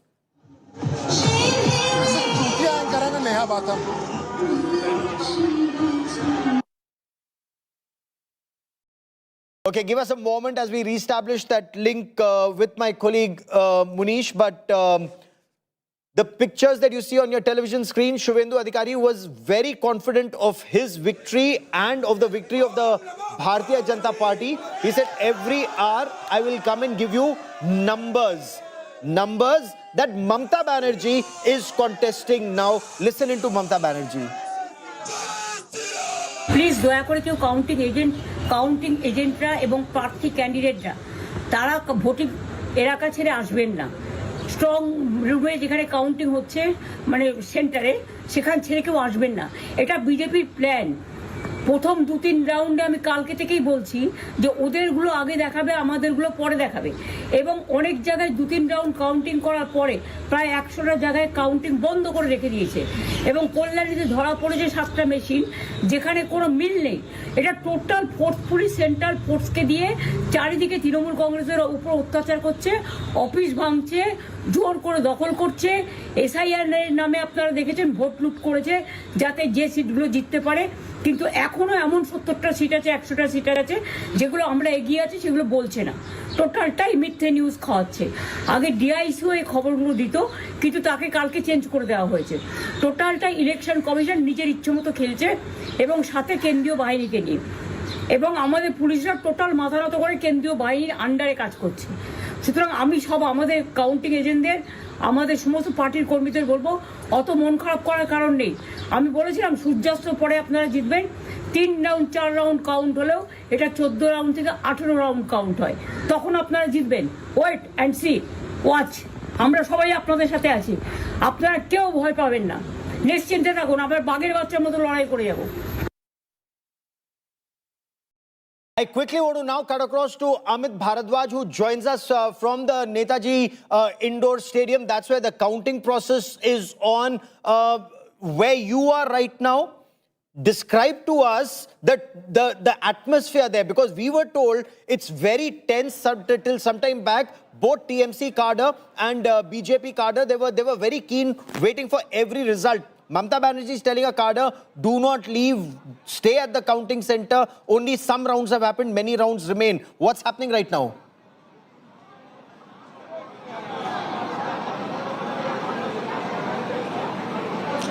Well, Gaurav, outside the Netaji counting center, Netaji Indoor Stadium counting center, the para forces had taken over the entire place, and you had the Trinamool Congress workers being put into their camp. You had para forces deployed there, and after that further deployments were made in order to calm down the situation. So everything was brought into under control. But I want to bring you another color from another counting center, and that's from Bhawanipur counting center where I'm standing right now, Gaurav. And the streets which used to be green in 11, 16, 21. In 21, I've seen these streets turn green. Now I see the color of the streets change completely to saffron. And that's because the Bharatiya Janata Party has not only delivered a victory in West Bengal, but this victory is a decisive one. Almost two-thirds majority has been already achieved by the BJP in the ECI trends, if you go just by the official trends coming from the Election Commission of India. And that is why you have all pumped up cadre of the Bharatiya Janata Party with gulals, with cracker bursting on the streets, as well as celebration is on. Despite the fact that Subhendu Adhikari is trailing and on this particular seat, but it is again the confidence of Subhendu Adhikari that he had said after 8th or 9th round, I will start reducing the gap, the margin from Mamata Banerjee, and after that, the victory margin for me will begin. And that's why you see the women workers of the Bharatiya Janata Party are here. Ma'am, महिलाओं की बहुत बात हो रही थी जब election campaign चल रहा था. हमने देखा आरजी कौर और महिला सेफ्टी की बहुत बात हुई. आज बीजेपी जीती है तो सरकार से क्या उम्मीदें रहेंगी? भले ये पार्टी के कार्यकर्ता है, समर्थक है आप लोग, लेकिन इस एंगल पे क्या उम्मीदें? एक नया भारत देख रहे हैं हम लोग. मैं बोलती हूँ मैं बोल रही हूँ कि देखिए, हम लोग यद्यपि भारतीय जनता पार्टी के कार्यकर्ता हैं, लेकिन ये जो सरकार भारतीय जनता पार्टी की जो गठित होगी, उससे हम लोगों को आशा है कि बंगाल की उन्नति होगी. बंगाल मेन स्ट्रीम लाइन में. So that's Bhawanipur, women speaking in Bhawanipur counting center about the BJP's surge to power. And women's safety had been one of the key issues that we kept on hearing from women voters, electors of West Bengal, be it North Bengal, be it South Chobis Pargana, be it North Chobis Pargana, or even in Kolkata. The TMC certainly tried to play it down as far as the RG core factor was concerned, Gaurav. But today, the mandate seems to be, pretty much of something, an output of multiple factors. The younger voters not connecting with the Mamata Banerjee's leadership. So stay with me for a moment. We'll talk about these younger voters. We'll talk about Mahila voters. I quickly want to cut across to Tapas Sengupta, and Tapas Sengupta is standing by at Mamata Banerjee's residence. And Tapas, the difference between 2021 and 2026 couldn't be more stark. Almost similar numbers, just completely reversed. That time, the TMC had surged ahead. This time, the BJP appears to have surged ahead. TMC now at 97, BJP then was at 77. But Mamata Banerjee, she's still not given up. Mamata Banerjee still insists these are just a couple of rounds. Does she still think that the picture would change by evening? Well, yes, Gaurav, the Trinamool Congress and the Supremo herself still believes that things would change. We are standing outside Mamata Banerjee's residence, and this is what we are not habituated to see during the counting days. In 2021, this entire area, the road was completely closed. There were thousands of supporters playing with green gulal. They were celebrating their victory. This time around, the Trinamool Congress was very confident, and they are confident till now. What they say that there is a possibility of manipulation in the voting results, but Mamata Banerjee urged all the agents and the candidates not to leave the counting center before the counting concludes. But here it seems not a single party leader or a close aide of Mamata Banerjee have come yet. We are here since 6 a.m. in the morning. Till now, not a single party leader have come to meet Mamata Banerjee. She remains to be inside, and she have been following and closely monitoring the situation. Little while back, Mamata Banerjee expressed that she is confident that by dusk, the numbers would change and go in favor of Trinamool Congress. However, as far as the data being shared by Election Commission shows otherwise, and absolutely what we had witnessed in 2021, the numbers seem to be absolutely opposite for the opposite camp. That's BJP is leading with huge margin as of now, and the trend is very clear that BJP, as they claim, are ready to form the government, but they will have to wait for some more time unless Tamil Nadu, Thalapathy wave crushes the DMK in the state. PVK's V.S. Babu emerges a giant slayer. beats MK Stalin. So while the TVK emerges as the single largest party, it's done spectacularly well, leading in 106 seats. The AIADMK is lagging behind at 55 in number 3 position. DMK is at 72, but losing from Kolathur. That's a huge loss for the DMK. Pramod Madhav is joins us from Chennai. He's at Vijay's residence, and Pramod, massive celebrations. Everyone, I mean, India Today had predicted that these numbers would be absolutely spectacular for the TVK and and Vijay's debut. But are they already thinking in terms of government formation with the Congress, as some initially indicated? Surely is, Gaurav, because 108 is a very big number for any debutant who are in this Tamil Nadu politics, because imagine the state of Tamil Nadu has been for close to 50 years being a kind of bastion for either DMK or AIDMK, but right now that is the TVK leader Vijay's residence, where you could see the kind of security has been beefed up, a kind of a total metal detector for, I think all this kind of security measurements have been also done over here. In fact, Trisha was here almost half an hour ago. She spent 30 minutes over here and she left, and the number till now for TVK seems to be 108, but one after the candidates of TVK are winning. From Thuthukudi, we saw Sriram win, and various other the TVK candidates also winning after one another. And the important aspect here is that, like now in Kolathur, MK Stalin, who has now become the former Chief Minister of Tamil Nadu, has been trailing since morning to VS Babu. So that's a very, very important thing to note, actually. And now VS Babu is almost 8 to 9,000 votes leading. So unfortunately for DMK, this is a huge disaster that MK Stalin is losing Kolathur and various other locations also, be it like Saidapet, where the minister was also from there. That is also Mas Subramanian. He's also trailing very badly. So one after the other, now the decisions, the victories are coming over. And for Vijay, both Perambur and Trichy East seems to be extreme lead and comfortable lead right now. So all this is going in favor of Vijay. Just like you mentioned, the important aspect here is that for the state of Tamil Nadu, the magic number is 118. And this is where Vijay's father, that is S.A. Chandrasekharan, who went ahead and said that Congress has been declining only because it is being supporting one party after the other. But Vijay is ready to give back that power so that Congress's history will sustain. That is the kind of comment made by Vijay's father now, Gaurav. No, that's also extremely significant. But the fact that, as you pointed out, 50 years it was DMK, AIADMK, and now there's a third player. But as far as the DMK is concerned, you know, there was so much talk about eradicating the Sanatan. And suddenly, those who are talking about eradicating Sanatan are on the losing side themselves, unable to save their own seats. What is that big story that emerges from Kolathur? Why is it that MK Stalin, who was chief minister, is unable to save his own seat? Well, it's something that on DMK have to respect it, and they have to retrospect, and they have to go ahead and find out what exactly happened over there, because Kolathur, Perambur, they were all close by constituencies, and there Vijay has shown his kind of like strength over there as he went for one kind of campaign at that spot itself. So these are something DMK will have to definitely go ahead and think what exactly had happened, because Chief Minister at that point, MK Stalin as Chief Minister, has gone there regularly, made sure he spent time with the people over there. But even after that, if he cannot sustain a victory over there, that is something DMK will have to definitely go ahead and retrospect what exactly happened. Not just over there. Earlier, the trail was in such a way that close to 31 ministers were trailing back, and now K. Nehru has won, but various other ministers are still having trouble to win in these places as well. In fact, Thuthukudi, Geeta Jeevan, the DMK, a strong person from there, she apparently has lost to Vijay's friend Sriram, who does not have any kind of political backing, but she has lost to him. So all these are things DMK will definitely have to retrospect. For them, now the number seems to be 72,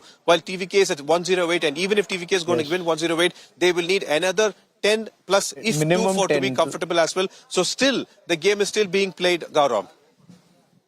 This is a very, very interesting game that is being fought. And Pramod, stay with me. Professor Badri Narayan also with me on this broadcast. Professor Badri Narayan, how do you look at this tsunami of TVK's Vijay? No political backing, no political, anything to do in politics. Great superstar, great superstar, but the youth, the women, the state seems to have voted for him in large numbers. It's almost a vote of no confidence in AIADMK and the DMK, with him coming at 106. Gaurav, you are very right. Actually, it's a tsunami in real sense. And you know, I went to Tamil Nadu 2 years ago, and everywhere people were talking about Vijay Kumar. And they were saying youths and women to whom we were discussing, we went for a project, a study. Everyone was talking that Vijay will come this time, Vijay will come this time. So his victory was written on the winds of the Tamil Nadu, which we read two years ago. So I think it was not a confusion at the level of public. And this proves that Tamil Nadu politics has a still charismatic charm for the actors, for the heroes of the Tamil films. And since Vijay Kumar represents the aspirations of the youths, and which is very much entangled with the women aspirations, I think this result shows that still this kind of aspirations among public has a meaning. And you know, the actor becomes successful in the politics because of two reasons. When reality become not comfortable for them, for the That's public. very interesting. You should point that out. And let me take this to Pramod Madhav once again. Pramod, the youngsters in Tamil Nadu, did they say enough is enough when it comes to dynasty politics, when it comes to, the traditional parties, the two traditional parties? They wanted to give a new party a chance, and clearly it's not the Bharatiya Janata Party or their alliance partner, the AIADMK. Did the BJP actually bring down the AIADMK also this time?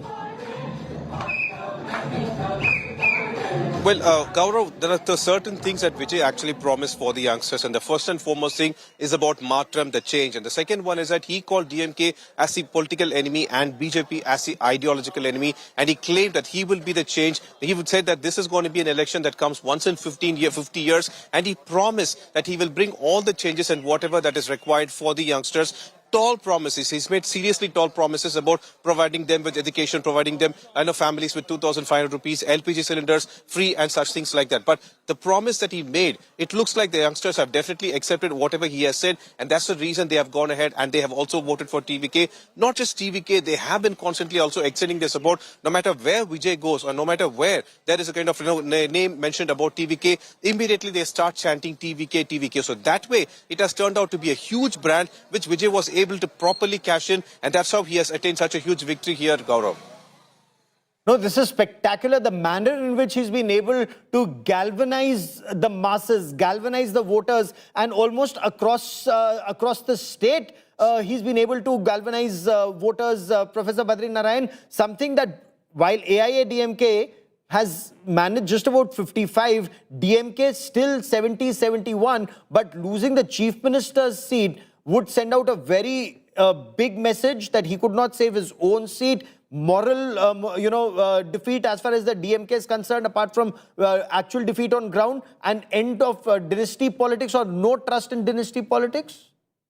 Yeah, Gaurav, you are very right. Actually, this result shows that DMK need to reinvent itself, and they should reanalyze that now this is not the time of dynastic politics. And they were constantly focusing on the traditional Tamil politics diction, the anti-Hindi, the kind of going back to the 60s, and also Tamil identity in a very older ways. But you know, the people aspirations are changing. People are being changed, and their aspirations are changing.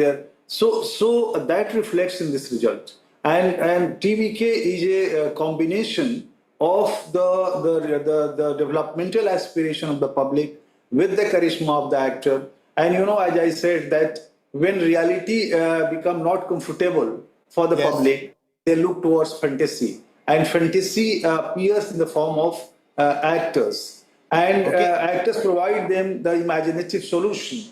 But here, a politician, actor who turned as a politician, is offering the real benefits to the public. So beneficiary politics in a big way is being promised by the TVK. and that may be one of the reasons for his landslide victory. It's just a big victory.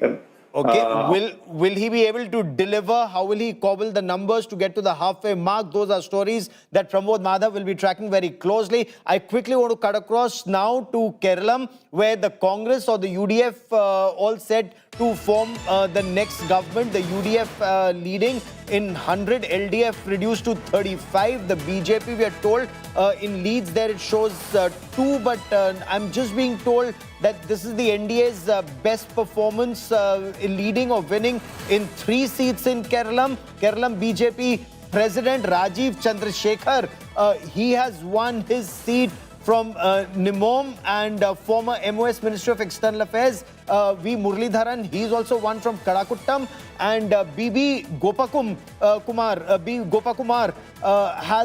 he has also won his seat. And I want to quickly cut across to Shivimol for more on this. Shivimol, as far as the Congress is concerned, they were very confident that they are returning to power this time after that debacle next time when those 5-year change wasn't followed. But as far as the BJP is concerned, bring us there what they had thought and how they've performed.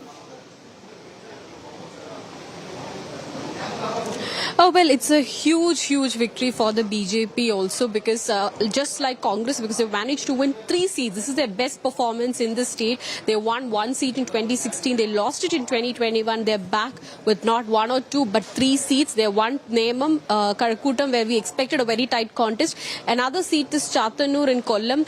There in the last 2 terms, BJP has been finishing second, and they were expecting that seat. But the focus is more on Nemam and Karakutam and Vatturkava, these constituencies in Thiruvananthapuram, and also a few seats in 1 seat in Palakkad and 1 in Kasaragod. These were the main seats that the BJP was focusing, and just like that they expected, out of the 5 seats they focused and worked on, they managed to win 3 seats. So big victory for BJP after the Lok Sabha 1 seat win, after the Thiruvananthapuram Corporation. Now they are broken into the Kerala Legislative Assembly also with 3 members. So very strong performance from BJP. They've maintained that momentum. The UDF, this is bigger than what they had expected. They expected close to 85 to 90 seats, but they've crossed 100 seats. Now, one of the main reasons is the LDF has lost in their bastions where they have never lost. Like there are certain constituencies in Kannur where they have never lost. These are constituencies that was only won by CPM. They've lost that seat, and the UDF managed to win that seats by fielding CPM rebels. So we spoke to KC Vedugopal, who said that he never expected CPM to lose certain seats in Kannur, which is their stronghold. So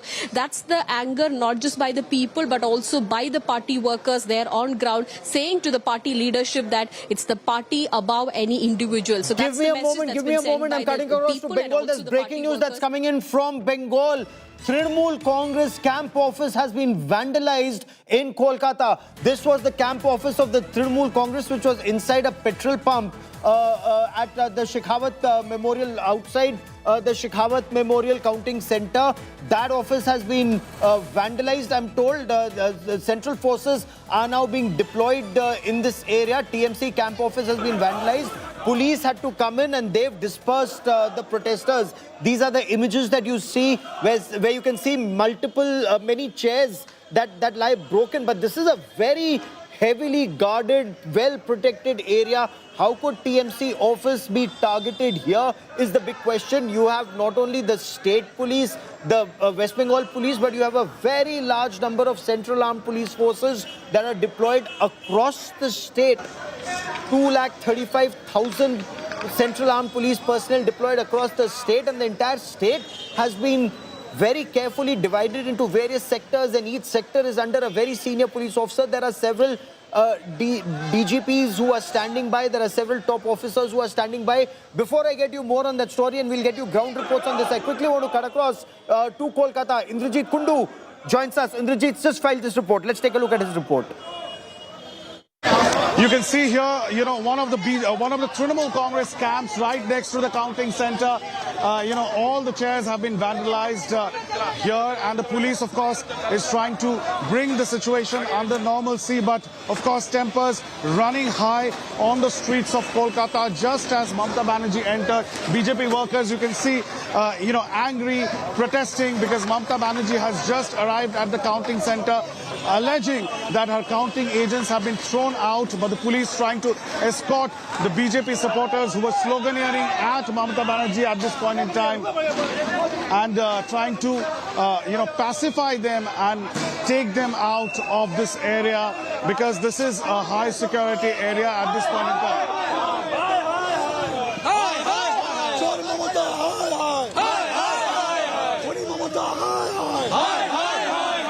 So, tempers running high on the streets of Kolkata as winds of political change are being felt on the streets of Bengal.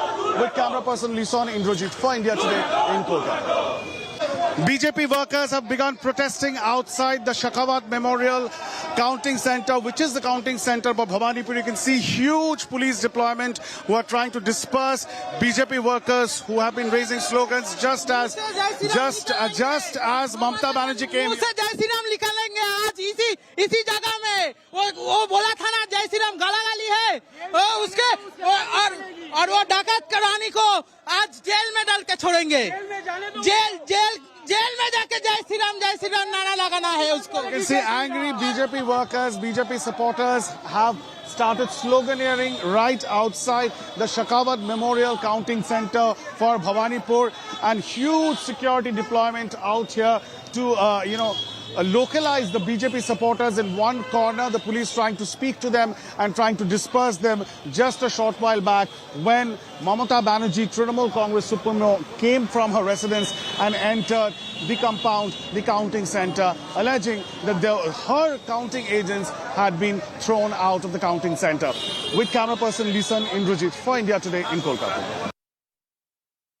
Now, some of these areas, some of these localities where BJP Karyakartas have targeted TMC camp offices are amongst the best protected, in the best protected zones of Kolkata. This vandalism that you see, this violence that you see is pent-up fury, as you heard, that BJP Karyakartas saying that will ensure all culprits are sent to jail.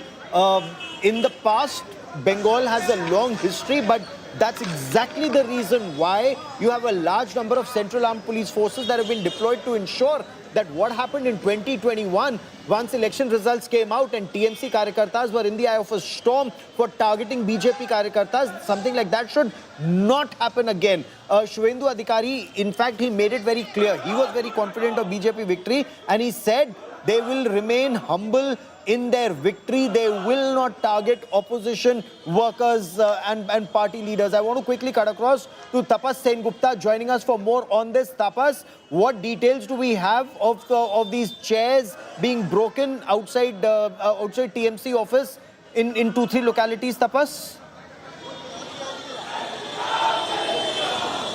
Well, see, Gaurav, we are standing just at a close proximity to Shekhawat Memorial School, where the counting process of Bhawanipur constituency is on, and Mamata Banerjee have come out here, and she have entered the premises. This is the large number of BJP Karyakartas who have come here, and they have been queuing up since long. But on the other hand, it is barely 50 meters from where we'll show you the camp office, a makeshift camp office of the Trinamool Congress was made.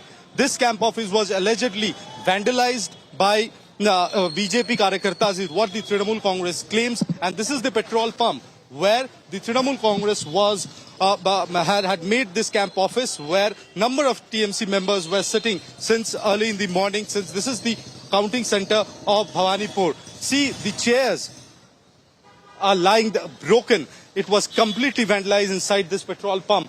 What the TMC alleges that the supporters of BJP threatened the TMC Karyakartas with dire consequences, and finally huge police force was mobilized, including the ITBP of Jawans from the Central Armed Paramilitary Forces.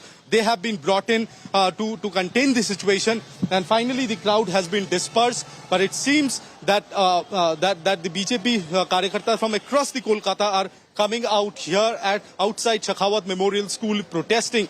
Little while back, Kajuri Banerjee, the sister-in-law of Mamata Banerjee, had come here. She wanted to enter, but she was not allowed. But she was gherraud by BJP karyakartas. And finally, with intervention of Kolkata police and central forces, she was escorted out of this very place. But at this moment, as we speak, the entire stretch of road remains to be under control of the BJP karyakartas. They are jubilant. They are celebrating, but at the same time, the tension also persists. Even the BJP leadership have also urged their karyakartas to maintain complete calm and peace. But having said so, the Bengal has a history of political violence. We had seen in 2021. Henceforth, huge number of deployment has been done to keep these incidents away. But it seems like it's out of emotions that these kind of incidents are happening. But BJP have also categorically stated that they do not endorse in this kind of violence. And so has the Trinamool Congress. But these are sporadic incidents which are being reported as we speak from different parts of West Bengal, be it Assam, what happened in 2021 should never, ever happen anywhere. In the history of elections, those who say that Bengal has a long history of poll violence, well, perhaps that's why voters came out in large numbers. 93% came out and voted. Perhaps that was the reason they voted for change. And for the benefit of our viewers, I want you to see and know what happened in 2021. There were multiple instances of poll violence in 2021. So bad that the NHRC had to step in. The National Human Rights Commission had to step in 2021. So what happened? Right now, what you're looking at are images of vandalism that's taking place outside the TMC camp office. Bengal has a long history of poll violence. For example, if we were to talk about 2021, that my colleague was just talking about, a BJP worker, Abhijit Sarkar, in May 2021, once the election results were out, he was hacked to death. Another BJP worker, Joy Prakash Yadav, now he was killed. There was apparently a crude bomb attack that had taken place. And this violence, the cycle of violence lasted long. This was in July 2021. So bad was the situation that local police were either too scared to intervene when the allegedly TMC Gundas came in, that local police did not register cases, they did not respond. In thousands, BJP workers and karyakartas and their families had to leave the state. They had to cross over into Assam for safety from the northern part, going to Jharkhand. In other parts, for example, there was this instance, the most shocking instance of a young girl. She was gang raped in front of her father in May 2021. And it took the Central Bureau of Investigation to come in and investigate this case, and then for the culprits to be punished. Then another instance was BJP worker Arup Ruidas, who was killed. He was actually hanged from a tree. And there were many such instances that took place. The National Human Rights Commission came in. They investigated these cases. A young schoolgirl, she was dragged away and gang raped. And we have reactions that are coming in. We have lots of reactions that are now coming in, especially some of the women who came out to vote. They said they saw what happened then and they were very clear. The only power they had was the power of their vote. Listen in. Kamduni में मेरा सहेली के साथ बलात्कार हुआ था। हम आंदोलन किया था, वो मुख्यमंत्री ने बोला था जब मैं महामारी हूँ, तब से मेरा फैमिली का ऊपर मेरा ऊपर टॉर्चर शुरू हो गया था। मैं जेल भी खटी, मेरा घर पे बम मारी, मेरा खून का हुमकी दिया, बहुत कुछ सहना पड़ा, किंतु इंसाफ नहीं मिला हमको। कामदुनी में मेरा सहेली के साथ बलात्कार हुआ था। हम आंदोलन किया था, वो मुख्यमंत्री ने बोला था जब मैं महामारी हूँ, तब से मेरा फैमिली का ऊपर मेरा ऊपर टॉर्चर शुरू हो गया था। मैं जेल भी खटी, मेरा घर पे बम मारी, मेरा खून का हुमकी दिया, बहुत कुछ सहना पड़ा, किंतु इंसाफ नहीं मिला हमको। For the Bharatiya Janata Party, the 2026 election results, it's more than just a dream becoming a reality. This is actually one of their biggest dreams ever. This victory is as spectacular for the BJP, if not more, than their victory in 2014 when Narendra Modi became the Prime Minister of India for the first time. A dream that Narendra Modi saw in 2014 and a task that he gave then to Rajnath Singh. Rajnath Singh was Home Minister of India in the first BJP government, and BJP President was given that task, work on Bengal. That dream, that task was subsequently given to Amit Shah, the Home Minister of India, who then became the BJP President. He was given the same task, focus on Bengal. So this was a roadmap that was prepared in 2014. 2011, remember, BJP had 0. In 2016, they came up to 3 seats. So the RSS and the BJP, they sat together and they drew out a roadmap. What was that roadmap? All the seats in Bengal, every constituency was identified. There was a SWOT analysis done. What were the opportunities that the BJP had? What were the threats? What were the strengths? The weaknesses were many. They didn't have much of a cadre on ground. There was fear factor. Didi was on the rise. But then there was an opportunity, and especially in 2021 when they rose to 77, and their aspiration was that perhaps they thought that they would form the government. They were very close to it. But then they realized that there were weaknesses, and the weaknesses was fear. How do you overcome that fear? They actually made a list of every TMC MLA, every TMC minister, every instance of corruption. All of that was actually written down. A kind of a charge sheet over 5 years was prepared. Then the religion and caste arithmetic in 294 seats, that was studied very effectively. They realized, okay, seats where Didi said, or the TMC and their analysts said that more than 30% Muslim population, so the TMC anyway starts at, some said 50, some said 60, some said they only start at 70. So those are seats where the BJP cannot ever win. But those were the seats that were given to the RSS and the BJP Karyakartas to work on first. The aim was, opposition parties, the BJP said, their aim is to divide the Hindus and unite everyone else. The BJP said, unite the Hindus, let them vote as Hindus and divide the others. So for example, the Hindus were told how their rights were being taken away due to illegals. In fact, Indian Muslims were also told how Bangladeshi Muslims with their voter cards were taking away their rights, their facilities, their advantages. Everything that was meant for Indian Muslims were being taken away by Bangladeshi Muslims or Rohingyas just because they became vote bank, and they were getting Aadhaar card or ration card and every other facility they were getting, which resources were finite. And that message seems to have worked. Illegals, fake voters, the SIR process removed a large number of the illegals. The BJP worked on what is now a landslide victory, a historic victory for the Bharatiya Janata Party. I want to once again bring in Professor Badri Narayan joining me on this broadcast. Rahul Verma also with me on the show. And Rahul, you've studied... Okay, give me a moment. I'll reestablish that link with Rahul Verma in just a moment. But Professor Badri Narayan, you've studied Bengal very closely. From 0 in 2011 to 3 in 2016 to 77 in 2021 and now to 199, up 127, now 122 in 2026. What explains BJP's spectacular rise in Bengal, sir? Gaurav, I think BJP works in multiple ways.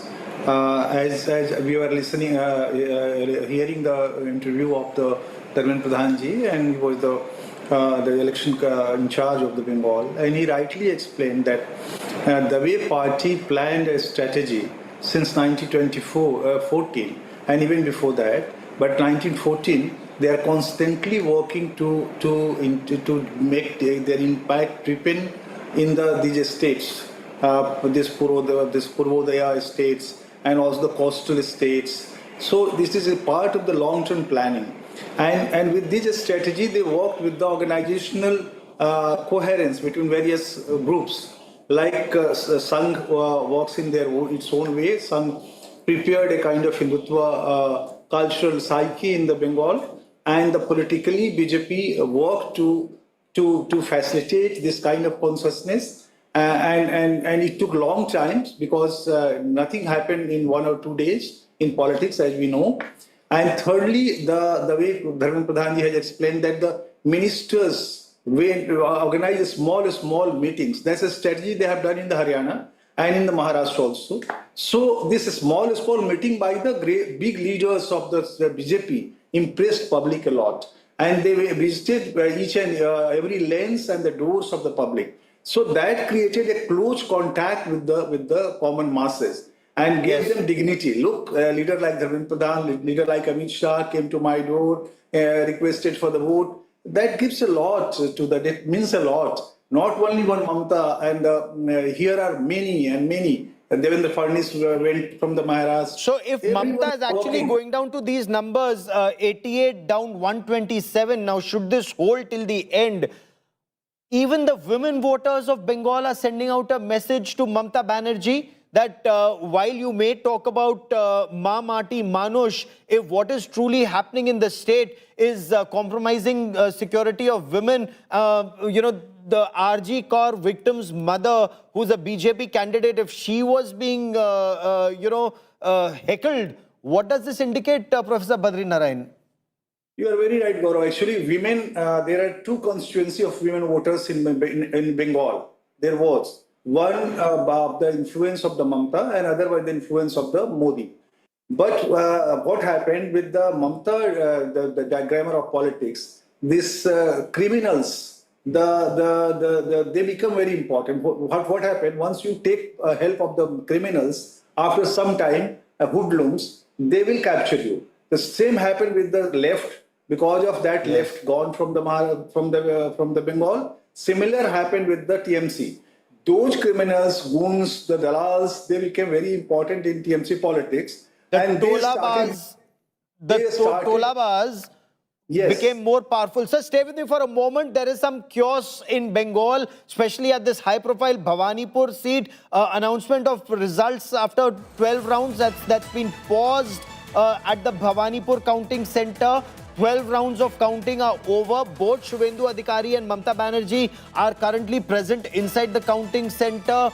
We are told agents from other parties have alleged that BJP agents have forced them out of the counting center.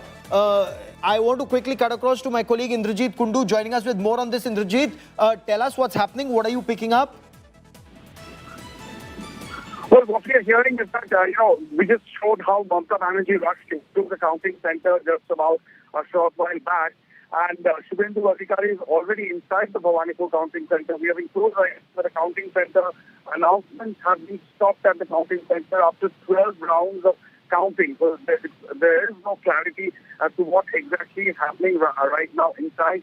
But the announcements that were made regarding each and every round which was getting completed and the announcements were made outside, that has now been stopped, even though both the parties, both the candidates are holed up inside.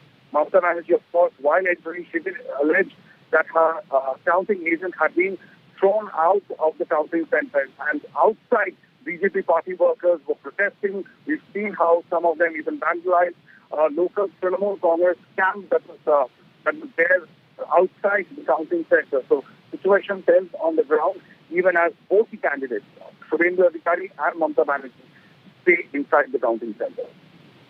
Now, Mamata Banerjee alleged they're stealing my votes or words to that effect. Can you give us more details now that she is at the counting center? What did she mean by saying that they're looting my votes or words to that effect?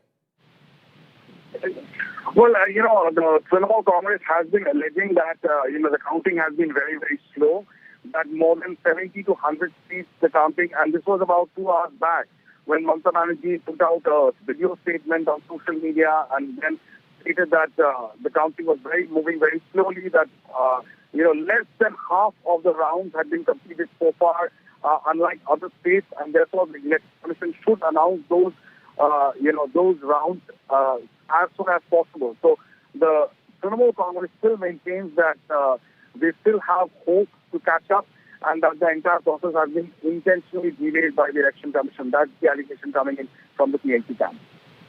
Okay. By when would the situation be clear? You've been speaking to your sources in the Election Commission. The overall picture, which currently stands at BJP leading in 200, the TMC leading in 87, down 128. When does this crystallize?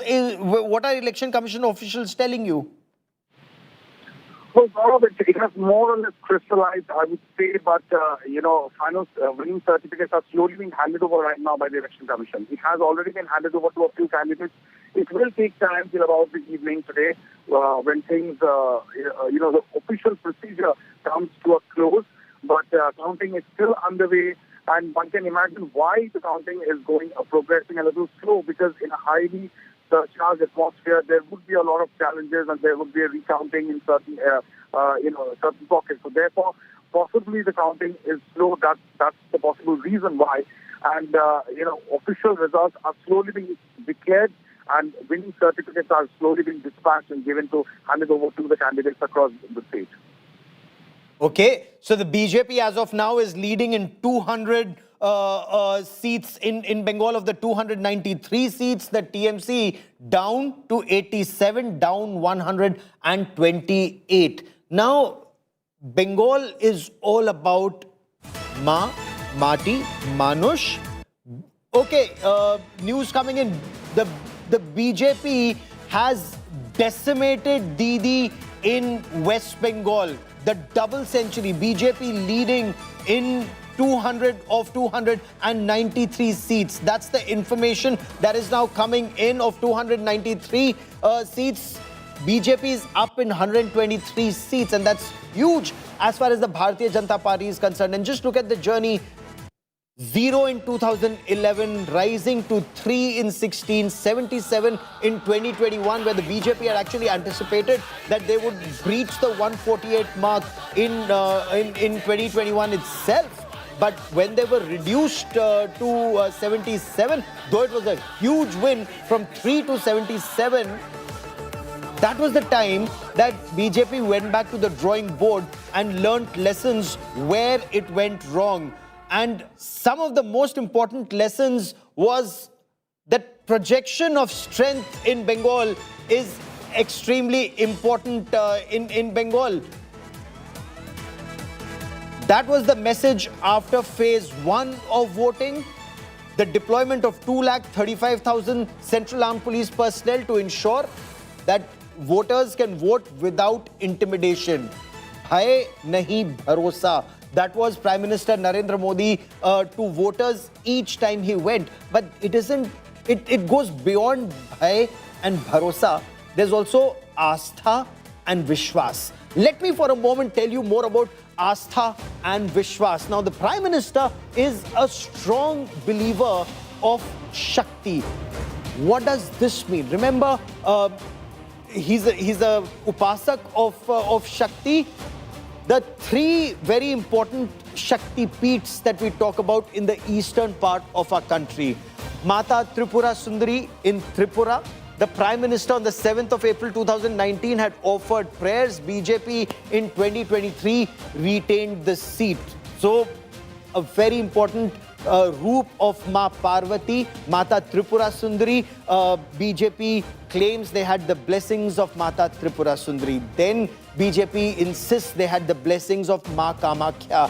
And how? A hat-trick for the Bharatiya Janata Party in Assam at the Kamakhya Devi Mandir. The Prime Minister offered prayers on the 8th of April 2016. BJP retained the state in 2021.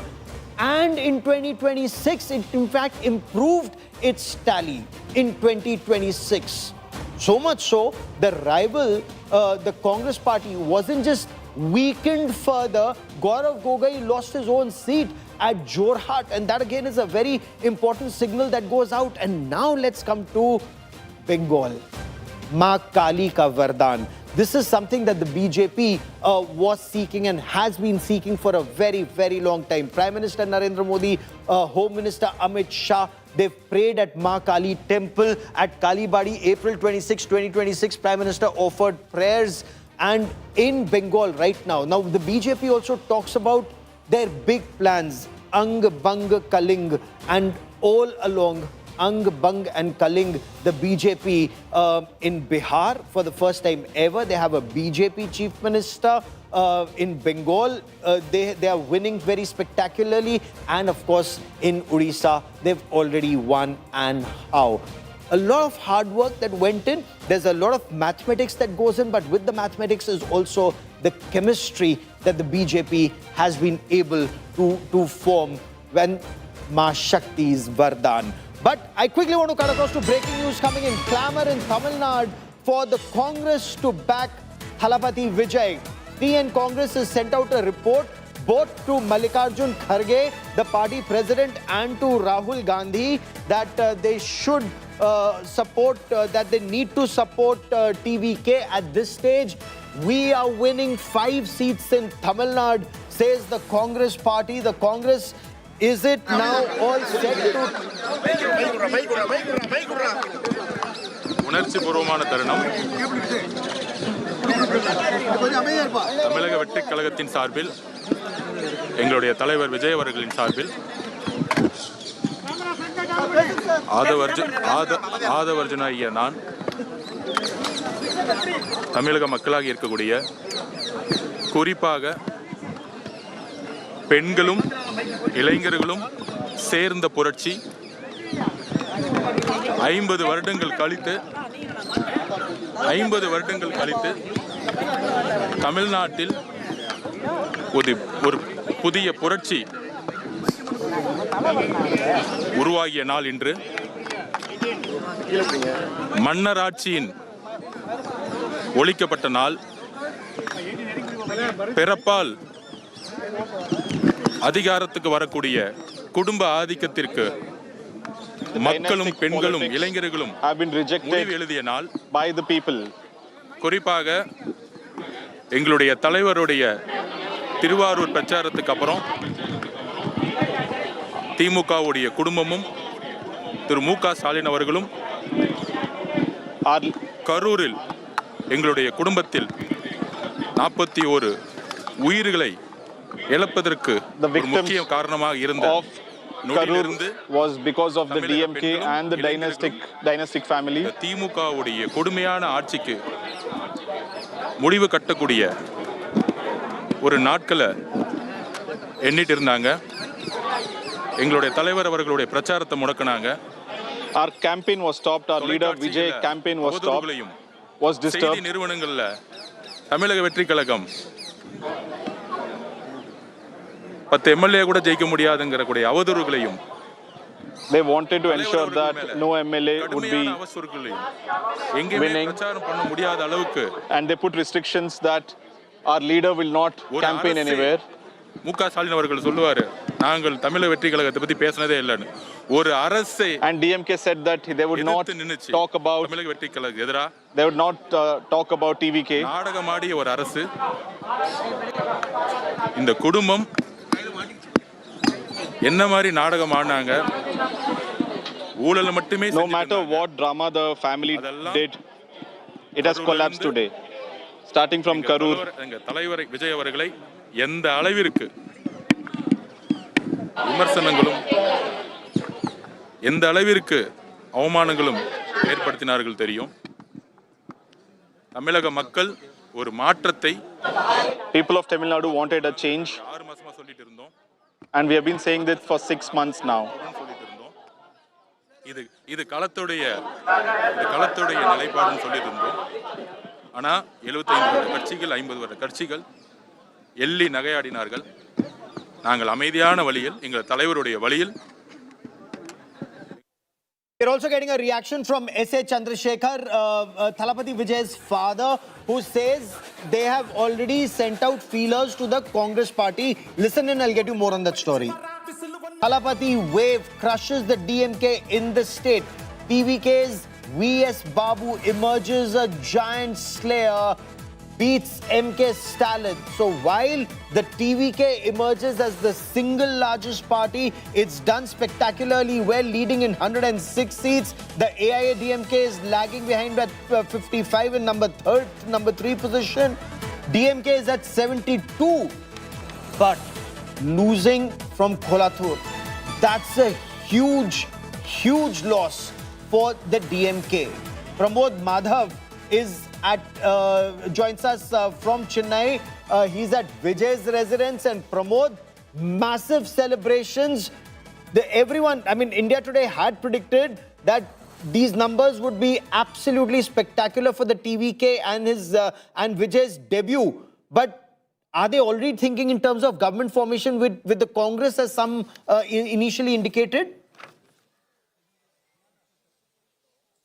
Surely is, Gaurav, because 108 is a very big number for any debutant who are in this Tamil Nadu politics, because imagine the state of Tamil Nadu has been for close to 50 years being a kind of bastion for either DMK or AIADMK. But right now, that is the TVK leader Vijay's residence, where you could see the kind of security has been beefed up, a kind of a total metal detector for, I think all this kind of security measurements have been also done over here. In fact, Trisha was here almost half an hour ago. She spent 30 minutes over here and she left. And the number till now for TVK seems to be 108, but one after the candidates of TVK are winning. From Thuthukudi, we saw Sriram win and various other the TVK candidates also winning after one another. And the important aspect here is that now in Kolattur, MK Stalin, who has now become the former Chief Minister of Tamil Nadu, has been trailing since morning to VS Babu. So that's a very, very important thing to note actually. And now VS Babu is almost 8 to 9,000 votes leading. So unfortunately for DMK, this is a huge disaster that MK Stalin is losing Kolattur and various other locations also, be it like Saidapet, where the minister was also from there. That is also Mas Subramanian. He's also trailing very badly. So one after the other, now the decisions, the victories are coming over. And for Vijay, both Perambur and Trichy East seems to be extreme lead and comfortable lead right now. So all this is going in favor of Vijay. Just like you mentioned, the important aspect here is that for the state of Tamil Nadu, the magic number is 118. And this is where Vijay's father, that is S.A. Chandrasekharan, who went ahead and said that Congress has been declining only because it is being supporting one party after the other. But Vijay is ready to give back that power so that Congress's history will sustain. That is the kind of comment made by Vijay's father now, Gaurav. No, that's also extremely significant. But the fact that, as you pointed out, 50 years it was DMK, AIADMK, and now there's a third player. But as far as the DMK is concerned, there was so much talk about eradicating the Sanatan. And suddenly, those who are talking about eradicating Sanatan are on the losing side themselves, unable to save their own seats. What is that big story that emerges from Kolattur? Why is it that MK Stalin, who was chief minister, is unable to save his own seat? Well, it's something that on DMK have to respect it, and they have retrospect, and they have to go ahead and find out what exactly happened over there, because Kolattur, Perambur, they were all close by constituencies, and there Vijay has shown his kind of strength over there as he went forward kind of campaign at that spot itself. So these are something DMK will have to definitely go ahead and think what exactly had happened, because Chief Minister at that point, MK Stalin as Chief Minister, has gone there regularly, made sure he spent time with the people over there. But even after that, if he cannot sustain a victory over there, that is something DMK will have to definitely go ahead and restructure what exactly happened. Not just over there. Earlier, the trail was in such a way that close to 31 ministers were trailing back, and now K. Nehru has won, but various other ministers are still having trouble to win in these places as well. In fact, Thuthukudi, Geeta Jeevan, the DMK, a strong person from there, she apparently has lost to Vijay's friend Sriram, who does not have any kind of political backing, but she has lost to him. So all these are things that DMK will definitely have to retrospect for them. Now the number seems to be 72, while TVK is at 108, and even if TVK is going to win 108, they will need another 10 plus if minimum 2 for 10 to be comfortable as well. So still, the game is still being played, Gaurav. This is a very, very interesting game that is being fought. And Pramod, stay with me. Professor Badri Narayan also with me on this broadcast. Professor Badri Narayan, how do you look at this tsunami of TVK's Vijay? No political backing, no political, anything to do in politics. Great superstar, but the youth, the women, the state seems to have voted for him in large numbers. It's almost a vote of no confidence in AIADMK and the DMK, with him coming at 106. Gaurav, you are very right. Actually, it's a tsunami in real sense. And I went to Tamil Nadu 2 years ago, and everywhere people were talking about TV Vijay Kumar. and they were saying youths and women to whom we were discussing, we went for a project, a study, everyone was talking that Vijay will come this time, Vijay will come this time. So his victory was written on the winds of the Tamil Nadu, which we read two years ago. So I think it was not a confusion at the level of public. And this proves that Tamil Nadu politics has a still charismatic charm for the actors, for the heroes of the Tamil films. And since Vijay Kumar represents the aspirations of the youths, and which is very much entangled with the women aspirations, I think this result shows that still this kind of aspirations among public has a meaning. And film, the actor becomes successful in the politics because of two reasons. When reality become not comfortable for them, for the public. That's very interesting. You should point that out. And let me take this to Pramod Madhav once again. Pramod, the youngsters in Tamil Nadu, did they say enough is enough when it comes to dynasty politics, when it comes to, the traditional parties, the two traditional parties? They wanted to give a new party a chance, and clearly it's not the Bharatiya Janata Party or their alliance partner, the AIADMK. Did the BJP actually bring down the AIADMK also this time? Well, Gaurav, there are certain things that Vijay actually promised for the youngsters. And the first and foremost thing is about Matram, the change. And the second one is that he called DMK as the political enemy and BJP as the ideological enemy. And he claimed that he will be the change. He would say that this is going to be an election that comes once in 50 years. And he promised that he will bring all the changes and whatever that is required for the youngsters. Tall promises. He's made seriously tall promises about providing them with education, providing them, families with 2,500 rupees, LPG cylinders, free and such things like that. But the promise that he made, it looks like the youngsters have definitely accepted whatever he has said. And that's the reason they have gone ahead and they have also voted for TVK. Not just TVK, they have been constantly also extending their support. No matter where Vijay goes or no matter where there is a kind of name mentioned about TVK, immediately they start chanting TVK, TVK. So that way, it has turned out to be a huge brand which Vijay was able to properly cash in, and that's how he has attained such a huge victory here, Gaurav.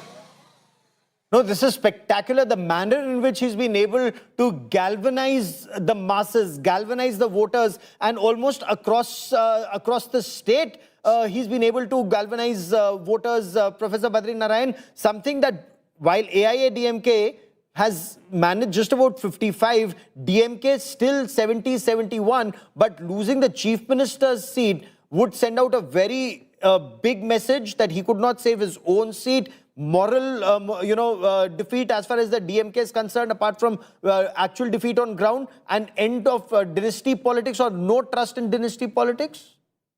Yeah, Gaurav, you are very right. Actually, this result shows that DMK need to reinvent itself, and they should reanalyze that now this is not the time of dynastic politics. And they were constantly focusing on the traditional Tamil politics diction, the anti-Hindi, the kind of going back to the 60s, and also Tamil identity in a very older ways. But the people aspirations are changing, people are being changed, and their aspirations are changing So that reflects in this result.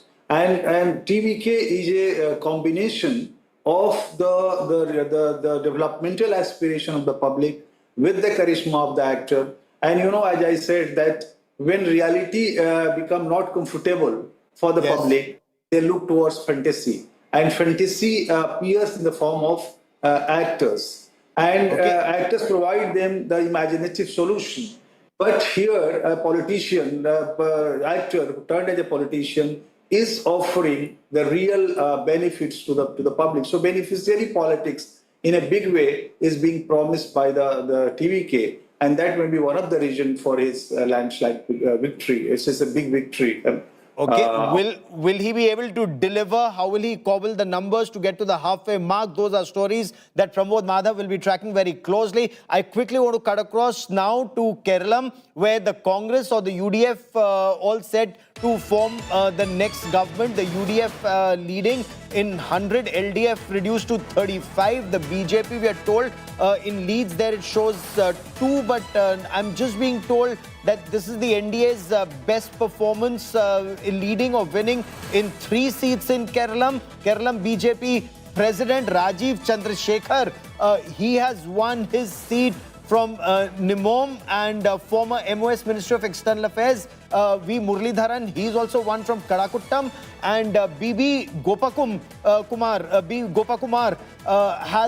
he has also won his seat. And I want to quickly cut across to Shivimol for more on this. Shivimol, as far as the Congress is concerned, they were very confident that they are returning to power this time after that debacle next time when those 5-year change wasn't followed. But as far as the BJP is concerned, bring us there what they had thought and how they've performed.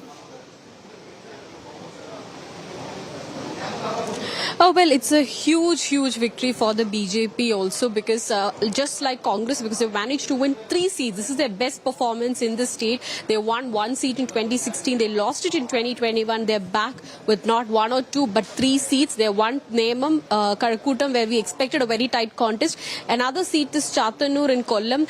There, in the last 2 terms, BJP has been finishing second, and they were expecting that seat. But the focus is more on Nemam and Karakutam and Vatyurkava, these constituencies in Thiruvananthapuram, and also a few seats in 1 seat in Palakkad and 1 in Kasaragod. These were the main seats that the BJP was focusing, and just like that they expected, out of the 5 seats they focused and worked on, they managed to win 3 seats. So big victory for BJP after the Lok Sabha 1 seat win, after the Thiruvananthapuram Corporation. Now they are broken into the Kerala Legislative Assembly also with 3 members. So very strong performance from BJP. They've maintained that momentum. The UDF, this is bigger than what they had expected. They expected close to 85 to 90 seats, but they've crossed 100 seats. Now, one of the main reasons is the LDF has lost in their bastions where they have never lost. Like, there are certain constituencies in Kannur where they have never lost. These are constituencies that was only won by CPM. They've lost that seat, and the UDF managed to win that seats by fielding CPM rebels. So, we spoke to KC Venugopal, who said that he never expected CPM to lose certain seats in Kannur, which is their stronghold. So,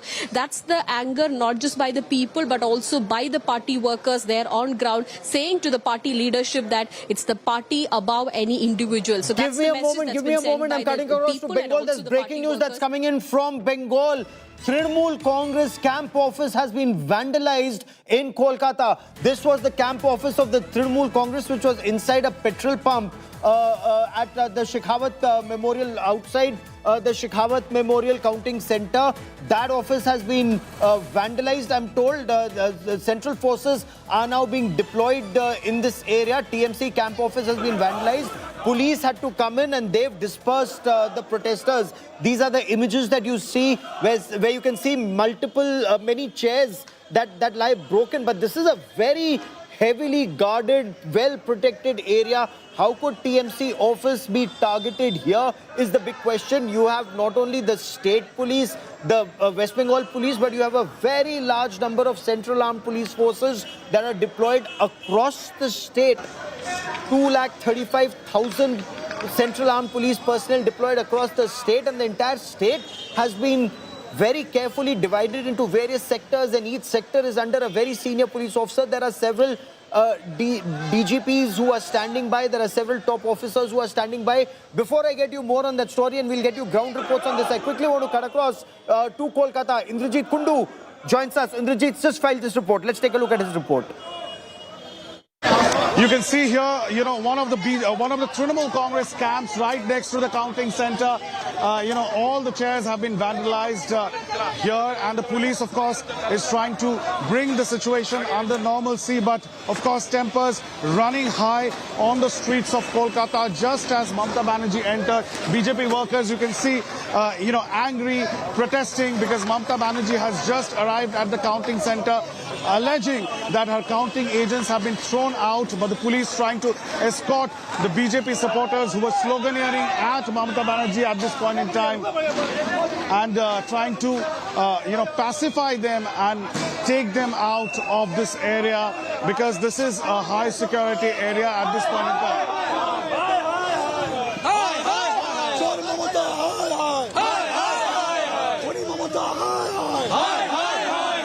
So, tempers running high on the streets of Kolkata as winds of political change are being felt on the streets of Bengal. With camera person Lison Indrajit for India Today in Kolkata.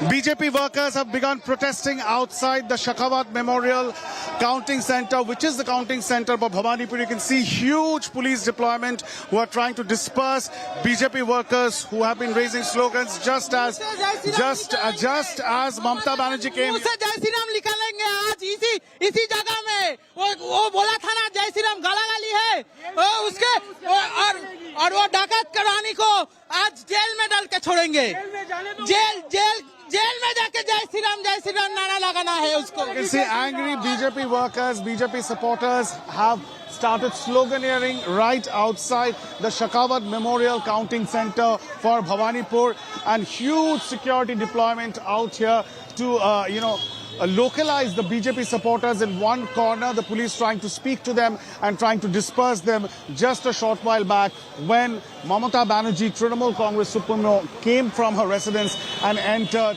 the compound, the counting center, alleging that her counting agents had been thrown out of the counting center. With camera person Lison Indrajit for India Today in Kolkata.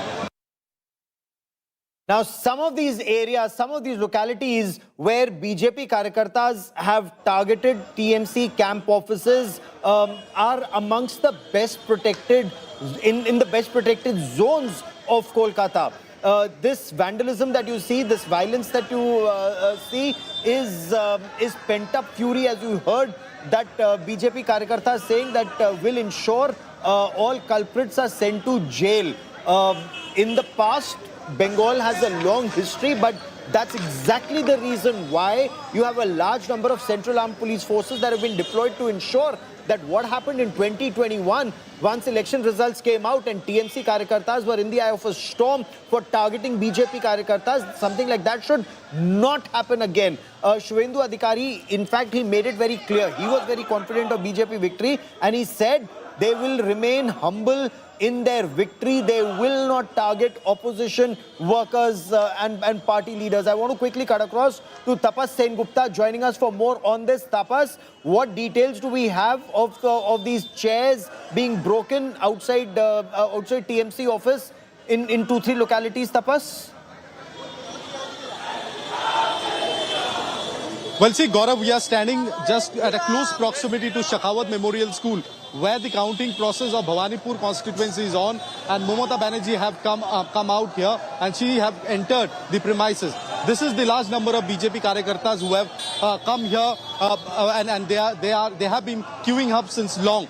But on the other hand, it is barely 50 meters from where we'll show you the camp office, a makeshift camp office of the Trinamool Congress was made. This camp office was allegedly vandalized by BJP Karyakartas, is what the Trinamool Congress claims, and this is the petrol pump where the Trinamool Congress was had made this camp office, where number of TMC members were sitting since early in the morning, since this is the counting center of Bhawanipur. See, the chairs are lying broken. It was completely vandalized inside this petrol pump.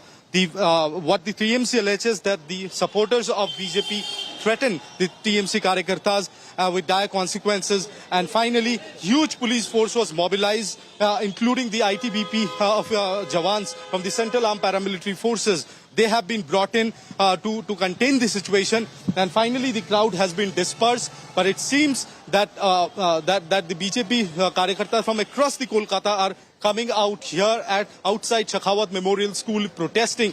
Little while back, Kajori Banerjee, the sister-in-law of Mamata Banerjee, had come here. She wanted to enter, but she was not allowed. But she was gherraud by BJP Karyakartas. And finally, with intervention of Kolkata police and central forces, she was escorted out of this very place. But at this moment, as we speak, the entire stretch of road remains to be under control of the BJP Karyakartas. They are jubilant. They are celebrating, but at the same time, the tension also persists. Even the BJP leadership have also urged their Karyakartas to maintain complete calm and peace. But having said so, the Bengal has a history of political violence. We had seen in 2021. Henceforth, huge number of deployment has been done to keep these incidents away. But it seems like it's out of emotions that these kind of incidents are happening. But BJP have also categorically stated that they do not endorse in this kind of violence. And so has the Trinamool Congress. But these are sporadic incidents which are being reported as we speak from different parts of West Bengal, be it Assam, what happened in 2021 should never, ever happen anywhere. In the history of elections, those who say that Bengal has a long history of poll violence, well, perhaps that's why voters came out in large numbers, 93% came out and voted. Perhaps that was the reason they voted for change. And for the benefit of our viewers, I want you to see and know what happened in 2021. There were multiple instances of poll violence in 2021.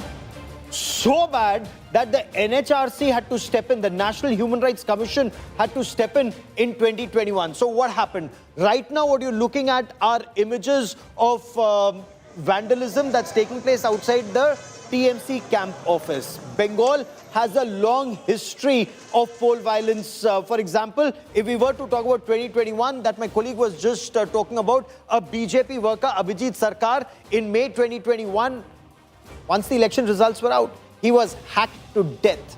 Another BJP worker, Joy Prakash Yadav, now he was killed. There was apparently a crude bomb attack that had taken place. And this violence, the cycle of violence lasted long. This was in July 2021.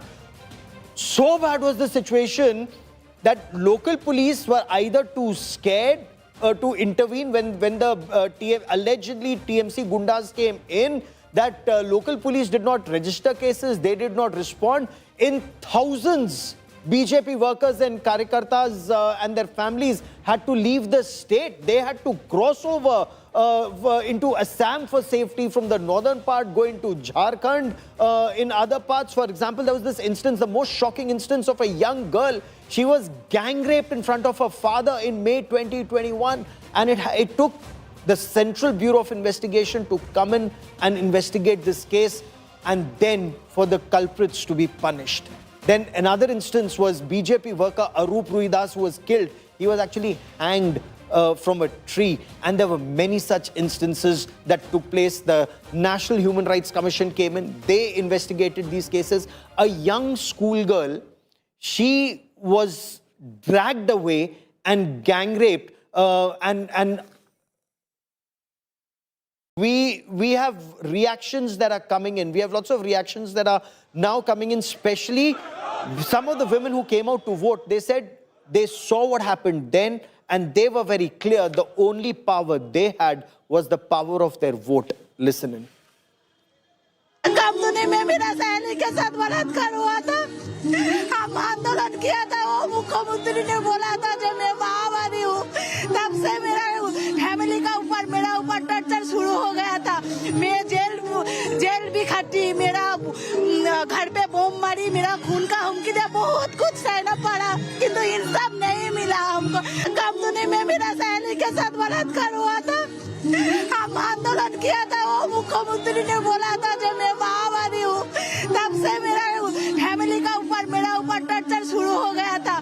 मैं jail भी खटी, मेरा घर पे बम मारी, मेरा खून का हुमकी दिया, बहुत कुछ सहना पड़ा, किंतु इंसाफ नहीं मिला हमको। For the Bharatiya Janata Party, the 2026 election results, it's more than just a dream becoming a reality. This is actually one of their biggest dreams ever. This victory is as spectacular for the BJP, if not more, than their victory in 2014 when Narendra Modi became the Prime Minister of India for the first time. A dream that Narendra Modi saw in 2014 and a task that he gave then to Rajnath Singh. Rajnath Singh was Home Minister of India in the first BJP government, and BJP president was given that task, work on Bengal. That task was subsequently given to Amit Shah, the Home Minister of India, who then became the BJP president. He was given the same task, focus on Bengal. So this was a roadmap that was prepared in 2014. 2011, remember, BJP had 0. In 2016, they came up to 3 seats. So the RSS and the BJP, they sat together and they drew out a roadmap. What was that roadmap? All the seats in Bengal, every constituency was identified. There was a SWOT analysis done. What were the opportunities that the BJP had? What were the threats? What were the strengths? The weaknesses were many. They didn't have much of a cadre on ground. There was fear factor. Didi was on the rise. But then there was an opportunity, and especially in 2021 when they rose to 77, and their aspiration was that perhaps they thought that they would form the government. They were very close to it. But then they realized that there were weaknesses, and the weaknesses was fear. How do you overcome that fear? They actually made a list of every TMC MLA, every TMC minister, every instance of corruption. All of that was actually written down. A kind of a charge sheet over 5 years was prepared. Then the religion and caste arithmetic in 294 seats, that was studied very effectively. They realized, okay, seats where Didi said, or the TMC and their analysts said that more than 30% Muslim population, so the TMC anyway starts at, some said 50, some said 60, some said they only start at 70. So those are seats where the BJP cannot ever win. But those were the seats that were given to the RSS and the BJP Karyakartas to work on first. The aim was, opposition parties, the BJP said, their aim is to divide the Hindus and unite everyone else. The BJP said, unite the Hindus, let them vote as Hindus and divide the others. So for example, the Hindus were told how their rights were being taken away due to illegals. In fact, Indian Muslims were also told how Bangladeshi Muslims with their voter cards were taking away their rights, their facilities, their advantages. Everything that was meant for Indian Muslims were being taken away by Bangladeshi Muslims or Rohingyas just because they became vote bank, and they were getting Aadhaar card or ration card and every other facility they were getting, which resources were finite. And that message seems to have worked.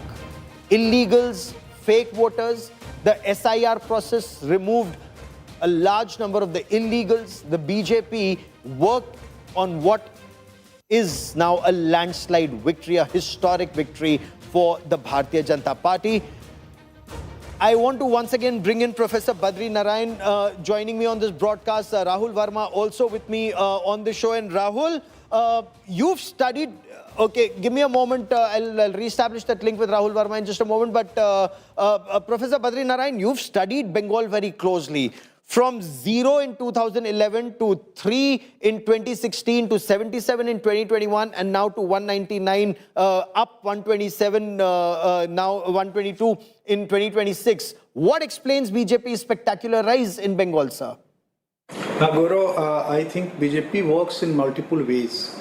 As we were listening, hearing the interview of the Tamil Pradhanji, and he was the election in charge of the Bengal, and he rightly explained that the way party planned a strategy since 1914 and even before that, but 1914, they are constantly working to make their impact deepen in these states, this Purvodaya states, and also the coastal states. So this is a part of the long-term planning.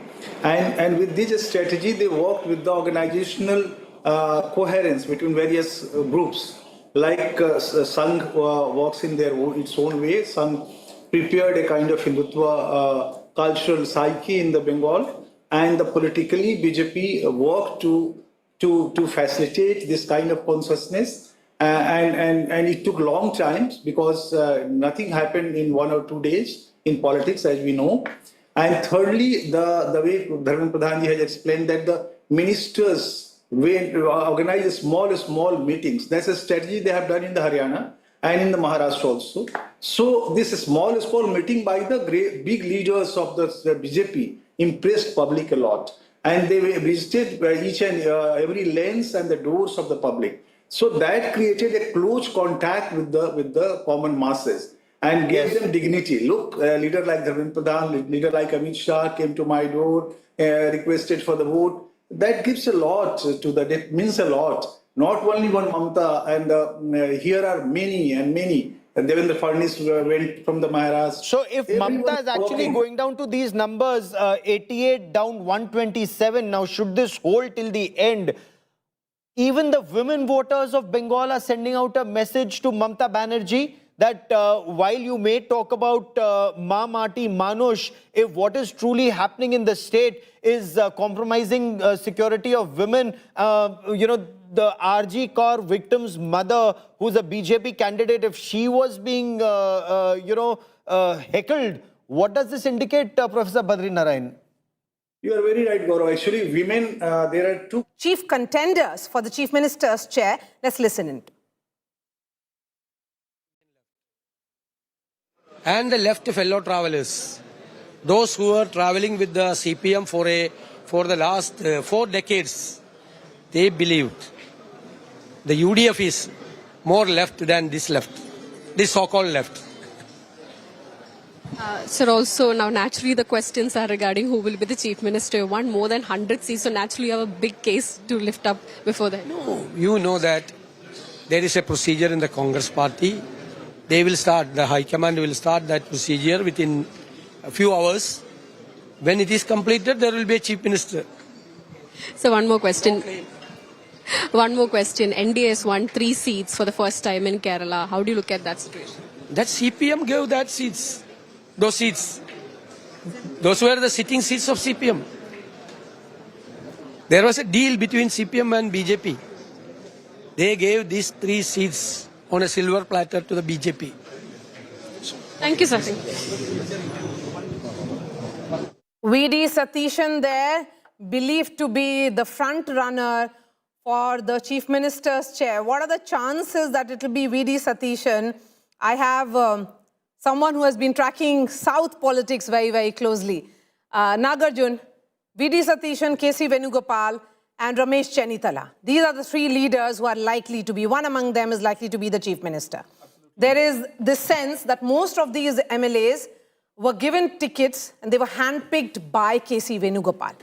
I mean, that's the advantage for KC Venugopal. Even though he has not contested, he fought for the tickets for his followers and supporters, and most of them have won now with good majority also. But also on the other hand, we have VD Satishan, who was an LOP, who was an aggressive leader in the state of Kerala. He's won it. This time it's the 6th time that he's winning his state assembly election, so we can't discount him. And on the other hand, we also have Ramesh Chennithala, who is the senior most, who's most close to all the affiliated parties or the alliance parties. So it's a close fight between these 3 leaders. But right now, I feel that the momentum is with Mr. KC Venugopal, because even the Delhi leaders seem to have reached a consensus that if given a chance, maybe KC should become the Chief Minister. But would the state leadership allow? That's the big question. And remember, the caste combination also, Maria, is in favor of all these 3. All these 3 big leaders or the big phases are from the Nair community, the dominant Nair community in Kerala. So KC Venugopal, Ramesh Chennithala and VD Satishan are from the same community. Most likely the CLP will be called tomorrow. We'll have to wait and watch what it would happen. Would there be a secret voting, or would there be a consensual announcement of who would be the Chief Minister? But what I am picking up through our sources is that KC has the momentum, at least at 5 o'clock this evening. Okay, so but we have seen, is it VD Satishan also? Let's not rule him out at the moment. He's going to put up a good fight. 5-term MLA. This is the 6th time that, so he's won it, so he's a 6th-time MLA. So he's also going to ask his share of cake with the party high command that I've put in hard work. We have seen him leading the campaign across the state of Kerala, length and breadth of Kerala. He's traveled. He's been one of the aggressive campaigners, a big critic of the left parties. We just heard him moments ago. So he also will demand his right, saying, why not me? As the LOP, I have the opportunity, because KC, remember, has not contested this election. All right, some piece of breaking news that is coming in now. And the resort politics, it seems, has started in Tamil Nadu. Sources are telling India Today that TVK candidates will be staying at 4 Points Resort. In all, 109 MLAs. So they have won already. So 109 in all will be staying in 4 Points Resort. Where exactly is this 4 Points Resort? This 4 Points Resort is on the old Madras Road on the coast itself. So it's just southern part of the Tamil Nadu on the way to Mahabalipuram. So it's a big resort. So they can accommodate all 100 odd candidates that they are there. And also it's quite protected because it's not in the city center. It's away from the city. So on the OMR road. So most likely by this evening, after all the candidates collect their certificate from the returning officer, will be shifted to this resort is what we are picking up from our sources. Remember, because the numbers is still not done for TVK. They have not got through the big majority number. 118 is the majority.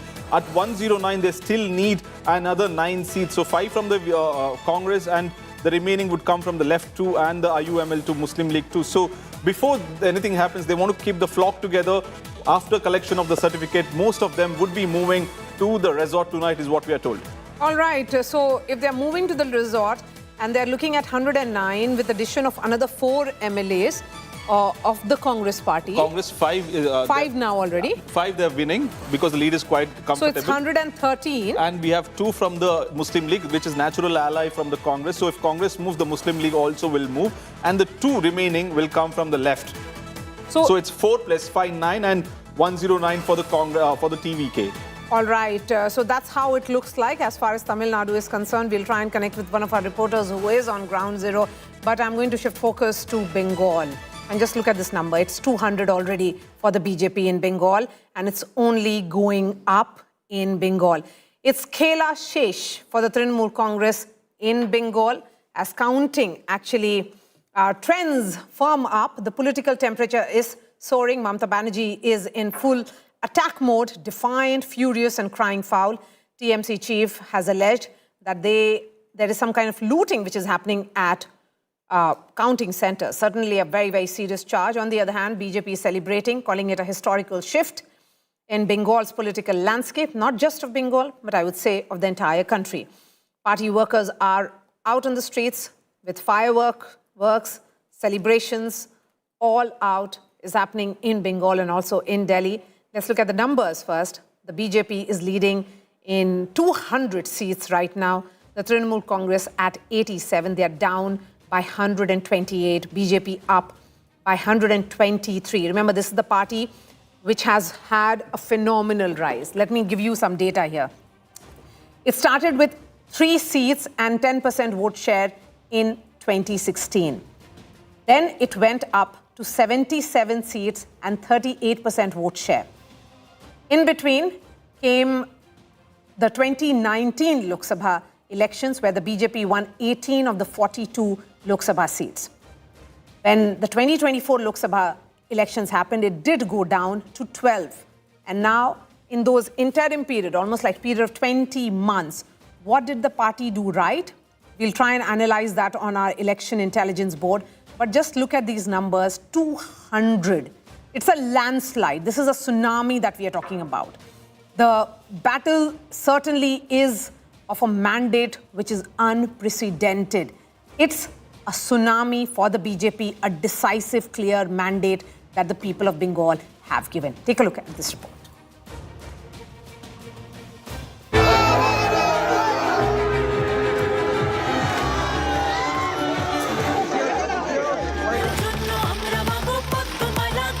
Bengal has delivered its verdict and it's loud, sweeping and unapologetically পরিবর্তন. In what is being seen as a political earthquake, the saffron surge has swept West Bengal with a resounding mandate. From 77 seats in 2021 to comfortably breaching the halfway mark of 148 and racing towards the 200 mark. The BJP's rise is nothing short of dramatic. 180 plus BJP will form the government. Even before the final call, the streets had begun to speak. Celebrations spilling out, signaling a shift long in the making. It's a historic verdict that has come out On one hand, Mamata Banerjee has now appealed to her, counting agents to not leave the counting centers. She has alleged that slow counting is taking place. But BJP workers, they don't want to wait because the trends show that it's going to be a smooth, clear victory for the BJP here in West Bengal. But amid the roar of victory, the incumbent isn't backing down. Locked in a high-stakes battle in Bhabanipur against Suvendu Adhikari, Mamata Banerjee, after an early scare, managed to edge ahead in her own seat. Yet, this fight, she says, is no longer just political. Mamata Banerjee is now alleging a larger conspiracy, claiming that in multiple seats where the TMC was leading, recounting has been stalled, accusing the Election Commission of obstructing the process. অনেক জায়গায় 2-3 round counting করার পরে প্রায় 100টা জায়গায় counting বন্ধ করে রেখে দিয়েছে এবং কল্যাণীতে ধরা পড়েছে 7টা মেশিন যেখানে কোনো মিল নেই। এটা টোটাল ফোর্স পুলিশ সেন্ট্রাল ফোর্সকে দিয়ে চারিদিকে তৃণমূল কংগ্রেসের উপর অত্যাচার করছে, অফিস ভাঙছে। On the ground, however, the mood is unmistakable. At the BJP headquarters in Kolkata, celebrations are in full swing, marking what the party sees as a historic breakthrough. From Khela Hobe to Khela Shesh, the BJP's messaging is sharp and symbolic. It was Prime Minister Modi who had drawn parallels with Bihar after their win there, suggesting Bengal would be next in line for a saffron sweep. Ganga ji यहाँ बिहार से बहते हुए ही बंगाल तक पहुंचती है। बिहार ने बंगाल में भाजपा की विजय का रास्ता भी बना दिया है। And Union Home Minister Amit Shah had gone even further, predicting a swift verdict on counting day. 4 मई को सुबह काउंटिंग चालू होगी। 8 बजे बैलेट बॉक्स खुलना शुरू होगा। 9 बजे पहला राउंड, 10 बजे दूसरा राउंड, 1 बजे काउंटिंग समाप्त और बीबी दीदी टाटा गुड बाय। ज्यादा And then there's the politics of symbolism, with Jhalmuri making a crunchy comeback. What began as a campaign moment in Jhargram has now turned into a full-blown celebration motif. Across the country, BJP workers are picking up the cue, distributing Jhalmuri as they toast the surge.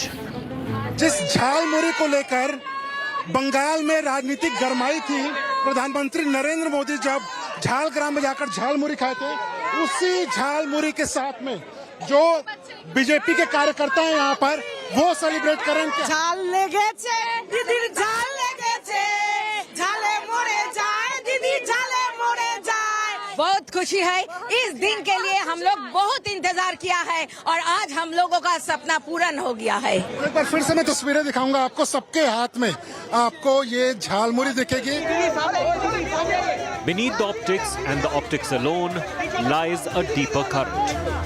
Visible anti-incumbency, SIR flashpoints, allegations of irregularities, and a politically charged atmosphere. But above all, one message seems to have cut through the noise. Paltano dorkar, or change is needed.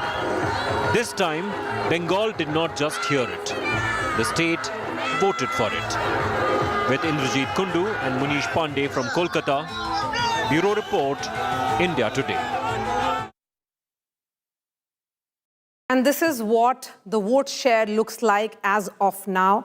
BJP at 45.7%, Trinamool at 41.1%. Remember, in 2021, the BJP's vote share was around 38.9%. It has gone up roughly by 6%. And in that 6% swing, you have actually managed to have a better and a higher conversion. At 41%, Mamata Banerjee could win only 87 seats. And if we were to look at how this actually pans out, this is how the gain has been. BJP, gain of 123 seats, Trinamool Congress down by 128. We have been speaking a lot about what are the factors that worked for the BJP. One of the factors that has worked for the BJP is its massive gain, particularly in the presidency region. Just look at this graphics. This region, the BJP has made a gain of 44 seats alone. This is which was largely blue last time around, or should I say green, with Mamata Banerjee holding the key, almost like 95 seats. This time, the BJP has made inroads into 58 of these seats. Most of these seats are coming from 24 North Parganas and also from Habra, from Kolkata and Hooghly. These are seen as urban pockets where the Bhadralok or the intelligentsia of Bengal live. That's why it's a massive shift. Look at Medinipur. Again, it's a complete saffron wave. BJP making a massive gain of 30 seats in Medinipur region. That's what Shubhendu Adhikari will be speaking about. He's seen as a man of Medinipur, where the BJP has won 53 seats. Again, Bardhaman, again, significant lead again for the party. But Jalpaiguri, North Bengal, it's a total saffron wave in North Bengal. The BJP winning 26 seats, up by just 5. This is what the map of Bengal is looking like. It's not just some pockets which have voted for the BJP. It's pan-Bengal gain for the party. Tapas is joining us. Tapas, when we look at Bhabanipur in particular, what is the lead looking like for Mamata Banerjee? Is she consolidating, and how many rounds over in this constituency? Well, we have been given to understand approximately 13 rounds over. But as far as the ECI is concerned, they are showing a figure of 5,300 roughly something as the lead by Mamata Banerjee. So she is ahead of Shubhendu Adhikari, but the difference of the vote shares are not very much at this moment. It's too early to predict. Still 7 rounds, approximately 7 rounds, 20 rounds to be counted here in Bhabanipur. But as of now, Mamata Banerjee remains to be inside Shekhawat Memorial. We are standing around 200 meters away from the memorial where she is inside, and while she was coming out, she said to India Today that her voting agents are being manipulated, her vote counts are being manipulated, hence she is here, she is inside and she's monitoring the situation right now. And as we speak, see, huge number of BJP supporters have come out on road, and they had been pouring in hundreds since last 2 hours, as the trend completely established that BJP is going to make the government.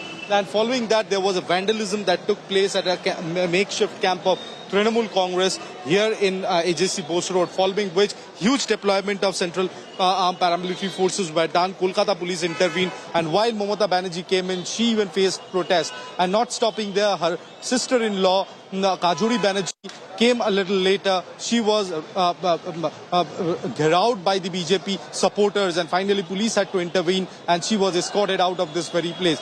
As of now, we are getting reports that the BJP have performed very well in North Bengal. They have performed very well in urban belts like Howrah in Kolkata, and they have performed overall in the presidency region. They have been very, very successful. BJP have been trying it for long. I'm looking at this very fascinating picture which is coming in now of how many rounds are over, because is it really close margin seats? No, that's not really the case. Most of these seats in which the BJP has started making gains, the margin between the Trinamool Congress and the BJP is upwards of 5,000. So look at this, 18 seats of gain, and that's less than 5,000.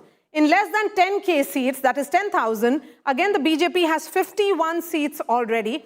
That is an upward of 41. That's how the picture is looking like. Another important aspect of this entire election has been how there has been a clear shift, I would say, or the swing which has happened. Seats which have been changing hands in 3 elections. This is how it looks like. 100 seats for the BJP, upwards of 25, Trinamool down by 30. So a word on this map, Tapash. Swing seats also going for the BJP. They have now crossed 200 as well. This is more than just anti-Mamata wave. It is also BJP being seen as party which is an alternative or perhaps a natural choice if Mamata Banerjee has to be voted out.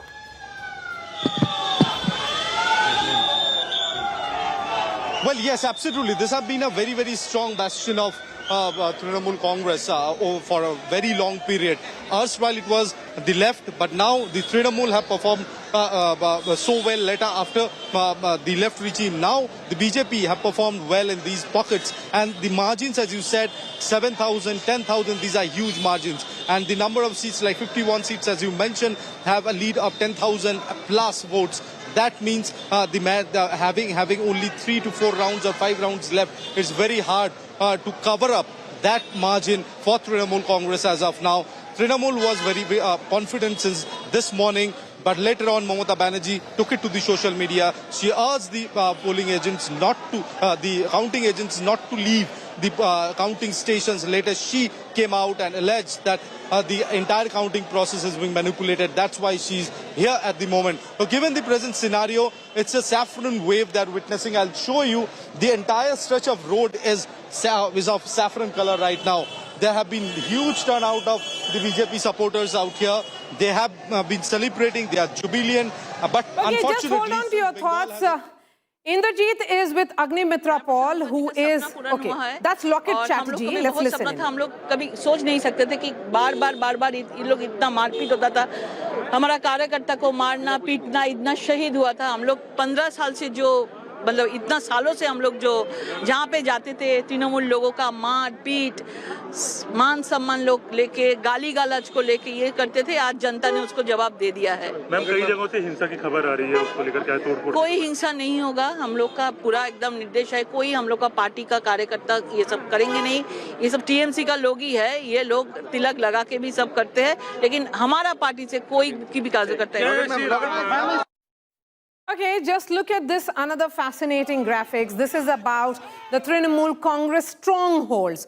119 all in, it is in the strongholds of Trinamool Congress that the BJP has made gains. 69 of its seats, 69 of 200 is coming in from these almost like fortresses of Mamata Banerjee. So Mamata Banerjee's fortress has been clearly breached, and how in Bengal. We are looking at the VIPs.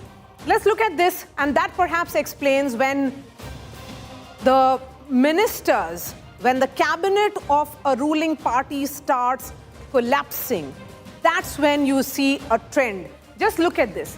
Senior leaders of the Trinamool Congress, Soham Chakravarti and others, all of them are losing, although Madan Mitra is leading. This is an important victory for the Trinamool Congress. Certainly, Agnimitra Paul from Asansol Dakshin has won. Okay, so we'll try and connect with Indrajit as well. Indrajit, as a journalist, both of us, we have been speaking a lot about what worked for Mamata Banerjee, what did not work for Mamata Banerjee, and what worked for the BJP. Let me ask you, single most important factor that worked for the BJP?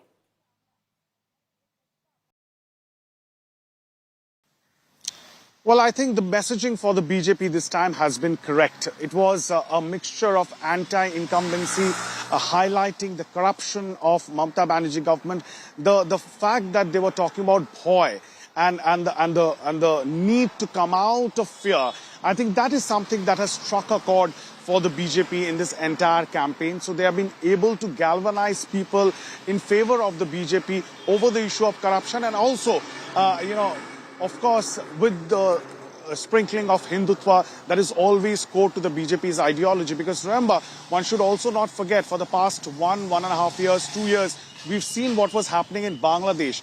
And that, of course, in hindsight, I would believe, has had an impact on the psyche of the people on this side of the border. One can't rule that out. So there has been a galvanizing of the Hindu votes in West Bengal. So it's a combination of two, I would believe.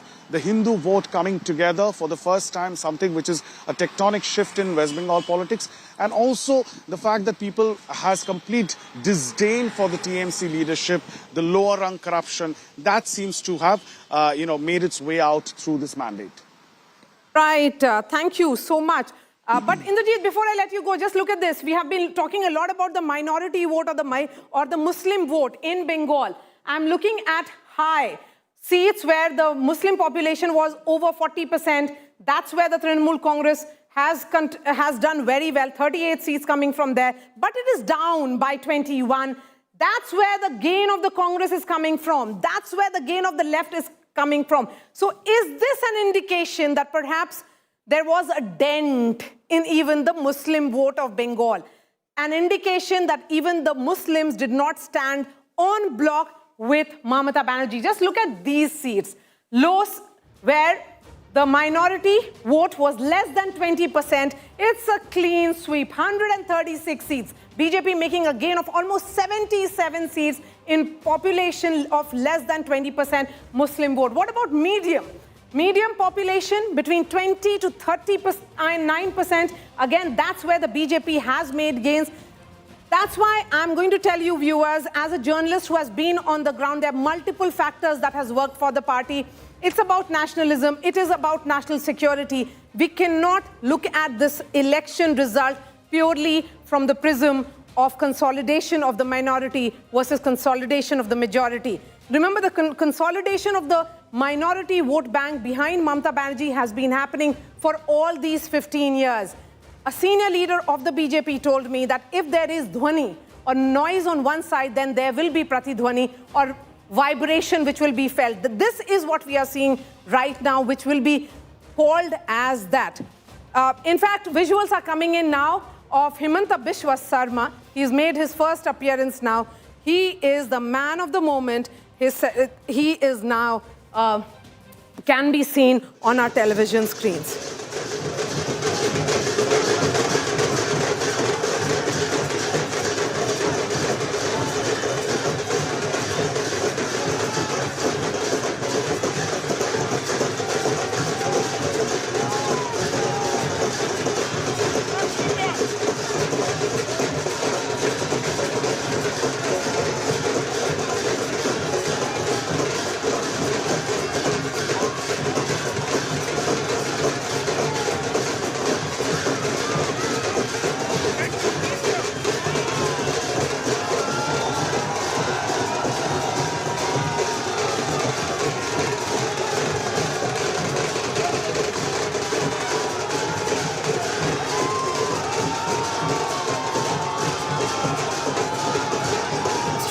BJP National Vice President and election in charge of Assam. As we play those visuals, he has just landed in Delhi. Mr. Jay Panda, really appreciate your time, sir.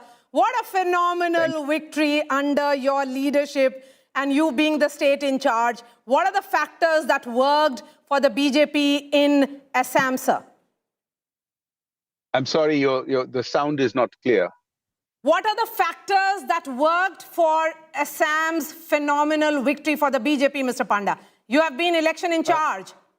I think the single biggest factor is the extreme attention that Prime Minister Modi has given to the Northeast and to Assam.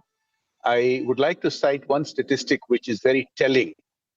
As Prime Minister, Modi ji has visited 80 times. And you can compare this with his predecessor, who actually represented Assam in the Rajya Sabha, who barely went 8 or 10 times. This extreme focus on Assam by the Prime Minister himself, by the Home Minister, by the double-engine government and a very dynamic Chief Minister has transformed Assam.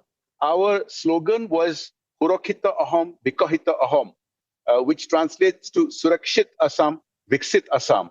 And you can see that has happened in the way, for example, the Bodo agreement has been implemented. For decades, these used to be only on pen and paper. In the last 5 years, thousands of militants have laid down their arms and returned to normalcy. Law and order has become normal. AFSPA, which was used in Assam for decades, has been lifted in 2/3 of the state. And similarly, on the Viksit front, Assam is now the fastest growing state GDP within the country. And it has had dramatic turnaround. So the people of Assam, it was very clear to me months ago that the people of Assam had made up their mind to give their blessings for a third third consecutive term for the BJP NDA government. I'm going to play those visuals as Himanta Biswa Sarma arrives at the BJP office in Assam. And here we have, many would say, the strategist of the BJP right with us, Jay Panda. Mr. Panda, 101, many would say even the BJP did not expect such a surge. I'm afraid I'm having a sound problem. 101, is that something that fits your calculation, sir? 101? Yes, in fact, I have been speaking to many people privately and even some publicly over the past few weeks. And the response of the people on the ground was stupendous. If you saw the massive rallies of the Honorable Prime Minister, the Home Minister, our National President Nitin Navinji, and for the Chief Minister and others in Assam, it was very clear. And the kind of mobilization we were doing on the ground level for women, for youth, and booth mobilization, it was very clear that the people were supporting us in a massive way. And it was evident that we were on track, not just for a 2/3, but a 3/4 majority. And we have exceeded even that. For the Congress, Mr. Panda, it's a third consecutive defeat in Assam. Their primary face in Gaurav Gogoi has lost with a margin of over 20,000 votes. It certainly means that people of Assam continue to have faith in the BJP and also in Himanta Biswa Sarma's leadership. Would you agree? Yes, the faith in the Prime Minister and the double engine Sarkar led by CM Dr. Himanta Biswa Sarma is very, very clear. But, the Congress has just imploded in Assam. They've not been able to keep their own flock together. A couple of senior people left and joined us. Almost everybody else wants to join us. They weren't able to put together a coalition. There's lots of fractiousness and infighting. But more than that, I think there was one telling incident about 2 months ago. If you recall, there was a national AI summit in Delhi, which Congress workers disrupted. And this was applauded. And this was applauded and championed by the Congress leader of opposition in parliament, Shri Rahul Gandhi. And this really was a kick in the shins to the Assamese youth, because this turnaround in the economy in Assam is led not just by traditional industries like bamboo and tea, but for example, the 27,000 crore semiconductor factory, which is a tremendous aspirational project for the youth. And the Congress just sort of completely went against that sentiment and demonstrated to the people of Assam that it was anti-people, it was anti-jobs, it was anti-youth. And there are many other such examples by which it has destroyed itself. Okay, so when we were to look at this mandate, and many would ask that this is under the leadership also of Himanta Biswa Sarma, the man of the moment, the incumbent chief minister, who's often, you are also crediting him with the party's decisive win. Is he likely to continue as the chief minister, sir? Look, we have a sitting chief minister, so I'm not going to go into that discussion at all. But obviously, it is very clear that the people have given this massive mandate to the BJP and to the NDA double engine government, which is in place in Assam. Okay, Mr. Panda, one view is that Arunodaya scheme of giving a lump sum or a direct benefit transfer to the women of Assam worked, while Mamata Banerjee in the neighboring state of Bengal relied on something that she has been doing for years for women, which was just 1,500. How much of DBT do you think has worked or played a role in this victory? I'm sorry, I didn't hear you. Direct benefit transfer, sir. Hello? Sir, my question is direct benefit transfer. How much of that do you think has worked? No, it has helped because, let me explain something. Now, when the Congress was in government, apart from the massive problems of illegal immigration and economic collapse, there was massive corruption. And so one of the things that the BJP NDA government did when we came into government in Assam, we had to arrest the chairperson and other senior people of the State Public Service Commission because of massive corruption in creating jobs. So the JAM trilogy and the DBT ethos that Prime Minister Modi has brought in to transform India has also transformed Assam. And so millions of people, whether it is in the chai bagan, the tea garden population, whether it is women, they have all got the benefits directly without any leakage, without any corruption. So it has had a completely transformational effect. Okay, so you have made an interesting observation, particularly with regards to the tea workers. And that may be one of the factors that has led to this kind of consolidation, Mr. Panda. Mr. Panda, I must congratulate you, sir. You have been extremely lucky for the BJP in multiple states where you're sent as the BJP's election in charge. And you have been winning states for the party. So congratulations as you head to the BJP headquarters for the grand celebration which is going to begin. So thank you so much for joining us. Jai Panda there. I think we're extremely lucky to have the world's most popular leader in Prime Minister Modi, which has been the single biggest factor in this kind of victory. Thank you. All right. Thank you so much. So what is the reason behind this victory? Take a look at this report. Assam में BJP NDA सरकार की hat trick लगेगी। लोग हमें दोबारा vote भी डालेगा और सरकार भी बनेगी। The BJP juggernaut once again sweeps Assam. Himanta Biswa Sarma is undoubtedly the man of the match, decimating the Congress and delivering a hat-trick for his party in one of the biggest wins the state has seen. Chief Minister's chair, let's listen in. And the left fellow travelers, those who are traveling with the CPM for the last 4 decades, they believed the UDF is more left than this so-called left. Sir, also now naturally the questions are regarding who will be the Chief Minister. You want more than 100 seats, so naturally you have a big case to lift up before that. No, you know that there is a procedure in the Congress party. They will start, the High Command will start that procedure within a few hours. When it is completed, there will be a Chief Minister. So one more question. NDA has won 3 seats for the first time in Kerala. How do you look at that situation? That CPM gave those seats. Those were the sitting seats of CPM. There was a deal between CPM and BJP. They gave these 3 seats on a silver platter to the BJP. Thank you, sir. V.D. Satishan there, believed to be the front runner for the Chief Minister's chair. What are the chances that it will be V.D. Satishan? I have someone who has been tracking South politics very, very closely. Nagarjun, V.D. Satishan, K.C. Venugopal, and Ramesh Chennithala. These are the 3 leaders who are likely to be, one among them is likely to be the Chief Minister. Absolutely. There is this sense that most of these MLAs were given tickets and they were handpicked by K.C. Venugopal.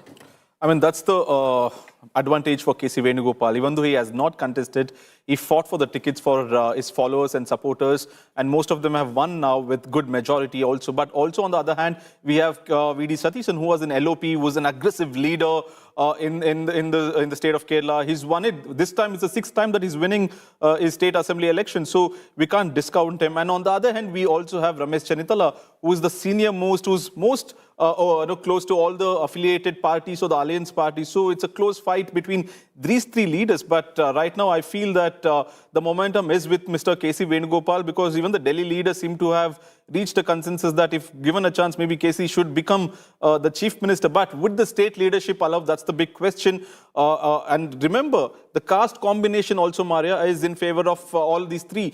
All these 3 big leaders or the big phases are from the Nair community, the dominant Nair community in Kerala. So K.C. Venugopal, Ramesh Chennithala and V.D. Satishan are from the same community. Most likely the CLP will be called tomorrow. We'll have to wait and watch what it would happen. Would there be a secret voting or would there be a consensual announcement of who would be the chief minister? But what I am picking up through our sources is that KC has the momentum at least at 5 o'clock this evening.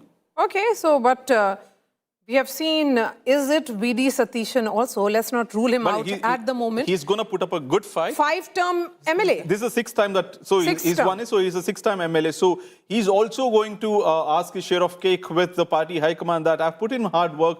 We have seen him leading the campaign across the state of Kerala, length and breadth of Kerala. He's traveled. He's been one of the aggressive campaigners, a big critic of the left parties. We just heard him moments ago. So he also will demand his right, saying, why not me? As the LOP, I have the opportunity because KC, remember, has not contested this election. All right, some piece of breaking news that is coming in now. And the resort politics, it seems, has started in Tamil Nadu. Sources are telling India Today that TVK candidates will be staying at 4 Points Resort. In all, 109 MLAs. So they have one already. So 109 in all will be staying in 4 Points Resort. Where exactly is this 4 Points Resort? This 4 Points Resort is on the old Madras Road on the coast itself. So it's just southern part of the Tamil Nadu on the way to Mahabalipuram. So it's a big resort. So they can accommodate all 100 odd candidates that they are there. And also it's quite protected because it's not in the city center.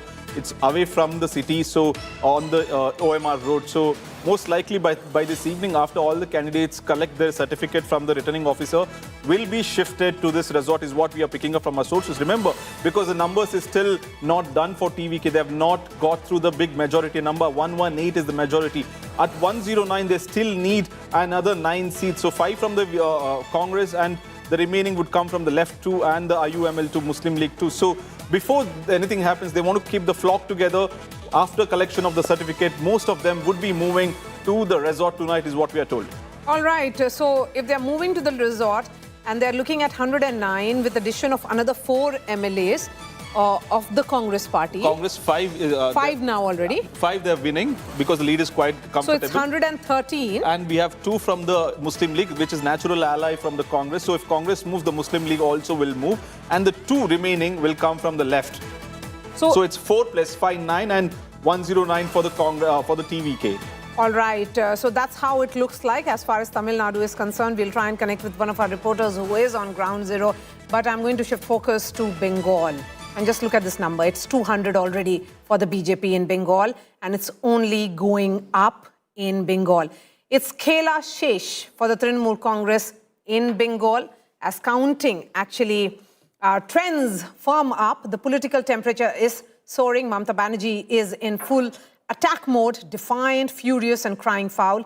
TMC chief has alleged that there is some kind of looting which is happening at counting centers. Certainly a very serious charge. On the other hand, BJP is celebrating, calling it a historical shift in Bengal's political landscape, not just of Bengal, but I would say of the entire country. Party workers are out on the streets with fireworks, celebrations, all out is happening in Bengal and also in Delhi. Let's look at the numbers first. The BJP is leading in 200 seats right now. The Trinamool Congress at 87. They are down by 128. BJP up by 123. Remember, this is the party which has had a phenomenal rise. Let me give you some data here. It started with 3 seats and 10% vote share in 2016. Then it went up to 77 seats and 38% vote share. In between came the 2019 Lok Sabha elections where the BJP won 18 of the 42 Lok Sabha seats. When the 2024 Lok Sabha elections happened, it did go down to 12.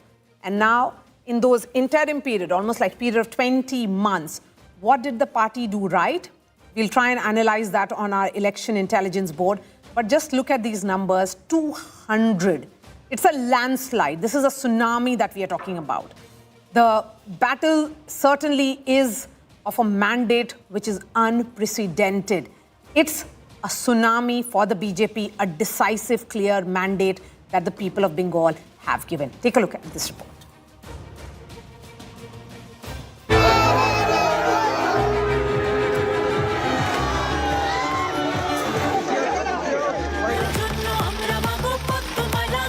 Bengal has delivered its verdict and it's loud, sweeping and unapologetically Poriborton.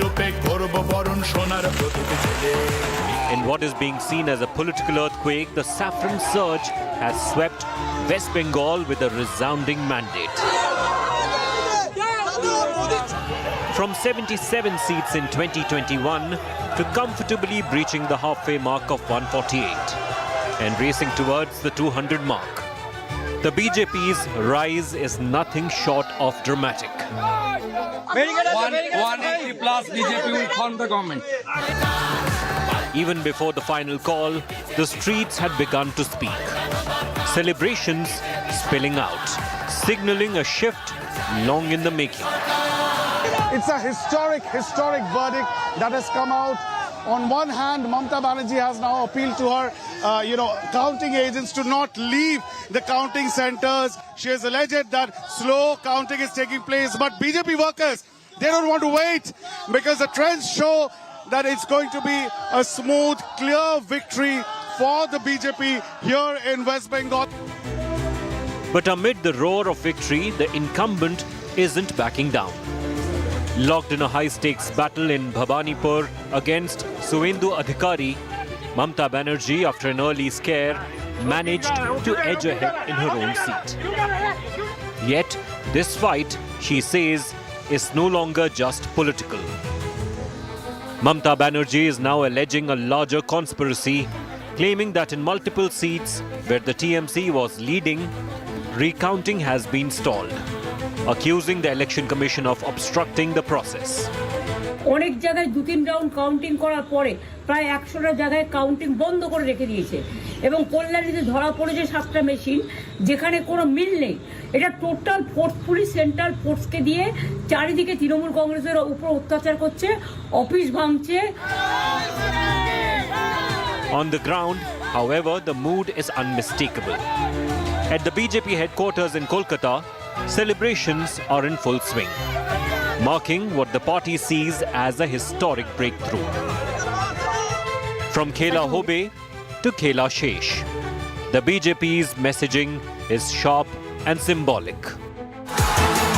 It was Prime Minister Modi who had drawn parallels with Bihar after their win there, suggesting Bengal would be next in line for a saffron sweep. Ganga ji यहाँ बिहार से बहते हुए ही बंगाल तक पहुंचती है। बिहार ने बंगाल में भाजपा की विजय का रास्ता भी बना दिया है। And Union Home Minister Amit Shah had gone even further, predicting a swift verdict on counting day. 4 मई को सुबह काउंटिंग चालू होगी। 8 बजे बैलेट बॉक्स खुलना शुरू होगा। 9 बजे पहला राउंड, 10 बजे दूसरा राउंड, 1 बजे काउंटिंग समाप्त और बीबी दीदी टाटा गुड बाय। ज्यादा है। And then there's the politics of symbolism, with Jhalmuri making a 203 of 293 seats. The TMC at 84. Who would have thought that the BJP would script such a tsunami when it came to West Bengal? And why we say that the symbolic weight of this victory for the Bharatiya Janata Party is astounding, because viewers, other than just a political win, this is an ideological win for the Bharatiya Janata Party as well. And I want to take you directly right now, because nobody knows it better than, of course, the BJP top brass. They've been trying to script it ever since 2011. These visuals coming in of the newly minted BJP party president, Nitin Nabin. He's been quite lucky for the Bharatiya Janata Party. He came in after the massive mandate in Bihar, and with his advent, BJP scripts its ultimate win in West Bengal, which will be remembered in the annals of electoral history, where a new chapter in West Bengal begins with the true BJP era. The era of saffron majoritarian politics, with one era ending, the other one begins. And they've only been, viewers, if you look at it, till 77, of course, there was the Congress, but after 77, West Bengal was painted red. From red, it turned blue in 2011 for 15 years. From blue today, West Bengal has turned a full shade of saffron. Thus begins the BJP saffron era for the state of West Bengal.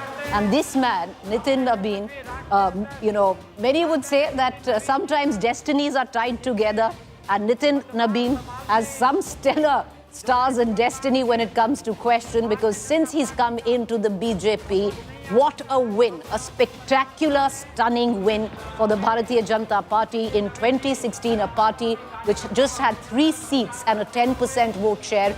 2021 rose to a dramatic 38% vote share, and that's how anyone might look at it. Many thought they had capped it, because in 2024 the vote share of the Bharatiya Janata Party went just 1% up, which is at 39%. But right now, viewers, with what we are looking at, it's well above 45% of the vote share in the state of West Bengal. What a spectacular, spectacular win. We are expecting the Prime Minister to come as well at the BJP headquarters. We're going to cut across, get you the latest. Understandably, this is that one moment in time. This is when history turns, viewers. And history has turned a page in politics. And when history turns, lots of destinies are made and hearts are broken. While in West Bengal, you will see a flood of tears where the TMC cadre is concerned, broken hearts with the turn of history. But look at the smiles right here. And that is the order of life and posterity. And now begins the BJP era. We're going to get you the latest coming in from the BJP headquarters. Let's quickly cut across to the headlines. BJP decimates Mamata in Bengal. Saffron surge in Didi's fortress. Landslide victory for BJP with over 200 assembly seat leads. Mamata's TMC manages to win less than 90 seats. Sees Mamata Banerjee sees red, says BJP looting our counting centres.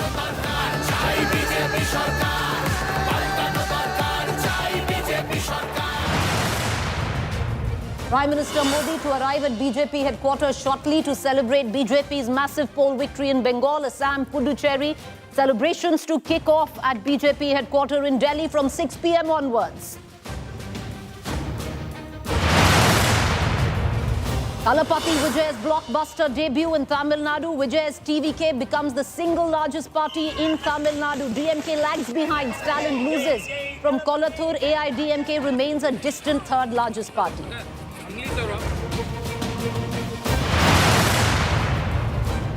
All eyes on Tamil Nadu government formation. TN Congress urges High Command to form post-poll alliance with TVK. Vijay also has an option for forging ties with AIADMK, who's currently leading on just 52 seats. BJP's landslide victory in Assam. BJP back with a bigger majority. Mama Himanta back with a bang. Key Congress face in Assam. Gaurav Gogoi suffers defeat not just for his party but also on his seat in Jorhat. UDF sweeps Keralam polls with 99 seats. LDF lags behind with just over 35 seats. With 3 victories, BJP also strikes its best ever performance in Keralam so far.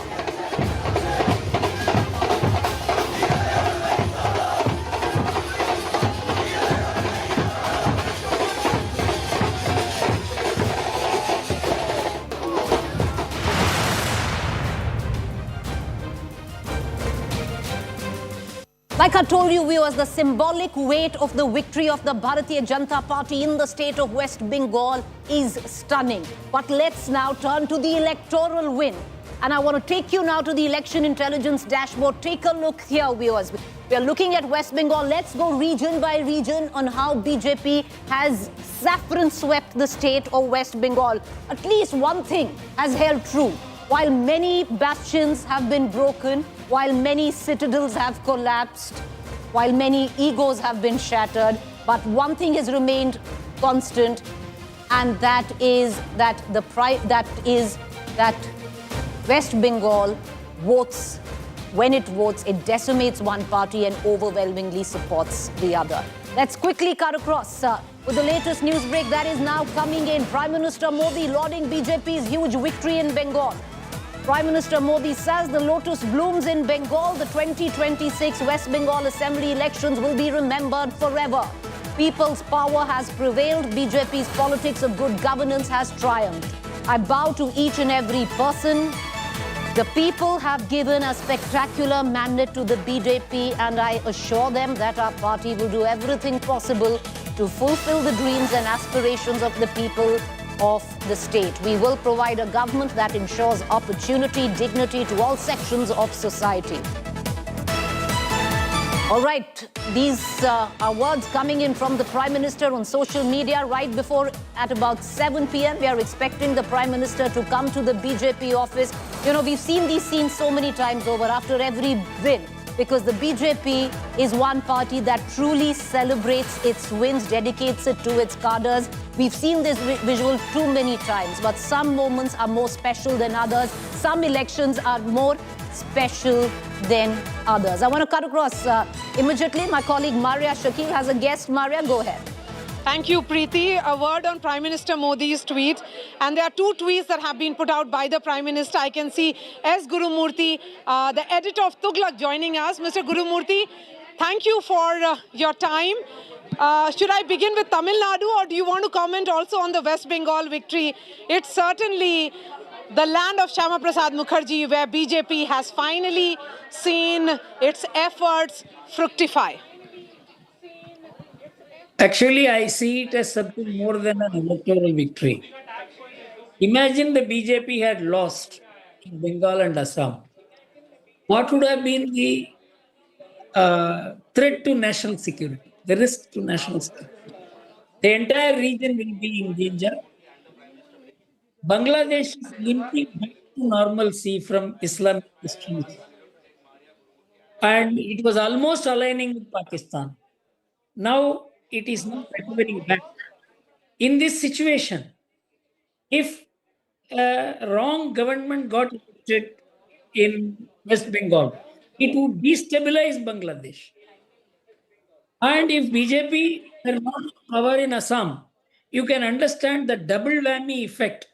The entire region will be disrupted. And even if you look at a larger picture, the entire Northeast, including Burma.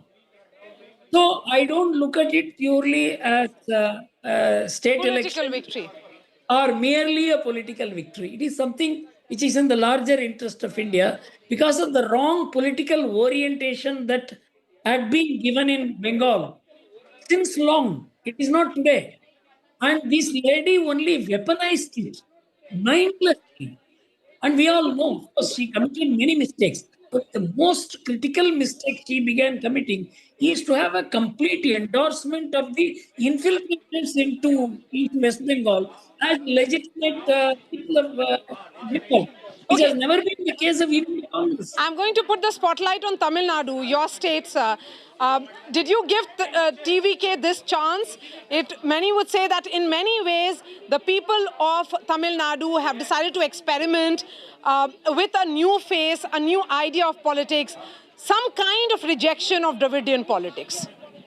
Actually, I wouldn't call it rejection of Dravidian politics. It's actually moving away from Dravidian separatism. The DMK and the AIADMK kept up the Dravidian legacy, and the DMK kept up the Dravidian separatism. And people like me have always been fighting, Cho Ramaswamy and me, and we even pleaded with Rajinikanth in 1990s, that if a third force develops, we can call the bluff of both these parties. But it was not happening. But in 2024, when Annamalai came up, and BJP began giving nationalist orientation to Tamil Nadu politics, we thought that would do the trick. But unfortunately, the BJP went for a shortcut in the current election, which put the BJP on the back foot. But still, I believe Tamil Nadu is rife for a competition between regional and national politics, and the BJP alone has the capacity to leverage on the sentiments, Tamil Nadu culture, Tamil and Indian integration. These are not the issues of even Vijay. Yes. And so the opposition space on a positive, nationalist, integrative, Hindu-oriented politics is open for BJP, and I see a huge potential for BJP. In this, Trinamool will be the obvious leader to do it. Okay, would you think perhaps the reason why TVK has got this kind of mandate is there was this sense that here is a leader who was talking a different language. I'm still trying to understand, and that's a question that I've repeatedly asked analysts. Perhaps Mr. Gurumurthy will be able to answer my question. What is it that actor Vijay means to the present generation of voters in Bengal, in the state of Tamil Nadu? You see, the voters in Tamil Nadu have always been politically conscious and ideologically aligned. Vijay's voters are neither politically conscious nor ideologically aligned. It's a crowd. They feel that the old people, they are fatigued with the old. And it's kind of tussle with the center, and their mind being frozen 60 years ago, repeating the same narrative that the current voters are not wanting. This is the message I am getting out of it. But these are not people who are cultivated to any particular ideology. Vijay is not ideology. Vijay doesn't have an ideology. So it is not like DMK, it is not like some Seaman who are rooting their parties and their followers on ideological basis. Tamil Nadu, by Vijay's election, has got itself freed from ideological politics, and it has come to one-man party, and it has its own advantages and disadvantages. So the state has moved away from ideological politics to one man and the aura and charisma of actor Vijay. But indications are that TVK is likely to go ahead and forge an alliance with the Congress party. What will it actually mean then? In my view, Congress and TVK should have come together. That would have given some experience, some understanding about politics for Vijay's party also, and for Vijay. Because Congress has an all India structure, and it has it has a history in Tamil Nadu. It still has experienced people, but unfortunately, the alliance fell through because the DMK put its weight behind, and I have understand it is the IR, the highest level, they interfered and stopped us. This alliance between Congress and TVK is inevitable for Congress survival. So the Congress will have to go for this. Okay, so that's an interesting observation. As Gurumurthy, appreciate your time. So as Gurumurthy, the editor of Tughlaq here, Preeti, saying that this alliance is almost like a natural, organic alliance. We have been often discussing that. So Mr. Gurumurthy, thank you. We'll keep coming to you, and let's see how Vijay performs as the chief minister. Governance is a completely different ball game. It's a completely different role. It's one thing for a superstar to win an election, but administration is different. Would you not agree? That is going to be his biggest challenge. In fact, I don't know how many of his own MLAs he knows by name. It's a crowd. And it is imported from other parties. The same corrupt, the same third-rate politicians who roam around. They found an alternative in Vijay. So my feeling is he has a huge problem with his own so-called party, which is just a crowd. And to galvanize it into a functioning party, one ministry, make them relate to one another, it's going to be his biggest challenge. All right, we have really come to the end of this conversation. So thank you so much, Mr. Gurumurthy, for joining us. With that, Preeti, it's back to you in the studio. Now, I want to once again focus on West Bengal viewers, because I'm going to tell you the story now. We've spoken about the symbolic weight, the ideological weight of the win of Bharatiya Janata Party in West Bengal. Let me just now take you through in 5 slides what is the electoral weight of the win of Bharatiya Janata Party in West Bengal. Because kid you not, once you go through the numbers and you look at these 5 slides, this was a BJP wave election. And many would suggest a saffron tsunami. All right, viewers, I want to take you, split those 5 districts in West Bengal. Let's begin with Jalpaiguri. Look at it. In Jalpaiguri, 27 seats, all of the 27, one entire region decimated by the BJP.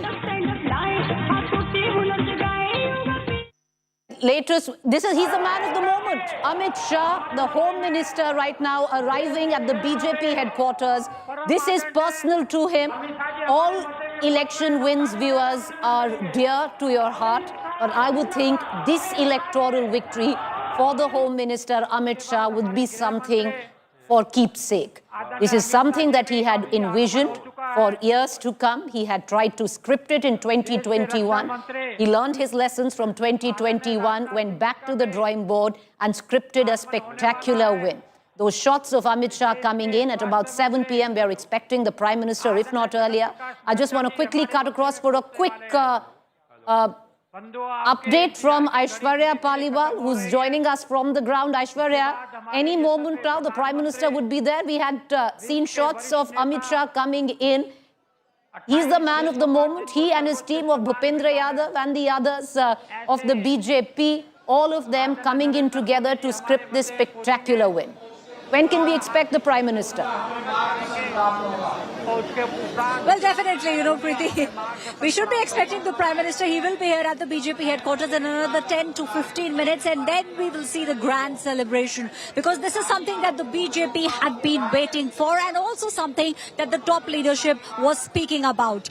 The preparations are all done. The stage, as you can see right behind me, is all set. We are seeing Vinod Tavre, who's now playing a very important role in the BJP. He's standing there waiting for Prime Minister Narendra Modi to arrive. Home Minister Amit Shah already inside the BJP headquarters, arrived just a couple of minutes back. You will also see, let me just ask Anil to show you the Hanuman there, someone who's been tracking BJP, who's been an ardent fan of the BJP. He's standing there. In one hand, he has a cutout of Prime Minister Narendra Modi. The BJP flags also, you can see, flying high here at the BJP headquarters. So this is how the supporters have now gathered here, and all of them are now waiting for Prime Minister Narendra Modi. Well, we're all waiting for that, the Prime Minister to come in. All the colors, the bells and whistles. Amit Shah, the man who scripted this spectacular win. Like I said, all wins are special. Some are just more special than the others, and this will go down in electoral history. But I'll come back, viewers, and I'll take you through on why this win is so spectacular. Let's continue playing these visuals, but let's also turn around to what we are trying to show you right here in the studio, where you look at Jalpaiguri, one of the regions, 27 seats of Jalpaiguri, the entire region has been swept by the BJP. Not one seat has gone to the TMC. A full flood of saffron. Let's move from Jalpaiguri as we come down, viewers. Let me take you to Bardhaman. Bardhaman, the rural belt of West Bengal. Many would have thought that the TMC would have done better. Look how it all panned out. 54 seats, 45 swept by the BJP. The TMC left with just 9. I want to take you now through the region, which will also tell a micro-detailing story. I'll come down to that later, but let me first take you from Jalpaiguri, Bardhaman. Let's take you to Medinipur, the Jungle Mahal area. And look at it. Lo and behold, this was the area that Shuvendu Adhikari was responsible for, and well, he's earned his spurs on this one, because 53 of 56 constituencies swept by the BJP, the TMC bagging just 3.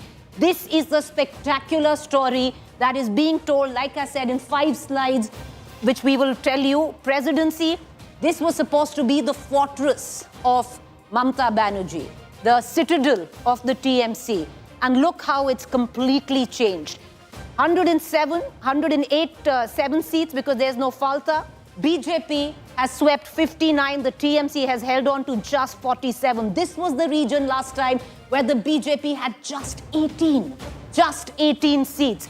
And let me take you, and what you've seen in these 4 slides is also a strong consolidation of the Hindu vote. But what hasn't happened is the counter consolidation of the Muslim vote. Micro detailing. Let's now go to the Malda district. The Malda region, 5 regions we've taken you through. The Malda region, which has Uttar Dinajpur on top, then it has Malda, then it has Murshidabad.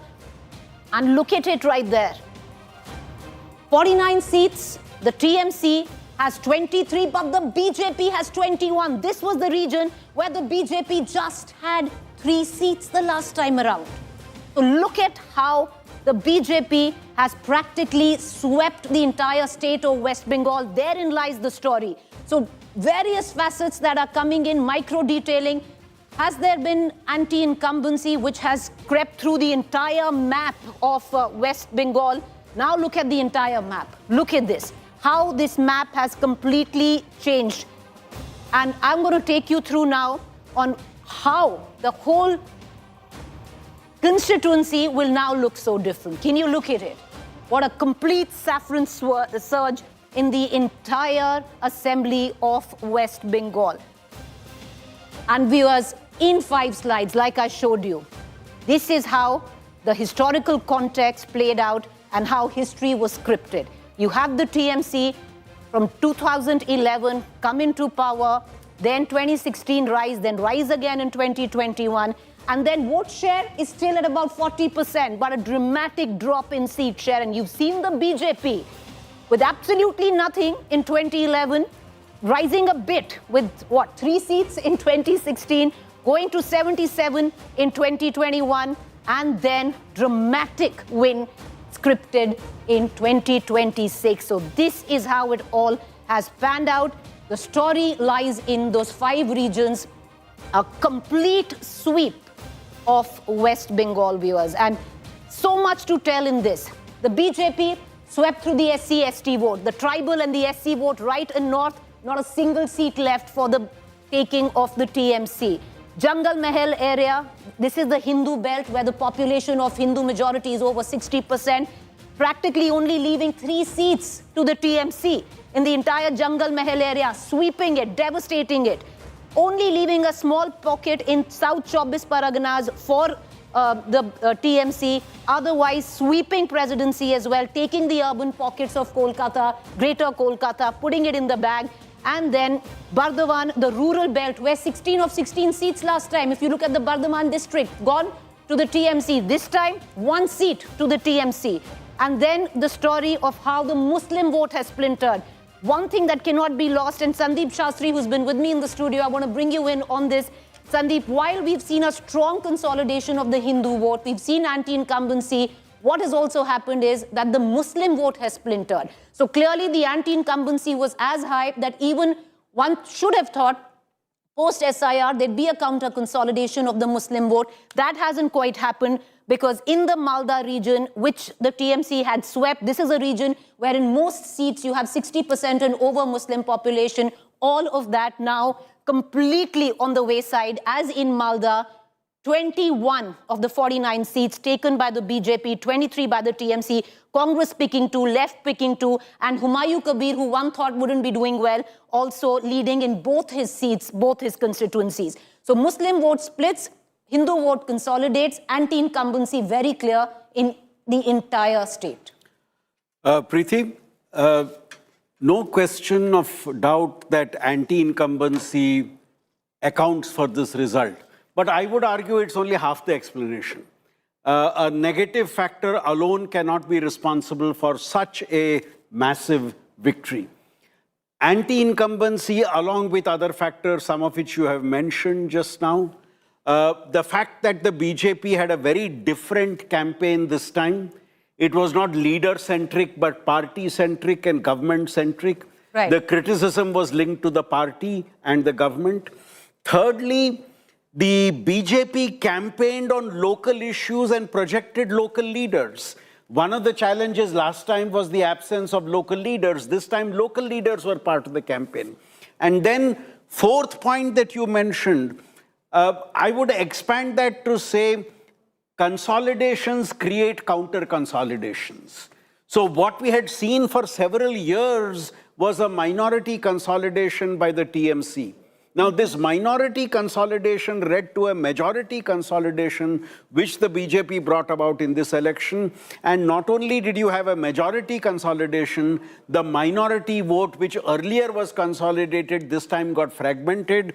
The Humayun Kabir factor, the Congress pulling some votes, the left taking away some votes. So Right. that again accounted for the type of verdict that you have here. So a range of factors, and let's not forget the SIR. True. The SIR... I just want to stay with me, Sandeep, and look at this. I just want to go back to the election intelligence dashboard to give our viewers an understanding on how Bengal has... Meanwhile, Rahul Gandhi congratulates TVK chief Vijay. Rahul Gandhi would be somebody who would be rueing not making that alliance with the TVK. Vijay was rather keen that he go with the Congress. Well, right now, word in that the Congress has already opened backroom channel with TVK Vijay to possibly broker an alliance. TVK at 108, the Congress would hope with whatever little it ends up getting in its kitty that it can go with Vijay. And we have been given to understand there are some talks there going on. So Rahul Gandhi congratulating Vijay. He also has spoken to MK Stalin and Mamata Banerjee. DMK also suffers massive defeat in TMK, of course, but Rahul Gandhi has also, meanwhile, apparently spoken to Mamata Banerjee and MK Stalin. That's the latest news that's coming in. All right. Will he go with TVK Vijay, the Congress? What we have been given to understand, backroom channels open. I want to immediately cut across to KC Venugopal. He's the man of the moment in many ways. Some would suggest even in Kerala. But focusing right now on Tamil Nadu, Mr. KC Venugopal, thank you for joining us. One of the stars of the big Congress win in Kerala, the party's organizational secretary.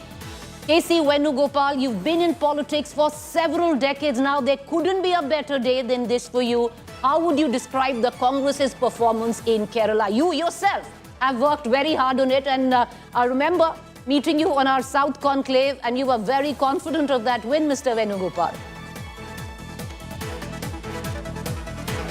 Yeah, exactly. This is the landslide victory which we have gained in Kerala in these elections. With you also, I shared our concept about these elections, that we are going to have a triumph victory in Kerala. There will be a triumph in favor of UDF. That's what the thinking from the beginning itself. Now it is proved that our thinking is very exactly what thing was happened. Basically, 2, 3, 4 factors worked on our favor. One is heavy anti-incumbency against the arrogancy and the corrupt governance of Pinarayi Vijay. Number 2, the positive campaign by the Congress and UDF with the guarantees initiated by Rahul Gandhi. Then third, actually the electioneering and the campaigning and the candidate selection. Perfectly, all are done in a very good way. There was not even an instant of dissidence after the candidate selection was happened in this election. Now, these campaign factors together. Moreover, completely I can witness that communist cadre also voted for UDF this time. You can see that the victory of Payyanur, Thaliparambu, the northern bastion of Communist Party, completely demolished that bastions. So that is clear indication that lot many Communist Party workers also voted for UDF this time.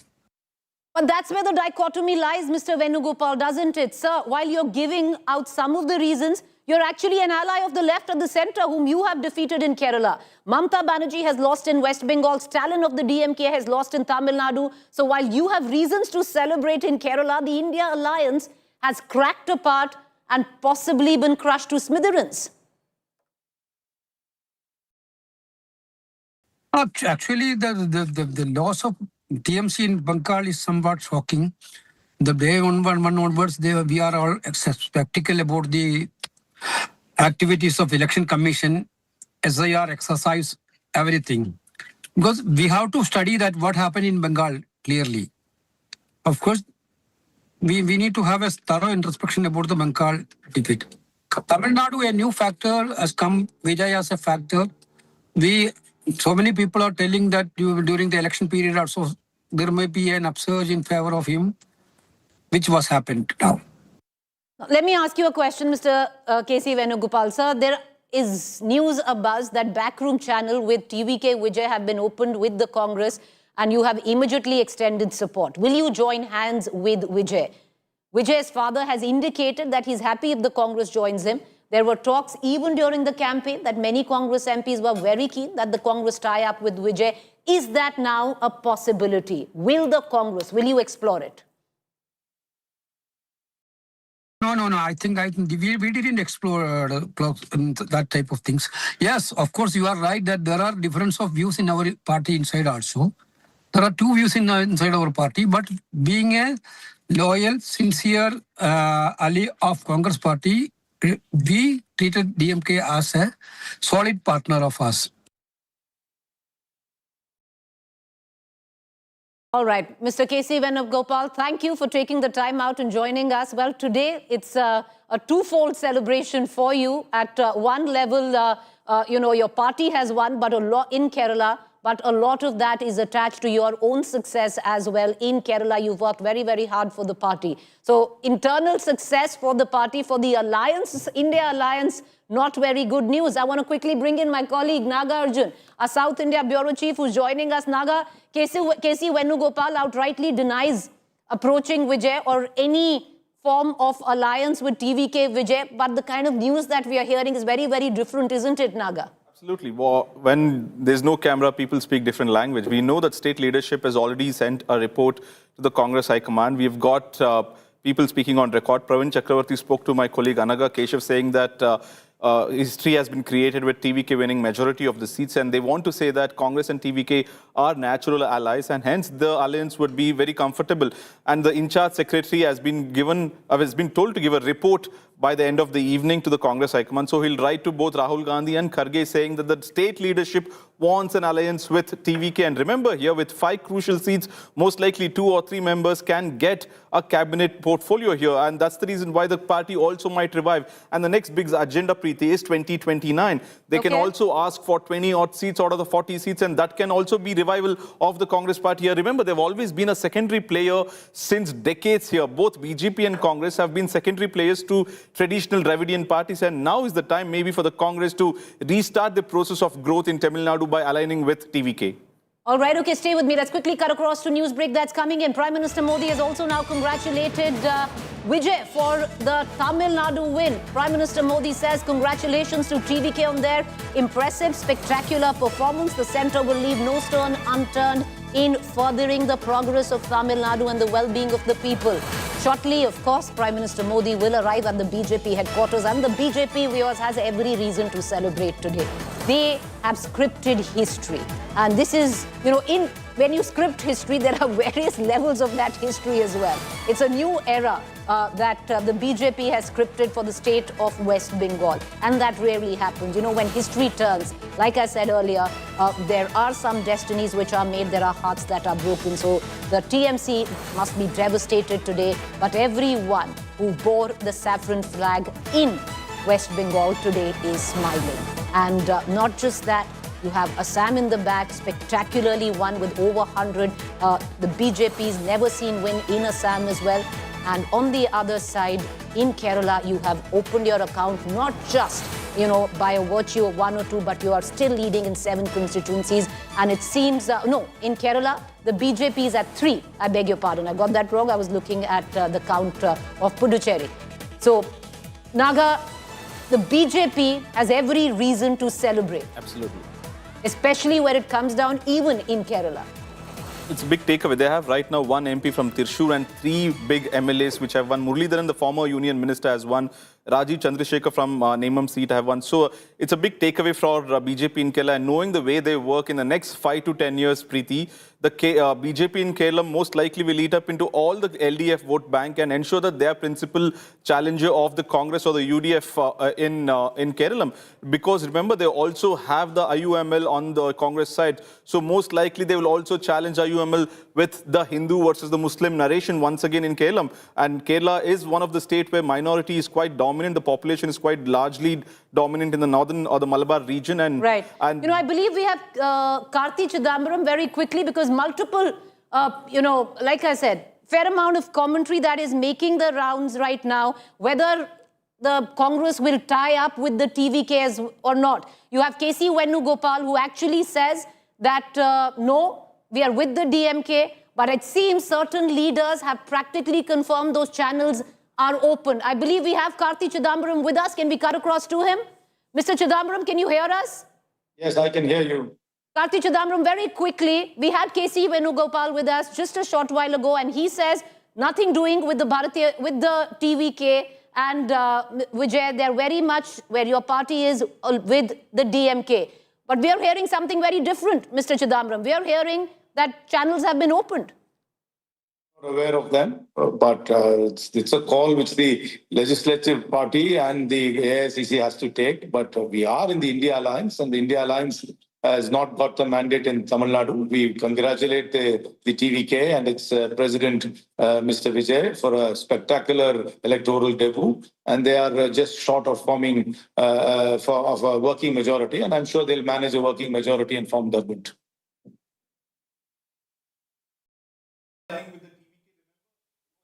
In fact, who went and had the final negotiation with Mr. Stalin and ensure both DMK and Congress come together, because there was uncertainty before that. Do you now regret not aligning with the TVK?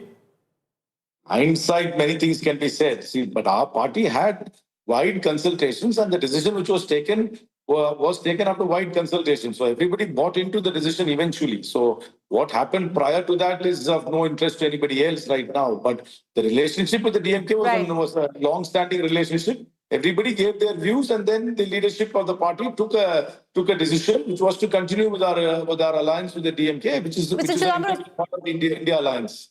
Mr. Chandram, let me ask you one question, because while you might have reason to celebrate in Kerala, not so much in other states like Assam or even in Tamil Nadu, especially with how you've done, but the India Alliance, that is totally crushed to smithereens. Do you think that mold has been broken for the India Alliance? A new blueprint of that needs to be formed? Perhaps, that's not a conversation we need to have right now. Let's first take stock of what's happened in our various states. And then we will reach out to that, because the next parliamentary election is only 3 years away.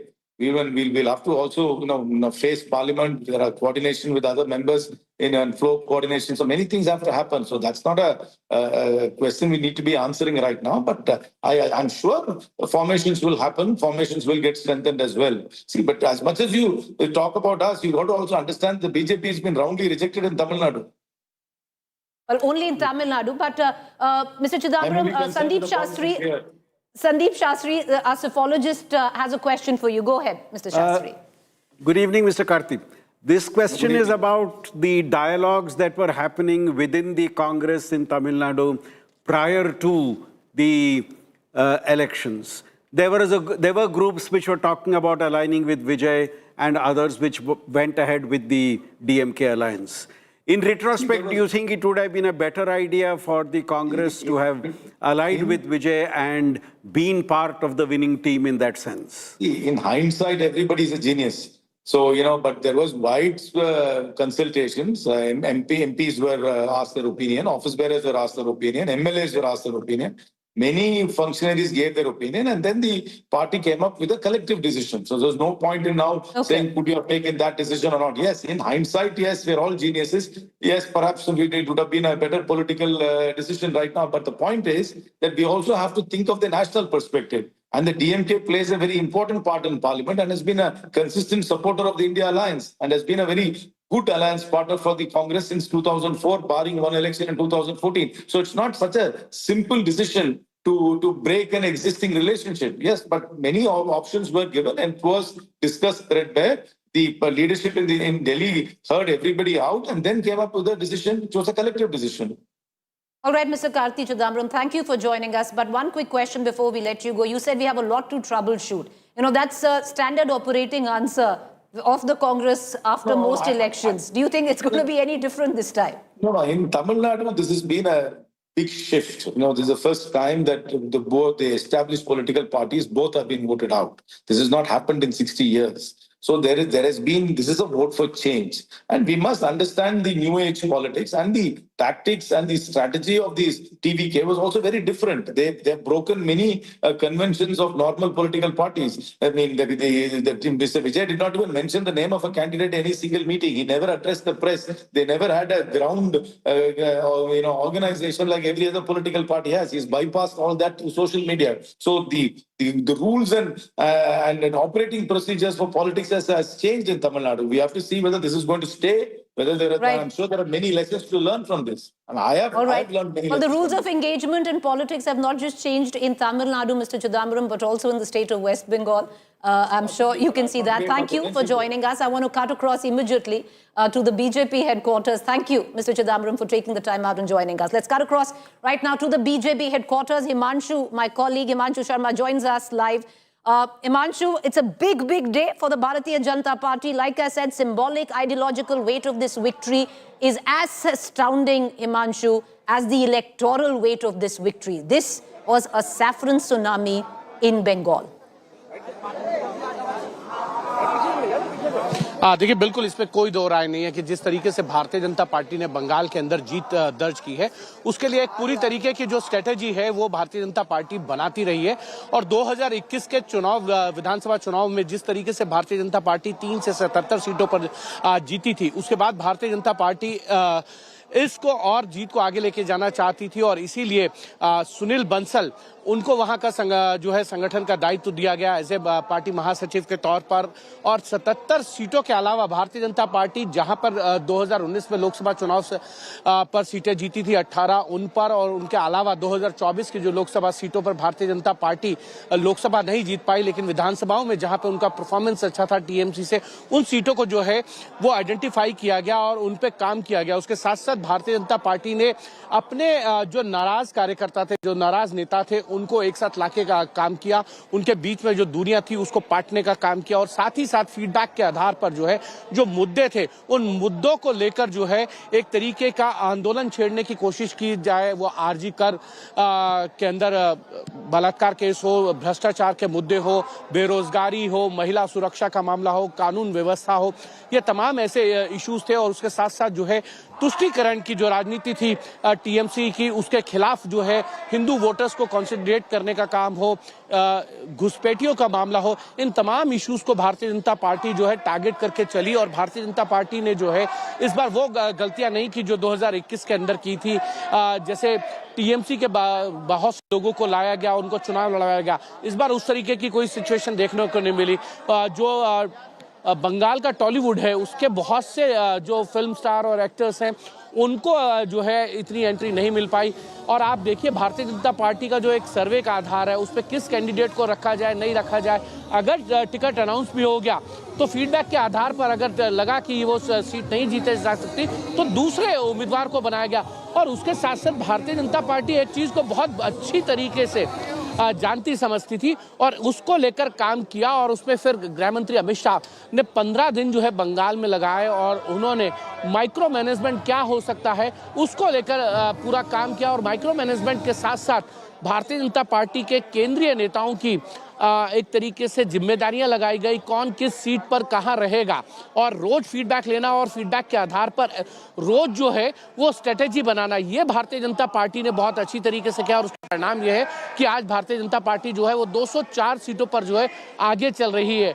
और जो TMC पिछली बार 213 सीटें जीती थी वो लगभग 84 सीटों पर आकर सिमट गई है और शायद भारतीय जनता पार्टी जिस तरीके से चुनाव लड़ती है वो बताता है कि माइक्रो मैनेजमेंट और उसके साथ साथ जो इश्यूज हैं और उन इश्यूज पर स्ट्रेटेजी बनाना ये भारतीय जनता पार्टी का जो एक इलेक्शन मैनेजमेंट है ये अदर पार्टी से उसको अलग भी करता है।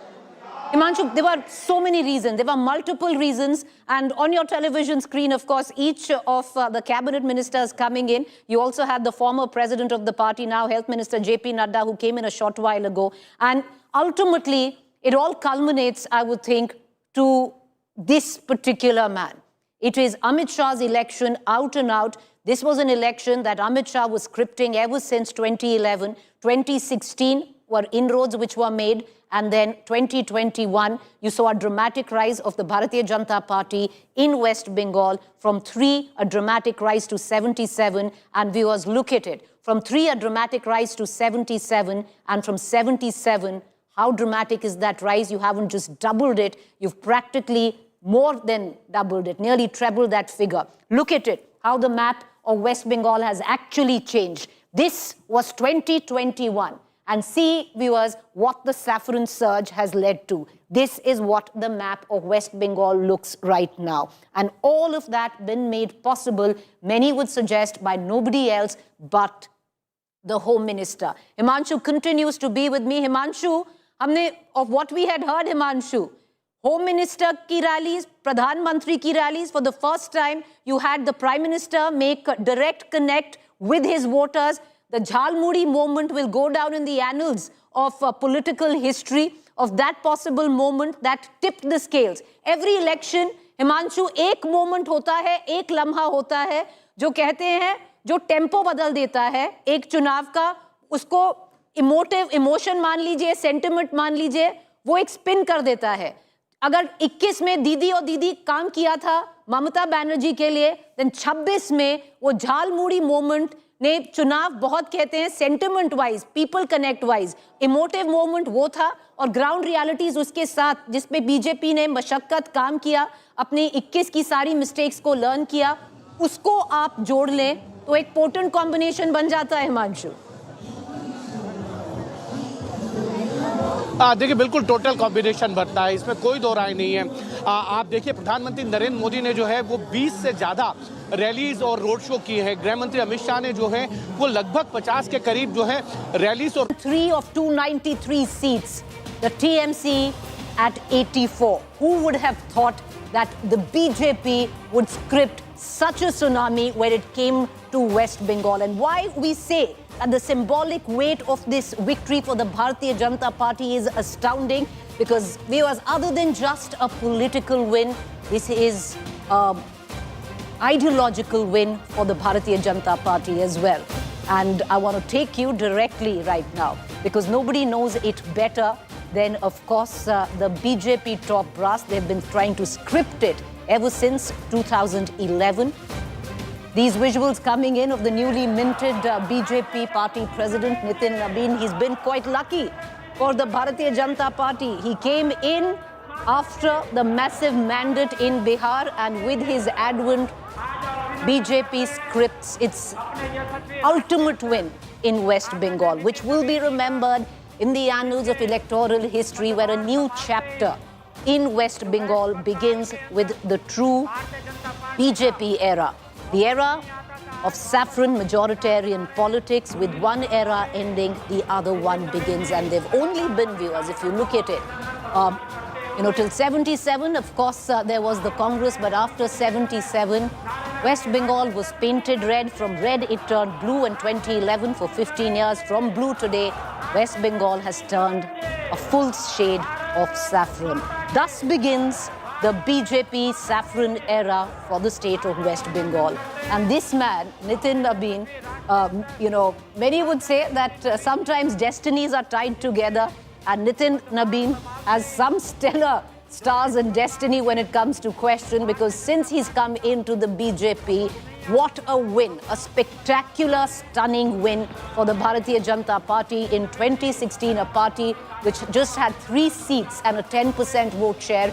2021 rose to a dramatic 38% vote share, and that's how anyone might look at it. Many thought they had capped it, because in 2024 the vote share of the Bharatiya Janata Party went just 1% up, which is at 39%. But right now, viewers, with what we are looking at, it's well above 45% of the vote share in the state of West Bengal. What a spectacular, spectacular win. करेंगे वो भी free में. Correct. आप क्या आसमान से टपक पड़े? Sky से. HDFC Sky, all-in-one investment app. Download today. HDFC Sky. Investment in securities market are subject to market risks. Read all the related documents carefully before investing.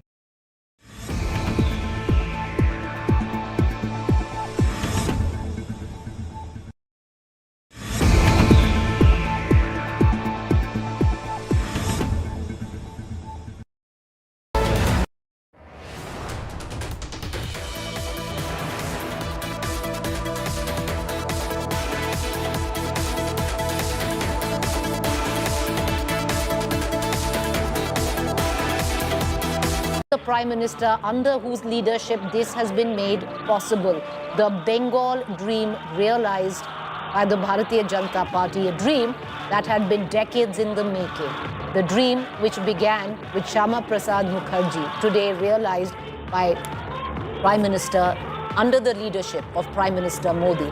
Like I pointed out, viewers, when history is made, and today one can clearly say we're standing on the cusp of spectacular history. This moment will go down in Bengal's political history where an era shifts.